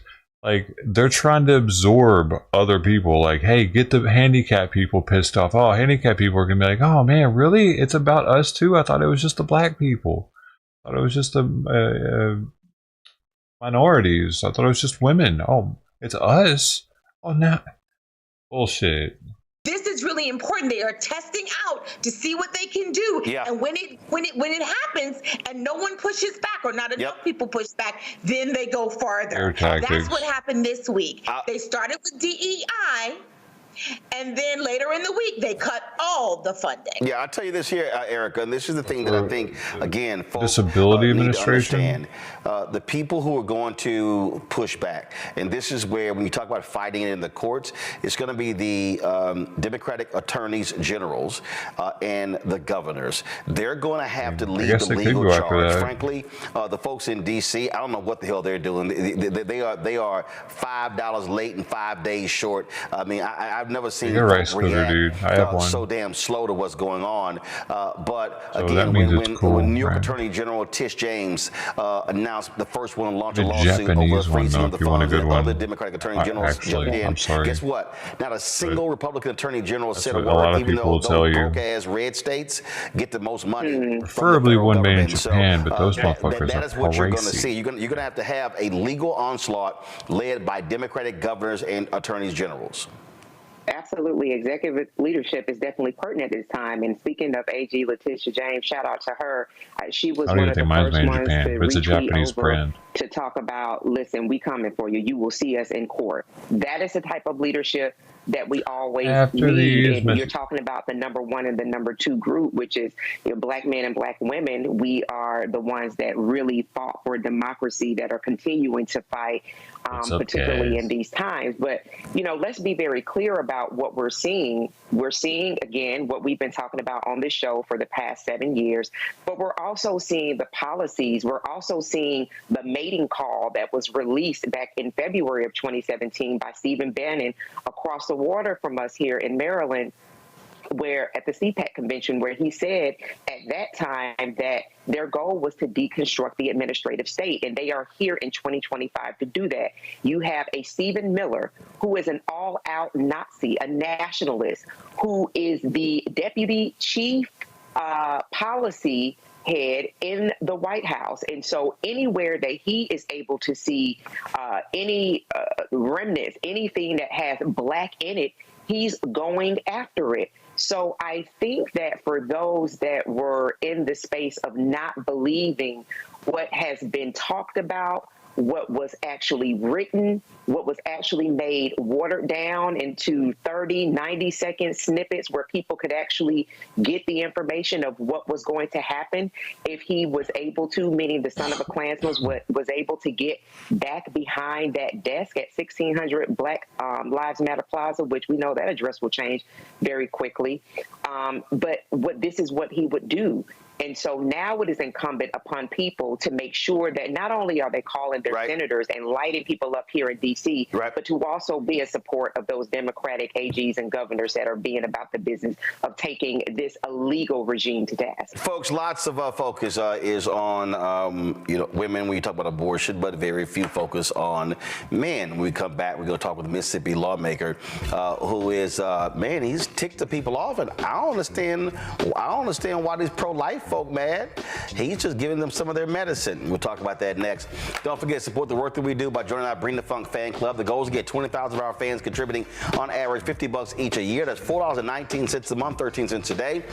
There are folks who say they can't give that. Totally understand. You can give less if you can give more. We appreciate that. This dude's asking for money. Is he e-bagging? Our expense is about $195,000 a month to cover. Hey, somebody give me $1. The places where we go, the travel, all things that we do.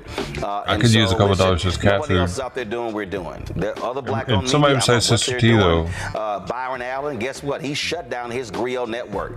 It doesn't exist as of January 1st. They laid off all of their people except I think like 4 people at the griot. We got more people who work for us. No, Sister T, you gotta be somebody else. Black Enterprise, nope. Urban One, nope. Radio One, nope. Blavity, nope. Essence, nope. Ebony, nope. None of these people do what we do every day in covering the amount of news that we focus on every single day. So your support is critical. If you want to support us via Cash App, please use the Stripe app. Look at all this Cash shit. App closed down all of our accounts after they changed their rules. And so that's the QR code right there. If you are listening, you can go to blackstarnetwork.com to grab that QR code. Also, you want to see a check and money order, send your check and money order to PO Box 57196, Washington, D.C. That's what he looked like 20 years ago. 0196. PayPal's R Martin Unfiltered. Venmo's RM Unfiltered. Zelle. Roland at RolandSMartin.com. What am I thinking? Central. All of the laws that are passed regarding a woman's body, they're extensive. What about when it comes to men? Well, guess what? A Mississippi State Senator has introduced a bill titled the Contraception Begins at Erection Act. This bill would make it illegal for a person to release genetic material without the intention of fertilizing an embryo. What? Senator Bradford Blackman's bill proposes a fine of up to $10,000 for repeat offenders. If you're doing it at home, or if you're doing it in public, because I mean, if you're beating off on the sidewalk, maybe there should be a fine for that. I got a kick out of this because I remember doing one hearing on Capitol Hill. They were talking about abortion services and cost and things along those lines. And I remember where they wasting it female at. senators said, "How much do they spend on Viagra in the Defense Department?" And she was like, "Why is that covered?" And you often hear people joke that there were bills that specifically target male genitalia, things would change a lot in this country. And so, why would they cover? I can answer that because we need to have kids in America, man, and they definitely want service members to have kids. And maybe that they want to have a crazy night. They don't necessarily need it because they're limp-dicked. What are you trying to say, buddy? That the DOD's limb digged? What's going on here? What caused you to put this bill forward? What triggered it? It was sometime last summer. I was watching the news, and I saw that there was somewhere in Texas, they had a bill that would punish someone criminally and require jail time if you assisted someone getting an abortion. And I thought to myself, it had been getting outrageous, but this is completely outrageous. He's got all the African stuff. Hey, That's what so if we cute. decided we wanted to regulate what men do? So I thought about that. Oh, it's and a then joke I went to my bill. parents, who are both former legislators, and told them of my idea, and they He's were an idiot on board. then, And they pretty said, much. "Go for it."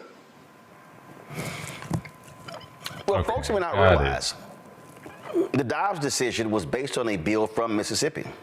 That's correct. And so you put this forward. So what has been the reaction from the pro-lifers in the legislature in Mississippi? Well, the reaction from the pro-lifers in the actual legislature, I've gotten a few helpful suggestions on it. One told me that, hey, would you support an amendment that said if you had a vasectomy, that it could be an exception? And I told him that was something I hadn't thought about, and that was an amendment that I would support. So in the legislature itself, the reaction, it hasn't been a negative reaction. The negative reaction has mostly come from men in the public. And I will say there have been a few women in the public who've told me that I'm wasting taxpayer money with it. Yeah. But wait a minute. Why are you wasting taxpayer money for a bill that relates to men when these folks have no problem passing bills relating to women? We saw the whole, in vitro fertilization battle. We've seen reproductive rights. And so all you're simply saying is, if it's good for That's wild. I would have never known about let's this pass some laws dealing with men. happening if I wouldn't have been watching this guy. I'm not sure how I'm wasting taxpayer money doing my job of being a legislature, but that's been one of the complaints. And the bigger complaint from men has been, this is my personal private home. This is what I do in my home. How dare you try to regulate it? What are you going to do? Have police break down my door and come in? And I just want to be like, if you just take that next step, you can understand that that's what women have been saying this whole time. Let's go to the panel here. Mondale Robinson, you're first. Your question. Yeah, I appreciate this, and I appreciate the the historical context of Dobbs and also this legislation. I think you should be working with the state legislature around the country to produce these bills, and then maybe we really can get care some of them about women passed in some legislatures that look more like blue state legislatures. I do have a question to you about life in Mississippi. We see life in Mississippi being hard from whenever it begins to whenever it ends. I want to ask you guys, what's your plan to push back on what's happening with your Republican friends over there with this bill to trying to make trespassing forever life sentence for people who are undocumented? For undocumented people. What I'll say is I'm over in the Senate, and that came from the House. In all due respect to my House members, they tend to pass anything over on that side of the building, and most of the stuff like that doesn't really see the light of the day on the Senate side. So he's not a federal senator, though, right? On the Senate side, don't bring up some of the more extreme bills that come out of the House. And I guess that's kind of true for the national government. He's too young to be a senator, isn't he? In recent times, it might seem like they're more on board than they have been in the past. I can find out. So Scott Coloming had to sue y'all for nothing, right? Well, I think Scott, I know Scott, prior to his current position, Scott and I had some the two white people, both Scott's Republican. It's just a shame He's a what state happened with senator his then. nomination. And it's the Senate Democrats, unfortunately, in the U.S. Senate to blame for that one, and honoring the blue slip, which their Republican counterparts seem to ignore. He is wasting time. Mississippi got a 2026 Senate election. We do have a 2026 Senate election, and I'm going to hold my cards close to the vest. All right. Question, Erica. Yes, State Senator Blackman, great to be with you and today. My question for you is, in the introduction of this bill, can you just line out what exactly are you looking for those women or for anyone else who may not fully understand what this piece of legislation should do? Could you just kind of run us through what is this, an equity act? What are you seeking to do with this bill that you have come up with? Well, I think that the last comment you made, it is an equity act. I wanted to get a conversation started, and apparently the conversation has been started, that literally everything that comes out of legislation has to do with what a woman can or cannot do with her body. And when you decide to say what a man can and cannot do with his own body, apparently you've gone a step too far. It's a bridge too far, and you get people up in arms. Because they came from our rib, women have been saying for time immemorial, that let us have control of our own body. Why is motherfuckers trying to get the power taken away from men? What is this shit? These trading ass dude. These people are traders. These are men traders. They're trading for the women. They want women to run the world or something, so it can all just go to shit. What are they fucking doing, man? What are you doing, idiot? What are you doing? I don't know. I'm just a black man, and I'm trying to do one black man thing. Good thing we let that happen.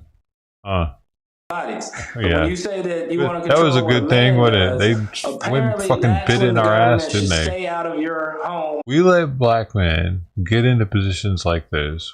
It happened. White men let this happen. And then, after they let women vote, by the way, and then, now, this is what they're doing to pay us back. This is what they're doing to pay us back. They're trying to take more rights away from men, actually, because men said so. That's why women, we're not letting them do that. Okay? That's why, you fucking stupid shit. Because men are running the show, and now you're trying to give them, like, oh, there's no equal rights, fuck your equal rights, dude. No, it's not the same.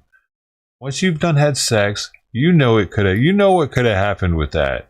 You know it's different than getting a fucking boner. It's different beating off and jizzing on their fucking mattress, wherever the fuck. That's different than impregnating somebody.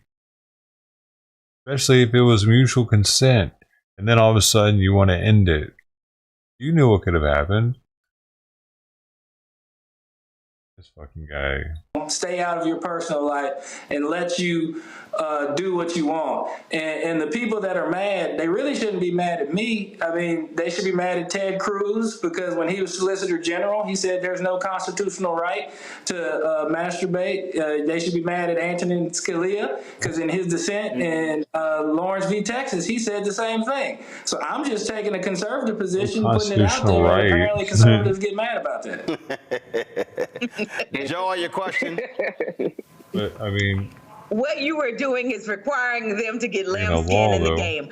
I love it. I think this is great. I'm like my fellow co-panelists. You need to be doing this all over the country. And look, the point is clear. If this is, if it's not good for men, it's not good for women. And look, any people out there who are saying it's a waste of taxpayer dollars, again, this is why we have to teach civics. Your job is to introduce legislation. You are absolutely doing what a legislator should do. I thank you for your service. I do not have a question, except for when are you running for federal office? Thank you. And actually, the bill is on the committee agenda for the committee it was assigned to. So within the coming days, it'll come up in the committee, and I'll get to explain to my fellow Senate colleagues why I think it's an important bill. All right, then. We certainly appreciate you joining us. Good luck with the bill. And let's see how these pro-lifers vote. Yes, we'll definitely see that. Thank y'all for having me. Thanks for your questions, and thanks for the nod of support when it wasn't a question, but I appreciate it. All right, thank you so very much. All right, folks, going to break. We come back. The lawlessness of these idiots in the White House is very clear. We'll talk about when it comes to them trying to give severance package EEOC. All right, we're gonna hear about it. We're gonna hear about it. All right.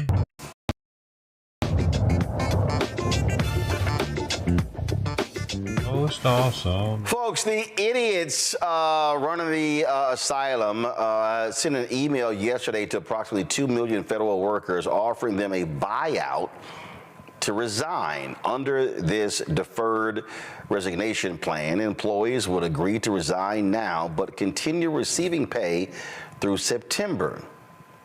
Virginia U.S. Senator Tim Kaine called but there's a new bullshit thing on this now proposal. where he's saying if y'all don't come into work. Federal employees received That's a an different interesting one. email at the end of the day today. I happen to have some fellows assigned to me who are not Senate employees, but they are executive branch employees, as most of us have, working in my office.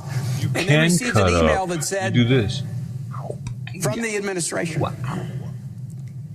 If you tender your resignation by next Friday, we will guarantee you payment through the end of September, whether or not you show up for work. So tender your resignation. How much would that be, I wonder? And then, boy, it's just going to be a gravy train. You're just going to get paid for 7 months without working. The president has no authority to make that offer. There's no budget line item to pay people who are not showing up for work. This is a guy who made this promise to contractors again and again and again when he was a private business guy. Oh, come work for me on my casino. Come work for me in a hotel. We're going to do a handshake. We're going to do a contract. The contractor does the work and then finds out they get stiffed. So my message to federal employees who receive this is, yeah, the president has tried to terrorize you for about a week and then gives you a little sweetheart offer. If you resign in the next week, we're just going to pay you for doing nothing for the next 7 months. Don't be fooled. He's tricked hundreds of people with that offer. If you accept that offer and resign, he'll stiff you just like he stiffed the contractors. He doesn't have any authority to do this. Do not be fooled by this guy. You were here before he was here, and you'll be here Batteries on the way. He was here. Show up for work. On the way, y'all. Be diligent. Serve Americans I can see every him day. driving. Make their life better. He's answer their coming with phone my call. Give battery. them an answer. Track down their constituent call. Don't be fooled by a fake offer that because he's terrorized you in the last week, it would be easy to just resign now and get a check for 7 months, because I can tell you that promise is worth nothing. And you will regret it just like these contractors regretted it who did work for this guy when he was a businessman. Well, also the two-time impeached convicted criminal-in-chief fired 2 of the 3 Democratic commissioners of the federal agency that enforces civil rights laws in the workplace. The two Equal Employment Opportunity Commission commissioners, Charlotte Burrows and Jocelyn Samuels, confirmed in statements Tuesday that they were terminated late Monday night. Charlotte Burrows said in her statement, "Removing me along with Commissioner Samuels well before the expiration of our terms is unprecedented and will undermine the efforts of this independent agency to do the important work of protecting employees from discrimination, supporting employers' compliance efforts, and expanding public awareness and understanding of federal employment laws. I'm proud of the work my colleagues and I have done to help remove barriers for equal opportunity for all workers and to promote fair and non-discriminatory workplaces. While I strongly disagree with the president's actions and will explore all legal options available to me, I will continue to do all I can to fight for the rights of American workers and to support the efforts of others who do the same." Burrows, a former EEOC chair, was serving a 3rd term as commissioner that was set to end in 2028. Samuels was in her 2nd term, which was supposed to last through 2026. Both say they are looking at legal options. Under federal law, no more than 3 individuals from the same political party can serve on the 5-member commission at the same time. The firings leave the EEOC without a quorum. Only 2 commissioners remain. Both Burrows and Samuels said this was just so crazy about it. But it's not just that. The National Labor Relations Board. Trump fired 2 Democrats on that particular board. He removed members Gwen Wilcox and General Counsel Jennifer Abruzzo. Both were appointed by President Joe Biden. Removed them late Monday night as well. Now, they expected Abruzzo to be fired because she was general counsel and she acted as a prosecutor. But Wilcox, her term was not going to end until 2028. Wilcox is the first black woman to serve on the National Labor Relations Board. She also says she's going to be pursuing all legal avenues. Here's the deal here, Erica, that's crazy. He doesn't have... There are laws. There are actual laws. So, for instance, when he fired the 17 inspector generals, guess what? The law says he is to notify Congress 30 days before. That's a process. There are laws here of terminating board members, commissioners of the EEOC, National Labor Relations Board. What Trump is trying to do is he is operating as a dictator and saying, I have complete and utter control over everything, all laws, you name it, I control it. And he's forcing folks to sue him to overturn it. And that's why I keep saying Democrats had understand they better be in court over every single action that this fool is trying to do. Deconstruction of the administrative state is happening. And, you know, when you're talking about someone who is, as you pointed out, as felonious as he is, someone who does not respect, who has also said and has repeated that the Constitution is not something that he believes in, he wants to terminate, do away with. And you're then having him meet with Republican folks in Congress to actually look at being able to seek office for a third term. This is the person that was exactly who he said he was. He actually admires dictators. You're talking about somebody who was writing letters of affection to Kim Jong-un. You're talking about somebody who, as I call his Vladdy Daddy, Vladimir Putin, he has a great affection for him. So none of these things should surprise us. But what should be of surprise to anyone is the level of non-action. And so as we see somebody who was trampling through federal law, who has made it his business to be very, very clear on what he will do, that non-action is not a choice because people's lives are being transformed and shifted.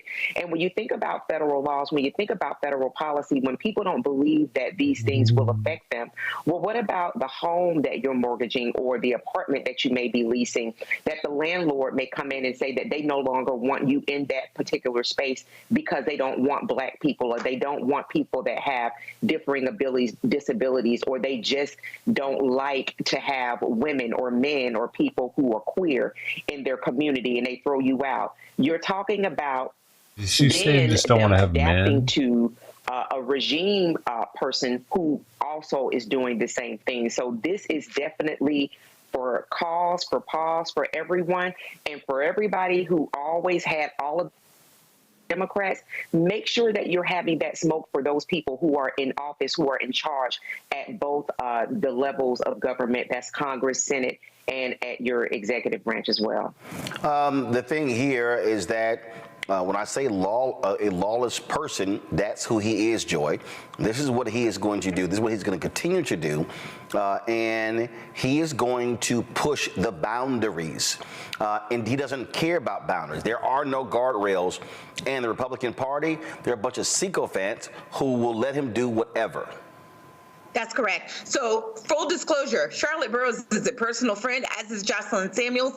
I spent the entirety of my time in the Obama administration as a political appointee at EEOC and helped Charlotte set up her office in the beginning. This is a true public servant. Same thing with Jocelyn. It is a shame what's happening to them. And let's just be clear about the rules. It's one thing to fire a general counsel. It's a total other thing to fire a commissioner who's brought in for a certain term.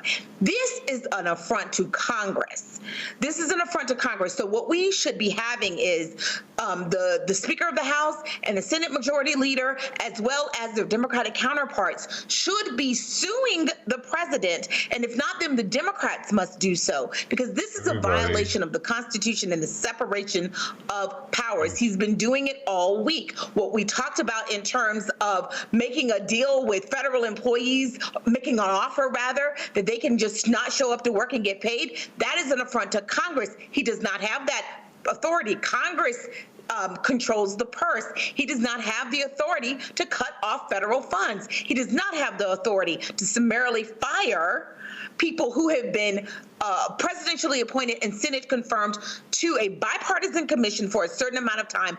It is created so that there will be overlap amongst administration. It's a different kind of commission. So is NLRB than like a regular federal agency. They are meant to be, as Roland said earlier, bipartisan commissions and to have overlapping years. It's set up differently. Donald Trump has no authority to just go out there and do it, but he is going to demand that we sue him in order. So there's going to be a lot of injunctions that are happening, right? But it's the time and the expense that he is counting on. It's the confusion. And in the interim, it's the seizure of the work of that agency, right? So all those who filed EEOC lawsuits, those things will be hindered by this get everything ready for PUBG, man. He is an authoritarian figure. There's a cut on my finger. Roland, here's the thing. It doesn't affect my we might say that he don't gameplay. have the authority to do it, but he's damn sure showing us he's got the power to do it because he's already fired those people. All these things that the Senate Republicans and Democrats and everybody keeps saying that he don't have the power to do or the authority to do, he's done it. And what Donald Trump has a history of doing in business and in life is suing people until they're too tired or can't afford to sue him anymore. So you talk about wasting taxpayer dollars. We're about to have a federal government that's going to be in court every day about a different issue because so many people are going to be filing lawsuits. That's what's going to happen. Donald Trump is turning the federal government into the Apprentice show, offering people payouts and buyouts that you can't even do as the president, yet and still that kind of stress has an effect on people. And I think people are misunderstanding or misrepresenting what I think Donald Trump is trying to do. I feel like Donald Trump is trying to trigger a Supreme Court case here, knowing that when he goes to the Supreme Court, it's going to be in his favor. This is the same Supreme Court that basically told him that he's above the law and that he can do things that are outside of the law and not be punished because of who he is or what position he had, and now he's back in that position. So we should remember that this is a person that said he was running to lower the cost of eggs and he was going to do it on day 1. We're on day 9 and we've seen nothing about eggs at all from this president. Nothing about lowering the cost of food at all. We have seen him do and act in a way that reminds us of his unsavory business practices. And I think we are about to follow in this trap if we keep allowing, and when I say we, I'm talking about the federal government, the other branches of the federal government, continue to allow this man to use this government as a tool for him to take more and more power to do as he please and play with people's lives.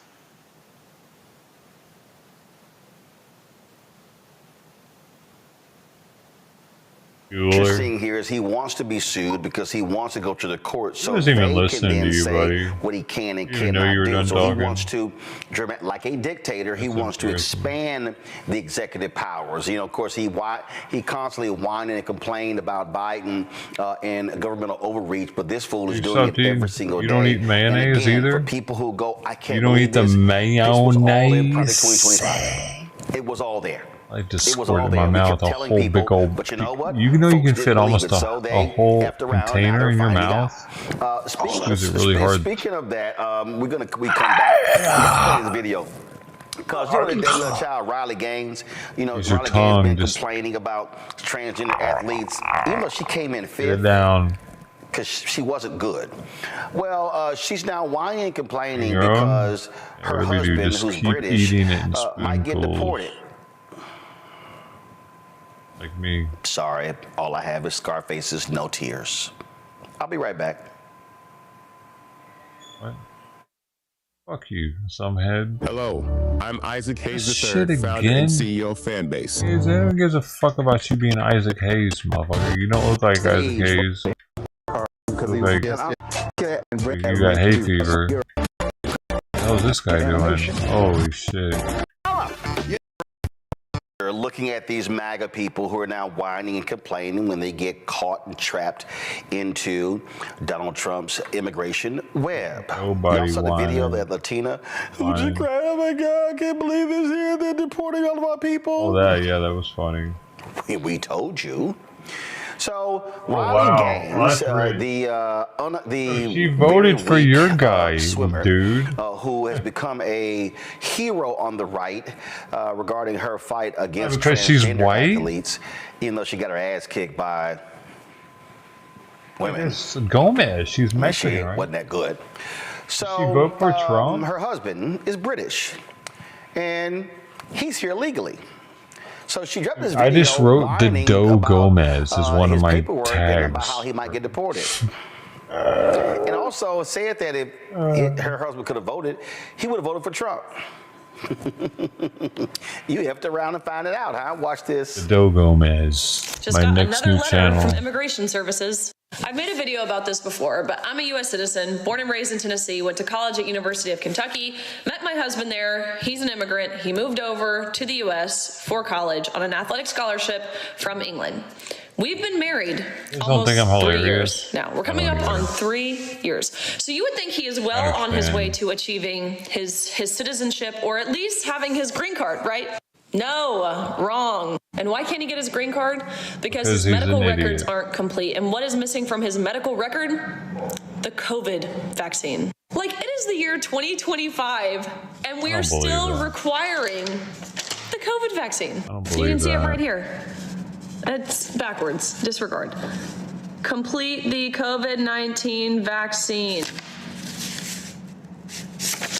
But this is what they do. This is what they do to people who do it the right way. I can't even tell you how much money, thousands of dollars, we have spent. That's weird, though. Well, Roland, don't say we didn't tell you. And immigration lawyers and he wants all Trump the to different fix things. Biden's All shit? for everything That's to not expire on their time anyways. And for all you people who say, oh, Riley, your husband's here illegally, he should be deported. Just so you don't understand immigration, he is very much here legally. There are other ways to obtain residency than a green card, like visas or advanced parole. Or those of you who say, this is what you get when you voted for Donald Trump.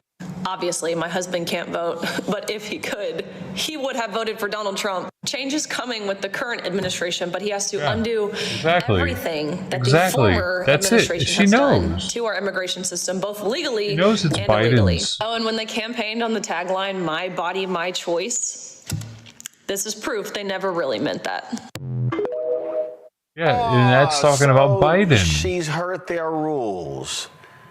Oh my God, what do we do, Mondale? There are rules. And so she's mad that there are rules. And so, you know, you have to have a COVID vaccine. I'm sorry, take your ass back to England. What? Listen. So these are the people that are all about my body, my choice, but they don't think that we should have a choice in the COVID vaccine? Really? Interesting. I don't think her still ass mad about the rules. She mad they apply to her. She's upset. What? She was cold. She was screaming out loud so many cold. I'm from Tennessee. I went to Kentucky. She said, I'm white. I'm white. Why are you doing this to me? I'm white. She thinks she's the only. She think the right way is if you came over here on a athletic scholarship. If you're no longer a college athlete, take your ass home. So that ain't the right way. Just because you've been married 3 years, plenty of people that have been married going through the process. He didn't go back home to England and get a K visa, a fiance visa, and then marry you. No, he stayed over here to marry you for status, and it didn't work. They're like wait, what the fuck is happening? They're all for the migrants coming here and flooding our country, but not if they marry a Trumper. Right? Oh, he's a Trumper migrant? Oh, hell no, send him back.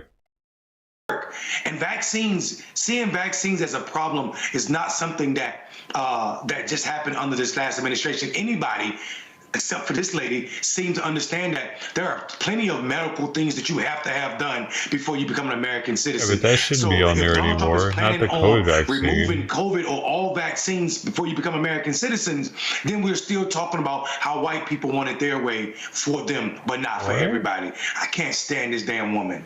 I can't. What do you mean? I can't stand her either. Why the fuck would it still be on there? Scarface's no I didn't even think it was real. It also applies to this woman.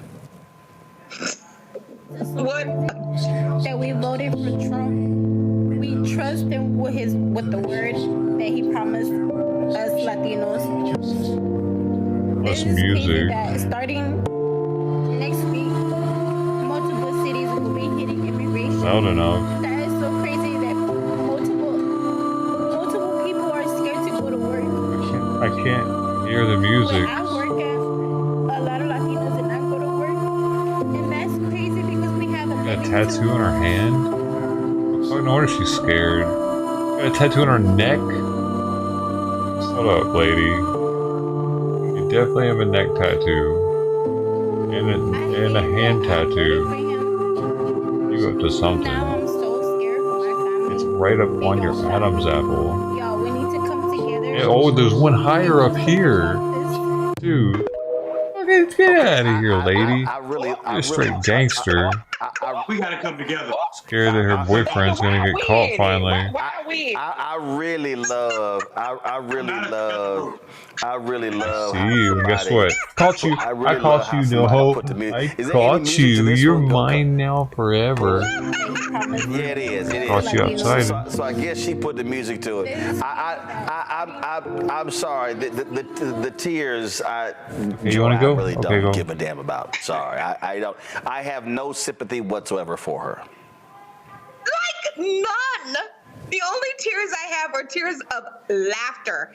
Listen, goodbye. Goodbye. You gotta go. You voted for the wrong person. Maybe you and your friends and your family, whatever. Dude, is that the only reason she wants her to go, though?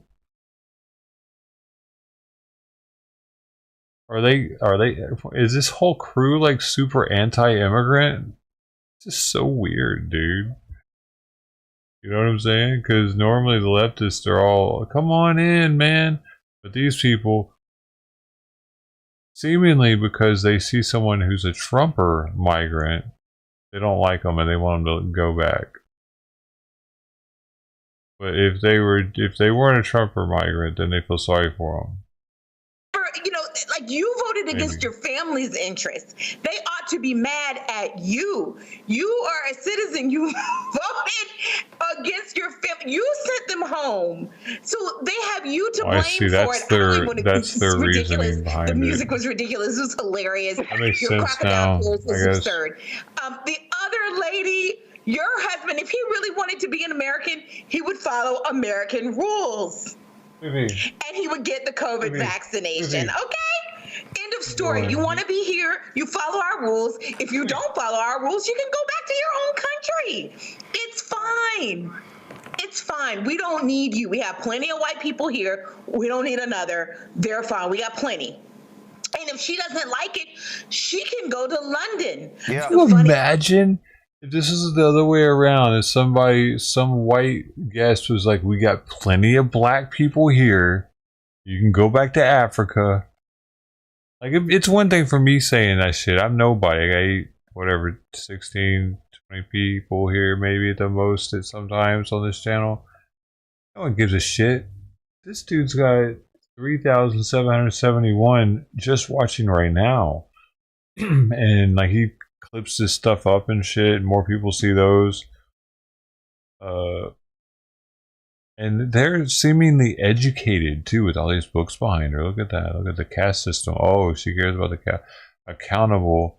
Yeah, it's just what else? I want to see all of them. Is this her next to Biden? Probably. Looks like it's in the White House. The thing is, in other countries, White people weren't allowed in these meetings with Biden. when you break their rules, they kick you out too. This is a photo that's been going all around social media. It's not real. It's AI. But I think it actually speaks exactly what's going on. It's right getting it. So it is AI. This is not a real photo. But Of course it's not real, because all the fucking legal ones didn't want him to be I'm finding delight in the MAGA-teers. For the most part. So allow me to play this video here of a Trump supporter who is not happy that his wife got deported. Oops. They turned off the cameras, excuse my language, and then they took my wife. This This man who wished not to be identified says his wife is from Venezuela and has lived in the United States for a few years. She was one of 3 people taken from this home. I'm told the 2 others were men who worked in construction. You see them here. This video, only a minute and 52 seconds long, we do not see his wife being removed from the home. But this is a picture of her that he keeps in his wallet. Her name is Vianis Ramirez, and he says she was in the process of becoming a United States citizen. She already had a court date. She was good. Everything was good. He just came in and snatched her. These are pictures from the Department of Homeland Security detaining other undocumented men and women in Broward County. It's despicable what they're doing right now. It's very embarrassing. President Donald Trump arrived at his Trump National Golf Resort in Doral Saturday, set to host GOP leaders for a conference. This man hopes this message makes it to him. I get a chance to talk to you, man. Yo, please, man. Every time somebody... out, so you, man, let me keep my wife here in the United States, man. She deserves to be here, man. ICE reports nearly Every time I hear 1,000 somebody say raids in the despicable, country on Sunday alone. I don't know. I think of Sylvester the cat. He'd be like, suck around, succotash, just despicable. Like he had that speech impediment or something. Which is up from just under 300 on Saturday. Here at the detention center in Miramar, things have been quiet for several hours, but we will continue to monitor this situation and bring you the developing news on raids in South Florida as they happen. No, Erica, What's the name of that show? Sylvester the Cat? No, you sat your ass around. You didn't fill out no paperwork. And, oh, she had an appointment.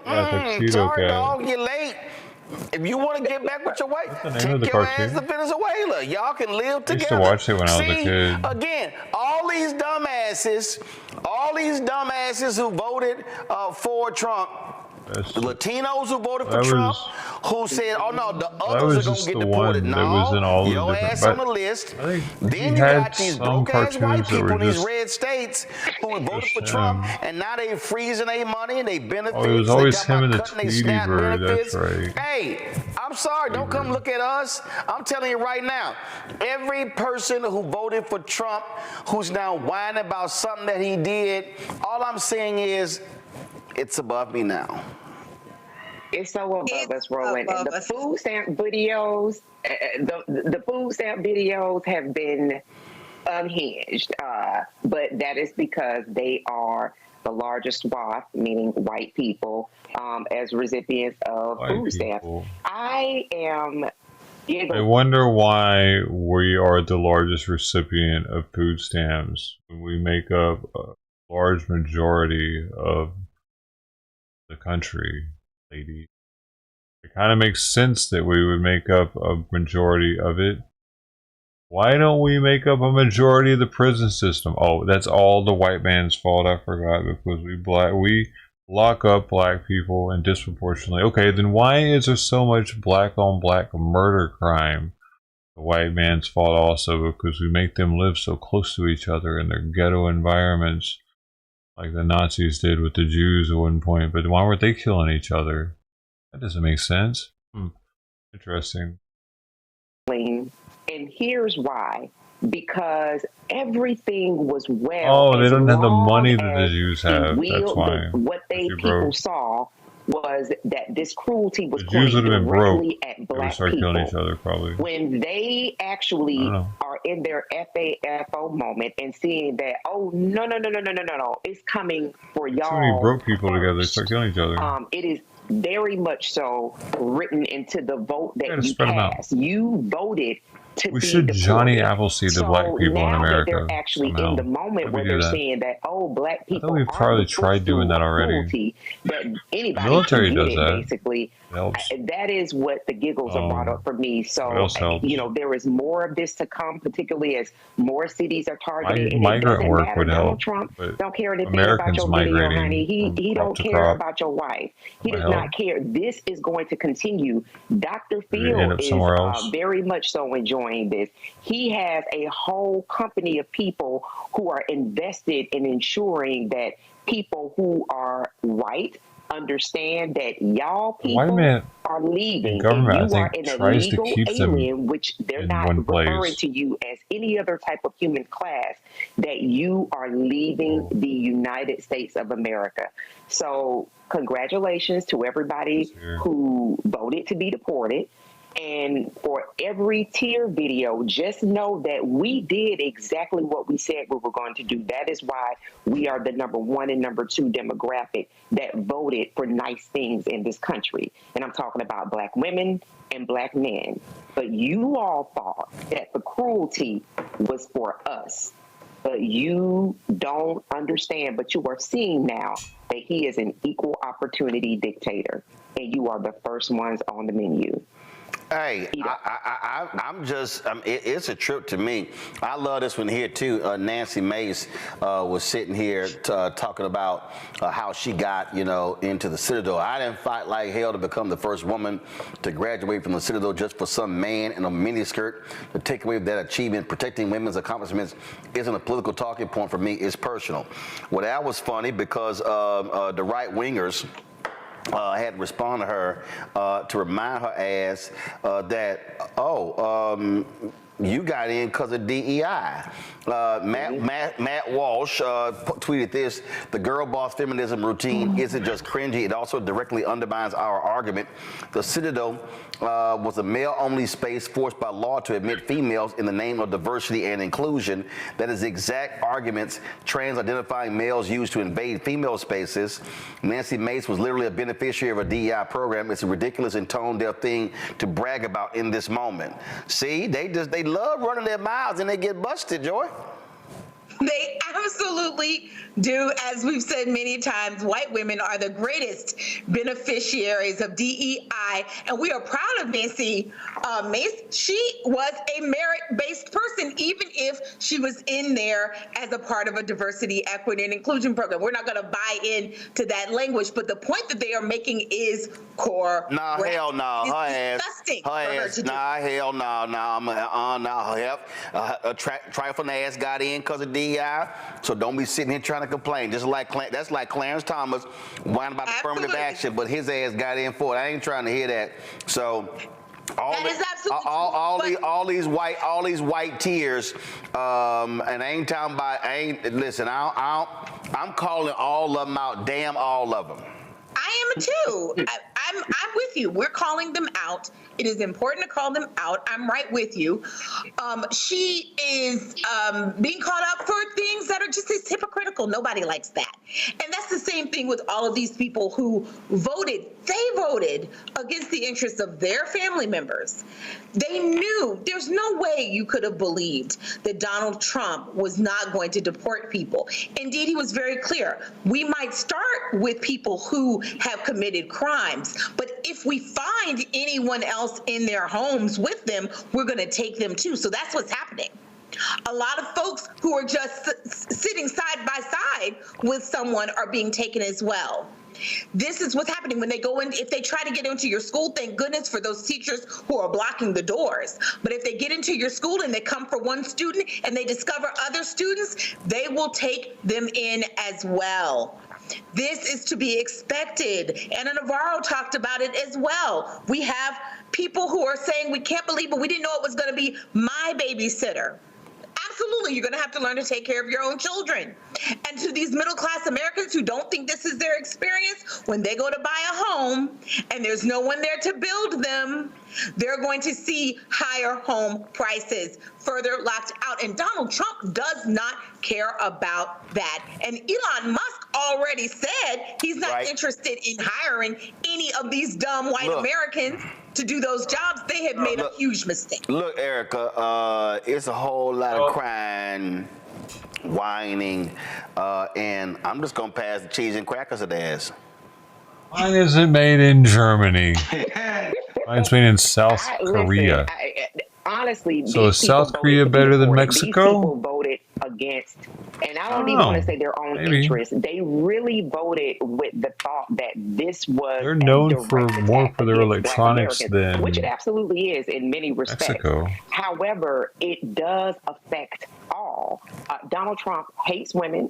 Donald Trump He hates rules. Donald Trump hates paying his bills. Donald Trump hates being around people that he doesn't feel like he should have to be around. He's not a person who should have ascended to this office the second time. But for the fact that people saw racism as their way to actually humble Black Americans, to make sure Black Americans understood that, well, you actually belong at a class that's lower than us. And so this message of humility is one in which I am hoping that with each course that is being served, that folks understand that this was never just about us. If you're talking about just about us, it's those three big pieces of federal legislation that Donald Trump already was sued him and his father under the Nixon administration. It's the Immigration Act that allowed people who were not Black Americans to be able to come into this country and thrive. It is the blood, sweat, and tears and continued laborious voting efforts of Black people, Black organizations, and Black groups that have kept this country in some functionality of democracy. But for the fact that everyone around us believes that we needed lesson in humility, baby, the amuse-bouche is being served. Be ready for every course that follows. I'm going to play all of the crying. I want to see all of the orange tears, Mondale. Yeah, listen, I'm super excited. The second video that the lady said Trump need to give them what they promised. He is. He calls y'all criminals. He called you rapists. He called y'all members of the cartel. I don't know what Trump she was listening to. This man was talking about making another country build a wall. This man was talking about everybody from all of our southern neighbors being criminal elements. So this idea that you was going to get something different is that because you identify as white, you thought you had assimilated. And by you mean everybody that looked like you, everybody that you cared about. At the expense of Black people is what you thought you were voting. You thought you were voting at the expense of Black people. And I want to add something to what Erica said, because she said something that's powerful. People voted for Trump because of racism and because they thought Black people were the footstool. And they also voted against a Black woman because she was a Black woman for no other reason. So I think what we're seeing right now is a good couple, your ass gonna love it. What my grandma used to tell me all the time. Hard head make a soft ass, and I'm here for it. Absolutely. Roland, I would just like to say one thing. Real quick, because I got to go to a break, because I got my next guest in the studio. Sorrows, prayers. That's all I have to say. Sorrows, prayers. All right, folks, when we come back, Black leadership, when it comes to responding to the thug in chief, where are they? Well, let's find out where they are. Give us some commercials, bitch. He has a wait, what is that? FAFO 2025. Or the BlackStarNetwork.com. Back in a moment. What does that mean? Unfiltered.com or the BlackStarNetwork.com. FAFO 2025. We tried. We tried to tell you. Or the BlackStarNetwork.com. So what he's trying to say is shit's gonna be so bad that he's trying to convince Trump voters that he tried to tell them. Table with me.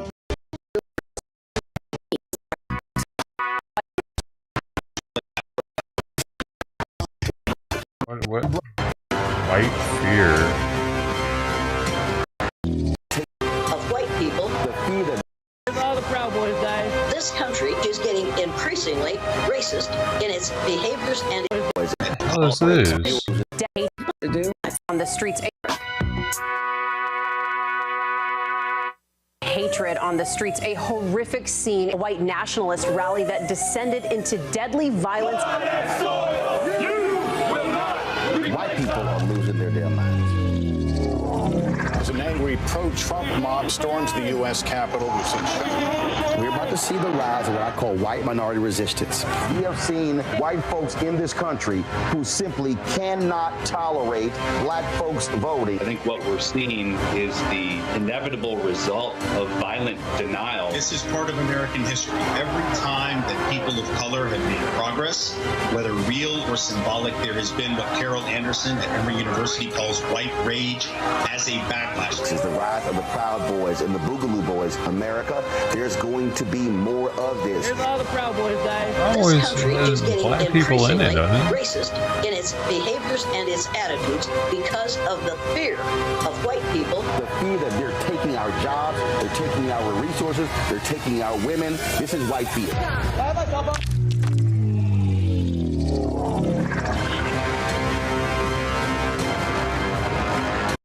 That music, though.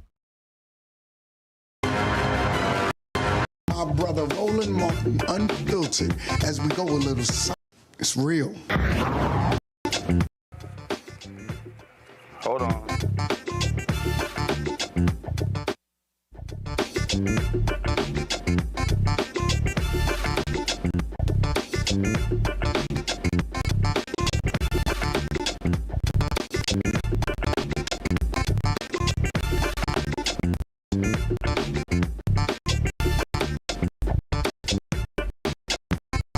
How do we respond in these times?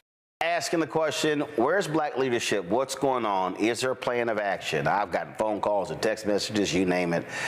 Folks have been saying, you know, how do we respond in these times, these crazy executive orders, the attacks on DEI, what's going to happen with HBCUs, what's going on? A radio host, Frank Ski, was asking the same thing. He got the video yesterday that got lots of folks talking. Frank was a little hot. And so this is his video he posted on Instagram.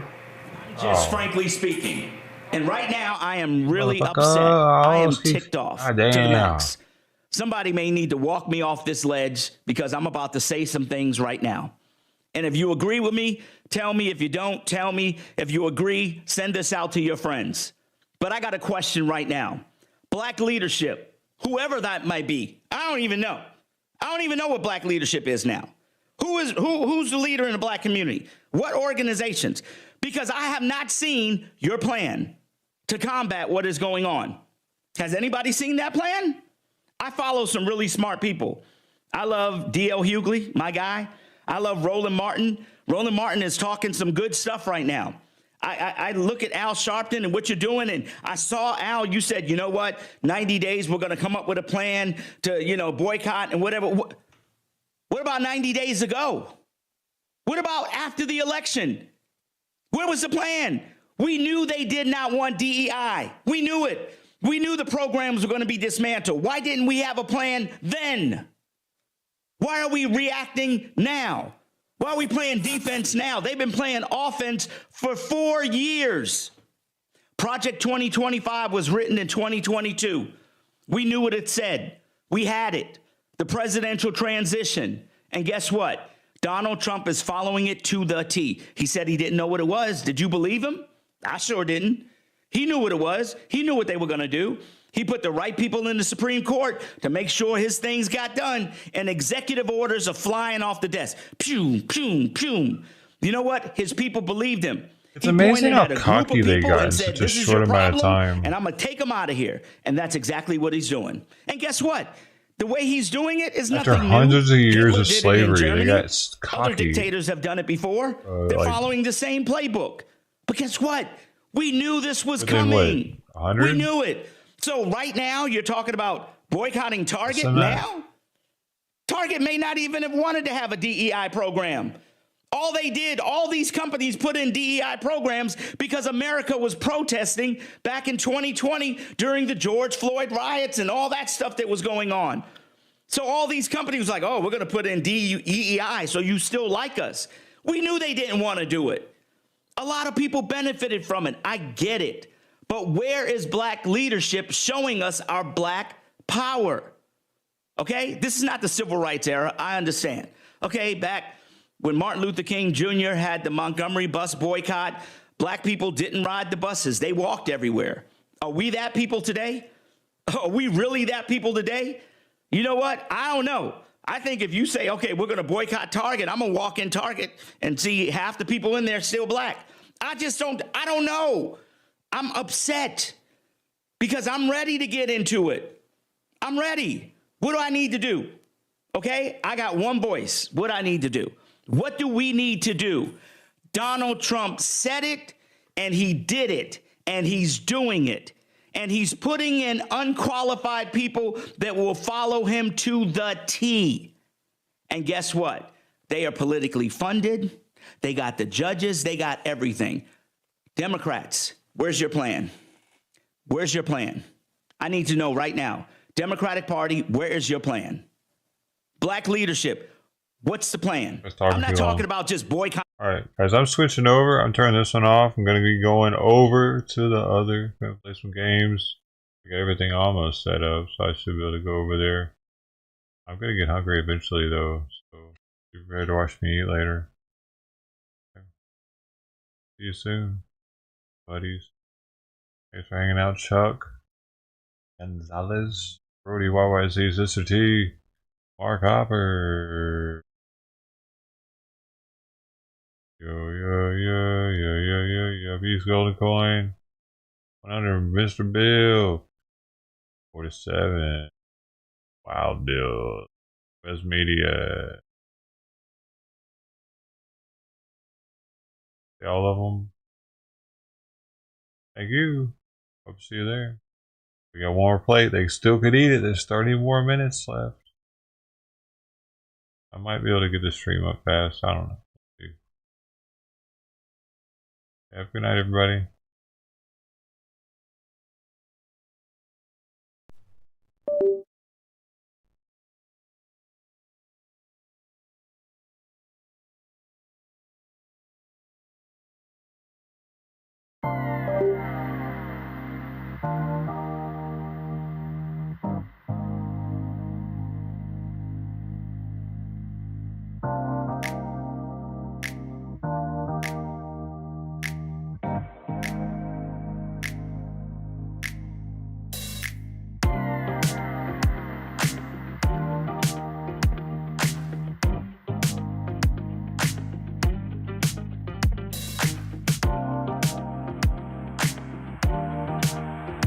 Another one.